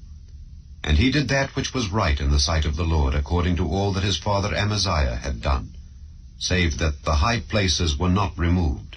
The people sacrificed and burnt incense still on the high places. And the Lord smote the king, so that he was a leper unto the day of his death, and dwelt in a several house. And Jotham the king's son was over the house, judging the people of the land. And the rest of the acts of Azariah, and all that he did, are they not written in the book of the Chronicles of the kings of Judah? So Azariah slept with his fathers, and they buried him with his fathers in the city of David. And Jotham his son reigned in his stead. In the 38th year of Azariah king of Judah did Zechariah the son of Jeroboam reign over Israel in Samaria 6 months. And he did that which was evil in the sight of the Lord, as his fathers had done. He departed not from the sins of Jeroboam the son of Nebat, who made Israel to sin. And Shallum the son of Jabesh conspired against him, and smote him before the people, and slew him, and reigned in his stead. And the rest of the acts of Zechariah, behold, they are written in the book of the Chronicles of the kings of Israel. This was the word of the Lord which he spake unto Jehu, saying, Thy sons shall sit on the throne of Israel unto the 4th generation. And so it came to pass. Shallum the son of Jabesh began to reign in the 39th year of Uzziah king of Judah, and he reigned a full month in Samaria.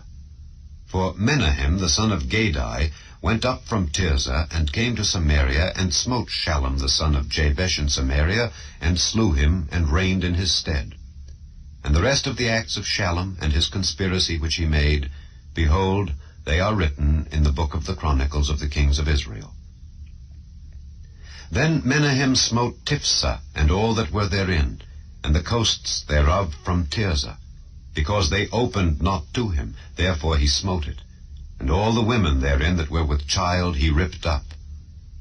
In the 39th year of Azariah king of Judah began Menahem the son of Gadai to reign over Israel, and reigned 10 years in Samaria.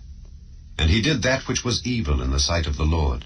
He departed not all his days from the sins of Jeroboam the son of Nebat, who made Israel to sin. And Pul, the king of Assyria, came against the land. And Menahem gave Pul 1,000 talents of silver, that his hand might be with him to confirm the kingdom in his hand. And Menahem exacted the money of Israel, even of all the mighty men of wealth, of each man 50 shekels of silver to give to the king of Assyria. So the king of Assyria turned back, and stayed not there in the land. And the rest of the acts of Menahem and all that he did, are they not written in the book of the Chronicles of the kings of Israel?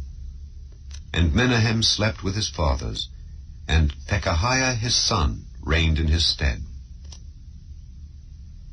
In the 50th year of Azariah king of Judah, Pekahiah the son of Menahem began to reign over Israel and Samaria, and reigned 2 years.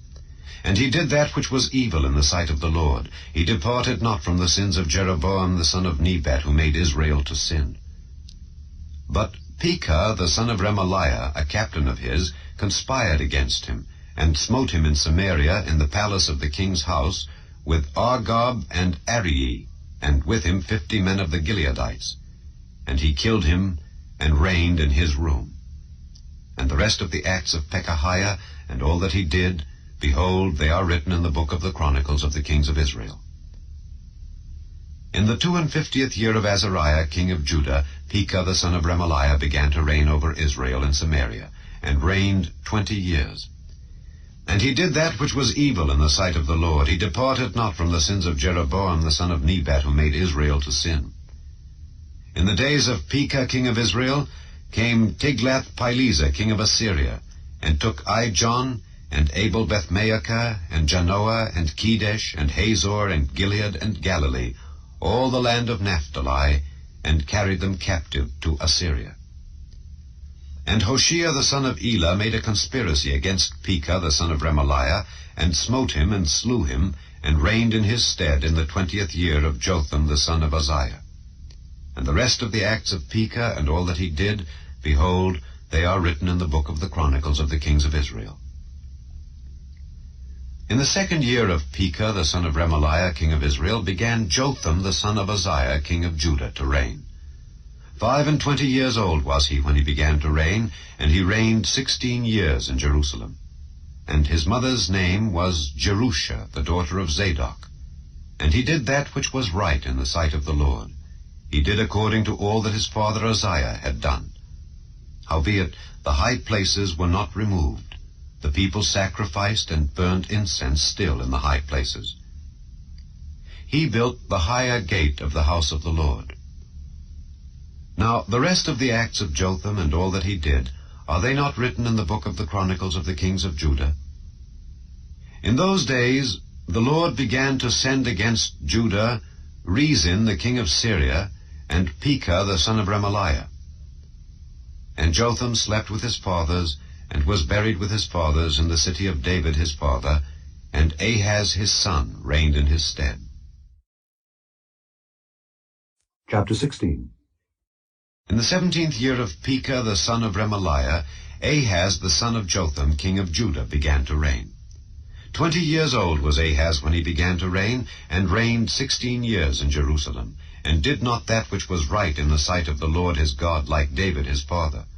But he walked in the way of the kings of Israel, yea, and made his son to pass through the fire, according to the abominations of the heathen, whom the Lord cast out from before the children of Israel.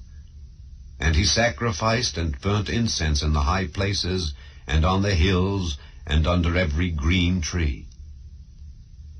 Then Rezin king of Syria and Pekah son of Remaliah king of Israel came up to Jerusalem to war, and they besieged Ahaz, but could not overcome him. At that time Rezin king of Syria recovered Elath to Syria, and drave the Jews from Elath. And the Syrians came to Elath, and dwelt there unto this day. So Ahaz sent messengers to Tiglath-Pileser king of Assyria, saying, I am thy servant and thy son. Come up and save me out of the hand of the king of Syria, and out of the hand of the king of Israel, which rise up against me. And Ahaz took the silver and gold that was found in the house of the Lord, and in the treasures of the king's house, and sent it for a present to the king of Assyria. And the king of Assyria hearkened unto him. For the king of Assyria went up against Damascus, and took it, and carried the people of it captive to Kir, and slew Rezin. And King Ahaz went to Damascus to meet Tiglath-Pileser king of Assyria, and saw an altar that was at Damascus. And King Ahaz sent to Urijah the priest the fashion of the altar, and the pattern of it, according to all the workmanship thereof. And Urijah the priest built an altar according to all that King Ahaz had sent from Damascus.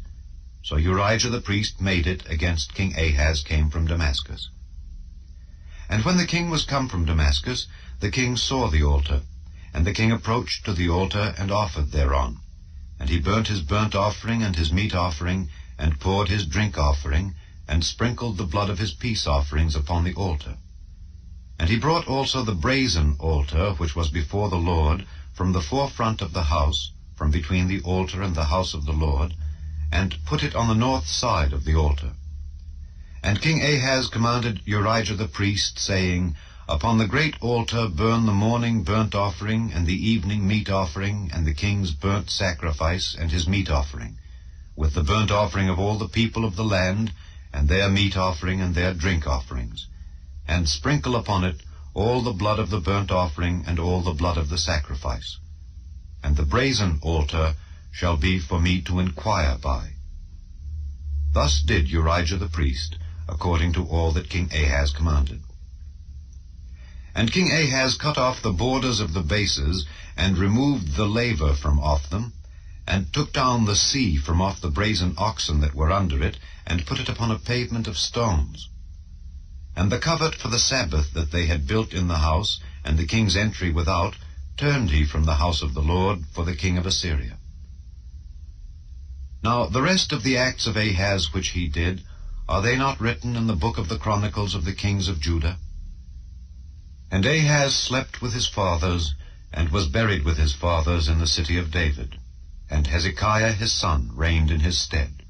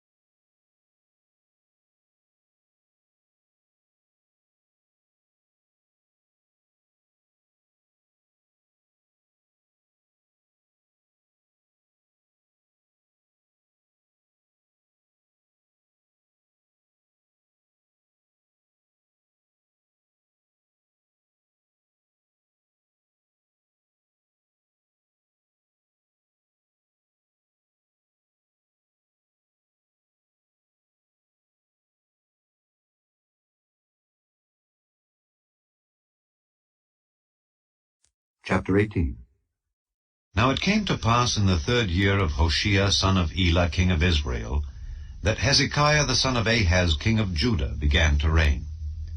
25 years old was he when he began to reign, and he reigned 29 years in Jerusalem. His mother's name also was Abi, the daughter of Zechariah. And he did that which was right in the sight of the Lord, according to all that David his father did. He removed the high places, and brake the images, and cut down the groves, and brake in pieces the brazen serpent that Moses had made. For unto those days the children of Israel did burn incense to it. And he called it Nehushtan. He trusted in the Lord God of Israel, so that after him was none like him among all the kings of Judah, nor any that were before him. For he clave to the Lord, and departed not from following him, but kept his commandments which the Lord commanded Moses. And the Lord was with him, and he prospered whithersoever he went forth. And he rebelled against the king of Assyria, and served him not. He smote the Philistines, even unto Gaza and the borders thereof, from the tower of the watchman to the fenced city. And it came to pass in the 4th year of King Hezekiah, which was the 7th year of Hoshea son of Elah king of Israel, that Shalmaneser king of Assyria came up against Samaria and besieged it. And at the end of 3 years they took it. Even in the 6th year of Hezekiah, that is, the 9th year of Hoshea king of Israel, Samaria was taken. And the king of Assyria did carry away Israel unto Assyria, and put them in Halah and in Habor by the river of Gozan, and in the cities of the Medes, because they obeyed not the voice of the Lord their God, but transgressed his covenant, and all that Moses the servant of the Lord commanded, and would not hear them nor do them. Now in the 14th year of King Hezekiah did Sennacherib king of Assyria come up against all the fenced cities of Judah, and took them. And Hezekiah king of Judah sent to the king of Assyria to Lachish, saying, I have offended, return from me. That which thou puttest on me will I bear. And the king of Assyria appointed unto Hezekiah king of Judah 300 talents of silver, and 30 talents of gold. And Hezekiah gave him all the silver that was found in the house of the Lord, and in the treasures of the king's house. At that time did Hezekiah cut off the gold from the doors of the temple of the Lord, and from the pillars which Hezekiah king of Judah had overlaid, and gave it to the king of Assyria. And the king of Assyria sent Tartan and Rabsaris and Rabshakeh from Lachish to King Hezekiah with a great host against Jerusalem. And they went up and came to Jerusalem. And when they were come up, they came and stood by the conduit of the upper pool, which is in the highway of the fuller's field. And when they had called to the king, there came out to them Eliakim the son of Hilkiah, which was over the household, and Shebna the scribe, and Joah the son of Asaph, the recorder. And Rabshakeh said unto them, Speak ye now to Hezekiah, Thus saith the great king, the king of Assyria, What confidence is this wherein thou trustest? Thou sayest, but they are but vain words, I have counsel and strength for the war. Now on whom dost thou trust that thou rebellest against me? Now behold, thou trustest upon the staff of this bruised reed, even upon Egypt, on which if a man lean, it will go into his hand and pierce it. So is Pharaoh king of Egypt unto all that trust on him. But if ye say unto me, We trust in the Lord our God, is not that he whose high places and whose altars Hezekiah hath taken away, and hath said to Judah and Jerusalem, Ye shall worship before this altar in Jerusalem?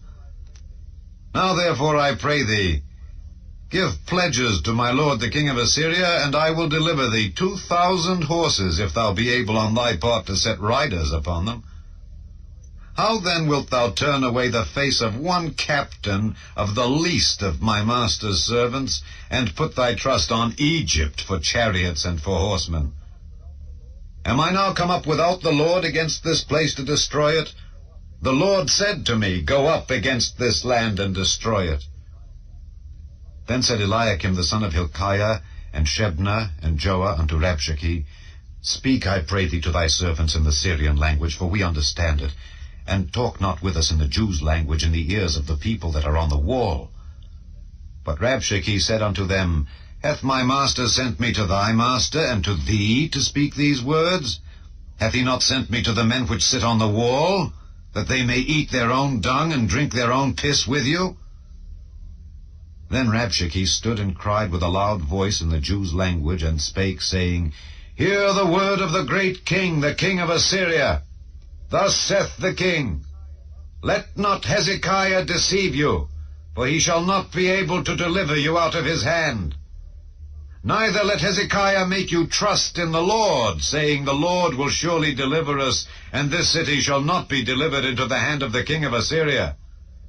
Hearken not to Hezekiah, for thus saith the king of Assyria, Make an agreement with me by a present, and come out to me, and then eat ye every man of his own vine, and every one of his fig tree, and drink ye every one the waters of his cistern, until I come and take you away to a land like your own land, a land of corn and wine, a land of bread and vineyards, a land of oil olive and of honey, that ye may live and not die.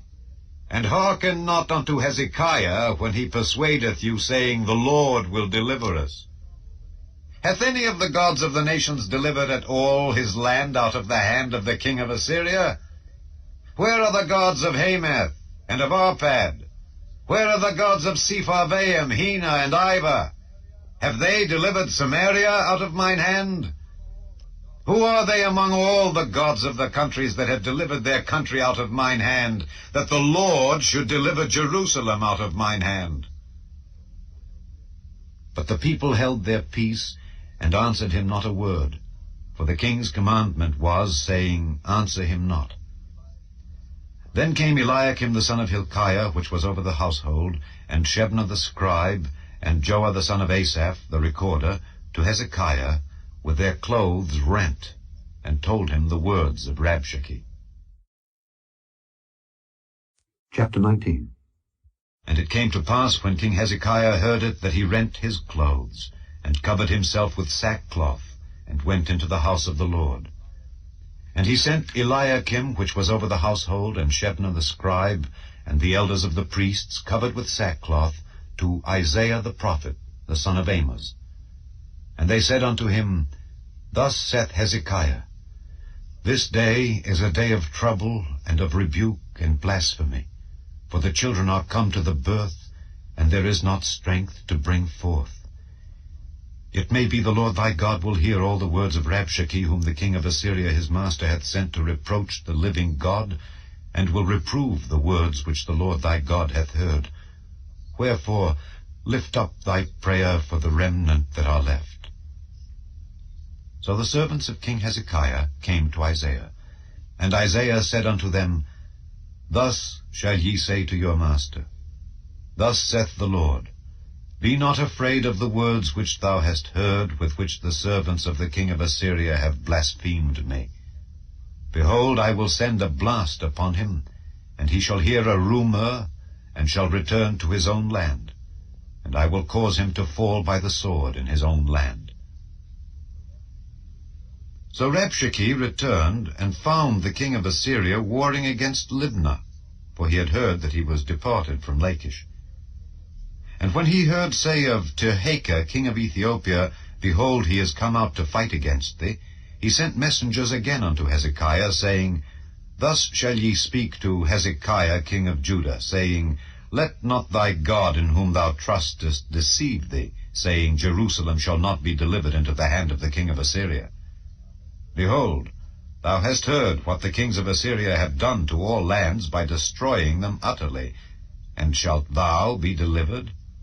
Have the gods of the nations delivered them which my fathers have destroyed, as Gozan and Haran and Rezeph, and the children of Eden which were in Thelasar? Where is the king of Hamath, and the king of Arpad, and the king of the city of Sepharvaim, of Hena and Ivah? And Hezekiah received the letter of the hand of the messengers, and read it. And Hezekiah went up into the house of the Lord, and spread it before the Lord. And Hezekiah prayed before the Lord, and said, O Lord God of Israel, which dwellest between the cherubims, thou art the God, even thou alone, of all the kingdoms of the earth. Thou hast made heaven and earth.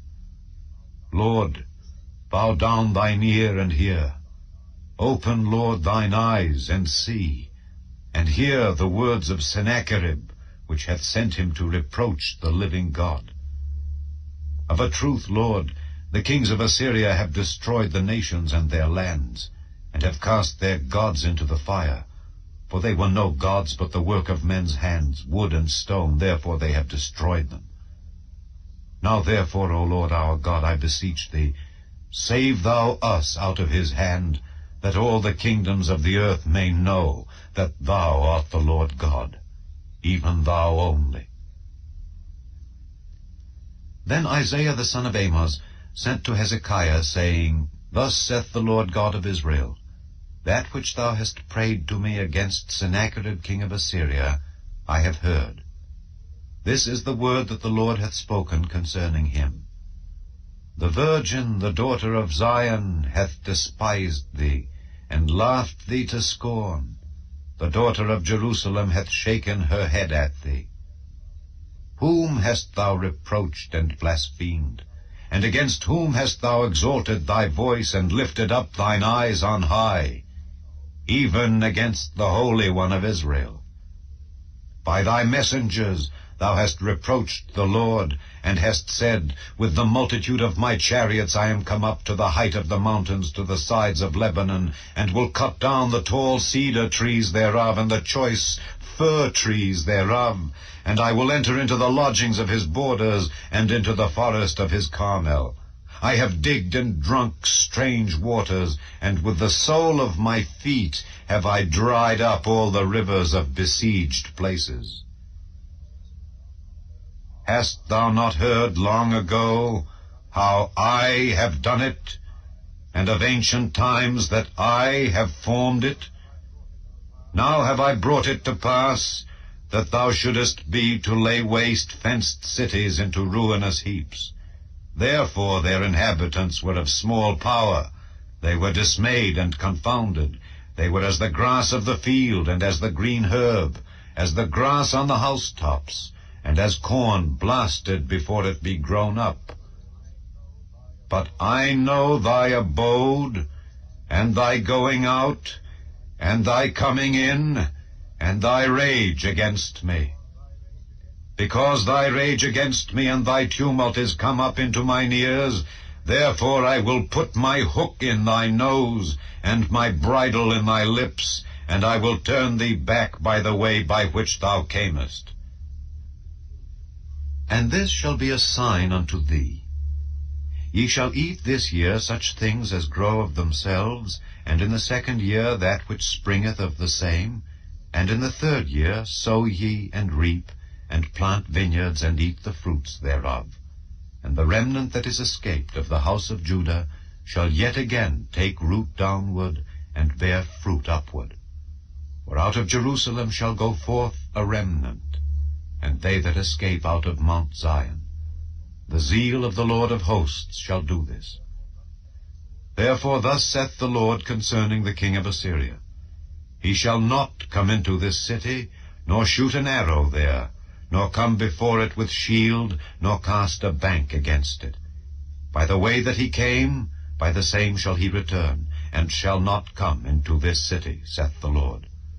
For I will defend this city, to save it for mine own sake, and for my servant David's sake. And it came to pass that night that the angel of the Lord went out, and smote in the camp of the Assyrians 185,000.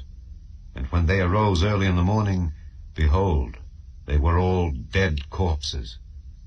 So Sennacherib king of Assyria departed, and went and returned, and dwelt at Nineveh. And it came to pass, as he was worshipping in the house of Nisroch his god, that Adramelech and Sharezer his sons smote him with the sword, and they escaped into the land of Armenia. And Esarhaddon his son reigned in his stead. Chapter 20. In those days was Hezekiah sick unto death.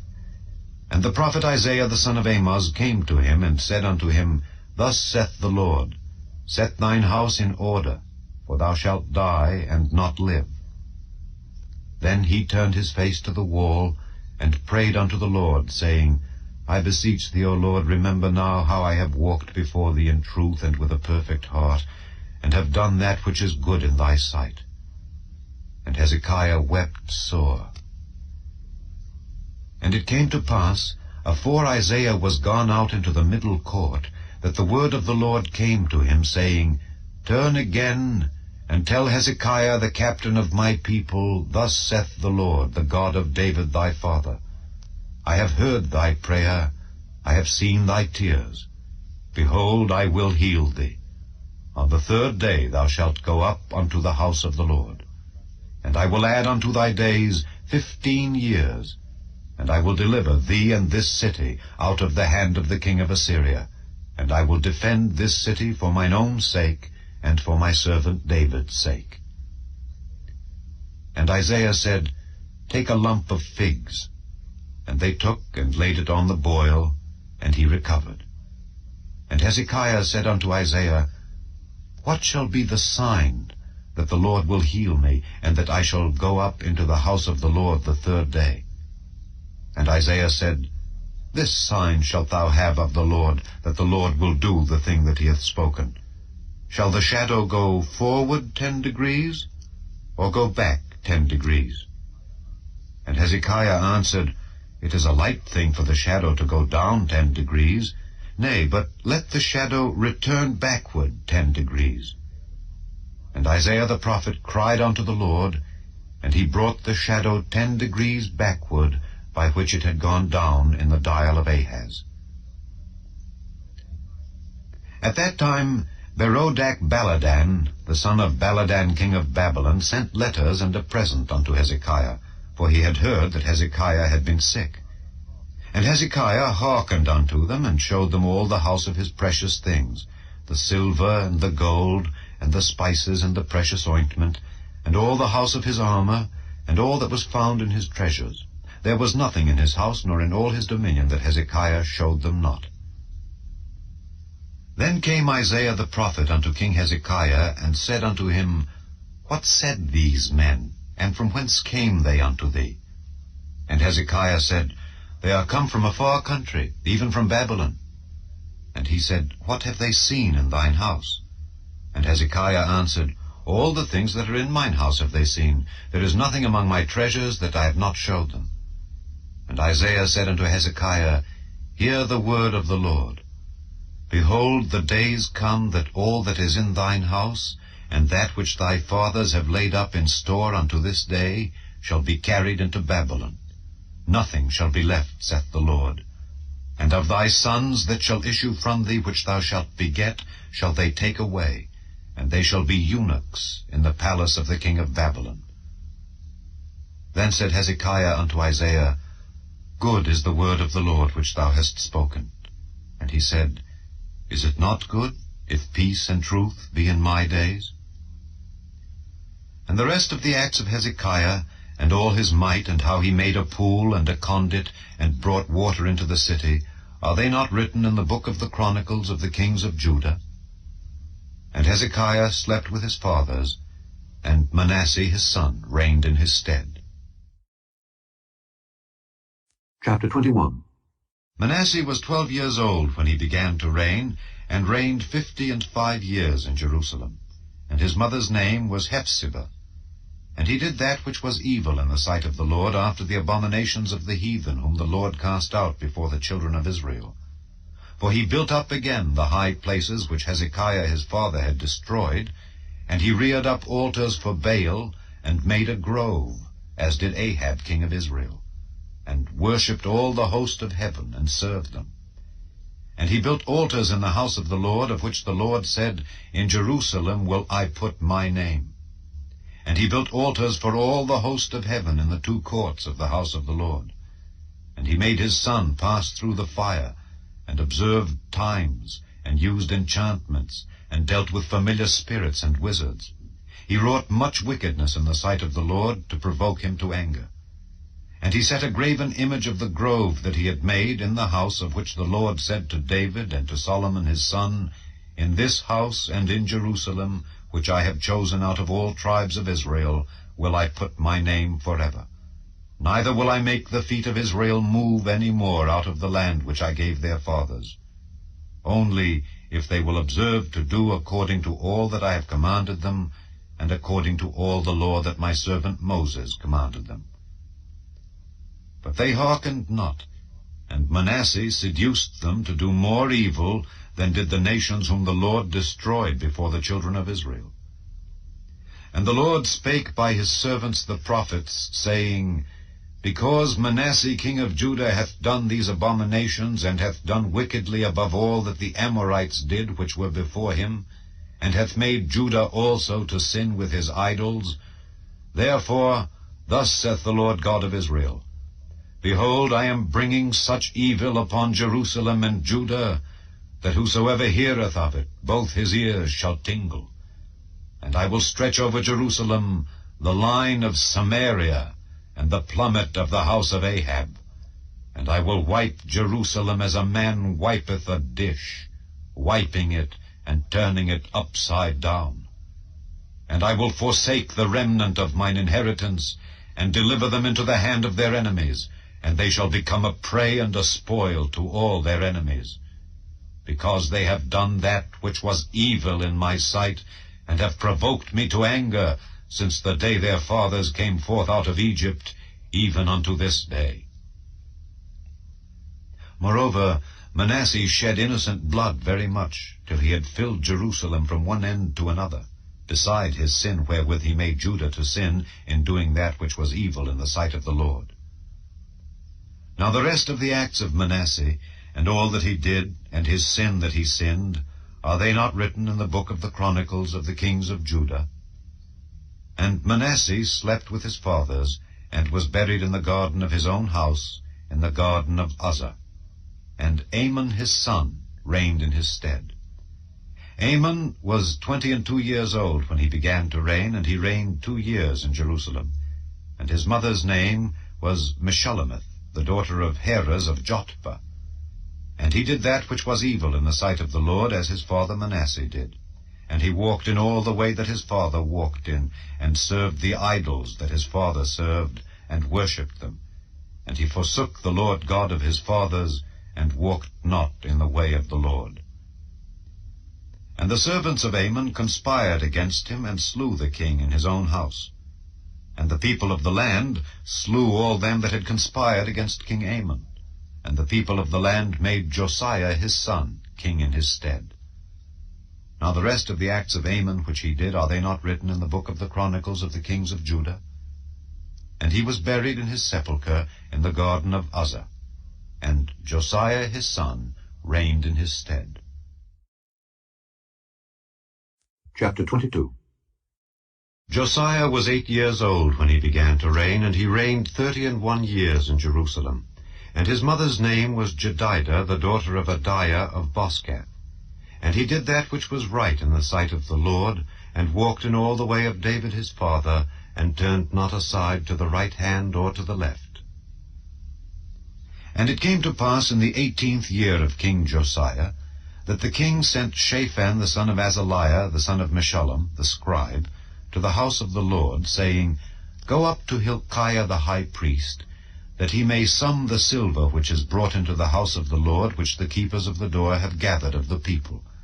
And let them deliver it into the hand of the doers of the work that have the oversight of the house of the Lord, and let them give it to the doers of the work which is in the house of the Lord, to repair the breaches of the house, unto carpenters and builders and masons, and to buy timber and hewn stone to repair the house.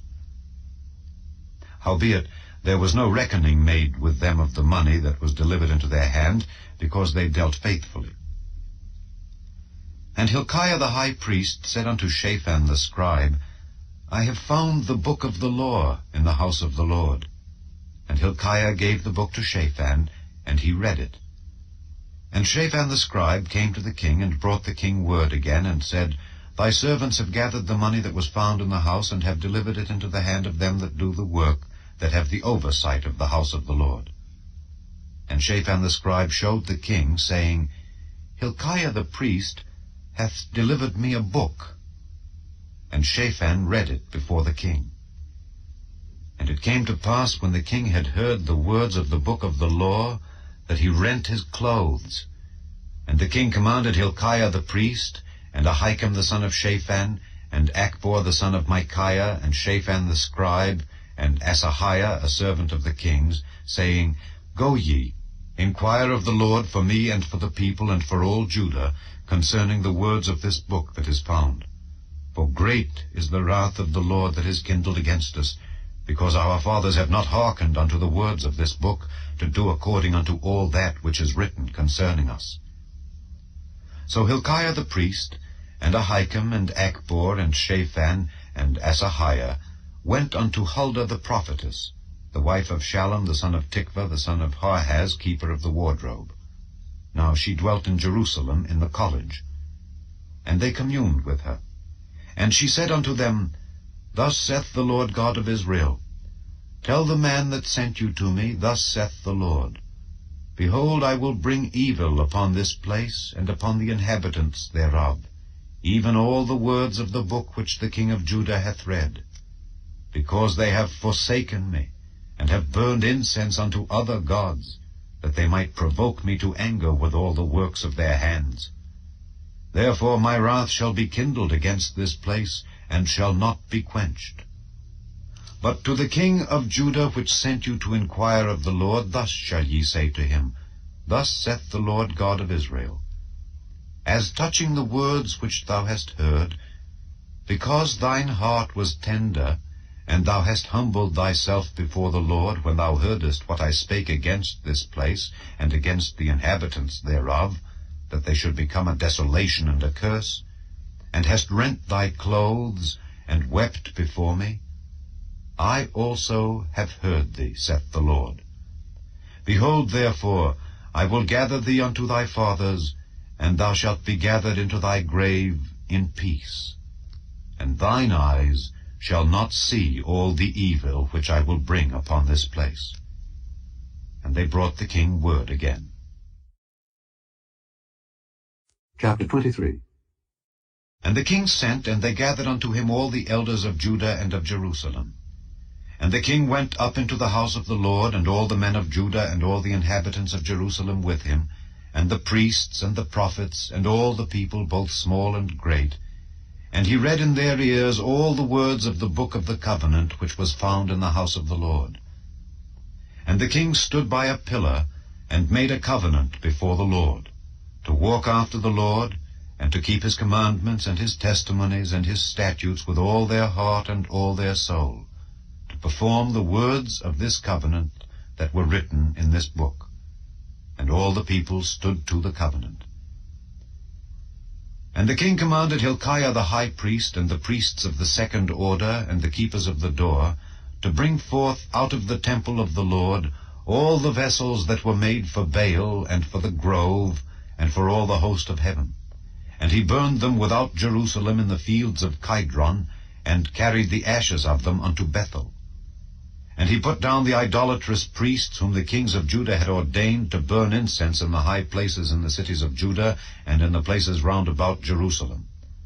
Them also that burned incense unto Baal, to the sun, and to the moon, and to the planets, and to all the host of heaven. And he brought out the grove from the house of the Lord without Jerusalem unto the brook Kidron, and burned it at the brook Kidron, and stamped it small to powder, and cast the powder thereof upon the graves of the children of the people. And he brake down the houses of the Sodomites that were by the house of the Lord, where the women wove hangings for the grove. And he brought all the priests out of the cities of Judah, and defiled the high places where the priests had burned incense, from Geba to Beersheba, and brake down the high places of the gates that were in the entering in of the gate of Joshua the governor of the city, which were on a man's left hand at the gate of the city.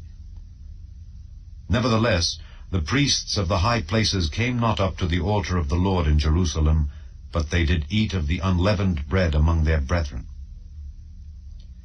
And he defiled Topheth, which is in the valley of the children of Hinnom, that no man might make his son or his daughter to pass through the fire to Molech. And he took away the horses that the kings of Judah had given to the sun at the entering in of the house of the Lord by the chamber of Nathan-Melech, the chamberlain, which was in the suburbs, and burned the chariots of the sun with fire. And the altars that were on the top of the upper chamber of Ahaz, which the kings of Judah had made, and the altars which Manasseh had made in the two courts of the house of the Lord, did the king beat down, and break them down from thence, and cast the dust of them into the brook Kidron. And the high places that were before Jerusalem, which were on the right hand of the mount of corruption, which Solomon the king of Israel had builded for Ashtoreth the abomination of the Zidonians, and for Chemosh the abomination of the Moabites, and for Milcom the abomination of the children of Ammon, did the king defile. And he brake in pieces the images, and cut down the groves, and filled their places with the bones of men. Moreover, the altar that was at Bethel, and the high place which Jeroboam the son of Nebat, who made Israel to sin, had made, both that altar and the high place he brake down, and burned the high place, and stamped it small to powder, and burned the grove. And as Josiah turned himself, he spied the sepulchres that were there in the mount, and sent and took the bones out of the sepulchres, and burned them upon the altar, and polluted it, according to the word of the Lord which the man of God proclaimed, who proclaimed these words. Then he said, What title is that I see? And the men of the city told him, It is the sepulchre of the man of God which came from Judah, and proclaimed these things that thou hast done against the altar of Bethel. And he said, Let him alone, let no man move his bones.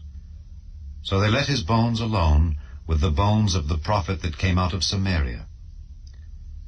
And all the houses also of the high places that were in the cities of Samaria, which the kings of Israel had made to provoke the Lord to anger, Josiah took away, and did to them according to all the acts that he had done in Bethel. And he slew all the priests of the high places that were there upon the altars, and burned men's bones upon them, and returned to Jerusalem. And the king commanded all the people, saying, Keep the Passover unto the Lord your God, as it is written in the book of this covenant. Surely there was not holden such a Passover from the days of the judges that judged Israel, nor in all the days of the kings of Israel, nor of the kings of Judah, but in the 18th year of King Josiah, wherein this Passover was holden to the Lord in Jerusalem. Moreover, the workers with familiar spirits, and the wizards, and the images, and the idols, and all the abominations that were spied in the land of Judah and in Jerusalem, did Josiah put away, that he might perform the words of the law which were written in the book that Hilkiah the priest found in the house of the Lord. And like unto him was there no king before him, that turned to the Lord with all his heart, and with all his soul, and with all his might, according to all the law of Moses. Neither after him arose there any like him. Notwithstanding, the Lord turned not from the fierceness of his great wrath, wherewith his anger was kindled against Judah, because of all the provocations that Manasseh had provoked him withal. And the Lord said, I will remove Judah also out of my sight, as I have removed Israel, and will cast off this city Jerusalem which I have chosen, and the house of which I said, My name shall be there. Now the rest of the acts of Josiah, and all that he did, are they not written in the book of the Chronicles of the kings of Judah? In his days Pharaoh Necho, king of Egypt, went up against the king of Assyria to the river Euphrates, and King Josiah went against him, and he slew him at Megiddo when he had seen him. And his servants carried him in a chariot dead from Megiddo, and brought him to Jerusalem, and buried him in his own sepulchre. And the people of the land took Jehoahaz the son of Josiah, and anointed him, and made him king in his father's stead. Jehoahaz was 23 years old when he began to reign, and he reigned 3 months in Jerusalem. And his mother's name was Hamutal, the daughter of Jeremiah of Libnah. And he did that which was evil in the sight of the Lord, according to all that his fathers had done. And Pharaoh Necho put him in bands at Riblah in the land of Hamath, that he might not reign in Jerusalem, and put the land to a tribute of 100 talents of silver, and a talent of gold. And Pharaoh Necho made Eliakim the son of Josiah king in the room of Josiah his father, and turned his name to Jehoiakim, and took Jehoahaz away. And he came to Egypt, and died there. And Jehoiakim gave the silver and the gold to Pharaoh, but he taxed the land to give the money according to the commandment of Pharaoh. He exacted the silver and the gold of the people of the land, of every one according to his taxation, to give it unto Pharaoh Necho. Jehoiakim was 25 years old when he began to reign, and he reigned 11 years in Jerusalem. And his mother's name was Zebudah, the daughter of Pedaiah of Rumah. And he did that which was evil in the sight of the Lord, according to all that his fathers had done. Chapter 24. In his days Nebuchadnezzar king of Babylon came up, and Jehoiakim became his servant 3 years. Then he turned and rebelled against him. And the Lord sent against him bands of the Chaldees, and bands of the Syrians, and bands of the Moabites, and bands of the children of Ammon, and sent them against Judah to destroy it, according to the word of the Lord which he spake by his servants the prophets. Surely at the commandment of the Lord came this upon Judah, to remove them out of his sight, for the sins of Manasseh, according to all that he did, and also for the innocent blood that he shed. For he filled Jerusalem with innocent blood, which the Lord would not pardon. Now the rest of the acts of Jehoiakim and all that he did, are they not written in the book of the Chronicles of the kings of Judah? So Jehoiakim slept with his fathers, and Jehoiachin his son reigned in his stead. And the king of Egypt came not again any more out of his land, for the king of Babylon had taken from the river of Egypt unto the river Euphrates all that pertained to the king of Egypt. Jehoiachin was 18 years old when he began to reign, and he reigned in Jerusalem 3 months. And his mother's name was Nehushta, the daughter of Elnathan of Jerusalem. And he did that which was evil in the sight of the Lord, according to all that his father had done. At that time the servants of Nebuchadnezzar king of Babylon came up against Jerusalem, and the city was besieged. And Nebuchadnezzar king of Babylon came against the city, and his servants did besiege it. And Jehoiakim the king of Judah went out to the king of Babylon, he and his mother and his servants and his princes and his officers, and the king of Babylon took him in the 8th year of his reign. And he carried out thence all the treasures of the house of the Lord and the treasures of the king's house, and cut in pieces all the vessels of gold which Solomon king of Israel had made in the temple of the Lord, as the Lord had said. And he carried away all Jerusalem, and all the princes and all the mighty men of valor, even 10,000 captives, and all the craftsmen and smiths. None remained save the poorest sort of the people of the land. And he carried away Jehoiachin to Babylon, and the king's mother, and the king's wives, and his officers, and the mighty of the land, those carried he into captivity from Jerusalem to Babylon. And all the men of might, even 7,000, and craftsmen and smiths 1,000, all that were strong and apt for war, even them the king of Babylon brought captive to Babylon. And the king of Babylon made Mattaniah his father's brother king in his stead, and changed his name to Zedekiah. Zedekiah was 21 years old when he began to reign, and he reigned 11 years in Jerusalem. And his mother's name was Hamutal, the daughter of Jeremiah of Libnah. And he did that which was evil in the sight of the Lord, according to all that Jehoiakim had done.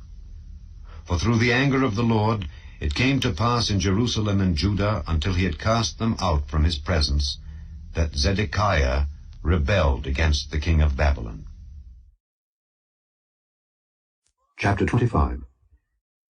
And it came to pass in the 9th year of his reign, in the 10th month, in the 10th day of the month, that Nebuchadnezzar king of Babylon came, he and all his host, against Jerusalem, and pitched against it.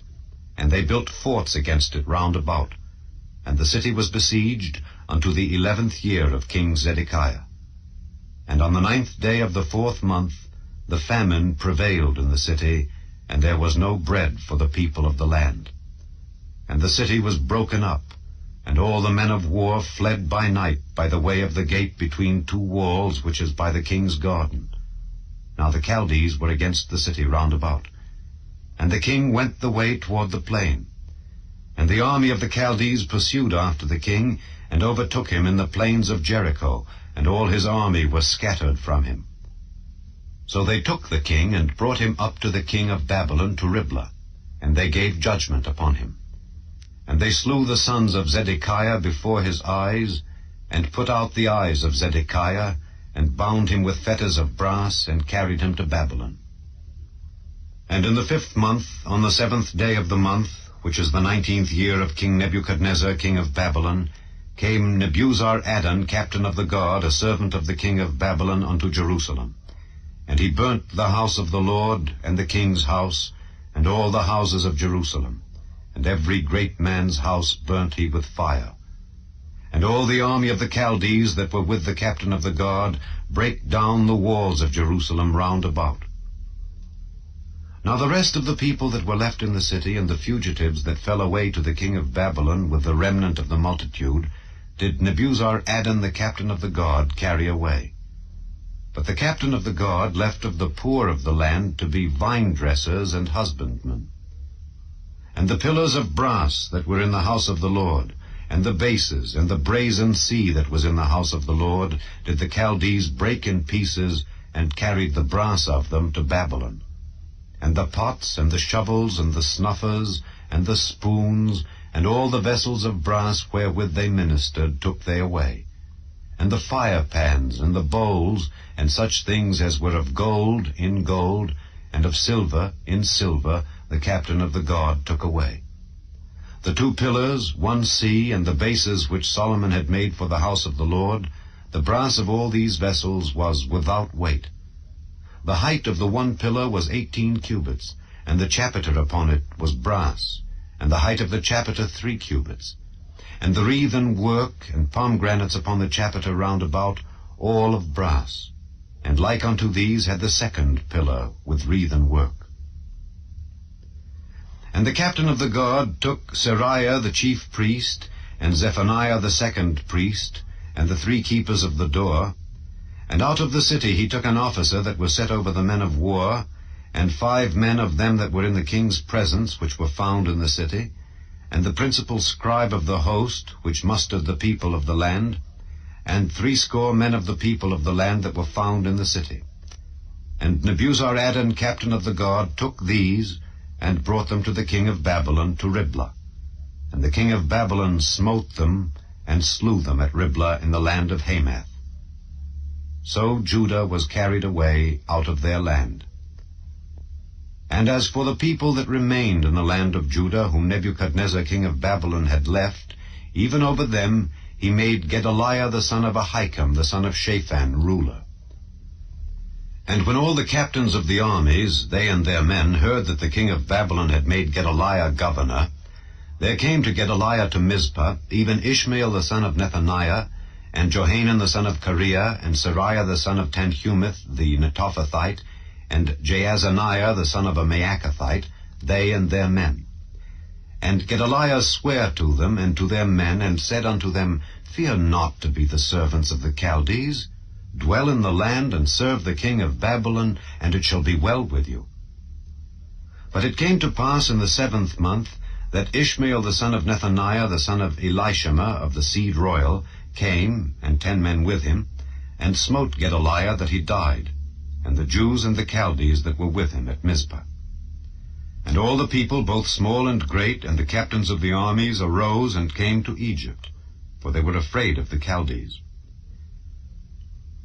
And it came to pass in the 37th year of the captivity of Jehoiakim king of Judah, in the 12th month, on the 27th day of the month, that evil Merodach, king of Babylon, in the year that he began to reign, did lift up the head of Jehoiakim king of Judah out of prison. And he spake kindly to him, and set his throne above the throne of the kings that were with him in Babylon, and changed his prison garments, and he did eat bread continually before him all the days of his life. And his allowance was a continual allowance given him of the king, a daily rate for every day, all the days of his life. The first book of the Chronicles. Adam, Sheth, Enosh, Kenan, Mahalaleel, Jered, Enoch, Methuselah, Lamech, Noah, Shem, Ham, and Japheth. The sons of Japheth, Gomer and Magog and Madai and Javan and Tubal and Meshech and Tyrus. And the sons of Gomer, Ashkenaz and Riphath and Togarmah. And the sons of Javan, Elisha and Tarshish, Kittim and Dodanim. The sons of Ham, Cush and Mizraim, Put and Canaan. And the sons of Cush, Seba and Havilah and Sabta and Raamah and Sabteka. And the sons of Raamah, Sheba and Dedan. And Cush begat Nimrod, he began to be mighty upon the earth. And Mizraim begat Ludim and Anamim and Lehabim and Naphtuhim and Pathrusim and Casluhim, of whom came the Philistines, and Caphthorim. And Canaan begat Zidon his firstborn, and Heth, the Jebusite also, and the Amorite, and the Girgashite, and the Hivite, and the Archite, and the Sinite, and the Arvadite, and the Zemarite, and the Hamathite. The sons of Shem, Elam, and Asher, and Arphaxad, and Lud, and Aram, and Uz, and Hul, and Gether, and Meshech. And Arphaxad begat Shelah, and Shelah begat Eber. And unto Eber were born 2 sons. The name of the one was Peleg, because in his days the earth was divided, and his brother's name was Joktan. And Joktan begat Almodad, and Sheleph, and Hazarmaveth, and Jerah, Hadoram also, and Uzal, and Diklah, and Ebal, and Abimael, and Sheba, and Ophir, and Havilah, and Jobab. All these were the sons of Joktan. Shem, Arphaxad, Shelah, Eber, Peleg, Reu, Serug, Nahor, Terah, Abram. The same is Abraham. The sons of Abraham, Isaac and Ishmael. These are their generations. The firstborn of Ishmael, Nebaioth.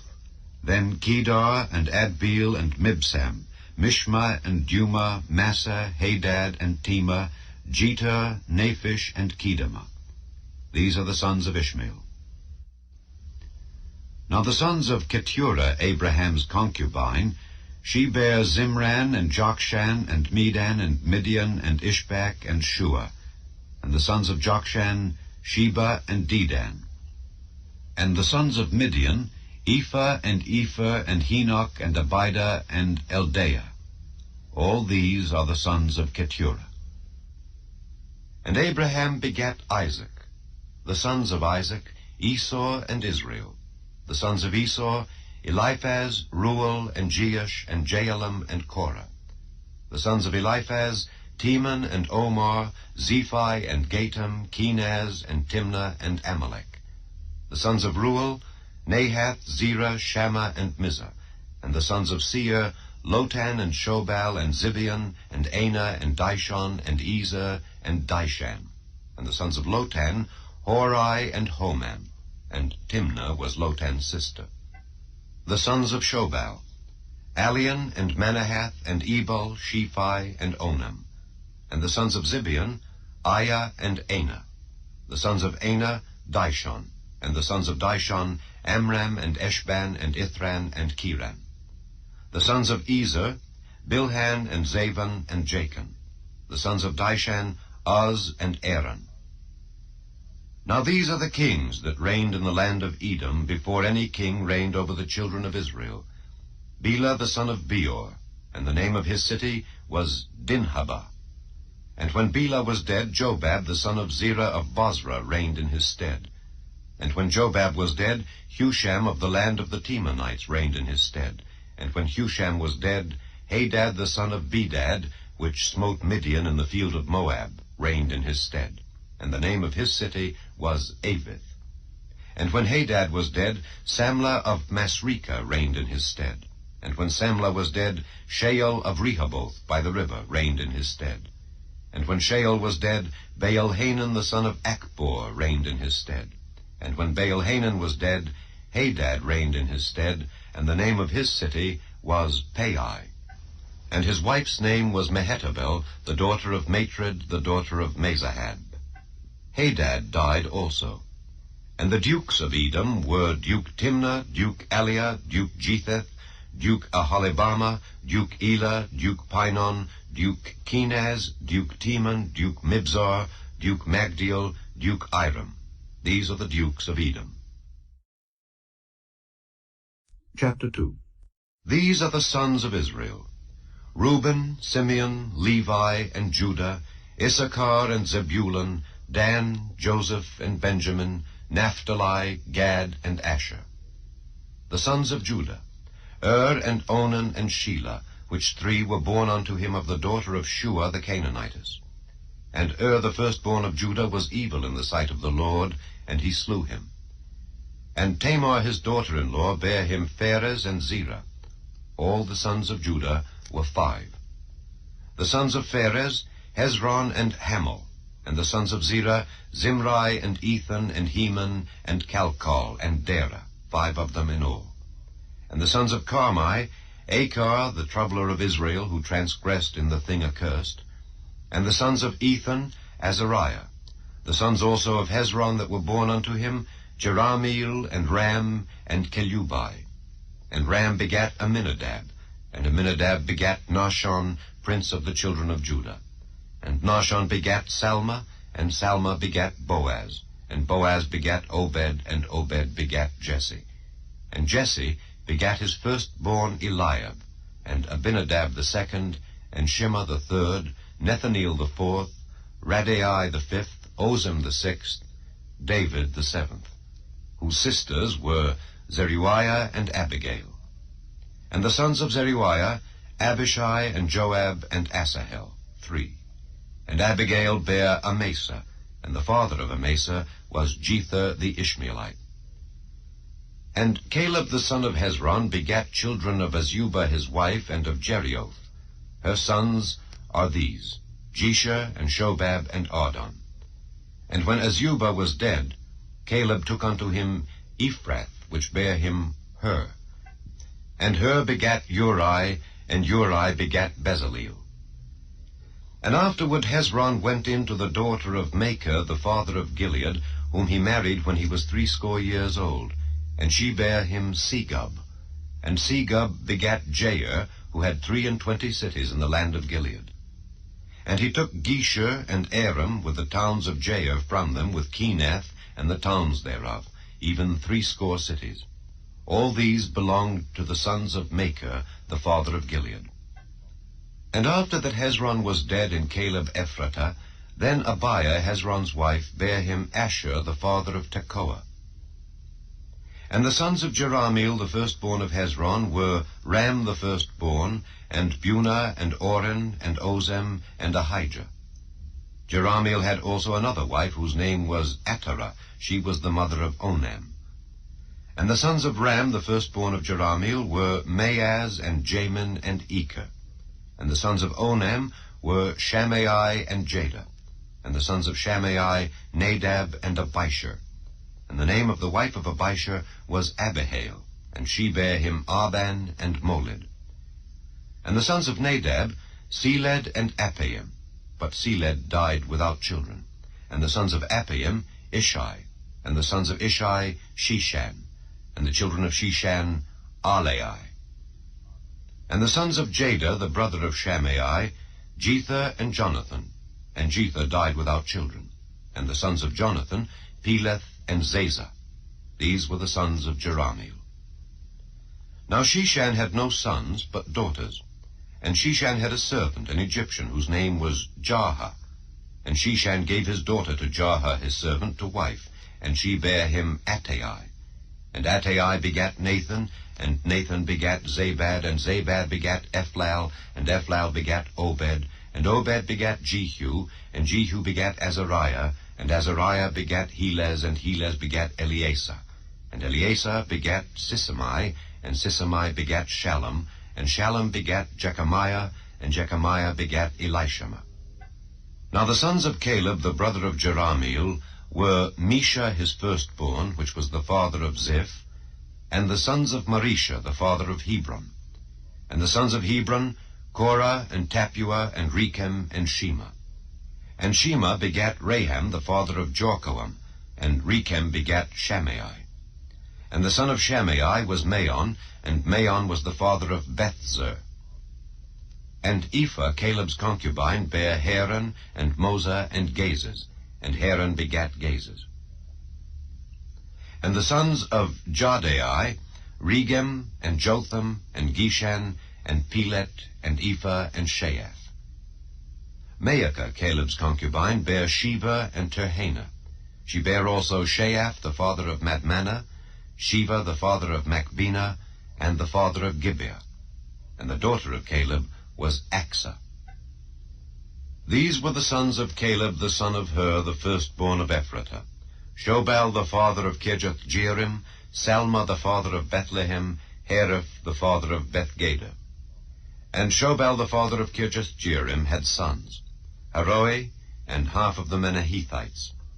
And the families of Kirjath-jearim, the Ithrites, and the Puhites, and the Shumathites, and the Mishraites. Of them came the Zariathites, and the Eshtaulites.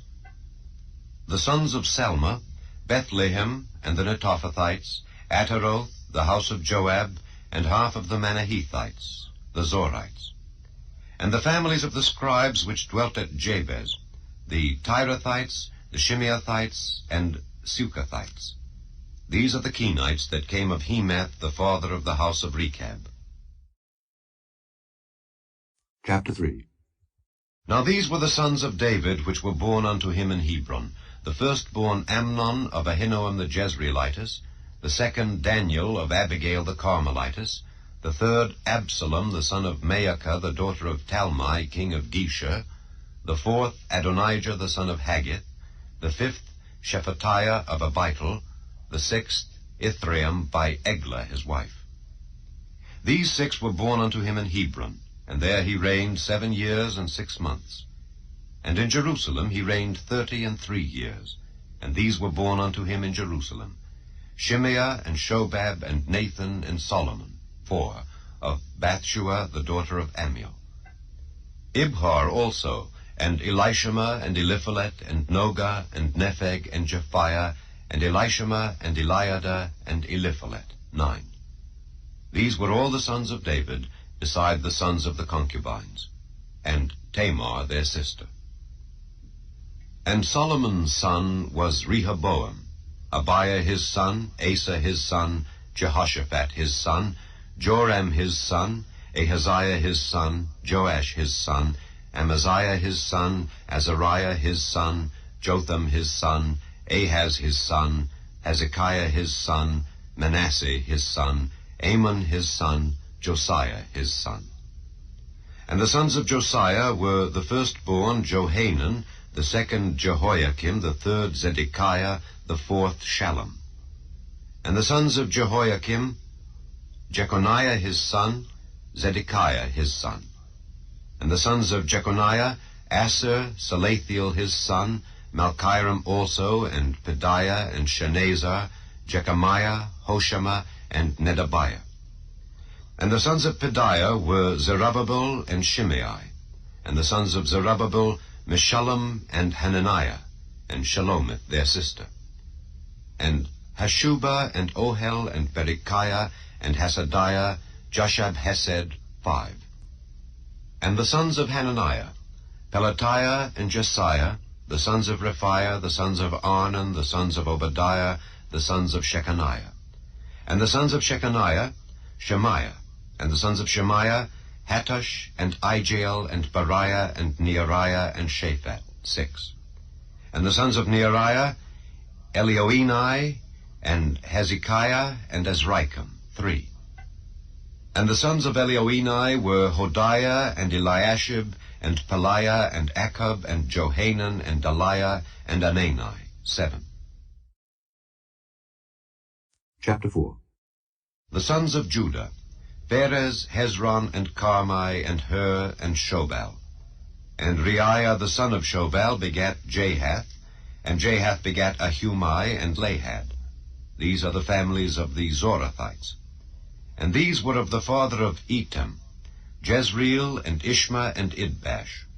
And the name of their sister was Hazelelponi, and Penuel the father of Gedor, and Ezer the father of Husha.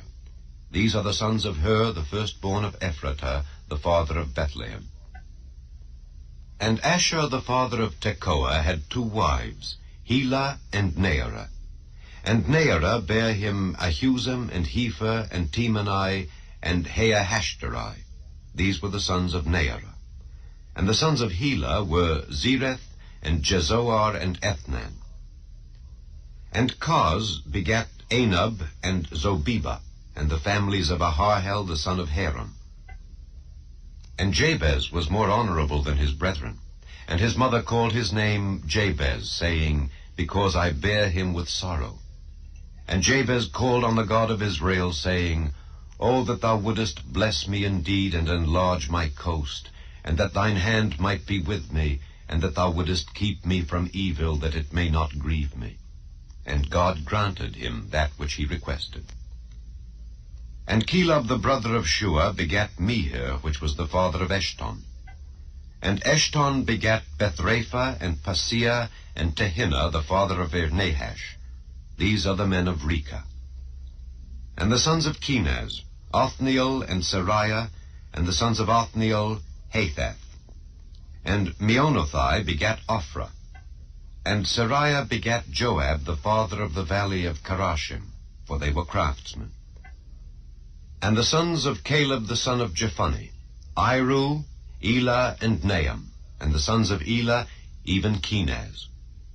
And the sons of Jehaleleel, Ziph and Ziphah, Tyria and Asareel. And the sons of Ezra were Jether and Mered and Ephah and Jalon. And she bare Miriam and Shammai and Ishbah the father of Eshtemoa. And his wife Jehudijah bare Jered the father of Gedor, and Heber the father of Soko, and Jekuthiel the father of Zanoah.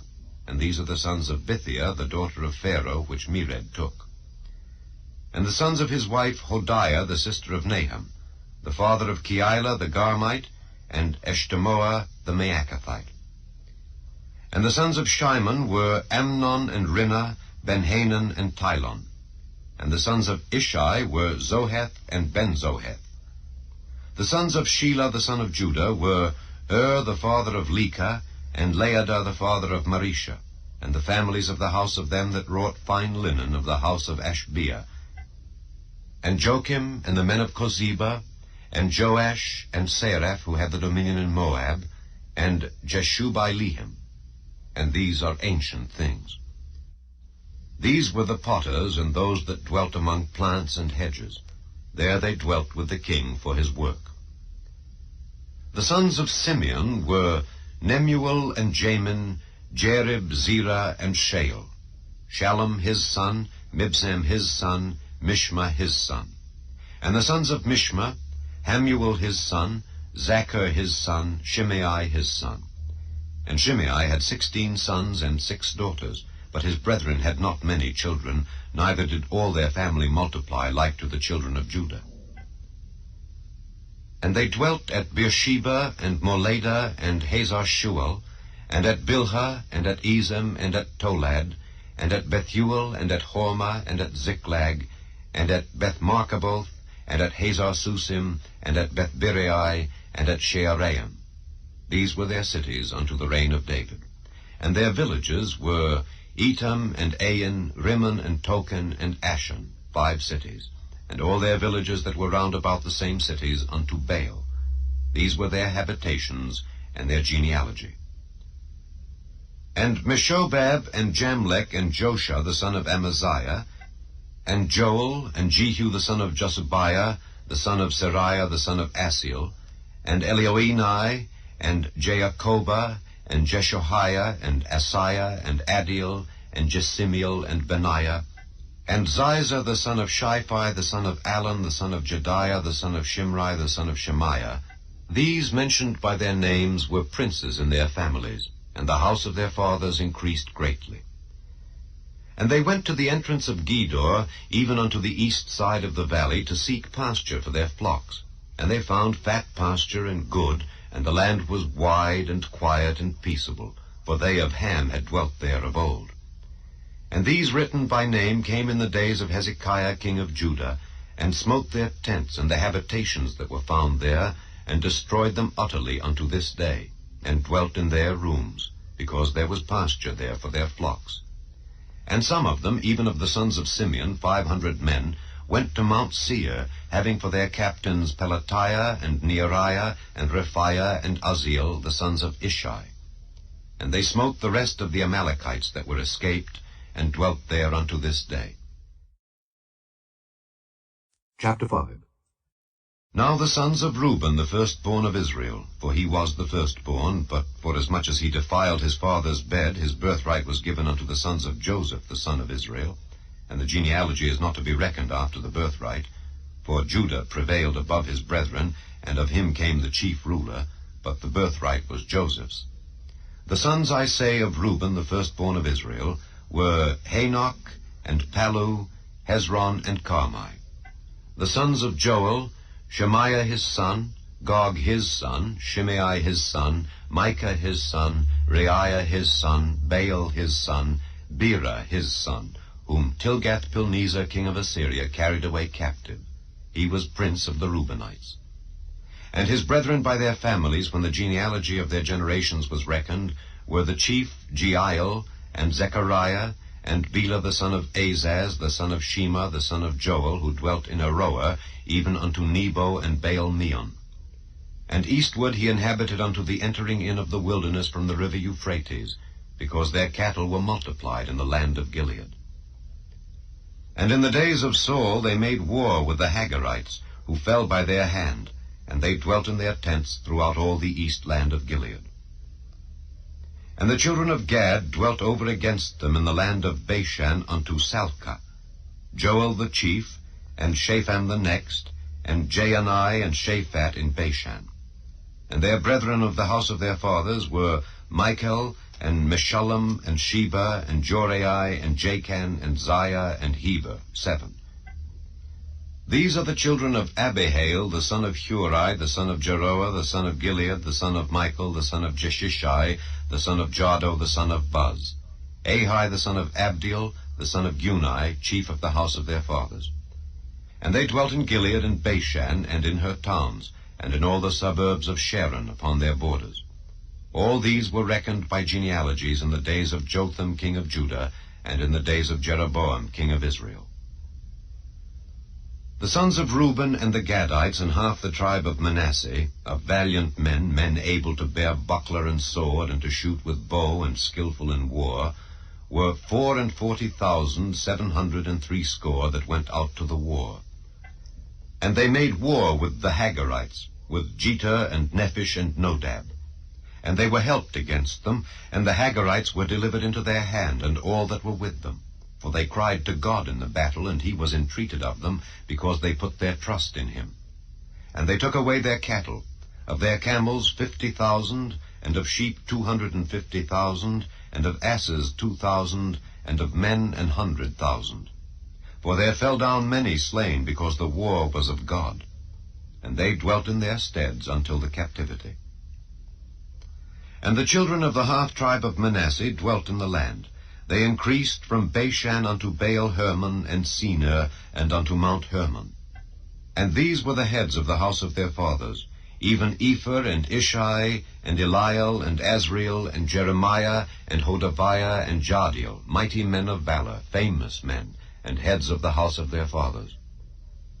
And they transgressed against the God of their fathers, and went a-whoring after the gods of the people of the land, whom God destroyed before them. And the God of Israel stirred up the spirit of Pul, king of Assyria, and the spirit of Tilgath-Pilneser, king of Assyria, and he carried them away, even the Reubenites and the Gadites and the half tribe of Manasseh, and brought them unto Halah, and Habor, and Hara, and to the river Gozan, unto this day. Chapter 6. The sons of Levi, Gershon, Kohath, and Merari. And the sons of Kohath, Amram, Izhar, and Hebron, and Uzziel. And the children of Amram, Aaron, and Moses, and Miriam. The sons also of Aaron, Nadab, and Abihu, Eleazar, and Ithamar. Eleazar begat Phinehas, Phinehas begat Abishua, and Abishua begat Buckai, and Buckai begat Uzzi, and Uzzi begat Zerahiah, and Zerahiah begat Meraioth. Meraioth begat Amariah, and Amariah begat Ahitub, and Ahitub begat Zadok, and Zadok begat Ahimaaz, and Ahimaaz begat Azariah, and Azariah begat Johanan. And Johanan begat Azariah. He it is that executed the priest's office in the temple that Solomon built in Jerusalem. And Azariah begat Amariah, and Amariah begat Ahitub, and Ahitub begat Zadok, and Zadok begat Shallum, and Shallum begat Hilkiah, and Hilkiah begat Azariah, and Azariah begat Sariah, and Sariah begat Jehozadak. And Jehozadak went into captivity when the Lord carried away Judah and Jerusalem by the hand of Nebuchadnezzar. The sons of Levi, Gershom, Kohath, and Merari. And these be the names of the sons of Gershom, Libni and Shimei. And the sons of Kohath were Amram, and Izhar, and Hebron, and Uzziel. The sons of Merari, Mahli, and Mushi. And these are the families of the Levites, according to their fathers. Of Gershom, Libni his son, Jahath his son, Zimmah his son, Joah his son, Iddo his son, Zerah his son, Jeaterai his son. The sons of Kohath, Aminadab his son, Korah his son, Asher his son, Elkanah his son, and Ebiasaph his son, and Asher his son. Tahath his son, Uriel his son, Uzziah his son, and Shael his son. And the sons of Elkanah, Amasai and Ahimoth. As for Elkanah, the sons of Elkanah, Zophai his son, and Nahath his son, Eliab his son, Jeroham his son, Elkanah his son. And the sons of Samuel, the firstborn Vashni, and Abiah. The sons of Merari, Mahli, Libni his son, Shimei his son, Uzzah his son, Shimeah his son, Haggiah his son, Asaiah his son. And these are they whom David set over the service of song in the house of the Lord, after that the ark had rest. And they ministered before the dwelling place of the tabernacle of the congregation with singing, until Solomon had built the house of the Lord in Jerusalem. And then they waited on their office according to their order. And these are they that waited with their children. Of the sons of the Kohathites, Heman a singer, the son of Joel, the son of Shemuel, the son of Elkanah, the son of Jeroham, the son of Eliel, the son of Toah, the son of Zuph, the son of Elkanah, the son of Mahath, the son of Amasai, the son of Elkanah, the son of Joel, the son of Azariah, the son of Zephaniah, the son of Tahath, the son of Aser, the son of Ebiasaph, the son of Korah, the son of Izhar, the son of Kohath, the son of Levi, the son of Israel. And his brother Asaph, who stood on his right hand, even Asaph the son of Berechiah, the son of Shimea, the son of Michael, the son of Baasiah, the son of Malchiah, the son of Ethmai, the son of Zerah, the son of Adiah, the son of Ethan, the son of Zimmah, the son of Shimei, the son of Jahath, the son of Gershom, the son of Levi. And their brethren the sons of Merari stood on the left hand, Ethan, the son of Kishi, the son of Abdi, the son of Malach, the son of Hashabiah, the son of Amaziah, the son of Hilkiah, the son of Amzi, the son of Bani, the son of Shemer, the son of Mahli, the son of Mushi, the son of Merari, the son of Levi. Their brethren also the Levites were appointed unto all manner of service of the tabernacle of the house of God. But Aaron and his sons offered upon the altar of the burnt offering and on the altar of incense, and were appointed for all the work of the place most holy, and to make an atonement for Israel according to all that Moses the servant of God had commanded. And these are the sons of Aaron: Eleazar his son, Phinehas his son, Abishua his son, Bukki his son, Uzzi his son, Zerahiah his son, Merioth his son, Amariah his son, Ahitub his son, Zadok his son, Ahimaaz his son. Now these are their dwelling places throughout their castles in their coasts of the sons of Aaron, of the families of the Kohathites, for theirs was the lot. And they gave them Hebron in the land of Judah, and the suburbs thereof round about it. But the fields of the city and the villages thereof they gave to Caleb the son of Jephunneh. And to the sons of Aaron they gave the cities of Judah, namely Hebron the city of refuge, and Libnah with her suburbs, and Jattah and Eshtemoa with their suburbs, and Hilen with her suburbs, Debir with her suburbs, and Ashan with her suburbs, and Bethshemesh with her suburbs. And out of the tribe of Benjamin, Geba with her suburbs, and Alemeth with her suburbs, and Anathoth with her suburbs. All their cities throughout their families were 13 cities. And unto the sons of Kohath, which were left of the family of that tribe, were cities given out of the half-tribe, namely out of the half-tribe of Manasseh, by lot 10 cities. And to the sons of Gershom throughout their families, out of the tribe of Issachar, and out of the tribe of Asher, and out of the tribe of Naphtali, and out of the tribe of Manasseh in Bashan, 13 cities. Unto the sons of Merari were given by lot throughout their families, out of the tribe of Reuben, and out of the tribe of Gad, and out of the tribe of Zebulun, 12 cities. And the children of Israel gave to the Levites these cities with their suburbs. And they gave by lot out of the tribe of the children of Judah, and out of the tribe of the children of Simeon, and out of the tribe of the children of Benjamin, these cities which are called by their names. And the residue of the families of the sons of Kohath had cities of their coasts out of the tribe of Ephraim. And they gave unto them of the cities of refuge Shechem in Mount Ephraim with her suburbs. They gave also Gezer with her suburbs, and Jokmeam with her suburbs, and Bethhoron with her suburbs, and Aijalon with her suburbs, and Gathrimmon with her suburbs. And out of the half-tribe of Manasseh, Aner with her suburbs, and Bileam with her suburbs, for the family of the remnant of the sons of Kohath. Unto the sons of Gershom were given out of the family of the half-tribe of Manasseh Golan in Bashan with her suburbs, and Ashtaroth with her suburbs, and out of the tribe of Issachar, Kedesh with her suburbs, Daberath with her suburbs, and Ramoth with her suburbs, and Anem with her suburbs. And out of the tribe of Asher, Mashal with her suburbs, and Abdon with her suburbs, and Hucoch with her suburbs, and Rehob with her suburbs. And out of the tribe of Naphtali, Kedesh in Galilee with her suburbs, and Hammon with her suburbs, and Kirjathaim with her suburbs. Unto the rest of the children of Merari were given out of the tribe of Zebulun, Rimmon with her suburbs, Tabor with her suburbs. And on the other side Jordan by Jericho, on the east side of Jordan, were given them out of the tribe of Reuben, Bezer in the wilderness with her suburbs, and Jaza with her suburbs, Kedemoth also with her suburbs, and Mephaath with her suburbs. And out of the tribe of Gad, Ramoth in Gilead with her suburbs, and Mahanaim with her suburbs, and Heshbon with her suburbs, and Jazer with her suburbs. Chapter 7. Now the sons of Issachar were Tola, and Pua, Jashub, and Shimron, 4. And the sons of Tola, Uzai, and Raphiah, and Jeriel, and Jarmeai, and Jibsam, and Shemuel, heads of their father's house, to wit of Tola. They were valiant men of might in their generations, whose number was in the days of David 22,600. And the sons of Uzai, Izrahiah. And the sons of Izrahiah, Michael, and Obadiah, and Joel, Ishiah, 5, all of them chief men. And with them by their generations after the house of their fathers were bands of soldiers for war, 36,000 men, for they had many wives and sons. And their brethren among all the families of Issachar were valiant men of might, reckoned in all by their genealogies 77,000.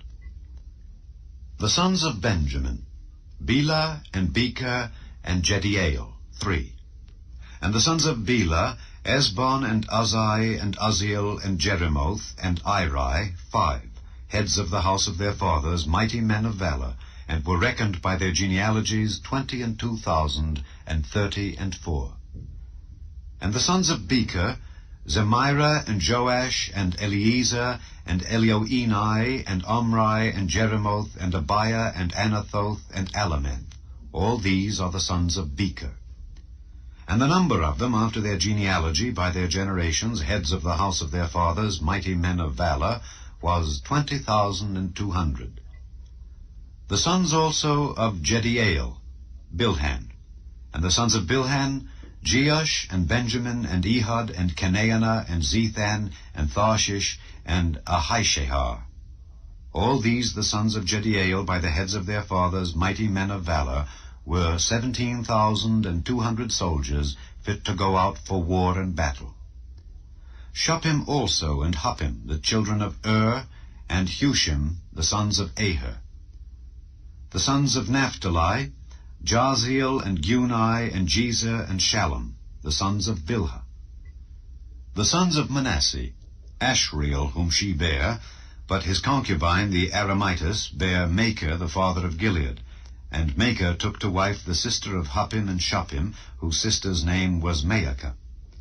And the name of the second was Zelophehad, and Zelophehad had daughters. And Maacah, the wife of Machir, bare a son, and she called his name Peresh. And the name of his brother was Sheresh, and his sons were Ulam and Racham. And the sons of Ulam, Bedan. These were the sons of Gilead, the son of Machir, the son of Manasseh. And his sister Hamoleketh bare Ishad, and Abiezer, and Mahalah. And the sons of Shemida were Ahian, and Shechem, and Likhai, and Aniam. And the sons of Ephraim, Shuthelah, and Bered his son, and Tahath his son, and Eladah his son, and Tahath his son, and Zabad his son, and Shuthelah his son, and Ezer, and Elead, whom the men of Gath that were born in that land slew, because they came down to take away their cattle. And Ephraim their father mourned many days, and his brethren came to comfort him. And when he went in to his wife, she conceived and bare a son, and he called his name Beriah, because it went evil with his house. And his daughter was Shirah, who built Beth-horon the nether and the upper, and Uzzen-shirah. And Repha was his son, also Resheph, and Telah his son, and Tahan his son, Laadan his son, Ammihud his son, Elishama his son, Non his son, Jehoshua his son. And their possessions and habitations were Bethel and the towns thereof, and eastward Naaran, and westward Gezer with the towns thereof. Shechem also and the towns thereof, unto Gaza and the towns thereof. And by the borders of the children of Manasseh, Bethshean and her towns, Taanach and her towns, Megiddo and her towns, Dor and her towns. In these dwelt the children of Joseph the son of Israel. The sons of Asher, Imnah and Issua and Ishuai and Beriah, and Serah their sister. And the sons of Beriah, Heber and Malchiel, who was the father of Berzavith. And Heber begat Japhlet and Shomer and Hotham, and Shua their sister. And the sons of Japhlet, Pesach and Bimhal and Ashvath. These are the children of Japhlet. And the sons of Shemer, Ahai and Roga, Jehubbah and Aram. And the sons of his brother Helam, Zophah and Imnah and Shelesh and Amal. The sons of Zophah, Sua and Harnepher and Shual and Beri and Imrah, Bezer and Hod and Shema and Shilsha and Ithran and Bera.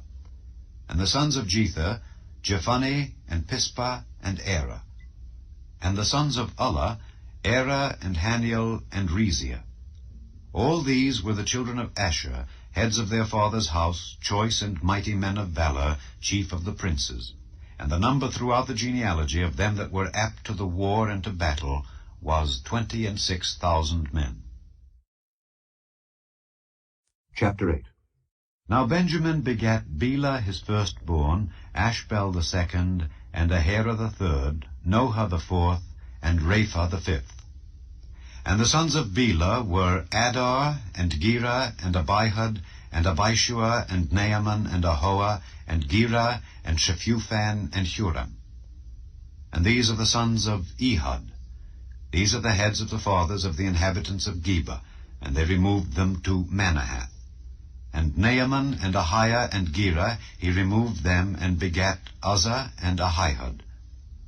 And Shaharaim begat children in the country of Moab, after he had sent them away. Hushim and Beerah were his wives. And he begat of Hodesh his wife, Jobab, and Zibeah, and Mesha, and Malcolm, and Zeaz, and Shekiah, and Mirmah. These were his sons, heads of the fathers. And of Hushim he begat Abitub and Elpaal. The sons of Elpaal, Eber, and Misham, and Shemed, who built Ono and Lod with the towns thereof, Beriah also, and Shema, who were heads of the fathers of the inhabitants of Aijalon, who drove away the inhabitants of Gath. And Ahio, Shashak, and Jeremoth, and Zebadiah, and Arad, and Adah, and Michael, and Ispa, and Joha, the sons of Beriah. And Zebadiah, and Meshullam, and Hezekiah, and Heber, Ishmerai also, and Jezliah, and Jobab, the sons of Elpaal. And Jachim, and Zichri, and Zabdi, and Elienai, and Zilthai, and Eliel, and Adiah, and Beriah, and Shimrath, the sons of Shimhi. And Ishpan, and Heber, and Eliel, and Abdon, and Zichri, and Hanan, and Hananiah, and Elam, and Antothijah, and Iphadiah, and Penuel, the sons of Shashak. And Shamsherai, and Shehariah, and Athaliah, and Jerasiah, and Eliah, and Zichri, the sons of Jeroham. These were heads of the fathers by their generations, chief men. These dwelt in Jerusalem. And at Gibeon dwelt the father of Gibeon, whose wife's name was Maacah, and her firstborn son Abdon, and Zer, and Kish, and Baal, and Nadab, and Gedor, and Ahio, and Zachar. And Mikloth begat Shimeah. And these also dwelt with their brethren in Jerusalem over against them. And Ner begat Kish, and Kish begat Saul, and Saul begat Jonathan, and Malchishua, and Abinadab, and Eshbaal. And the son of Jonathan was Meribbaal, and Meribbaal begat Micah.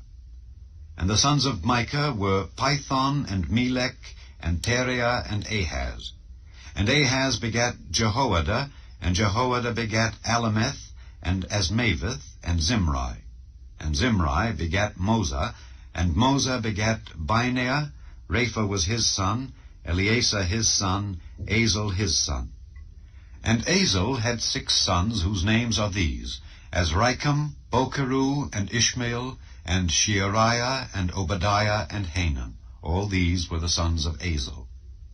And the sons of Eshek his brother were Ulam his firstborn, Jehush the second, and Eliphalet the third. And the sons of Ulam were mighty men of valor, archers, and had many sons, and sons' sons, 150.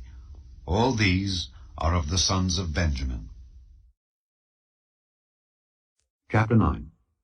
So all Israel were reckoned by genealogies, and behold, they were written in the book of the kings of Israel and Judah, who were carried away to Babylon for their transgression. Now the first inhabitants that dwelt in their possessions and their cities were the Israelites, the priests, Levites, and the Nethinims. And in Jerusalem dwelt of the children of Judah, and of the children of Benjamin, and of the children of Ephraim and Manasseh, Uthai the son of Ammihud, the son of Omri, the son of Imri, the son of Bani, of the children of Pharez, the son of Judah. And of the Shilonites, Asaiah the firstborn and his sons. And of the sons of Zerah, Jewel and their brethren, 690. And of the sons of Benjamin, Sallu the son of Meshullam, the son of Hodaviah, the son of Hasenuah, and Ibniah the son of Jeroham, and Elah the son of Uzzi, the son of Michri, and Meshullam the son of Shephatiah, the son of Reuel, the son of Ibnijah. And their brethren, according to their generations, 956. All these men were chief of the fathers in the house of their fathers. And of the priests, Jediah, and Jehoiarib, and Jachin, and Azariah the son of Hilkiah, the son of Meshullam, the son of Zadok, the son of Merioth, the son of Ahitub, the ruler of the house of God, and Adiah the son of Jehoram, the son of Pashur, the son of Malchijah, and Maaseiah the son of Adiel, the son of Jazerah, the son of Meshullam, the son of Meshillemith, the son of Immer, and their brethren, heads of the house of their fathers, 1,760, very able men for the work of the service of the house of God. And of the Levites, Shemaiah the son of Hashab, the son of Azrikam, the son of Hashabiah, of the sons of Merari, and Bakbakar, Heresh, and Galal, and Mattaniah the son of Micah, the son of Zichri, the son of Asaph, and Obadiah the son of Shemaiah, the son of Galal, the son of Jeduthun, and Berechiah the son of Asa, the son of Elkanah, that dwelt in the villages of the Netophathites.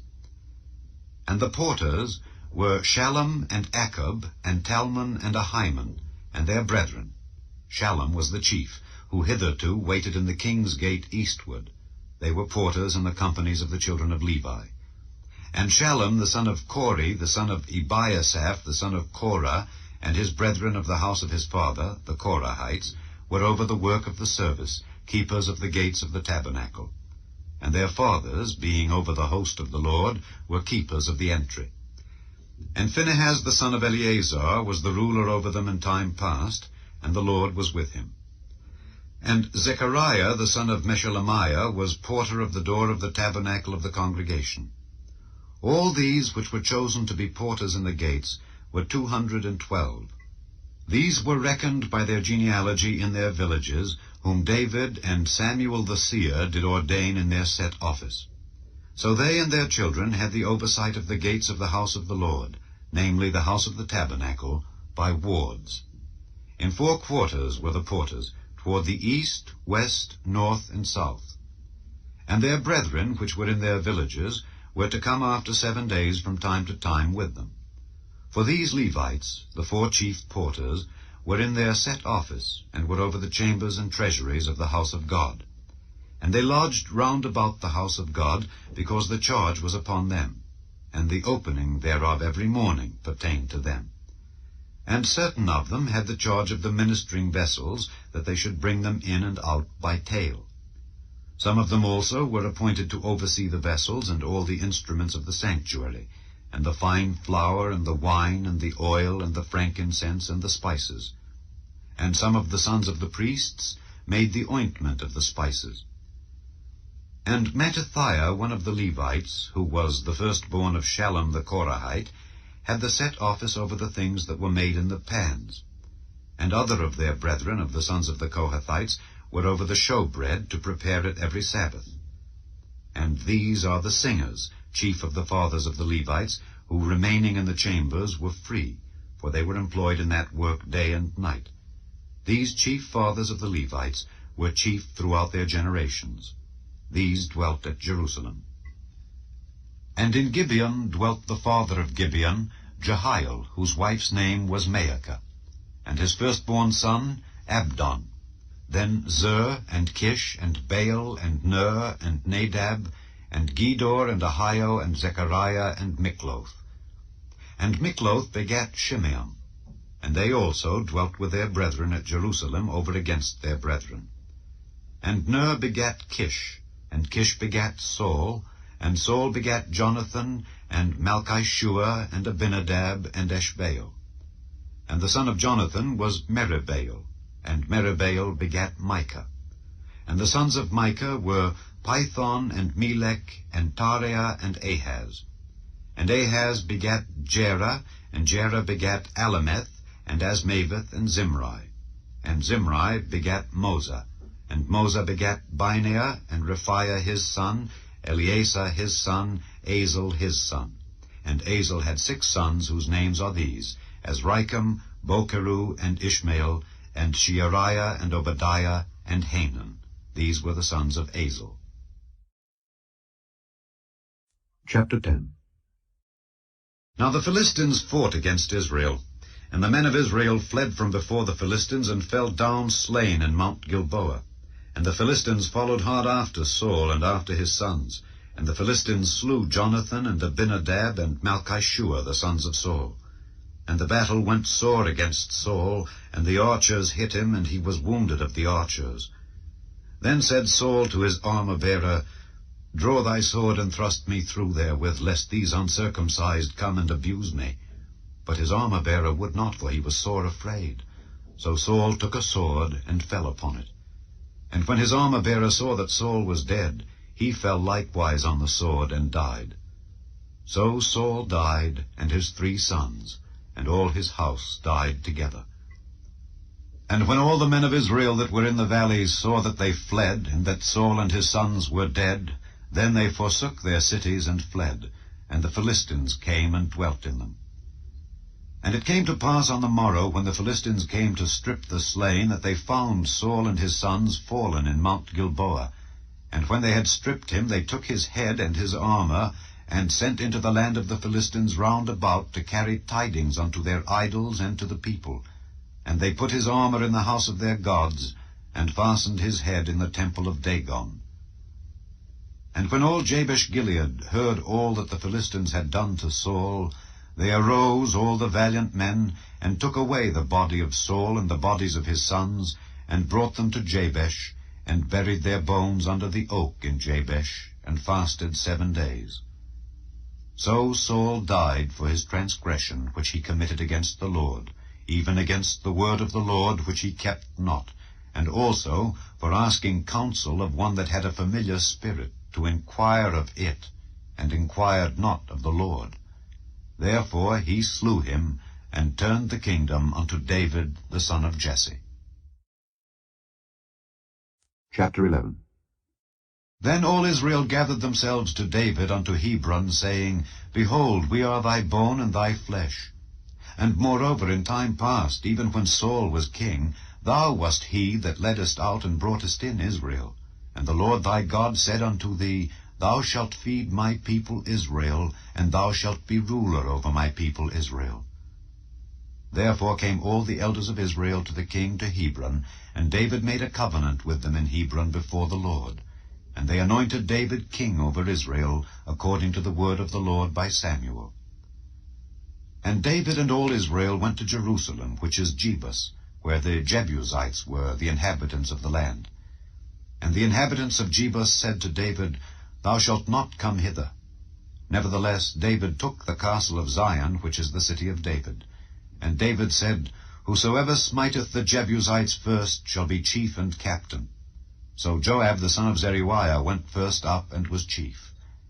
And David dwelt in the castle, therefore they called it the city of David. And he built the city round about, even from Millo round about, and Joab repaired the rest of the city.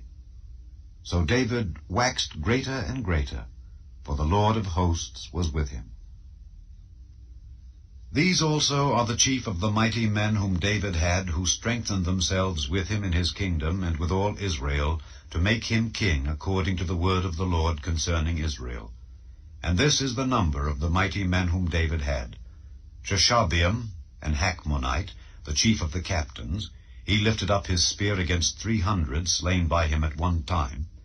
And after him was Eleazar the son of Dodo, the Ahohite, who was one of the 3 mighties. He was with David at Pasdammim, and there the Philistines were gathered together to battle, where was a parcel of ground full of barley, and the people fled from before the Philistines. And they set themselves in the midst of that parcel, and delivered it, and slew the Philistines, and the Lord saved them by a great deliverance. Now 3 of the 30 captains went down to the rock to David into the cave of Adullam, and the host of the Philistines encamped in the valley of Rephaim. And David was then in the hold, and the Philistines' garrison was then at Bethlehem. And David longed and said, O that one would give me drink of the water of the well of Bethlehem that is at the gate. And the 3 brake through the host of the Philistines, and drew water out of the well of Bethlehem that was by the gate, and took it, and brought it to David. But David would not drink of it, but poured it out to the Lord, and said, My God forbid it me, that I should do this thing. Shall I drink the blood of these men that have put their lives in jeopardy? For with the jeopardy of their lives they brought it. Therefore he would not drink it.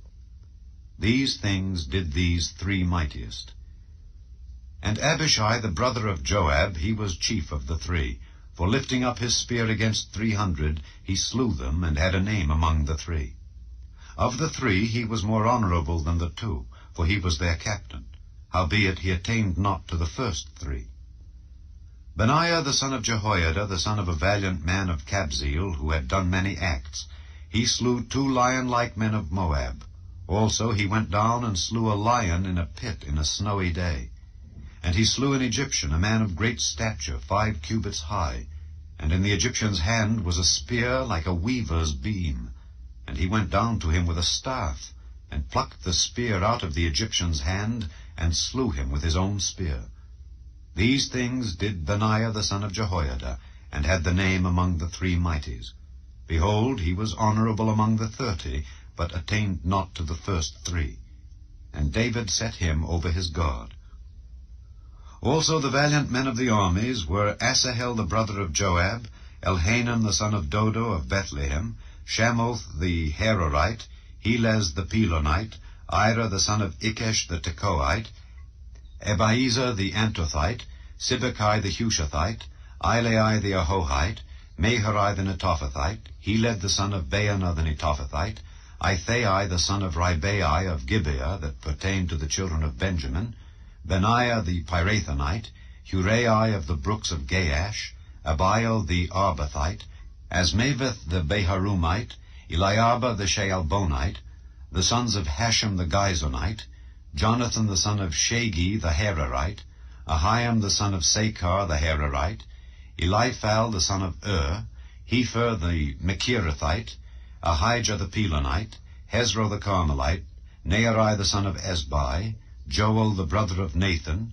Mibhar the son of Hagirai, Zelek the Ammonite, Naharai the Beerothite, the armor-bearer of Joab the son of Zeruiah, Ira the Ithrite, Gareb the Ithrite, Uriah the Hittite, Zabad the son of Alai, Adinah the son of Shiza the Reubenite, a captain of the Reubenites, and 30 with him, Hanan the son of Maacah, and Joshaphat the Mithnite, Uzziah the Ashterathite, Shema and Jehiel the sons of Hothan the Aroerite, Jediael the son of Shimri, and Joha his brother the Tizite, Eliel the Mehavite, and Jerubai and Josabiah the sons of Elnaam, and Ithma the Moabite, Eliel and Obed, and Jasiel the Mesabeite.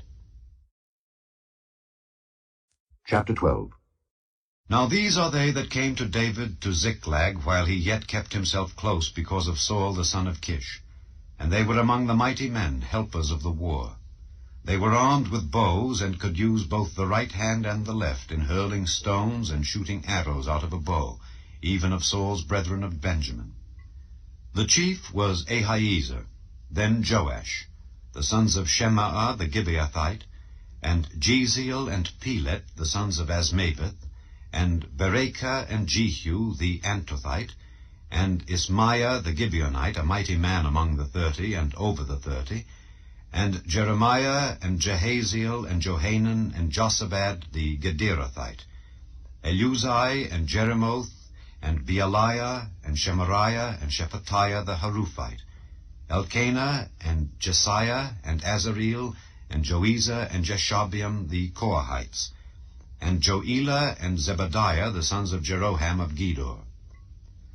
And of the Gadites there separated themselves unto David into the hold to the wilderness men of might, and men of war fit for the battle, that could handle shield and buckler, whose faces were like the faces of lions, and were as swift as the roes upon the mountains. Ezer the first, Obadiah the second, Eliab the third, Mishmanah the fourth, Jeremiah the fifth, Attai the sixth, Eliel the seventh, Johanan the eighth, Elzabad the ninth, Jeremiah the 10th, Macbani the 11th. These were of the sons of Gad, captains of the host. One of the least was over 100, and the greatest over 1,000. These are they that went over Jordan in the first month, when it had overflown all his banks, and they put to flight all them of the valleys, both toward the east and toward the west. And there came of the children of Benjamin and Judah to the hold unto David. And David went out to meet them, and answered and said unto them, If ye be come peaceably unto me to help me, mine heart shall be knit unto you. But if ye be come to betray me to mine enemies, seeing there is no wrong in mine hands, the God of our fathers look thereon and rebuke it. Then the Spirit came upon Amasai, who was chief of the captains, and he said, Thine are we, David, and on thy side, thou son of Jesse. Peace, peace be unto thee, and peace be to thine helpers, for thy God helpeth thee. Then David received them, and made them captains of the band. And there fell some of Manasseh to David, when he came with the Philistines against Saul to battle. But they helped them not, for the lords of the Philistines upon advisement sent him away, saying, He will fall to his master Saul to the jeopardy of our heads. As he went to Ziklag, there fell to him of Manasseh Adnah and Jozabad and Jediael and Michael and Jozabad and Elihu and Zilthai, captains of the thousands that were of Manasseh. And they helped David against the band of the rovers, for they were all mighty men of valor, and were captains in the host. For at that time, day by day there came to David to help him, until it was a great host, like the host of God. And these are the numbers of the bands that were ready armed to the war, and came to David to Hebron to turn the kingdom of Saul to him, according to the word of the Lord. The children of Judah that bare shield and spear were 6,800, ready armed to the war. Of the children of Simeon, mighty men of valor for the war, 7,100. Of the children of Levi, 4,600. And Jehoiada was the leader of the Aaronites, and with him were 3,700. And Zadok, a young man mighty of valor, and of his father's house 22 captains. And of the children of Benjamin, the kindred of Saul, 3,000, for hitherto the greatest part of them had kept the ward of the house of Saul. And of the children of Ephraim, 20,800, mighty men of valor, famous throughout the house of their fathers. And of the half-tribe of Manasseh, 18,000, which were expressed by name to come and make David king. And of the children of Issachar, which were men that had understanding of the times, to know what Israel ought to do, the heads of them were 200, and all their brethren were at their commandment. Of Zebulun, such as went forth to battle, expert in war, with all instruments of war, 50,000, which could keep rank. They were not of double heart. And of Naphtali 1,000 captains, and with them with shield and spear 37,000. And of the Danites, expert in war, 28,600. And of Asher, such as went forth to battle, expert in war, 40,000.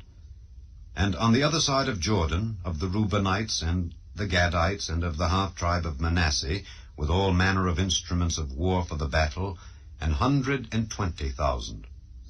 All these men of war that could keep rank came with a perfect heart to Hebron to make David king over all Israel. And all the rest also of Israel were of one heart to make David king. And there they were with David 3 days, eating and drinking, for their brethren had prepared for them. Moreover, they that were nigh them, even unto Issachar and Zebulun and Naphtali, brought bread on asses, and on camels, and on mules, and on oxen, and meat, meal, cakes of figs, and bunches of raisins, and wine, and oil, and oxen, and sheep abundantly, for there was joy in Israel. Chapter 13. And David consulted with the captains of thousands and hundreds, and with every leader. And David said unto all the congregation of Israel, If it seem good unto you, and that it be of the Lord our God, let us send abroad unto our brethren everywhere that are left in all the land of Israel, and with them also to the priests and Levites which are in their cities and suburbs, that they may gather themselves unto us. And let us bring again the ark of our God to us, for we inquired not at it in the days of Saul. And all the congregation said that they would do so, for the thing was right in the eyes of all the people. So David gathered all Israel together from Shihor of Egypt, even unto the entering of Hemath, to bring the ark of God from Kirjath-jearim. And David went up, and all Israel, to Baalah, that is, to Kirjath-jearim, which belonged to Judah, to bring up thence the ark of God the Lord, that dwelleth between the cherubims, whose name is called on it. And they carried the ark of God in a new cart out of the house of Abinadab. And Uzzah and Ahio drave the cart. And David and all Israel played before God with all their might, and with singing, and with harps, and with psalteries, and with timbrels, and with cymbals, and with trumpets. And when they came unto the threshing floor of Chidon, Uzzah put forth his hand to hold the ark, for the oxen stumbled. And the anger of the Lord was kindled against Uzzah, and he smote him, because he put his hand to the ark, and there he died before God. And David was displeased, because the Lord had made a breach upon Uzzah. Wherefore that place is called Perez Uzzah to this day. And David was afraid of God that day, saying, How shall I bring the ark of God home to me? So David brought not the ark home to himself to the city of David, but carried it aside into the house of Obed-Edom the Gittite. And the ark of God remained with the family of Obed-Edom in his house 3 months. And the Lord blessed the house of Obed-Edom and all that he had. Chapter 14. Now Hiram king of Tyre sent messengers to David and timber of cedars with masons and carpenters to build him an house. And David perceived that the Lord had confirmed him king over Israel, for his kingdom was lifted up on high because of his people Israel. And David took more wives at Jerusalem, and David begat more sons and daughters. Now these are the names of his children which he had in Jerusalem: Shammua and Shobab, Nathan and Solomon, and Ibhar and Elishua, and Elpalet, and Noga, and Nepheg, and Japhiah, and Elishama, and Beliada, and Eliphalet. And when the Philistines heard that David was anointed king over all Israel, all the Philistines went up to seek David. And David heard of it, and went out against them. And the Philistines came and spread themselves in the valley of Rephaim. And David inquired of God, saying, Shall I go up against the Philistines, and wilt thou deliver them into mine hand? And the Lord said unto him, Go up, for I will deliver them into thine hand. So they came up to Baal-perazim, and David smote them there. Then David said, God hath broken in upon mine enemies by mine hand, like the breaking forth of waters. Therefore they called the name of that place Baal-perazim. And when they had left their gods there, David gave a commandment, and they were burned with fire. And the Philistines yet again spread themselves abroad in the valley. Therefore David inquired again of God, and God said unto him, Go not up after them, turn away from them, and come upon them over against the mulberry trees. And it shall be, when thou shalt hear a sound of going in the tops of the mulberry trees, that then thou shalt go out to battle. For God is gone forth before thee to smite the host of the Philistines. David therefore did as God commanded him, and they smote the host of the Philistines from Gibeon even to Gazer. And the fame of David went out into all lands, and the Lord brought the fear of him upon all nations. Chapter 15. And David made him houses in the city of David, and prepared a place for the ark of God, and pitched for it a tent. Then David said, None ought to carry the ark of God but the Levites, for them hath the Lord chosen to carry the ark of God, and to minister unto him forever. And David gathered all Israel together to Jerusalem, to bring up the ark of the Lord unto his place, which he had prepared for it. And David assembled the children of Aaron and the Levites. Of the sons of Kohath, Uriel the chief, and his brethren 120. Of the sons of Merari, Asaiah the chief, and his brethren 220. Of the sons of Gershom, Joel the chief, and his brethren 130. Of the sons of Elizaphan, Shemaiah the chief, and his brethren 200. Of the sons of Hebron, Eliel the chief, and his brethren 80. Of the sons of Uzziel, Aminadab the chief, and his brethren 112. And David called for Zadok and Abiathar the priests, and for the Levites, for Uriel, Asaiah, and Joel, Shemaiah, and Eliel, and Aminadab, and said unto them, Ye are the chief of the fathers of the Levites. Sanctify yourselves, both ye and your brethren, that ye may bring up the ark of the Lord God of Israel unto the place that I have prepared for it. For because ye did it not at the first, the Lord our God made a breach upon us, for that we sought him not after the due order. So the priests and the Levites sanctified themselves to bring up the ark of the Lord God of Israel. And the children of the Levites bare the ark of God upon their shoulders with the staves thereon, as Moses commanded according to the word of the Lord. And David spake to the chief of the Levites to appoint their brethren to be the singers with instruments of music, psalteries and harps and cymbals sounding, by lifting up the voice with joy. So the Levites appointed Heman the son of Joel, and of his brethren Asaph the son of Berechiah, and of the sons of Merari their brethren Ethan the son of Cushiah. And with them their brethren of the second degree, Zechariah, Ben, and Jaaziel, and Shemiramoth, and Jehiel, and Anai, Eliab, and Benaiah, and Maaseiah, and Mattithiah, and Eliphali, and Micniah, and Obed-Edom, and Jeiel the porters. So the singers, Heman, Asaph, and Ethan, were appointed to sound with cymbals of brass. And Zechariah, and Aziel, and Shemiramoth, and Jehiel, and Anai, and Eliab, and Maaseiah, and Benaiah, with psalteries on Alamoth. And Mattithiah, and Eliphali, and Micniah, and Obed-Edom, and Jeiel, and Azaziah, with harps on the Sheminith to excel. And Kenaniah, chief of the Levites, was for song. He instructed about the song because he was skillful. And Berechiah and Elkanah were doorkeepers for the ark. And Shebaniah and Jehoshaphat and Nethaneel and Amasai and Zechariah and Benaiah and Eliezer the priests did blow with the trumpets before the ark of God. And Obed-Edom and Jehiah were doorkeepers for the ark. So David and the elders of Israel and the captains over thousands went to bring up the ark of the covenant of the Lord out of the house of Obed-Edom with joy. And it came to pass, when God helped the Levites that bare the ark of the covenant of the Lord, that they offered 7 bullocks and 7 rams. And David was clothed with a robe of fine linen, and all the Levites that bare the ark, and the singers, and Kenaniah the master of the song with the singers. David also had upon him an ephod of linen.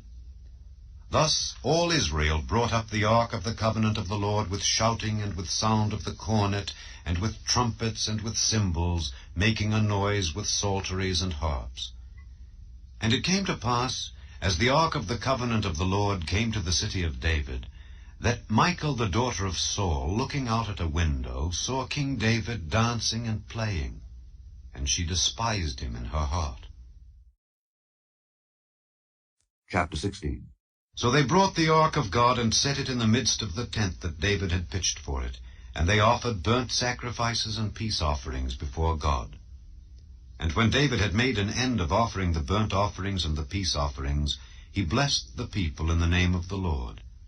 And he dealt to every one of Israel, both man and woman, to every one a loaf of bread, and a good piece of flesh, and a flagon of wine.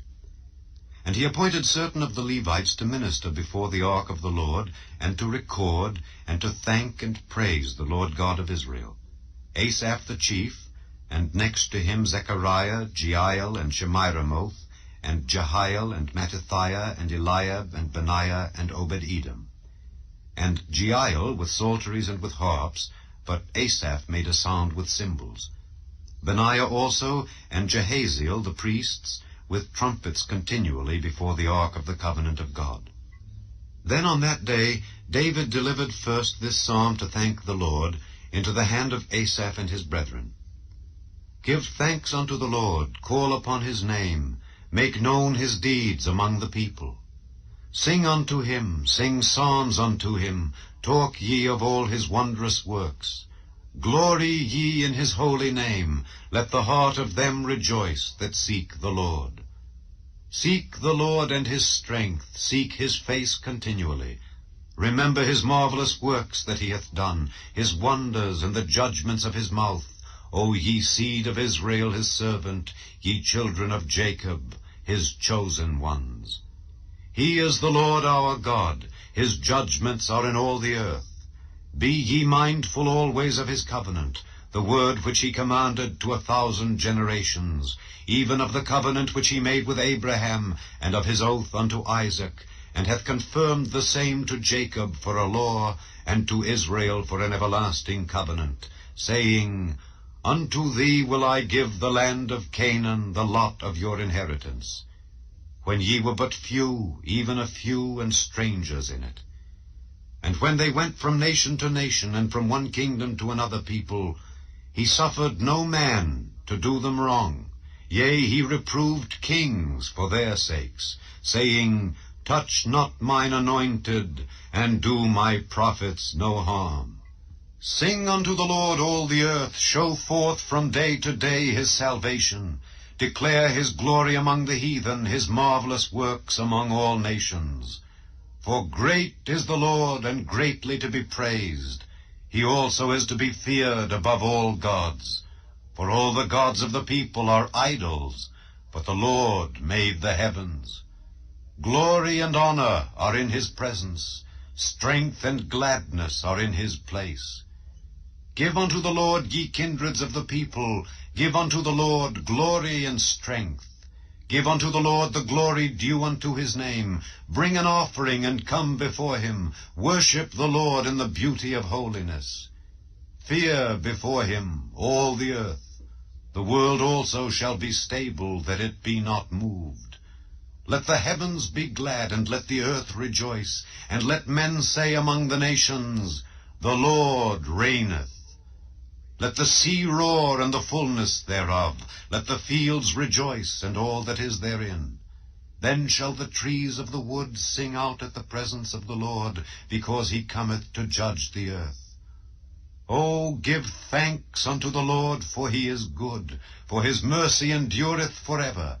And say ye, Save us, O God of our salvation, and gather us together, and deliver us from the heathen, that we may give thanks to thy holy name, and glory in thy praise.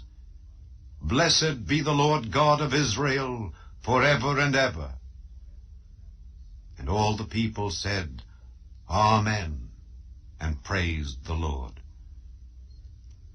So he left there before the ark of the covenant of the Lord Asaph and his brethren to minister before the ark continually, as every day's work required, and Obed-Edom with their brethren 68. Obed-Edom also the son of Jeduthun, and Hosah to be porters.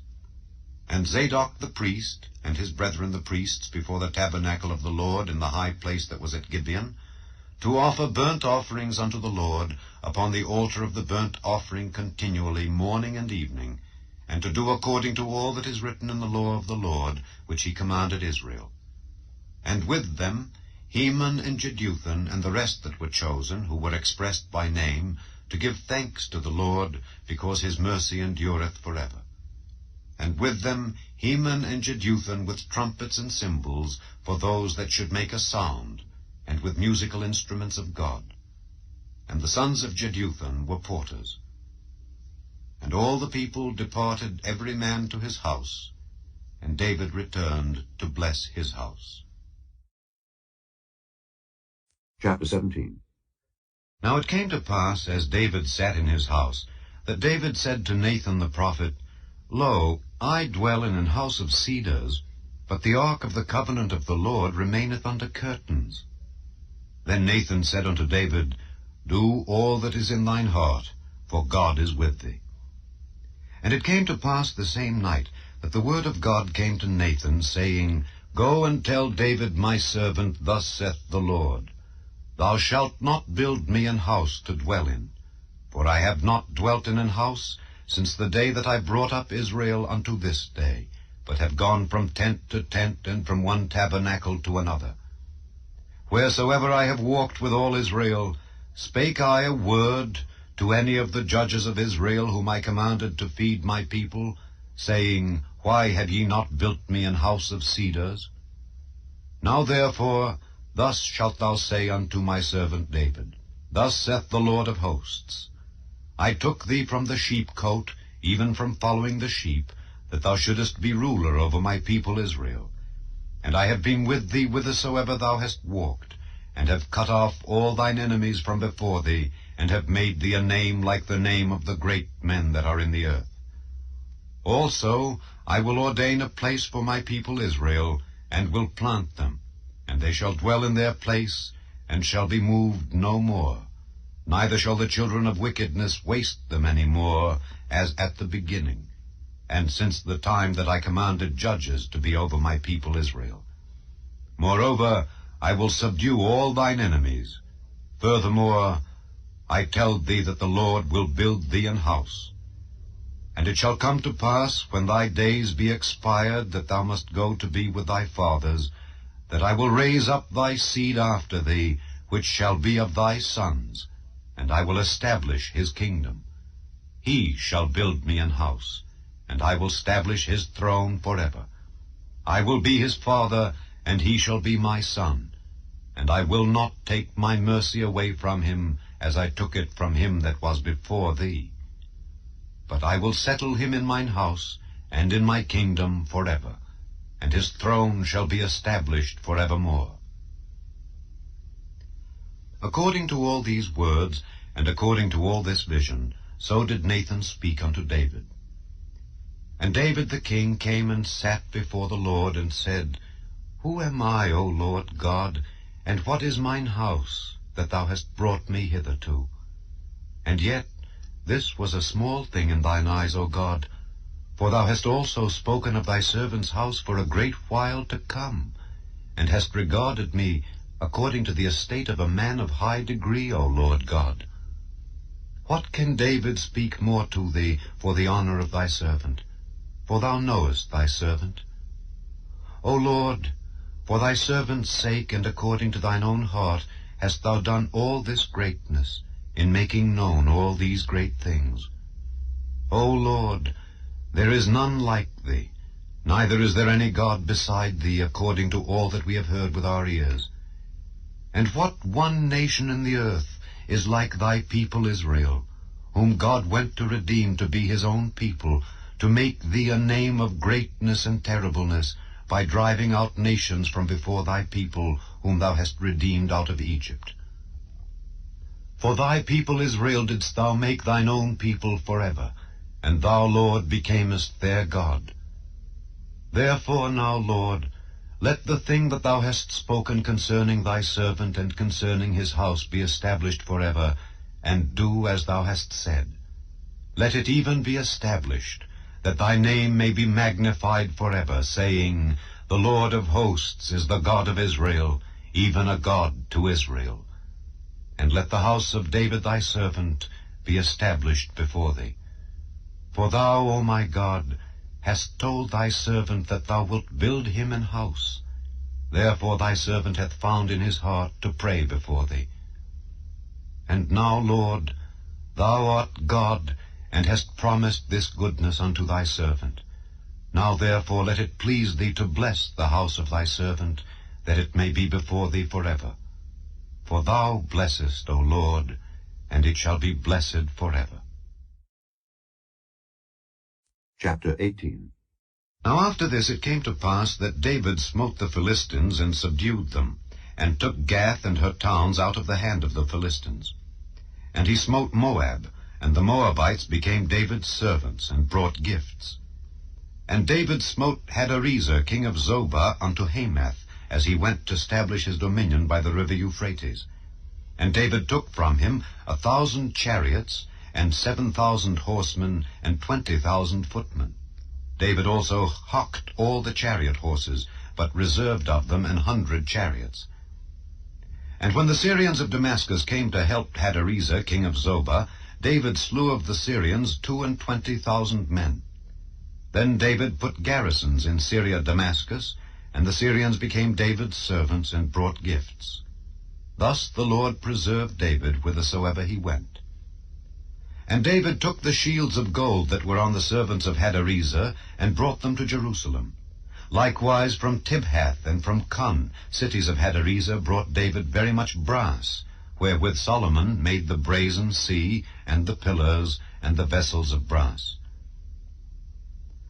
Now when Tohu king of Hamath heard how David had smitten all the host of Hadarezer king of Zobah, he sent Hadoram his son to King David, to inquire of his welfare, and to congratulate him, because he had fought against Hadarezer and smitten him.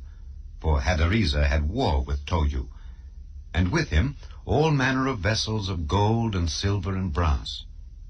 Them also King David dedicated unto the Lord, with the silver and the gold that he brought from all these nations, from Edom, and from Moab, and from the children of Ammon, and from the Philistines, and from Amalek. Moreover, Abishai the son of Zeruiah slew of the Edomites in the valley of Salt 18,000. And he put garrisons in Edom, and all the Edomites became David's servants. Thus the Lord preserved David whithersoever he went. So David reigned over all Israel, and executed judgment and justice among all his people. And Joab the son of Zeruiah was over the host, and Jehoshaphat the son of Ahilud recorder. And Zadok the son of Ahitub, and Abimelech the son of Abiathar were the priests, and Shavsha was scribe, and Benaiah the son of Jehoiada was over the Kerethites and the Pelethites. And the sons of David were chief about the king. Chapter 19. Now it came to pass after this that Nahash the king of the children of Ammon died, and his son reigned in his stead. And David said, I will show kindness unto Hanan the son of Nahash, because his father showed kindness to me. And David sent messengers to comfort him concerning his father. So the servants of David came into the land of the children of Ammon to Hanan to comfort him. But the princes of the children of Ammon said to Hanan, Thinkest thou that David doth honor thy father, that he hath sent comforters unto thee? Are not his servants come unto thee for to search, and to overthrow, and to spy out the land? Wherefore Hanan took David's servants, and shaved them, and cut off their garments in the midst, hard by their buttocks, and sent them away. Then there went certain, and told David how the men were served. And he sent to meet them, for the men were greatly ashamed. And the king said, Tarry at Jericho until your beards be grown, and then return. And when the children of Ammon saw that they had made themselves odious to David, Hanan and the children of Ammon sent 1,000 talents of silver to hire them chariots and horsemen out of Mesopotamia, and out of Syria Maacah, and out of Zobah. So they hired 32,000 chariots, and the king of Maacah and his people, who came and pitched before Medeba. And the children of Ammon gathered themselves together from their cities, and came to battle. And when David heard of it, he sent Joab and all the host of the mighty men. And the children of Ammon came out and put the battle in array before the gate of the city, and the kings that were come were by themselves in the field. Now when Joab saw that the battle was set against him before and behind, he chose out of all the choice of Israel, and put them in array against the Syrians. And the rest of the people he delivered unto the hand of Abishai his brother, and they set themselves in array against the children of Ammon. And he said, If the Syrians be too strong for me, then thou shalt help me. But if the children of Ammon be too strong for thee, then I will help thee. Be of good courage, and let us behave ourselves valiantly for our people and for the cities of our God. And let the Lord do that which is good in his sight. So Joab and the people that were with him drew nigh before the Syrians unto the battle, and they fled before him. And when the children of Ammon saw that the Syrians were fled, they likewise fled before Abishai his brother, and entered into the city. Then Joab came to Jerusalem. And when the Syrians saw that they were put to the worse before Israel, they sent messengers, and drew forth the Syrians that were beyond the river. And Shophach, the captain of the host of Hadarezer, went before them. And it was told David. And he gathered all Israel, and passed over Jordan, and came upon them, and set the battle in array against them. So when David had put the battle in array against the Syrians, they fought with him. But the Syrians fled before Israel. And David slew of the Syrians 7,000 men which fought in chariots, and 40,000 footmen, and killed Shophach, the captain of the host.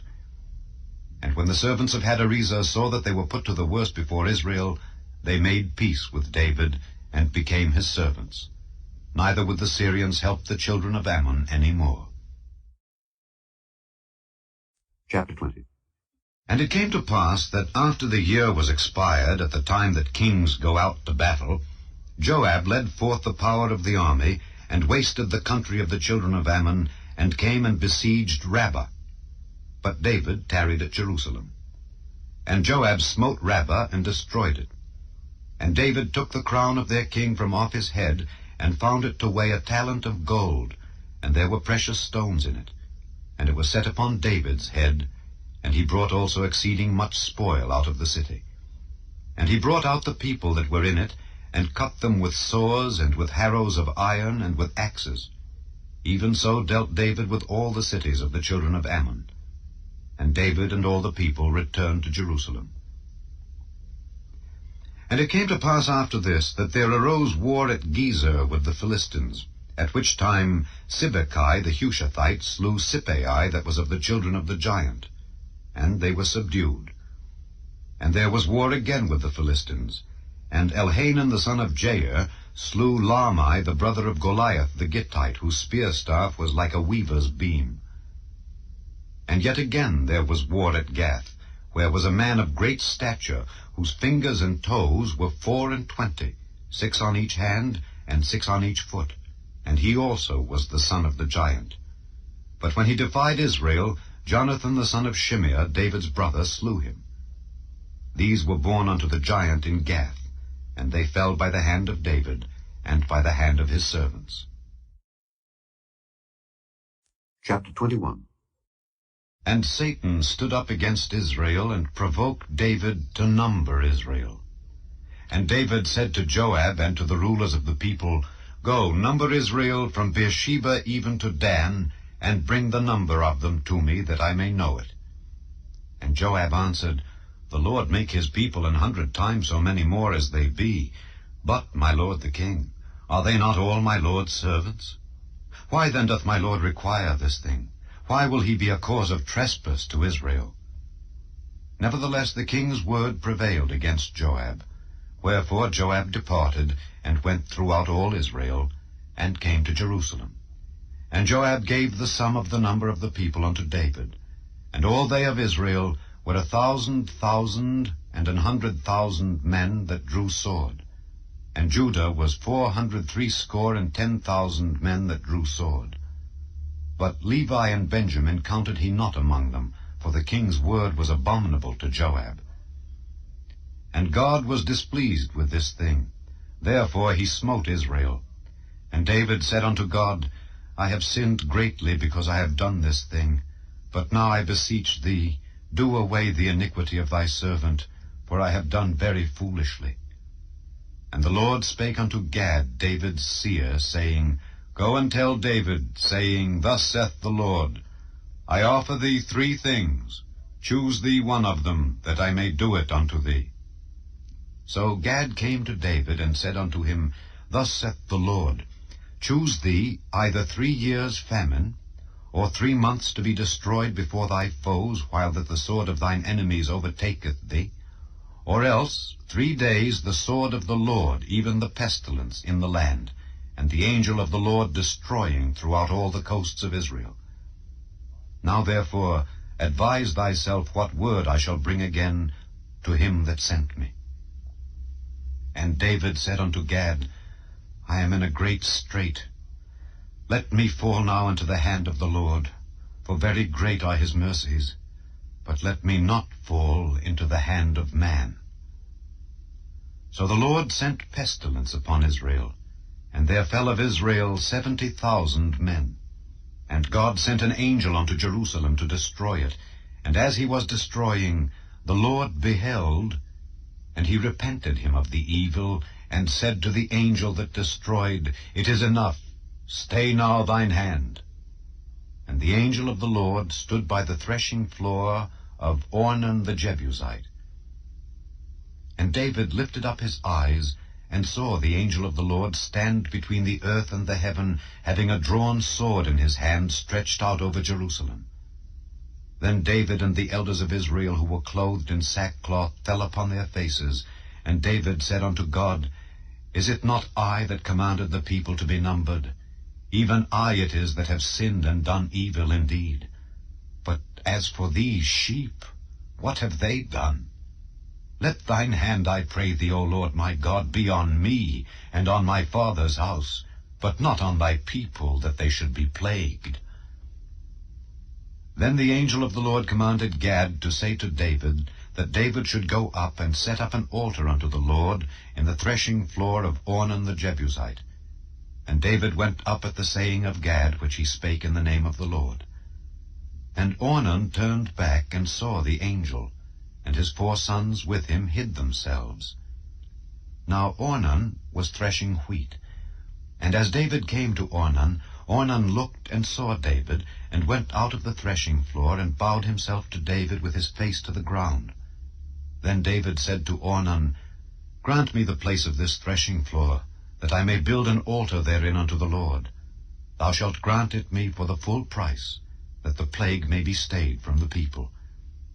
And Ornan said unto David, Take it to thee, and let my lord the king do that which is good in his eyes. Lo, I give thee the oxen also for burnt offerings, and the threshing instruments for wood, and the wheat for the meat offering. I give it all.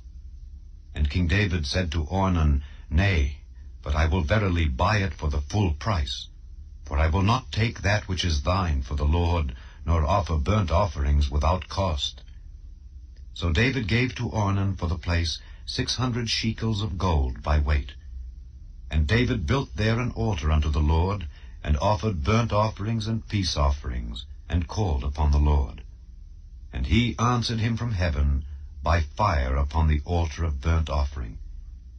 And the Lord commanded the angel, and he put up his sword again into the sheath thereof. At that time, when David saw that the Lord had answered him in the threshing floor of Ornan the Jebusite, then he sacrificed there. For the tabernacle of the Lord, which Moses made in the wilderness, and the altar of the burnt offering, were at that season in the high place at Gibeon. But David could not go before it to inquire of God, for he was afraid because of the sword of the angel of the Lord. Chapter 22. Then David said, This is the house of the Lord God, and this is the altar of the burnt offering for Israel. And David commanded to gather together the strangers that were in the land of Israel, and he set masons to hew wrought stones to build the house of God. And David prepared iron in abundance for the nails for the doors of the gates, and for the joinings, and brass in abundance without weight. Also cedar trees in abundance, for the Zidonians and they of Tyre brought much cedar wood to David. And David said, Solomon my son is young and tender, and the house that is to be builded for the Lord must be exceeding magnifical, of fame and of glory throughout all countries.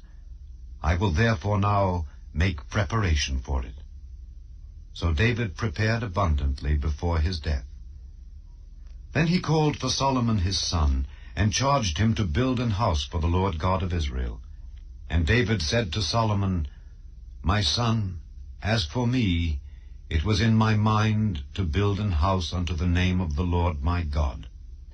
But the word of the Lord came to me, saying, Thou hast shed blood abundantly, and hast made great wars. Thou shalt not build an house unto my name, because thou hast shed much blood upon the earth in my sight. Behold, a son shall be born to thee, who shall be a man of rest. And I will give him rest from all his enemies round about, for his name shall be Solomon, and I will give peace and quietness unto Israel in his days. He shall build an house for my name, and he shall be my son, and I will be his father, and I will establish the throne of his kingdom over Israel forever. Now, my son, the Lord be with thee, and prosper thou, and build the house of the Lord thy God, as he hath said of thee. Only the Lord give thee wisdom and understanding, and give thee charge concerning Israel, that thou mayest keep the law of the Lord thy God. Then shalt thou prosper, if thou takest heed to fulfill the statutes and judgments which the Lord charged Moses with concerning Israel. Be strong and of good courage. Dread not, nor be dismayed. Now, behold, in my trouble I have prepared for the house of the Lord 100,000 talents of gold, and 1,000,000 talents of silver, and of brass and iron without weight, for it is in abundance. Timber also and stone have I prepared, and thou mayest add thereto. Moreover, there are workmen with thee in abundance, hewers and workers of stone and timber, and all manner of cunning men for every manner of work. Of the gold, the silver, and the brass, and the iron, there is no number. Arise, therefore, and be doing, and the Lord be with thee. David also commanded all the princes of Israel to help Solomon his son, saying, Is not the Lord your God with you? And hath he not given you rest on every side? For he hath given the inhabitants of the land into mine hand, and the land is subdued before the Lord and before his people. Now set your heart and your soul to seek the Lord your God. Arise, therefore, and build ye the sanctuary of the Lord God, to bring the ark of the covenant of the Lord and the holy vessels of God into the house that is to be built to the name of the Lord. Chapter 23. So when David was old and full of days, he made Solomon his son king over Israel. And he gathered together all the princes of Israel with the priests and the Levites. Now the Levites were numbered from the age of 30 years and upward, and their number by their polls, man by man, was 38,000, of which 24,000 were to set forward the work of the house of the Lord, and 6,000 were officers and judges. Moreover, 4,000 were porters, and 4,000 praised the Lord with the instruments which I made, said David, to praise therewith. And David divided them into courses among the sons of Levi, namely Gershon, Kohath, and Merari. Of the Gershonites were Laadan and Shimei. The sons of Laadan, the chief, was Jehiel, and Zetham and Joel, 3. The sons of Shimei, Shelomith, and Haziel, and Haran, 3. These were the chief of the fathers of Laadan. And the sons of Shimei were Jahath, Zina, and Jeush, and Beriah. These 4 were the sons of Shimei.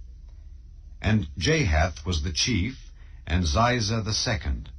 But Jeush and Beriah had not many sons, therefore they were in one reckoning according to their father's house.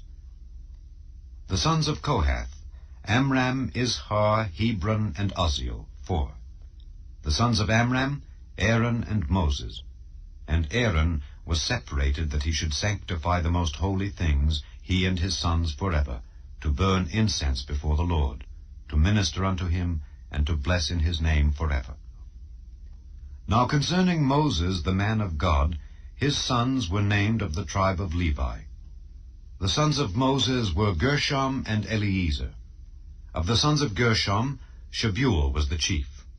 And the sons of Eleazar were Rehabiah the chief. And Eleazar had none other sons, but the sons of Rehabiah were very many. Of the sons of Izhar, Shelomith the chief. Of the sons of Hebron, Jeriah the first, Amariah the second, Jehaziel the third, and Jechamiam the fourth. Of the sons of Uzziel, Micah the first, and Jesiah the second. The sons of Merari, Mahli and Mushi. The sons of Mahli, Eleazar and Kish. And Eleazar died and had no sons, but daughters, and their brethren, the sons of Kish, took them.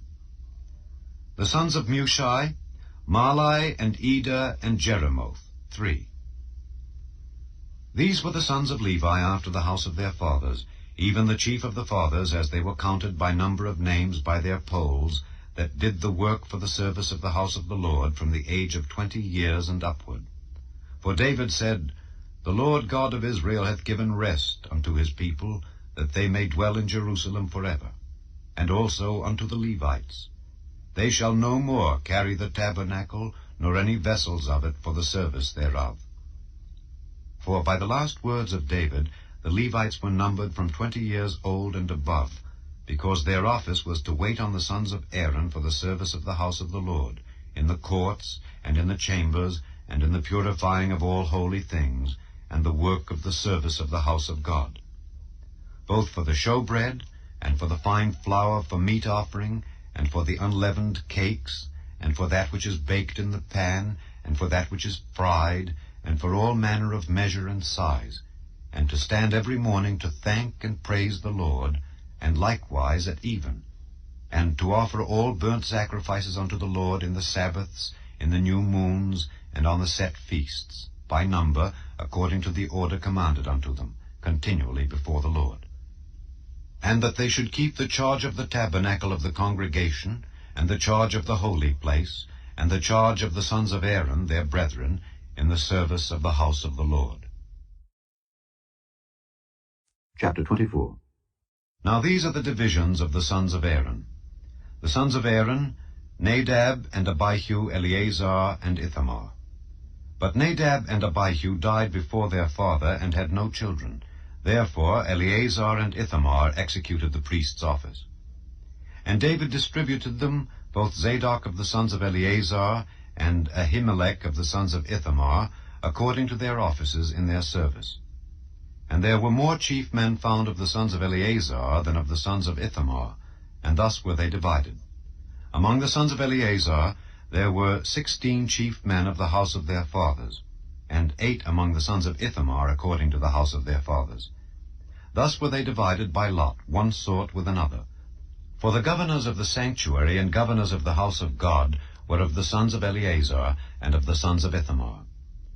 And Shemaiah the son of Nethaneel, the scribe, one of the Levites, wrote them before the king, and the princes, and Zadok the priest, and Ahimelech the son of Abiathar, and before the chief of the fathers of the priests and Levites, one principal household being taken for Eleazar, and one taken for Ithamar. Now the first lot came forth to Jehoiarib, the second to Jediah, the third to Harim, the fourth to Seorim, the fifth to Malchijah, the sixth to Mijamin, the seventh to Hakkoz, the eighth to Abijah, the ninth to Jeshua, the 10th to Shechaniah, the 11th to Eliashib, the 12th to Jachim, the 13th to Huppah, the 14th to Jeshebeab, the 15th to Bilgah, the 16th to Immer, the 17th to Hezer, the 18th to Aphes, the 19th to Pethahiah, the 20th to Jehezekel, the 21st to Jachin, the 22nd to Gamul, the 23rd to Deliah, the 24th to Maaziah. These were the orderings of them in their service to come into the house of the Lord according to their manner under Aaron their father, as the Lord God of Israel had commanded them. And the rest of the sons of Levi were these: Of the sons of Amram, Shubael. Of the sons of Shubael, Jediah. Concerning Rehabiah, of the sons of Rehabiah, the first was Ishiah. Of the Izharites, Shelomoth. Of the sons of Shelomoth, Jahath. And the sons of Hebron, Jeriah the first, Amariah the second, Jehaziel the third, Jechamiam the fourth. Of the sons of Uzziel, Micah. Of the sons of Micah, Shemer. The brother of Micah was Ishiah. Of the sons of Ishiah, Zechariah. The sons of Merari were Malai and Mushai. The sons of Jaaziah, Beno. The sons of Merari by Jaaziah, Beno and Shoham and Zachar and Ibri. Of Malai came Eleazar, who had no sons. Concerning Kish, the son of Kish was Jerahmeel. The sons also of Mushai, Malai and Eder and Jeremoth. These were the sons of the Levites after the house of their fathers.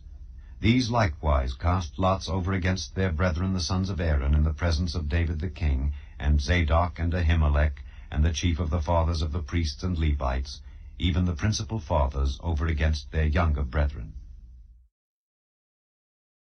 Chapter 25. Moreover, David and the captains of the host separated to the service of the sons of Asaph and of Heman and of Jeduthun, who should prophesy with harps, with psalteries, and with cymbals, and the number of the workmen according to their service was, of the sons of Asaph, Zachar and Joseph and Nethaniah and Asarela, the sons of Asaph under the hands of Asaph, which prophesied according to the order of the king. Of Jeduthun, the sons of Jeduthun, Gedaliah and Zeri and Jeshiah, Hashabiah and Mattithiah, 6, under the hands of their father Jeduthun, who prophesied with a harp, to give thanks and to praise the Lord. Of Heman, the sons of Heman, Bechiah, Mattaniah, Uzziel, Shebuel, and Jeremoth, Hananiah, Hanani, Eliathah, Gedaltai, and Romamtiezer, Joshbekashah, Malothai, Hother, and Mahazioth. All these were the sons of Heman the king's seer in the words of God, to lift up the horn. And God gave to Heman 14 sons and 3 daughters. All these were under the hands of their father for song in the house of the Lord, with cymbals, psalteries, and harps for the service of the house of God, according to the king's order to Asaph, Jeduthun, and Heman. So the number of them with their brethren that were instructed in the songs of the Lord, even all that were cunning, was 268. And they cast lots ward against ward, as well the small as the great, the teacher as the scholar.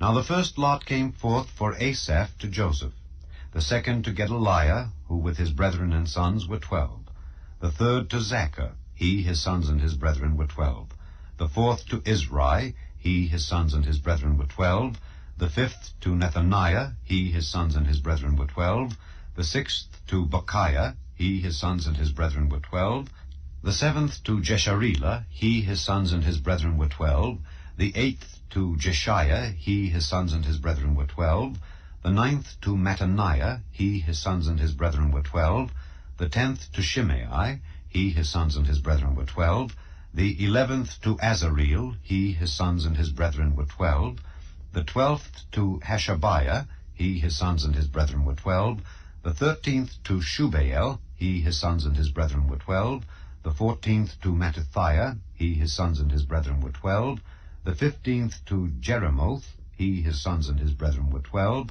the 16th to Hananiah, he, his sons, and his brethren were 12, the 17th to Joshbekashah, he, his sons, and his brethren were 12, the 18th to Hanani, he, his sons, and his brethren were 12, the 19th to Malothai, he, his sons, and his brethren were 12, the 20th to Eliathah, he, his sons, and his brethren were 12, the 21st to Hother, he, his sons, and his brethren were 12, the 22nd to Gedaltai, he, his sons, and his brethren were 12, the 23rd to Mahazioth, he, his sons, and his brethren were 12, the 24th to Romamtiezer, he, his sons, and his brethren were 12.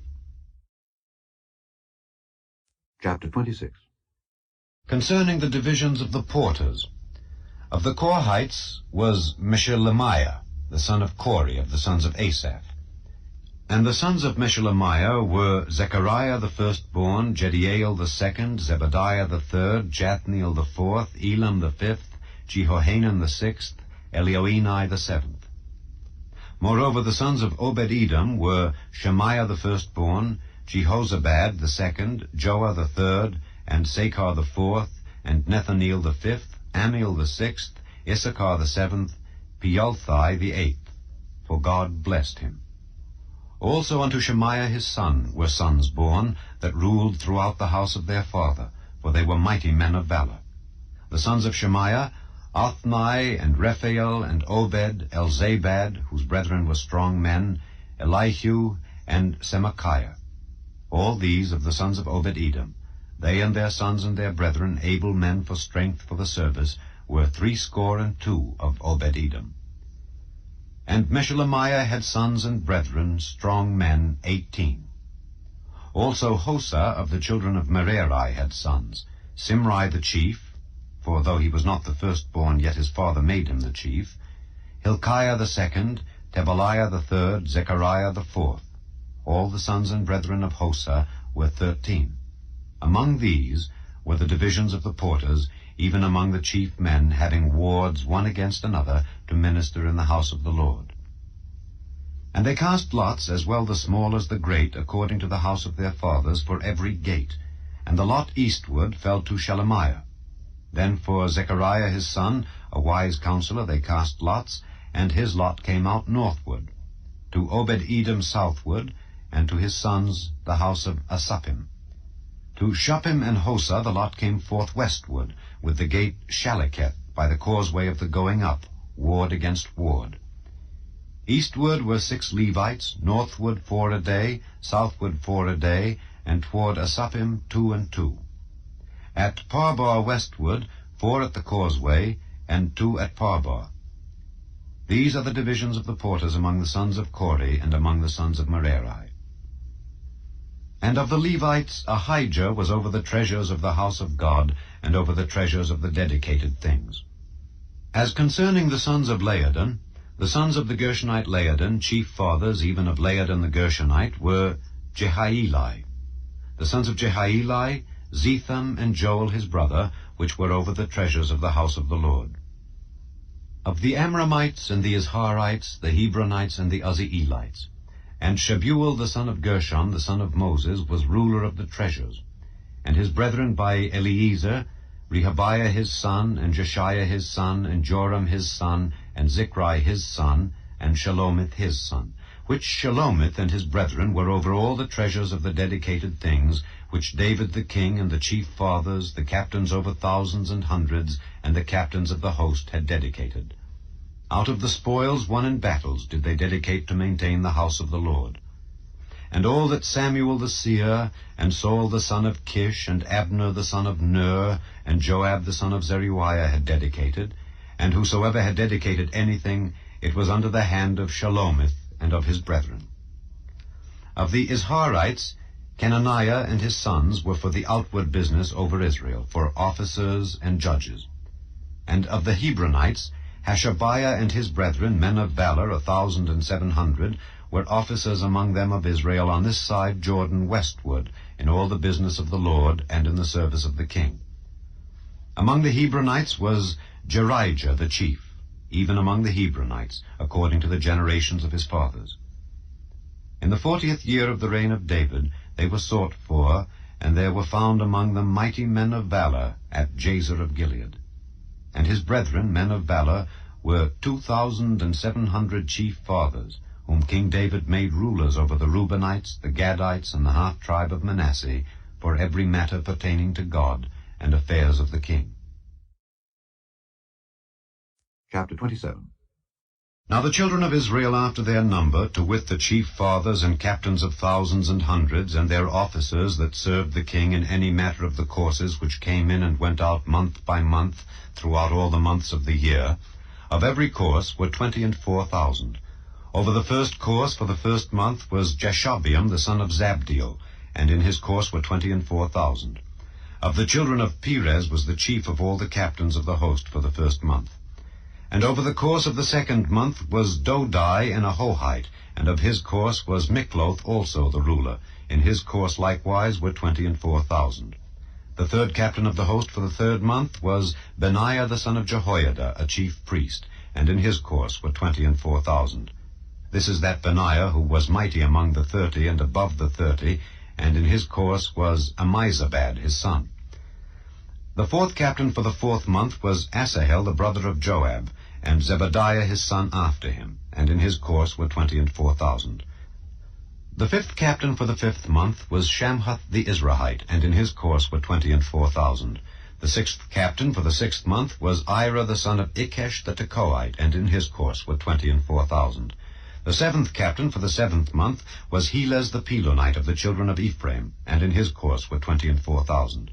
The 8th captain for the 8th month was Sibbecai the Hushathite of the Zarhites, and in his course were 24,000. The 9th captain for the 9th month was Abiezer the Anatothite of the Benjamites, and in his course were 24,000. The 10th captain for the 10th month was Meharai the Netophathite of the Zarhites, and in his course were 24,000. The 11th captain for the 11th month was Benaiah the Pirathonite of the children of Ephraim, and in his course were 24,000. The 12th captain for the 12th month was Heldai the Netophathite of Othniel, and in his course were 24,000. Furthermore, over the tribes of Israel, the ruler of the Reubenites was Eliezer the son of Zichri, of the Simeonites, Shephatiah the son of Maacah, of the Levites, Hashabiah the son of Kemuel, of the Aaronites, Zadok, of Judah, Elihu, one of the brethren of David, of Issachar, Omri the son of Michael, of Zebulun, Ishmaiah the son of Obadiah, of Naphtali, Jeremoth the son of Azriel, of the children of Ephraim, Hoshea the son of Azaziah, of the half-tribe of Manasseh, Joel the son of Pedaiah, of the half-tribe of Manasseh in Gilead, Iddo the son of Zechariah, of Benjamin, Jaasiel the son of Abner, of Dan, Azareel the son of Jeroham. These were the princes of the tribes of Israel. But David took not the number of them from 20 years old and under, because the Lord had said he would increase Israel like to the stars of the heavens. Joab the son of Zeruiah began to number, but he finished not, because there fell wrath for it against Israel. Neither was the number put in the account of the chronicles of King David. And over the king's treasures was Asmaveth the son of Adiel, and over the storehouses in the fields, in the cities, and in the villages, and in the castles, was Jehonathan the son of Uzziah. And over them that did the work of the field for tillage of the ground was Ezri the son of Caleb. And over the vineyards was Shimei the Ramathite. Over the increase of the vineyards for the wine cellars was Zabdi the Shifmite. And over the olive trees and the sycamore trees that were in the low plains was Baal-Hanan the Gederite. And over the cellars of oil was Joash. And over the herds that fed in Sharon was Shitrai the Sharonite. And over the herds that were in the valleys was Shaphat the son of Adlai. Over the camels also was Obil the Ishmaelite, and over the asses was Jediah the Meronothite, and over the flocks was Jaziz the Hagirite. All these were the rulers of the substance which was King David's. Also Jonathan, David's uncle, was a counselor, a wise man, and a scribe. And Jehiel the son of Hachmoni was with the king's sons. And Ahithophel was the king's counselor, and Hushai the Archite was the king's companion. And after Ahithophel was Jehoiada the son of Benaiah, and Abiathar. And the general of the king's army was Joab. Chapter 28.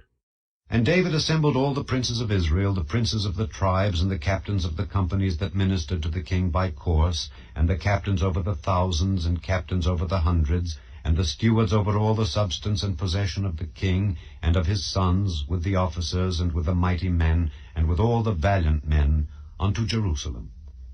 Then David the king stood up upon his feet, and said, Hear me, my brethren and my people. As for me, I had in mine heart to build an house of rest for the ark of the covenant of the Lord, and for the footstool of our God, and had made ready for the building. But God said unto me, Thou shalt not build an house for my name, because thou hast been a man of war, and hast blood. Howbeit the Lord God of Israel chose me before all the house of my father to be king over Israel forever. For he hath chosen Judah to be the ruler. And of the house of Judah, the house of my father, and among the sons of my father, he liked me to make me king over all Israel. And of all my sons, for the Lord hath given me many sons, he hath chosen Solomon my son to sit upon the throne of the kingdom of the Lord over Israel. And he said unto me, Solomon thy son, he shall build my house and my courts, for I have chosen him to be my son, and I will be his father. Moreover, I will establish his kingdom forever, if he be constant to do my commandments and my judgments, as at this day. Now therefore, in the sight of all Israel, the congregation of the Lord, and in the audience of our God, keep and seek for all the commandments of the Lord your God, that ye may possess this good land, and leave it for an inheritance for your children after you forever. And thou, Solomon my son, know thou the God of thy father, and serve him with a perfect heart and with a willing mind. For the Lord searcheth all hearts, and understandeth all the imaginations of the thoughts. If thou seek him, he will be found of thee, but if thou forsake him, he will cast thee off forever. Take heed now, for the Lord hath chosen thee to build an house for the sanctuary. Be strong, and do it. Then David gave to Solomon his son the pattern of the porch, and of the houses thereof, and of the treasuries thereof, and of the upper chambers thereof, and of the inner parlors thereof, and of the place of the mercy seat, and the pattern of all that he had by the spirit of the courts of the house of the Lord, and of all the chambers round about, of the treasuries of the house of God, and of the treasuries of the dedicated things. Also for the courses of the priests and the Levites, and for all the work of the service of the house of the Lord, and for all the vessels of service in the house of the Lord. He gave of gold by weight for things of gold, for all instruments of all manner of service.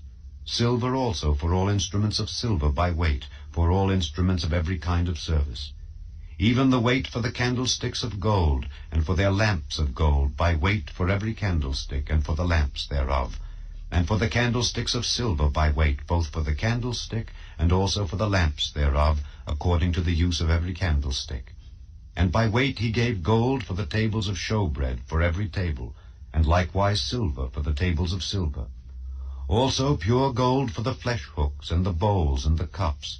And for the golden basins he gave gold by weight for every basin, and likewise silver by weight for every basin of silver. And for the altar of incense, refined gold by weight, and gold for the pattern of the chariot of the cherubims that spread out their wings, and covered the ark of the covenant of the Lord. All this, said David, the Lord made me understand in writing by his hand upon me, even all the works of this pattern. And David said to Solomon his son, Be strong and of good courage, and do it. Fear not, nor be dismayed. For the Lord God, even my God, will be with thee. He will not fail thee nor forsake thee, until thou hast finished all the work for the service of the house of the Lord. And behold, the courses of the priests and the Levites, even they shall be with thee for all the service of the house of God. And there shall be with thee for all manner of workmanship every willing, skillful man for any manner of service. Also the princes and all the people will be wholly at thy commandment. Chapter 29. Furthermore David the king said unto all the congregation, Solomon my son, whom alone God hath chosen, is yet young and tender. And the work is great, for the palace is not for man, but for the Lord God. Now I have prepared with all my might for the house of my God the gold for things to be made of gold, and the silver for things of silver, and the brass for things of brass, the iron for things of iron, and wood for things of wood. Onyx stones, and stones to be set, glistering stones, and of divers colors, and all manner of precious stones, and marble stones in abundance. Moreover, because I have set my affection to the house of my God, I have of mine own proper good, of gold and silver, which I have given to the house of my God, over and above all that I have prepared for the holy house. Even 3,000 talents of gold of the gold of Ophir, and 7,000 talents of refined silver, to overlay the walls of the houses withal. The gold for things of gold, and the silver for things of silver, and for all manner of work to be made by the hands of artificers. And who then is willing to consecrate his service this day unto the Lord? Then the chief of the fathers and princes of the tribes of Israel, and the captains of thousands and of hundreds, with the rulers of the king's work, offered willingly, and gave for the service of the house of God of gold 5,000 talents and 10,000 drams, and of silver 10,000 talents, and of brass 18,000 talents, and 100,000 talents of iron. And they with whom precious stones were found gave them to the treasure of the house of the Lord by the hand of Jehiel the Gershonite. Then the people rejoiced, for that they offered willingly, because with perfect heart they offered willingly to the Lord. And David the king also rejoiced with great joy. Wherefore David blessed the Lord before all the congregation. And David said, Blessed be thou, Lord God of Israel, our Father, forever and ever. Thine, O Lord, is the greatness, and the power, and the glory, and the victory, and the majesty. For all that is in the heaven and in the earth is thine. Thine is the kingdom, O Lord, and thou art exalted as head above all. Both riches and honor come of thee, and thou reignest over all. And in thine hand is power and might, and in thine hand it is to make great, and to give strength unto all. Now therefore, our God, we thank thee, and praise thy glorious name. But who am I, and what is my people, that we should be able to offer so willingly after this sort? For all things come of thee, and of thine own have we given thee. For we are strangers before thee, and sojourners, as were all our fathers. Our days on the earth are as a shadow, and there is none abiding. O Lord our God, all this store that we have prepared to build thee an house for thine holy name cometh of thine hand, and is all thine own. I know also, my God, that thou triest the heart, and hast pleasure in uprightness. As for me, in the uprightness of mine heart I have willingly offered all these things, and now have I seen with joy thy people which are present here to offer willingly unto thee. O Lord God of Abraham, Isaac, and of Israel, our fathers, keep this forever in the imagination of the thoughts of the heart of thy people, and prepare their heart unto thee. And give unto Solomon my son a perfect heart, to keep thy commandments, thy testimonies, and thy statutes, and to do all these things, and to build the palace for the which I have made provision. And David said to all the congregation, Now bless the Lord your God. And all the congregation blessed the Lord God of their fathers, and bowed down their heads, and worshipped the Lord and the king. And they sacrificed sacrifices unto the Lord, and offered burnt offerings unto the Lord on the morrow after that day, even 1,000 bullocks, 1,000 rams, and 1,000 lambs, with their drink offerings, and sacrifices in abundance for all Israel, and did eat and drink before the Lord on that day with great gladness. And they made Solomon the son of David king the second time, and anointed him unto the Lord to be the chief governor, and Zadok to be priest. Then Solomon sat on the throne of the Lord as king instead of David his father, and prospered, and all Israel obeyed him. And all the princes and the mighty men, and all the sons likewise of King David, submitted themselves unto Solomon the king. And the Lord magnified Solomon exceedingly in the sight of all Israel, and bestowed upon him such royal majesty as had not been on any king before him in Israel. Thus David the son of Jesse reigned over all Israel. And the time that he reigned over Israel was 40 years. 7 years reigned he in Hebron, and 33 years reigned he in Jerusalem. And he died in a good old age, full of days, riches, and honor. And Solomon his son reigned in his stead. Now the acts of David the king, first and last, behold, they are written in the book of Samuel the seer, and in the book of Nathan the prophet, and in the book of Gad the seer, with all his reign and his might, and the times that went over him and over Israel, and over all the kingdoms of the countries. The second book of the Chronicles, chapter 1. And Solomon the son of David was strengthened in his kingdom, and the Lord his God was with him, and magnified him exceedingly. Then Solomon spake unto all Israel, to the captains of thousands and of hundreds, and to the judges, and to every governor in all Israel, the chief of the fathers. So Solomon and all the congregation with him went to the high place that was at Gibeon, for there was the tabernacle of the congregation of God, which Moses the servant of the Lord had made in the wilderness. But the ark of God had David brought up from Kirjath-jearim to the place which David had prepared for it, for he had pitched a tent for it at Jerusalem. Moreover, the brazen altar that Bezaleel the son of Uri the son of Hur had made, he put before the tabernacle of the Lord. And Solomon and the congregation sought unto it. And Solomon went up thither to the brazen altar before the Lord, which was at the tabernacle of the congregation, and offered 1,000 burnt offerings upon it. In that night did God appear unto Solomon, and said unto him, Ask what I shall give thee. And Solomon said unto God, Thou hast showed great mercy unto David my father, and hast made me to reign in his stead. Now, O Lord God, let thy promise unto David my father be established, for thou hast made me king over a people like the dust of the earth in multitude. Give me now wisdom and knowledge, that I may go out and come in before this people. For who can judge this thy people that is so great? And God said to Solomon, Because this was in thine heart, and thou hast not asked riches, wealth, or honor, nor the life of thine enemies, neither yet hast asked long life, but hast asked wisdom and knowledge for thyself, that thou mayest judge my people over whom I have made thee king. Wisdom and knowledge is granted unto thee. And I will give thee riches and wealth and honor, such as none of the kings have had that have been before thee, neither shall there any after thee have the like.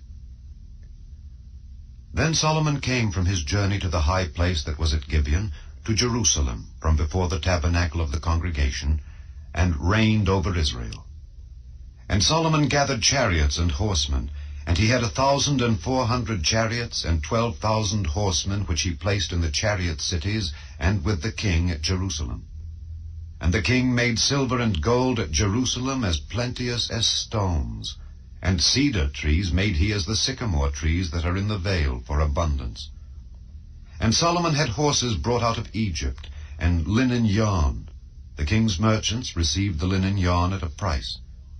And they fetched up and brought forth out of Egypt a chariot for 600 shekels of silver, and an horse for 150. And so brought they out horses for all the kings of the Hittites, and for the kings of Syria by their means. Chapter 2. And Solomon determined to build an house for the name of the Lord, and an house for his kingdom. And Solomon told out 70,000 men to bear burdens, and 80,000 to hew in the mountain, and 3,600 to oversee them. And Solomon sent to Huram the king of Tyre, saying, As thou didst deal with David my father, and didst send him cedars to build him an house to dwell therein, even so deal with me.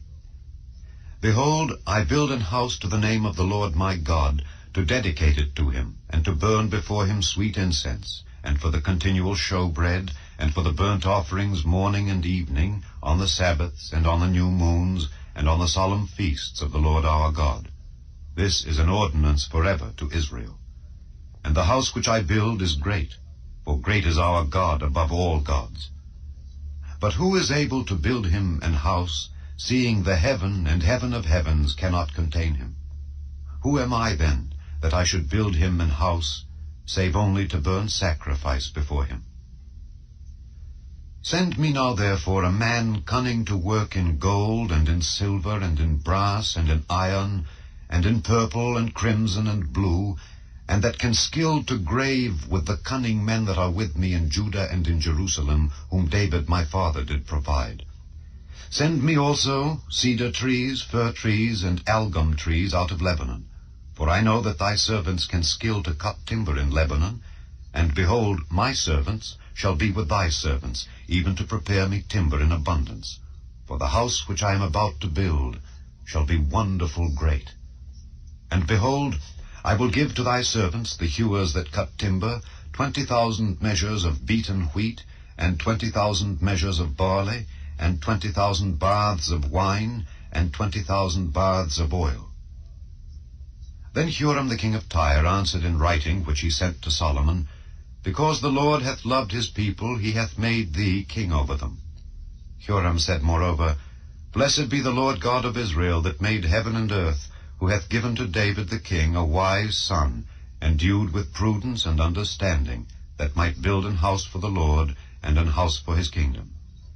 And now I have sent a cunning man endued with understanding of Huram my father's, the son of a woman of the daughters of Dan, and his father was a man of Tyre, skillful to work in gold, and in silver, in brass, in iron, in stone, and in timber, in purple, in blue, and in fine linen, and in crimson. Also to grave any manner of graving, and to find out every device which shall be put to him with thy cunning men, and with the cunning men of my lord David thy father.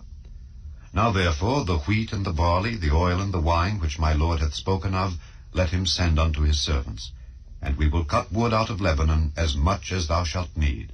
And we will bring it to thee in floats by sea to Joppa, and thou shalt carry it up to Jerusalem. And Solomon numbered all the strangers that were in the land of Israel after the numbering wherewith David his father had numbered them. And they were found 150,000 and 3,600. And he set 70,000 of them to be bearers of burdens, and 80,000 to be hewers in the mountain, and 3,600 overseers to set the people a work. Chapter 3. Then Solomon began to build the house of the Lord at Jerusalem in Mount Moriah, where the Lord appeared unto David his father, in the place that David had prepared in the threshing floor of Ornan the Jebusite. And he began to build in the 2nd day of the 2nd month, in the 4th year of his reign. Now these are the things wherein Solomon was instructed for the building of the house of God. The length by cubits after the first measure was 80 cubits, and the breadth 20 cubits. And the porch that was in the front of the house, the length of it was according to the breadth of the house, 20 cubits. And the height was 120, and he overlaid it within with pure gold. And the greater house he sealed with fir tree, which he overlaid with fine gold, and set thereon palm trees and chains. And he garnished the house with precious stones for beauty, and the gold was gold of Parvaim. He overlaid also the house, the beams, the posts, and the walls thereof, and the doors thereof with gold, and graved cherubims on the walls. And he made the most holy house, the length whereof was according to the breadth of the house 20 cubits, and the breadth thereof 20 cubits. And he overlaid it with fine gold amounting to 600 talents. And the weight of the nails was 50 shekels of gold. And he overlaid the upper chambers with gold. And in the most holy house he made 2 cherubims of image work, and overlaid them with gold. And the wings of the cherubims were 20 cubits long. One wing of the one cherub was 5 cubits, reaching to the wall of the house, and the other wing was likewise 5 cubits, reaching to the wing of the other cherub. And one wing of the other cherub was 5 cubits, reaching to the wall of the house, and the other wing was 5 cubits also, joining to the wing of the other cherub. The wings of these cherubims spread themselves forth 20 cubits, and they stood on their feet, and their faces were inward. And he made the veil of blue and purple and crimson and fine linen, and wrought cherubims thereon. Also he made before the house 2 pillars of 35 cubits high, and the chapiter that was on the top of each of them was 5 cubits. And he made chains, as in the oracle, and put them on the heads of the pillars, and made 100 pomegranates, and put them on the chains. And he reared up the pillars before the temple, one on the right hand, and the other on the left, and called the name of that on the right hand Jachin, and the name of that on the left Boaz. Chapter 4. Moreover he made an altar of brass, 20 cubits the length thereof, and 20 cubits the breadth thereof, and 10 cubits the height thereof. Also he made a molten sea of 10 cubits from brim to brim, round in compass, and 5 cubits the height thereof. And a line of 30 cubits did compass it round about. And under it was the similitude of oxen, which did compass it round about, 10 in a cubit, compassing the sea round about. 2 rows of oxen were cast when it was cast. It stood upon 12 oxen, 3 looking toward the north, and 3 looking toward the west, and 3 looking toward the south, and 3 looking toward the east. And the sea was set above upon them, and all their hinder parts were inward. And the thickness of it was an handbreadth, and the brim of it like the work of the brim of a cup, with flowers of lilies. And it received and held 3,000 baths. He made also 10 lavers, and put 5 on the right hand and 5 on the left, to wash in them. Such things as they offered for the burnt offering they washed in them, but the sea was for the priests to wash in. And he made 10 candlesticks of gold according to their form, and set them in the temple, 5 on the right hand and 5 on the left. He made also 10 tables, and placed them in the temple, 5 on the right side and 5 on the left. And he made 100 basins of gold. Furthermore, he made the court of the priests, and the great court, and doors for the court, and overlaid the doors of them with brass. And he set the sea on the right side of the east end, over against the south. And Huram made the pots and the shovels and the basins.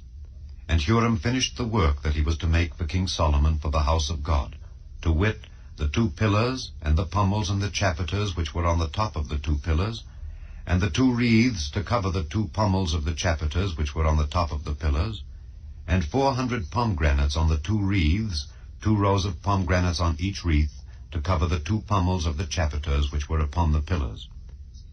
He made also bases, and lavers made he upon the bases. 1 sea, and 12 oxen under it. The pots also, and the shovels, and the flesh hooks, and all their instruments, did Huram his father make to King Solomon for the house of the Lord of bright brass. In the plain of Jordan did the king cast them, in the clay ground between Succoth and Zeredathah. Thus Solomon made all these vessels in great abundance, for the weight of the brass could not be found out. And Solomon made all the vessels that were for the house of God, the golden altar also, and the tables whereon the showbread was set. Moreover, the candlesticks were their lamps, that they should burn after the manner before the oracle, of pure gold. And the flowers and the lamps and the tongs made he of gold, and that perfect gold. And the snuffers and the basins and the spoons and the censers of pure gold. And the entry of the house, the inner doors thereof for the most holy place, and the doors of the house of the temple were of gold. Chapter 5. Thus all the work that Solomon made for the house of the Lord was finished. And Solomon brought in all the things that David his father had dedicated. And the silver and the gold, and all the instruments put he among the treasures of the house of God. Then Solomon assembled the elders of Israel, and all the heads of the tribes, the chief of the fathers of the children of Israel, unto Jerusalem, to bring up the ark of the covenant of the Lord out of the city of David, which is Zion. Wherefore all the men of Israel assembled themselves unto the king in the feast which was in the 7th month. And all the elders of Israel came, and the Levites took up the ark. And they brought up the ark, and the tabernacle of the congregation, and all the holy vessels that were in the tabernacle. These did the priests and the Levites bring up. Also King Solomon and all the congregation of Israel that were assembled unto him before the ark sacrificed sheep and oxen, which could not be told nor numbered for multitude. And the priests brought in the ark of the covenant of the Lord unto his place, to the oracle of the house, into the most holy place, even under the wings of the cherubims. For the cherubims spread forth their wings over the place of the ark, and the cherubims covered the ark and the staves thereof above. And they drew out the staves of the ark, that the ends of the staves were seen from the ark before the oracle, but they were not seen without. And there it is unto this day. There was nothing in the ark save the 2 tables which Moses put therein at Horeb, when the Lord made a covenant with the children of Israel when they came out of Egypt. And it came to pass, when the priests were come out of the holy place, for all the priests that were present were sanctified, and did not then wait by course. Also the Levites, which were the singers, all of them of Asaph, of Heman, of Jeduthun, with their sons and their brethren, being arrayed in white linen, having cymbals and psalteries and harps, stood at the east end of the altar, and with them 120 priests sounding with trumpets. It came even to pass, as the trumpeters and singers were as one to make one sound to be heard in praising and thanking the Lord, and when they lifted up their voice with the trumpets and cymbals and instruments of music, and praised the Lord, saying, For he is good, for his mercy endureth forever, that then the house was filled with a cloud, even the house of the Lord, so that the priests could not stand to minister by reason of the cloud, for the glory of the Lord had filled the house of God. Chapter 6.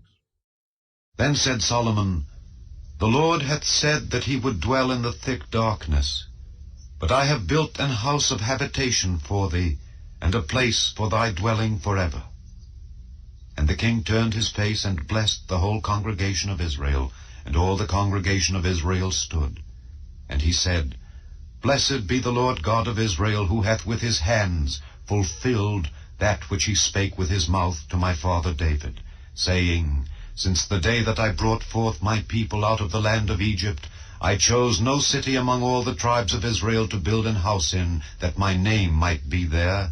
Neither chose I any man to be a ruler over my people Israel. But I have chosen Jerusalem, that my name might be there, and have chosen David to be over my people Israel.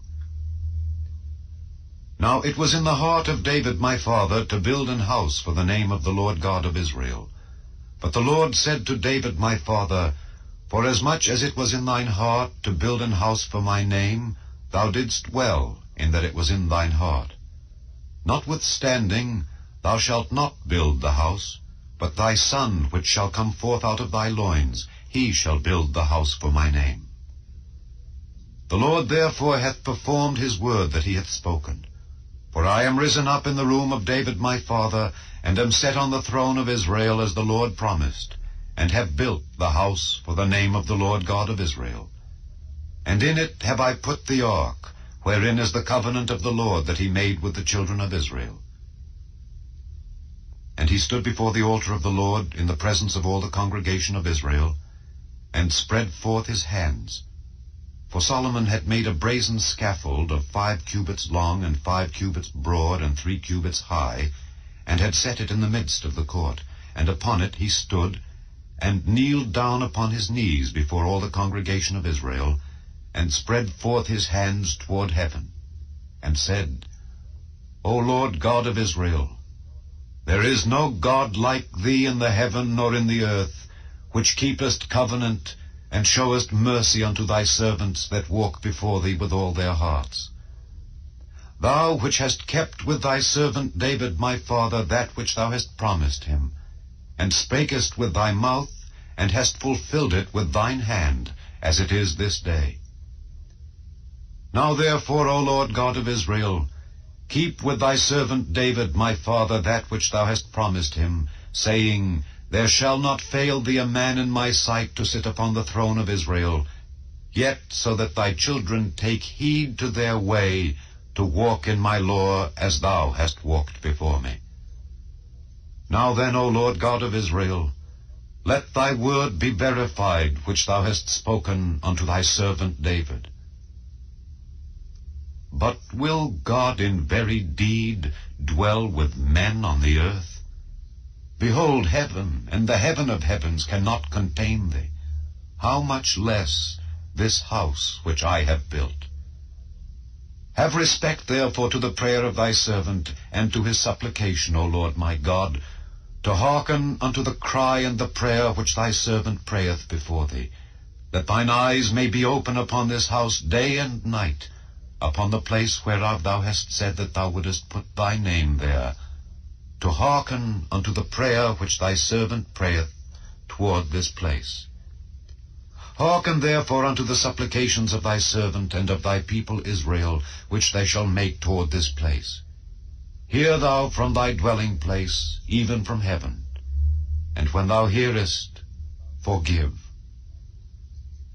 If a man sin against his neighbor, and an oath be laid upon him to make him swear, and the oath come before thine altar in this house, then hear thou from heaven, and do, and judge thy servants, by requiting the wicked, by recompensing his way upon his own head, and by justifying the righteous, by giving him according to his righteousness.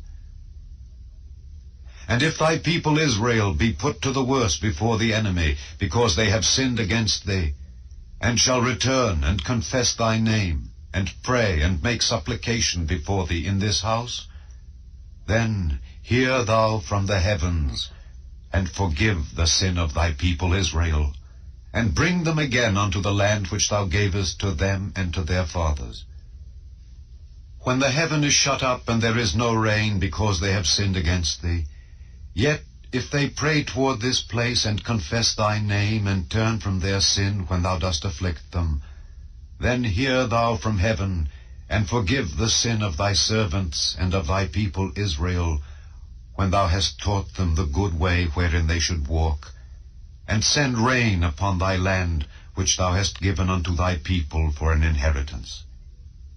If there be dearth in the land, if there be pestilence, if there be blasting or mildew, locusts or caterpillars, if their enemies besiege them in the cities of their land, whatsoever sore or whatsoever sickness there be, then what prayer or what supplication soever shall be made of any man or of all thy people Israel, when every one shall know his own sore and his own grief, and shall spread forth his hands in this house, then hear thou from heaven thy dwelling place, and forgive, and render unto every man according unto all his ways, whose heart thou knowest.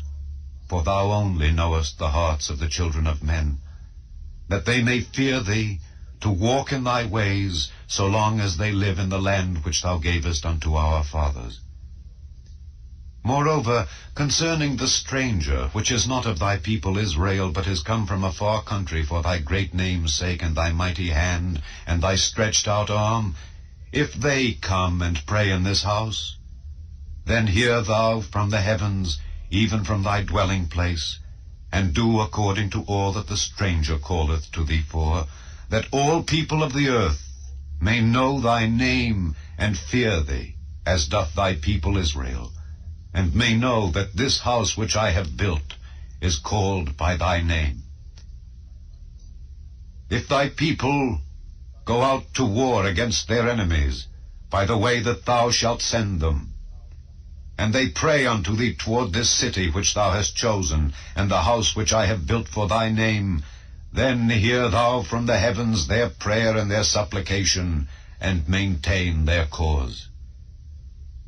If they sin against thee, for there is no man which sinneth not, and thou be angry with them, and deliver them over before their enemies, and they carry them away captives unto a land far off or near, yet if they bethink themselves in the land whither they are carried captive, and turn and pray unto thee in the land of their captivity, saying, We have sinned, we have done amiss, and have dealt wickedly, if they return to thee with all their heart and with all their soul in the land of their captivity, whither they have carried them captives, and pray toward their land which thou gavest unto their fathers, and toward the city which thou hast chosen, and toward the house which I have built for thy name, then hear thou from the heavens, even from thy dwelling place, their prayer and their supplications, and maintain their cause, and forgive thy people which have sinned against thee.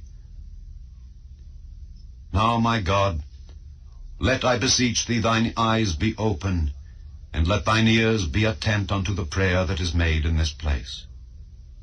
Now therefore arise, O Lord God, into thy resting place, thou and the ark of thy strength. Let thy priests, O Lord God, be clothed with salvation, and let thy saints rejoice in goodness.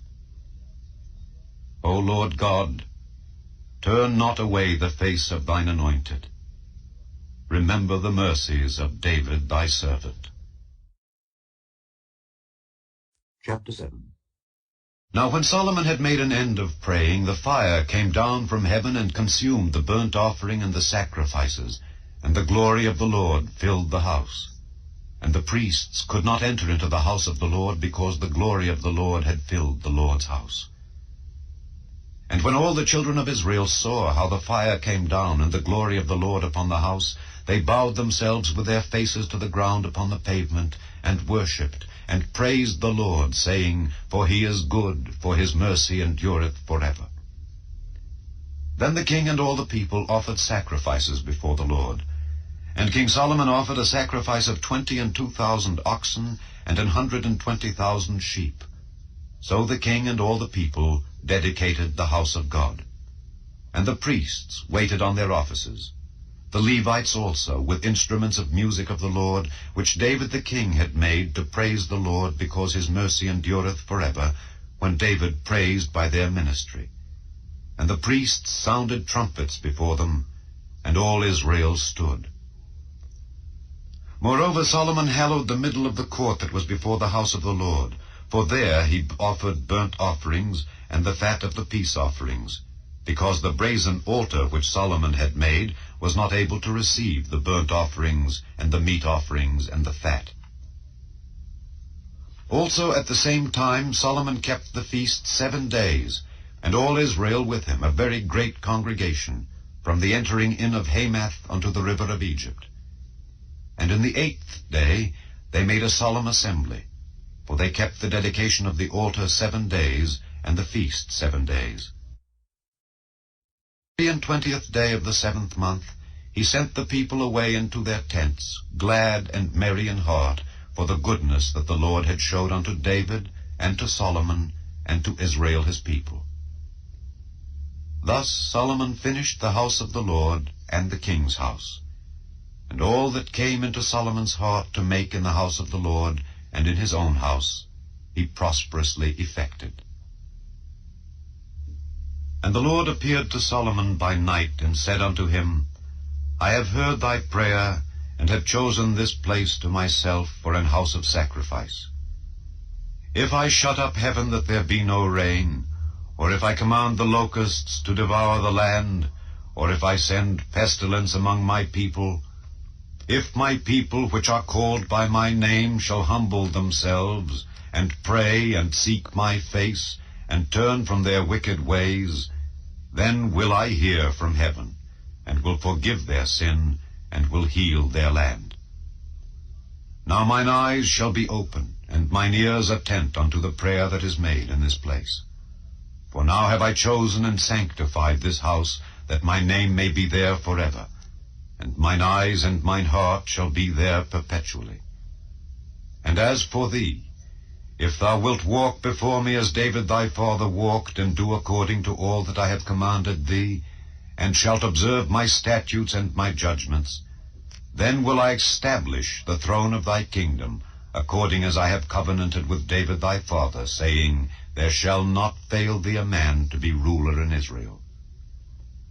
But if ye turn away, and forsake my statutes and my commandments which I have set before you, and shall go and serve other gods, and worship them, then will I pluck them up by the roots out of my land which I have given them. And this house which I have sanctified for my name will I cast out of my sight, and will make it to be a proverb and a byword among all nations. And this house which is high shall be an astonishment to every one that passeth by it, so that he shall say, Why hath the Lord done thus unto this land and unto this house? And it shall be answered, Because they forsook the Lord God of their fathers, which brought them forth out of the land of Egypt, and laid hold on other gods, and worshipped them, and served them. Therefore hath he brought all this evil upon them. Chapter 8. And it came to pass at the end of 20 years, wherein Solomon had built the house of the Lord and his own house, that the cities which Huram had restored to Solomon, Solomon built them, and caused the children of Israel to dwell there. And Solomon went to Hamath Zobah, and prevailed against it. And he built Tadmor in the wilderness, and all the store cities which he built in Hamath. Also he built Beth-horon the upper, and Beth-horon the nether, fenced cities with walls, gates, and bars. And Baalath, and all the store cities that Solomon had, and all the chariot cities, and the cities of the horsemen, and all that Solomon desired to build in Jerusalem, and in Lebanon, and throughout all the land of his dominion. As for all the people that were left of the Hittites and the Amorites and the Perizzites and the Hivites and the Jebusites, which were not of Israel, but of their children who were left after them in the land, whom the children of Israel consumed not, them did Solomon make to pay tribute until this day. But of the children of Israel did Solomon make no servants for his work, but they were men of war, and chief of his captains, and captains of his chariots and horsemen. And these were the chief of King Solomon's officers, even 250 that bare rule over the people. And Solomon brought up the daughter of Pharaoh out of the city of David unto the house that he had built for her. For he said, My wife shall not dwell in the house of David king of Israel, because the places are holy whereunto the ark of the Lord hath come. Then Solomon offered burnt offerings unto the Lord on the altar of the Lord which he had built before the porch, even after a certain rate every day, offering according to the commandment of Moses on the Sabbaths and on the new moons, and on the solemn feasts 3 times in the year, even in the feast of unleavened bread, and in the feast of weeks, and in the feast of tabernacles. And he appointed, according to the order of David his father, the courses of the priests to their service, and the Levites to their charges, to praise and minister before the priests, as the duty of every day required. The porters also by their courses at every gate, for so had David the man of God commanded. And they departed not from the commandment of the king unto the priests and Levites concerning any matter or concerning the treasures. Now all the work of Solomon was prepared unto the day of the foundation of the house of the Lord, and until it was finished. So the house of the Lord was perfected.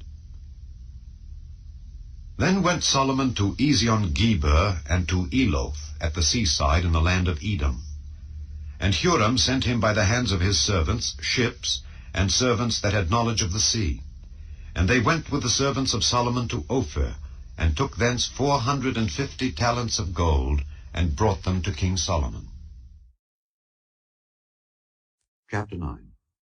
And when the queen of Sheba heard of the fame of Solomon, she came to prove Solomon with hard questions at Jerusalem, with a very great company, and camels that bear spices, and gold in abundance, and precious stones.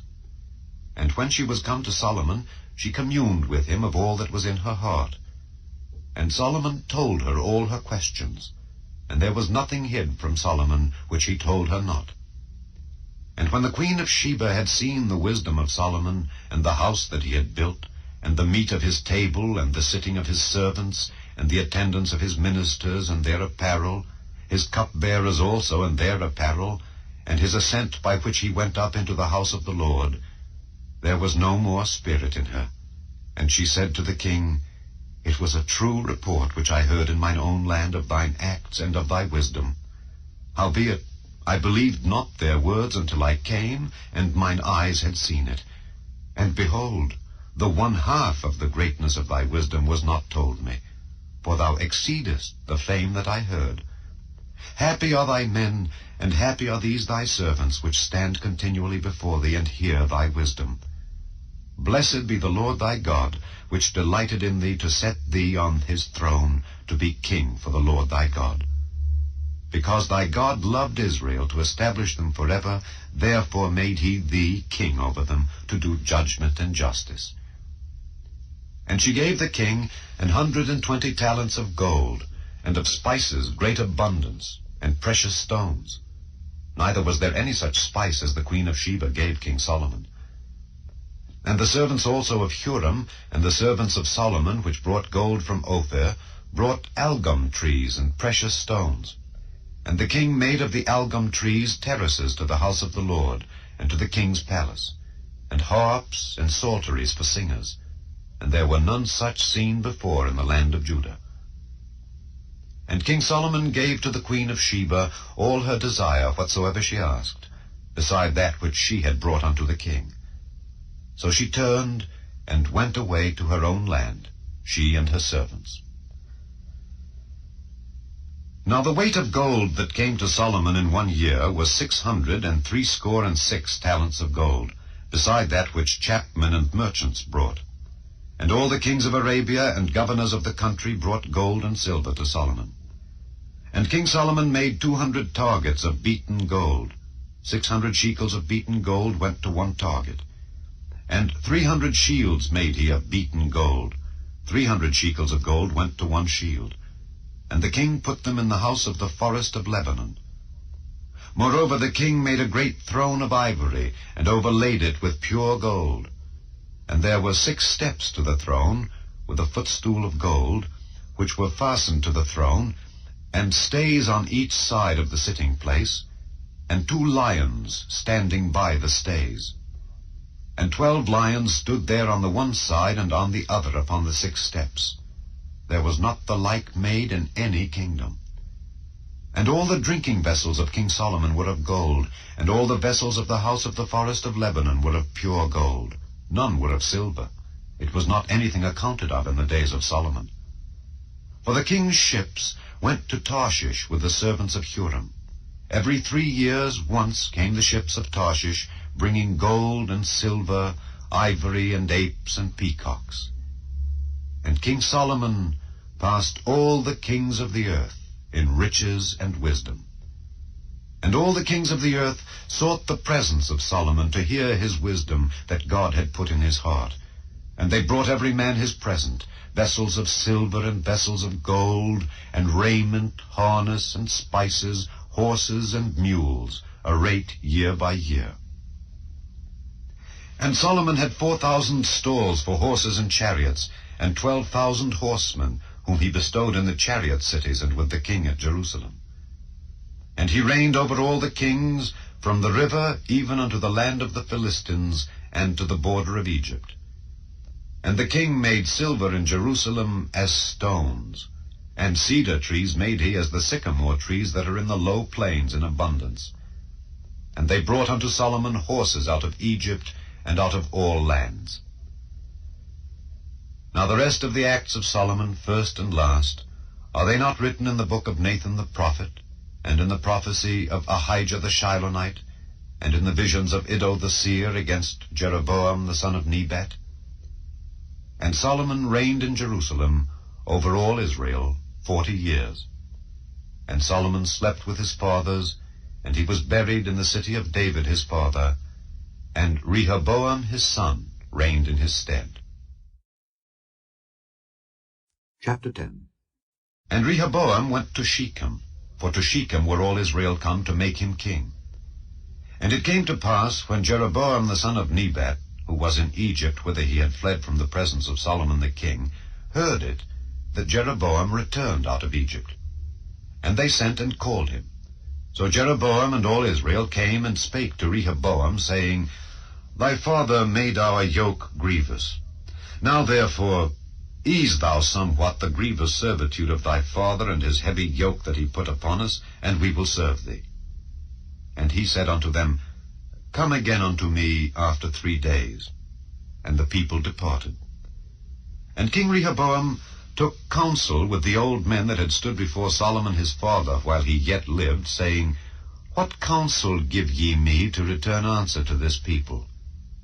And they spake unto him, saying, If thou be kind to this people, and please them, and speak good words to them, they will be thy servants forever. But he forsook the counsel which the old men gave him, and took counsel with the young men that were brought up with him, that stood before him. And he said unto them, What advice give ye, that we may return answer to this people which have spoken to me, saying, Ease somewhat the yoke that thy father did put upon us?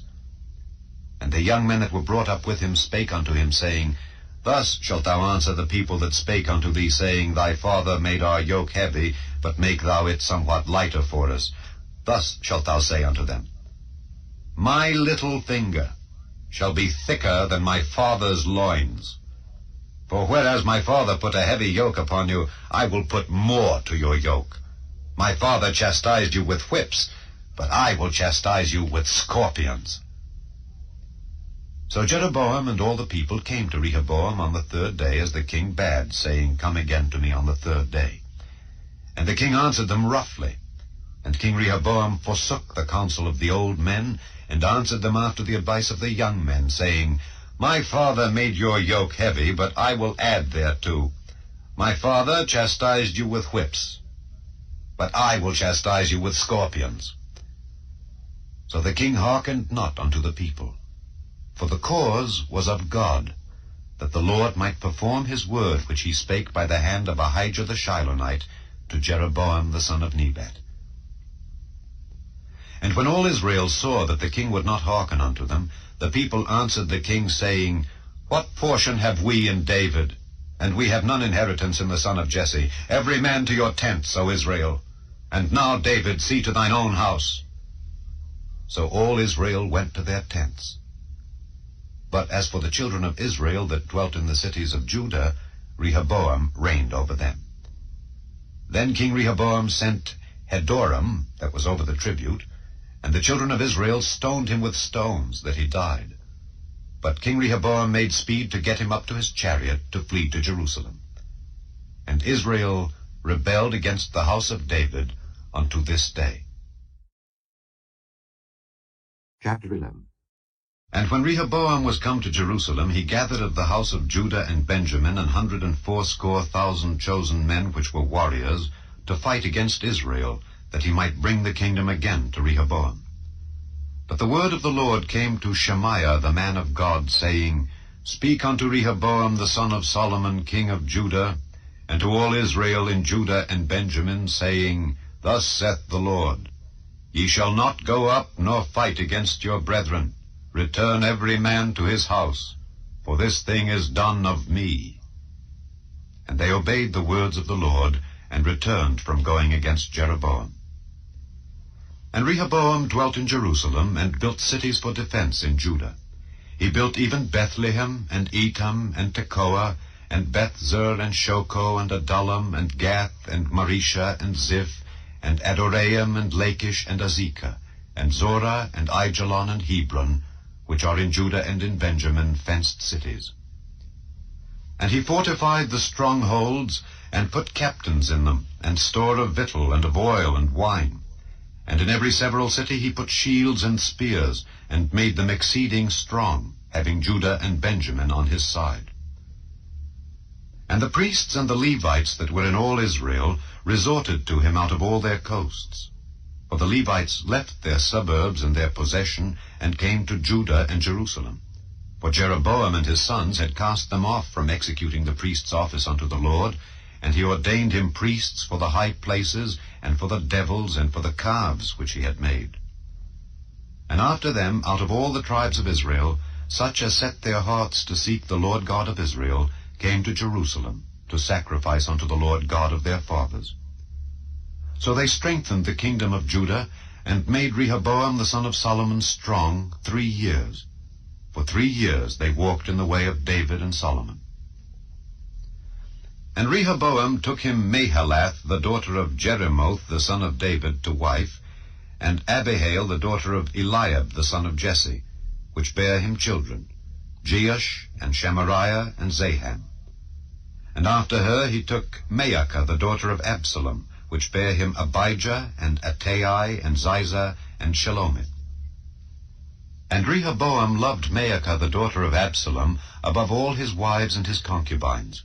For he took 18 wives, and 60 concubines, and begat 28 sons, and 60 daughters. And Rehoboam made Abijah the son of Maacah the chief, to be ruler among his brethren, for he thought to make him king. And he dealt wisely, and dispersed of all his children throughout all the countries of Judah and Benjamin unto every fenced city. And he gave them victual in abundance, and he desired many wives. Chapter 12. And it came to pass, when Rehoboam had established the kingdom and had strengthened himself, he forsook the law of the Lord, and all Israel with him. And it came to pass that in the 5th year of King Rehoboam, Shishak, king of Egypt, came up against Jerusalem, because they had transgressed against the Lord, with 1,200 chariots and 60,000 horsemen. And the people were without number that came with him out of Egypt, the Lubims, the Sukkiims, and the Ethiopians. And he took the fenced cities which pertained to Judah, and came to Jerusalem. Then came Shemaiah the prophet to Rehoboam, and to the princes of Judah that were gathered together to Jerusalem because of Shishak, and said unto them, Thus saith the Lord, Ye have forsaken me, and therefore have I also left you in the hand of Shishak. Whereupon the princes of Israel and the king humbled themselves, and they said, The Lord is righteous. And when the Lord saw that they humbled themselves, the word of the Lord came to Shemaiah, saying, They have humbled themselves, therefore I will not destroy them, but I will grant them some deliverance. And my wrath shall not be poured out upon Jerusalem by the hand of Shishak. Nevertheless, they shall be his servants, that they may know my service and the service of the kingdoms of the countries. So Shishak king of Egypt came up against Jerusalem, and took away the treasures of the house of the Lord, and the treasures of the king's house. He took all.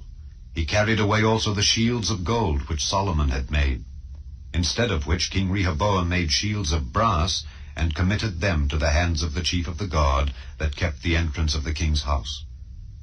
And when the king entered into the house of the Lord, the guard came and fetched them, and brought them again into the guard chamber.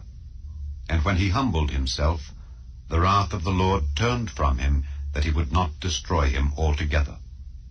And also in Judah things went well. So King Rehoboam strengthened himself in Jerusalem and reigned. For Rehoboam was 41 years old when he began to reign, and he reigned 17 years in Jerusalem, the city which the Lord had chosen out of all the tribes of Israel to put his name there. And his mother's name was Naamah, an Ammonitess. And he did evil, because he prepared not his heart to seek the Lord. Now the acts of Rehoboam, first and last, are they not written in the book of Shemaiah the prophet, and of Iddo the seer, concerning genealogies? And there were wars between Rehoboam and Jeroboam continually. And Rehoboam slept with his fathers, and was buried in the city of David, and Abijah his son reigned in his stead. Chapter 13. Now in the 18th year of King Jeroboam began Abijah to reign over Judah. He reigned 3 years in Jerusalem.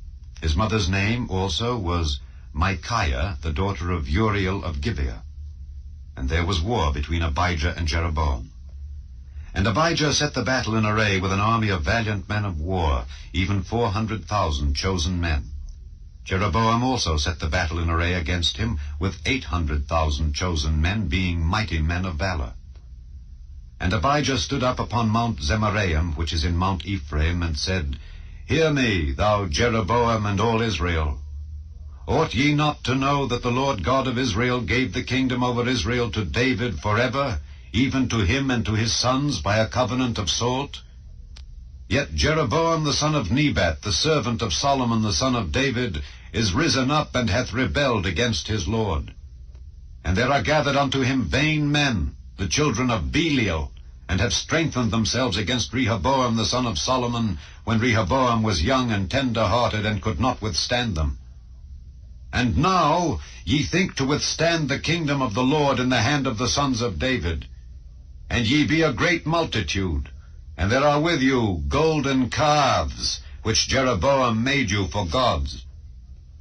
Have ye not cast out the priests of the Lord, the sons of Aaron, and the Levites, and have made you priests after the manner of the nations of other lands? So that whosoever cometh to consecrate himself with a young bullock and 7 rams, the same may be a priest of them that are no gods? But as for us, the Lord is our God, and we have not forsaken him. And the priests which minister unto the Lord are the sons of Aaron, and the Levites wait upon their business. And they burn unto the Lord every morning and every evening burnt sacrifices and sweet incense. The showbread also set they in order upon the pure table, and the candlestick of gold with the lamps thereof, to burn every evening. For we keep the charge of the Lord our God, but ye have forsaken him. And behold, God himself is with us for our captain, and his priests with sounding trumpets to cry alarm against you. O children of Israel, fight ye not against the Lord God of your fathers, for ye shall not prosper.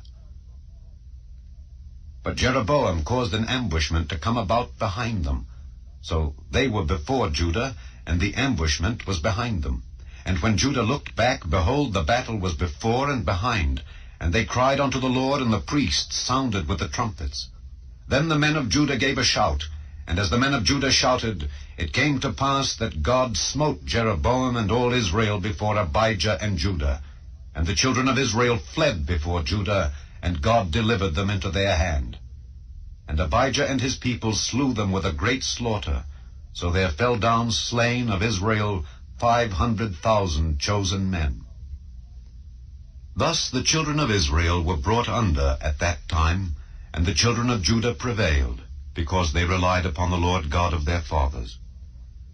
And Abijah pursued after Jeroboam, and took cities from him, Bethel with the towns thereof, and Jeshanah with the towns thereof, and Ephraim with the towns thereof. Neither did Jeroboam recover strength again in the days of Abijah. And the Lord struck him, and he died. But Abijah waxed mighty, and married 14 wives, and begat 22 sons, and 16 daughters. And the rest of the acts of Abijah, and his ways, and his sayings, are written in the story of the prophet Iddo. Chapter 14. So Abijah slept with his fathers, and they buried him in the city of David. And Asa his son reigned in his stead. In his days the land was quiet 10 years. And Asa did that which was good and right in the eyes of the Lord his God. For he took away the altars of the strange gods, and the high places, and brake down the images, and cut down the groves, and commanded Judah to seek the Lord God of their fathers, and to do the law and the commandment. Also he took away out of all the cities of Judah the high places and the images, and the kingdom was quiet before him. And he built fenced cities in Judah, for the land had rest, and he had no war in those years, because the Lord had given him rest.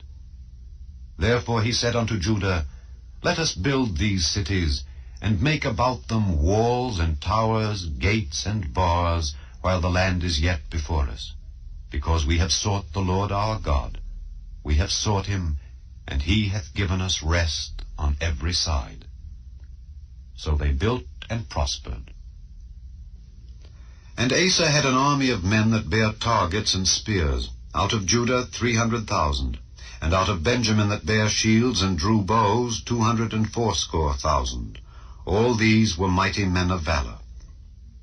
And there came out against them Zerah the Ethiopian with an host of 1,000,000 and 300 chariots, and came unto Mareshah.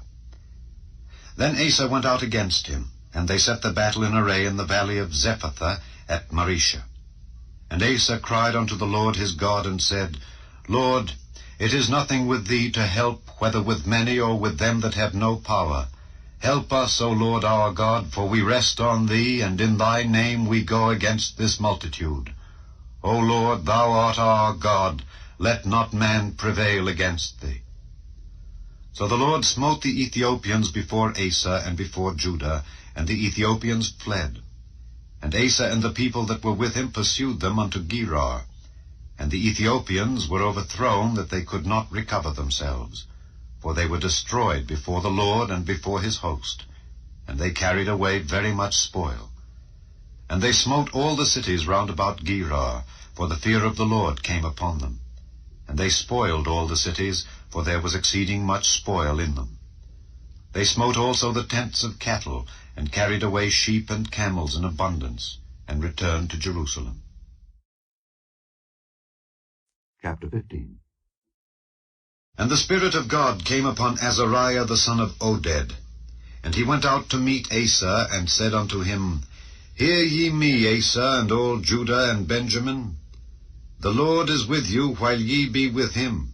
And if ye seek him, he will be found of you. But if ye forsake him, he will forsake you. Now for a long season Israel hath been without the true God, and without a teaching priest, and without law. But when they in their trouble did turn unto the Lord God of Israel, and sought him, he was found of them. And in those times there was no peace to him that went out, nor to him that came in, but great vexations were upon all the inhabitants of the countries. And nation was destroyed of nation, and city of city, for God did vex them with all adversity. Be ye strong, therefore, and let not your hands be weak. for your work shall be rewarded. And when Asa heard these words and the prophecy of Oded the prophet, he took courage and put away the abominable idols out of all the land of Judah and Benjamin, and out of the cities which he had taken from Mount Ephraim, and renewed the altar of the Lord that was before the porch of the Lord. And he gathered all Judah and Benjamin and the strangers with them out of Ephraim and Manasseh and out of Simeon, for they fell to him out of Israel in abundance, when they saw that the Lord his God was with him. So they gathered themselves together at Jerusalem in the 3rd month in the 15th year of the reign of Asa. And they offered unto the Lord the same time of the spoil which they had brought 700 oxen and 7,000 sheep. And they entered into a covenant to seek the Lord God of their fathers with all their heart and with all their soul, that whosoever would not seek the Lord God of Israel should be put to death, whether small or great, whether man or woman. And they sware unto the Lord with a loud voice, and with shouting, and with trumpets, and with cornets. And all Judah rejoiced at the oath, for they had sworn with all their heart, and sought him with their whole desire, and he was found of them, and the Lord gave them rest round about. And also concerning Maacah, the mother of Asa the king, he removed her from being queen, because she had made an idol in a grove. And Asa cut down her idol, and stamped it, and burnt it at the brook Kidron. But the high places were not taken away out of Israel. Nevertheless, the heart of Asa was perfect all his days. And he brought into the house of God the things that his father had dedicated, and that he himself had dedicated, silver and gold and vessels. And there was no more war unto the 35th year of the reign of Asa. Chapter 16. In the 36th year of the reign of Asa, Baasha king of Israel came up against Judah, and built Ramah, to the intent that he might let none go out or come in to Asa king of Judah. Then Asa brought out silver and gold out of the treasures of the house of the Lord and of the king's house, and sent to Benhadad king of Syria, that dwelt at Damascus, saying, There is a league between me and thee, as there was between my father and thy father. Behold, I have sent thee silver and gold. Go, break thy league with Baasha king of Israel, that he may depart from me. And Benhadad hearkened unto King Asa, and sent the captains of his armies against the cities of Israel. And they smote Ijon, and Dan, and Abel-maim, and all the store cities of Naphtali. And it came to pass, when Baasha heard it, that he left off building of Ramah, and let his work cease. Then Asa the king took all Judah, and they carried away the stones of Ramah, and the timber thereof, wherewith Baasha was building, and he built therewith Geba and Mizpah. And at that time Hanani the seer came to Asa king of Judah, and said unto him, Because thou hast relied on the king of Syria, and not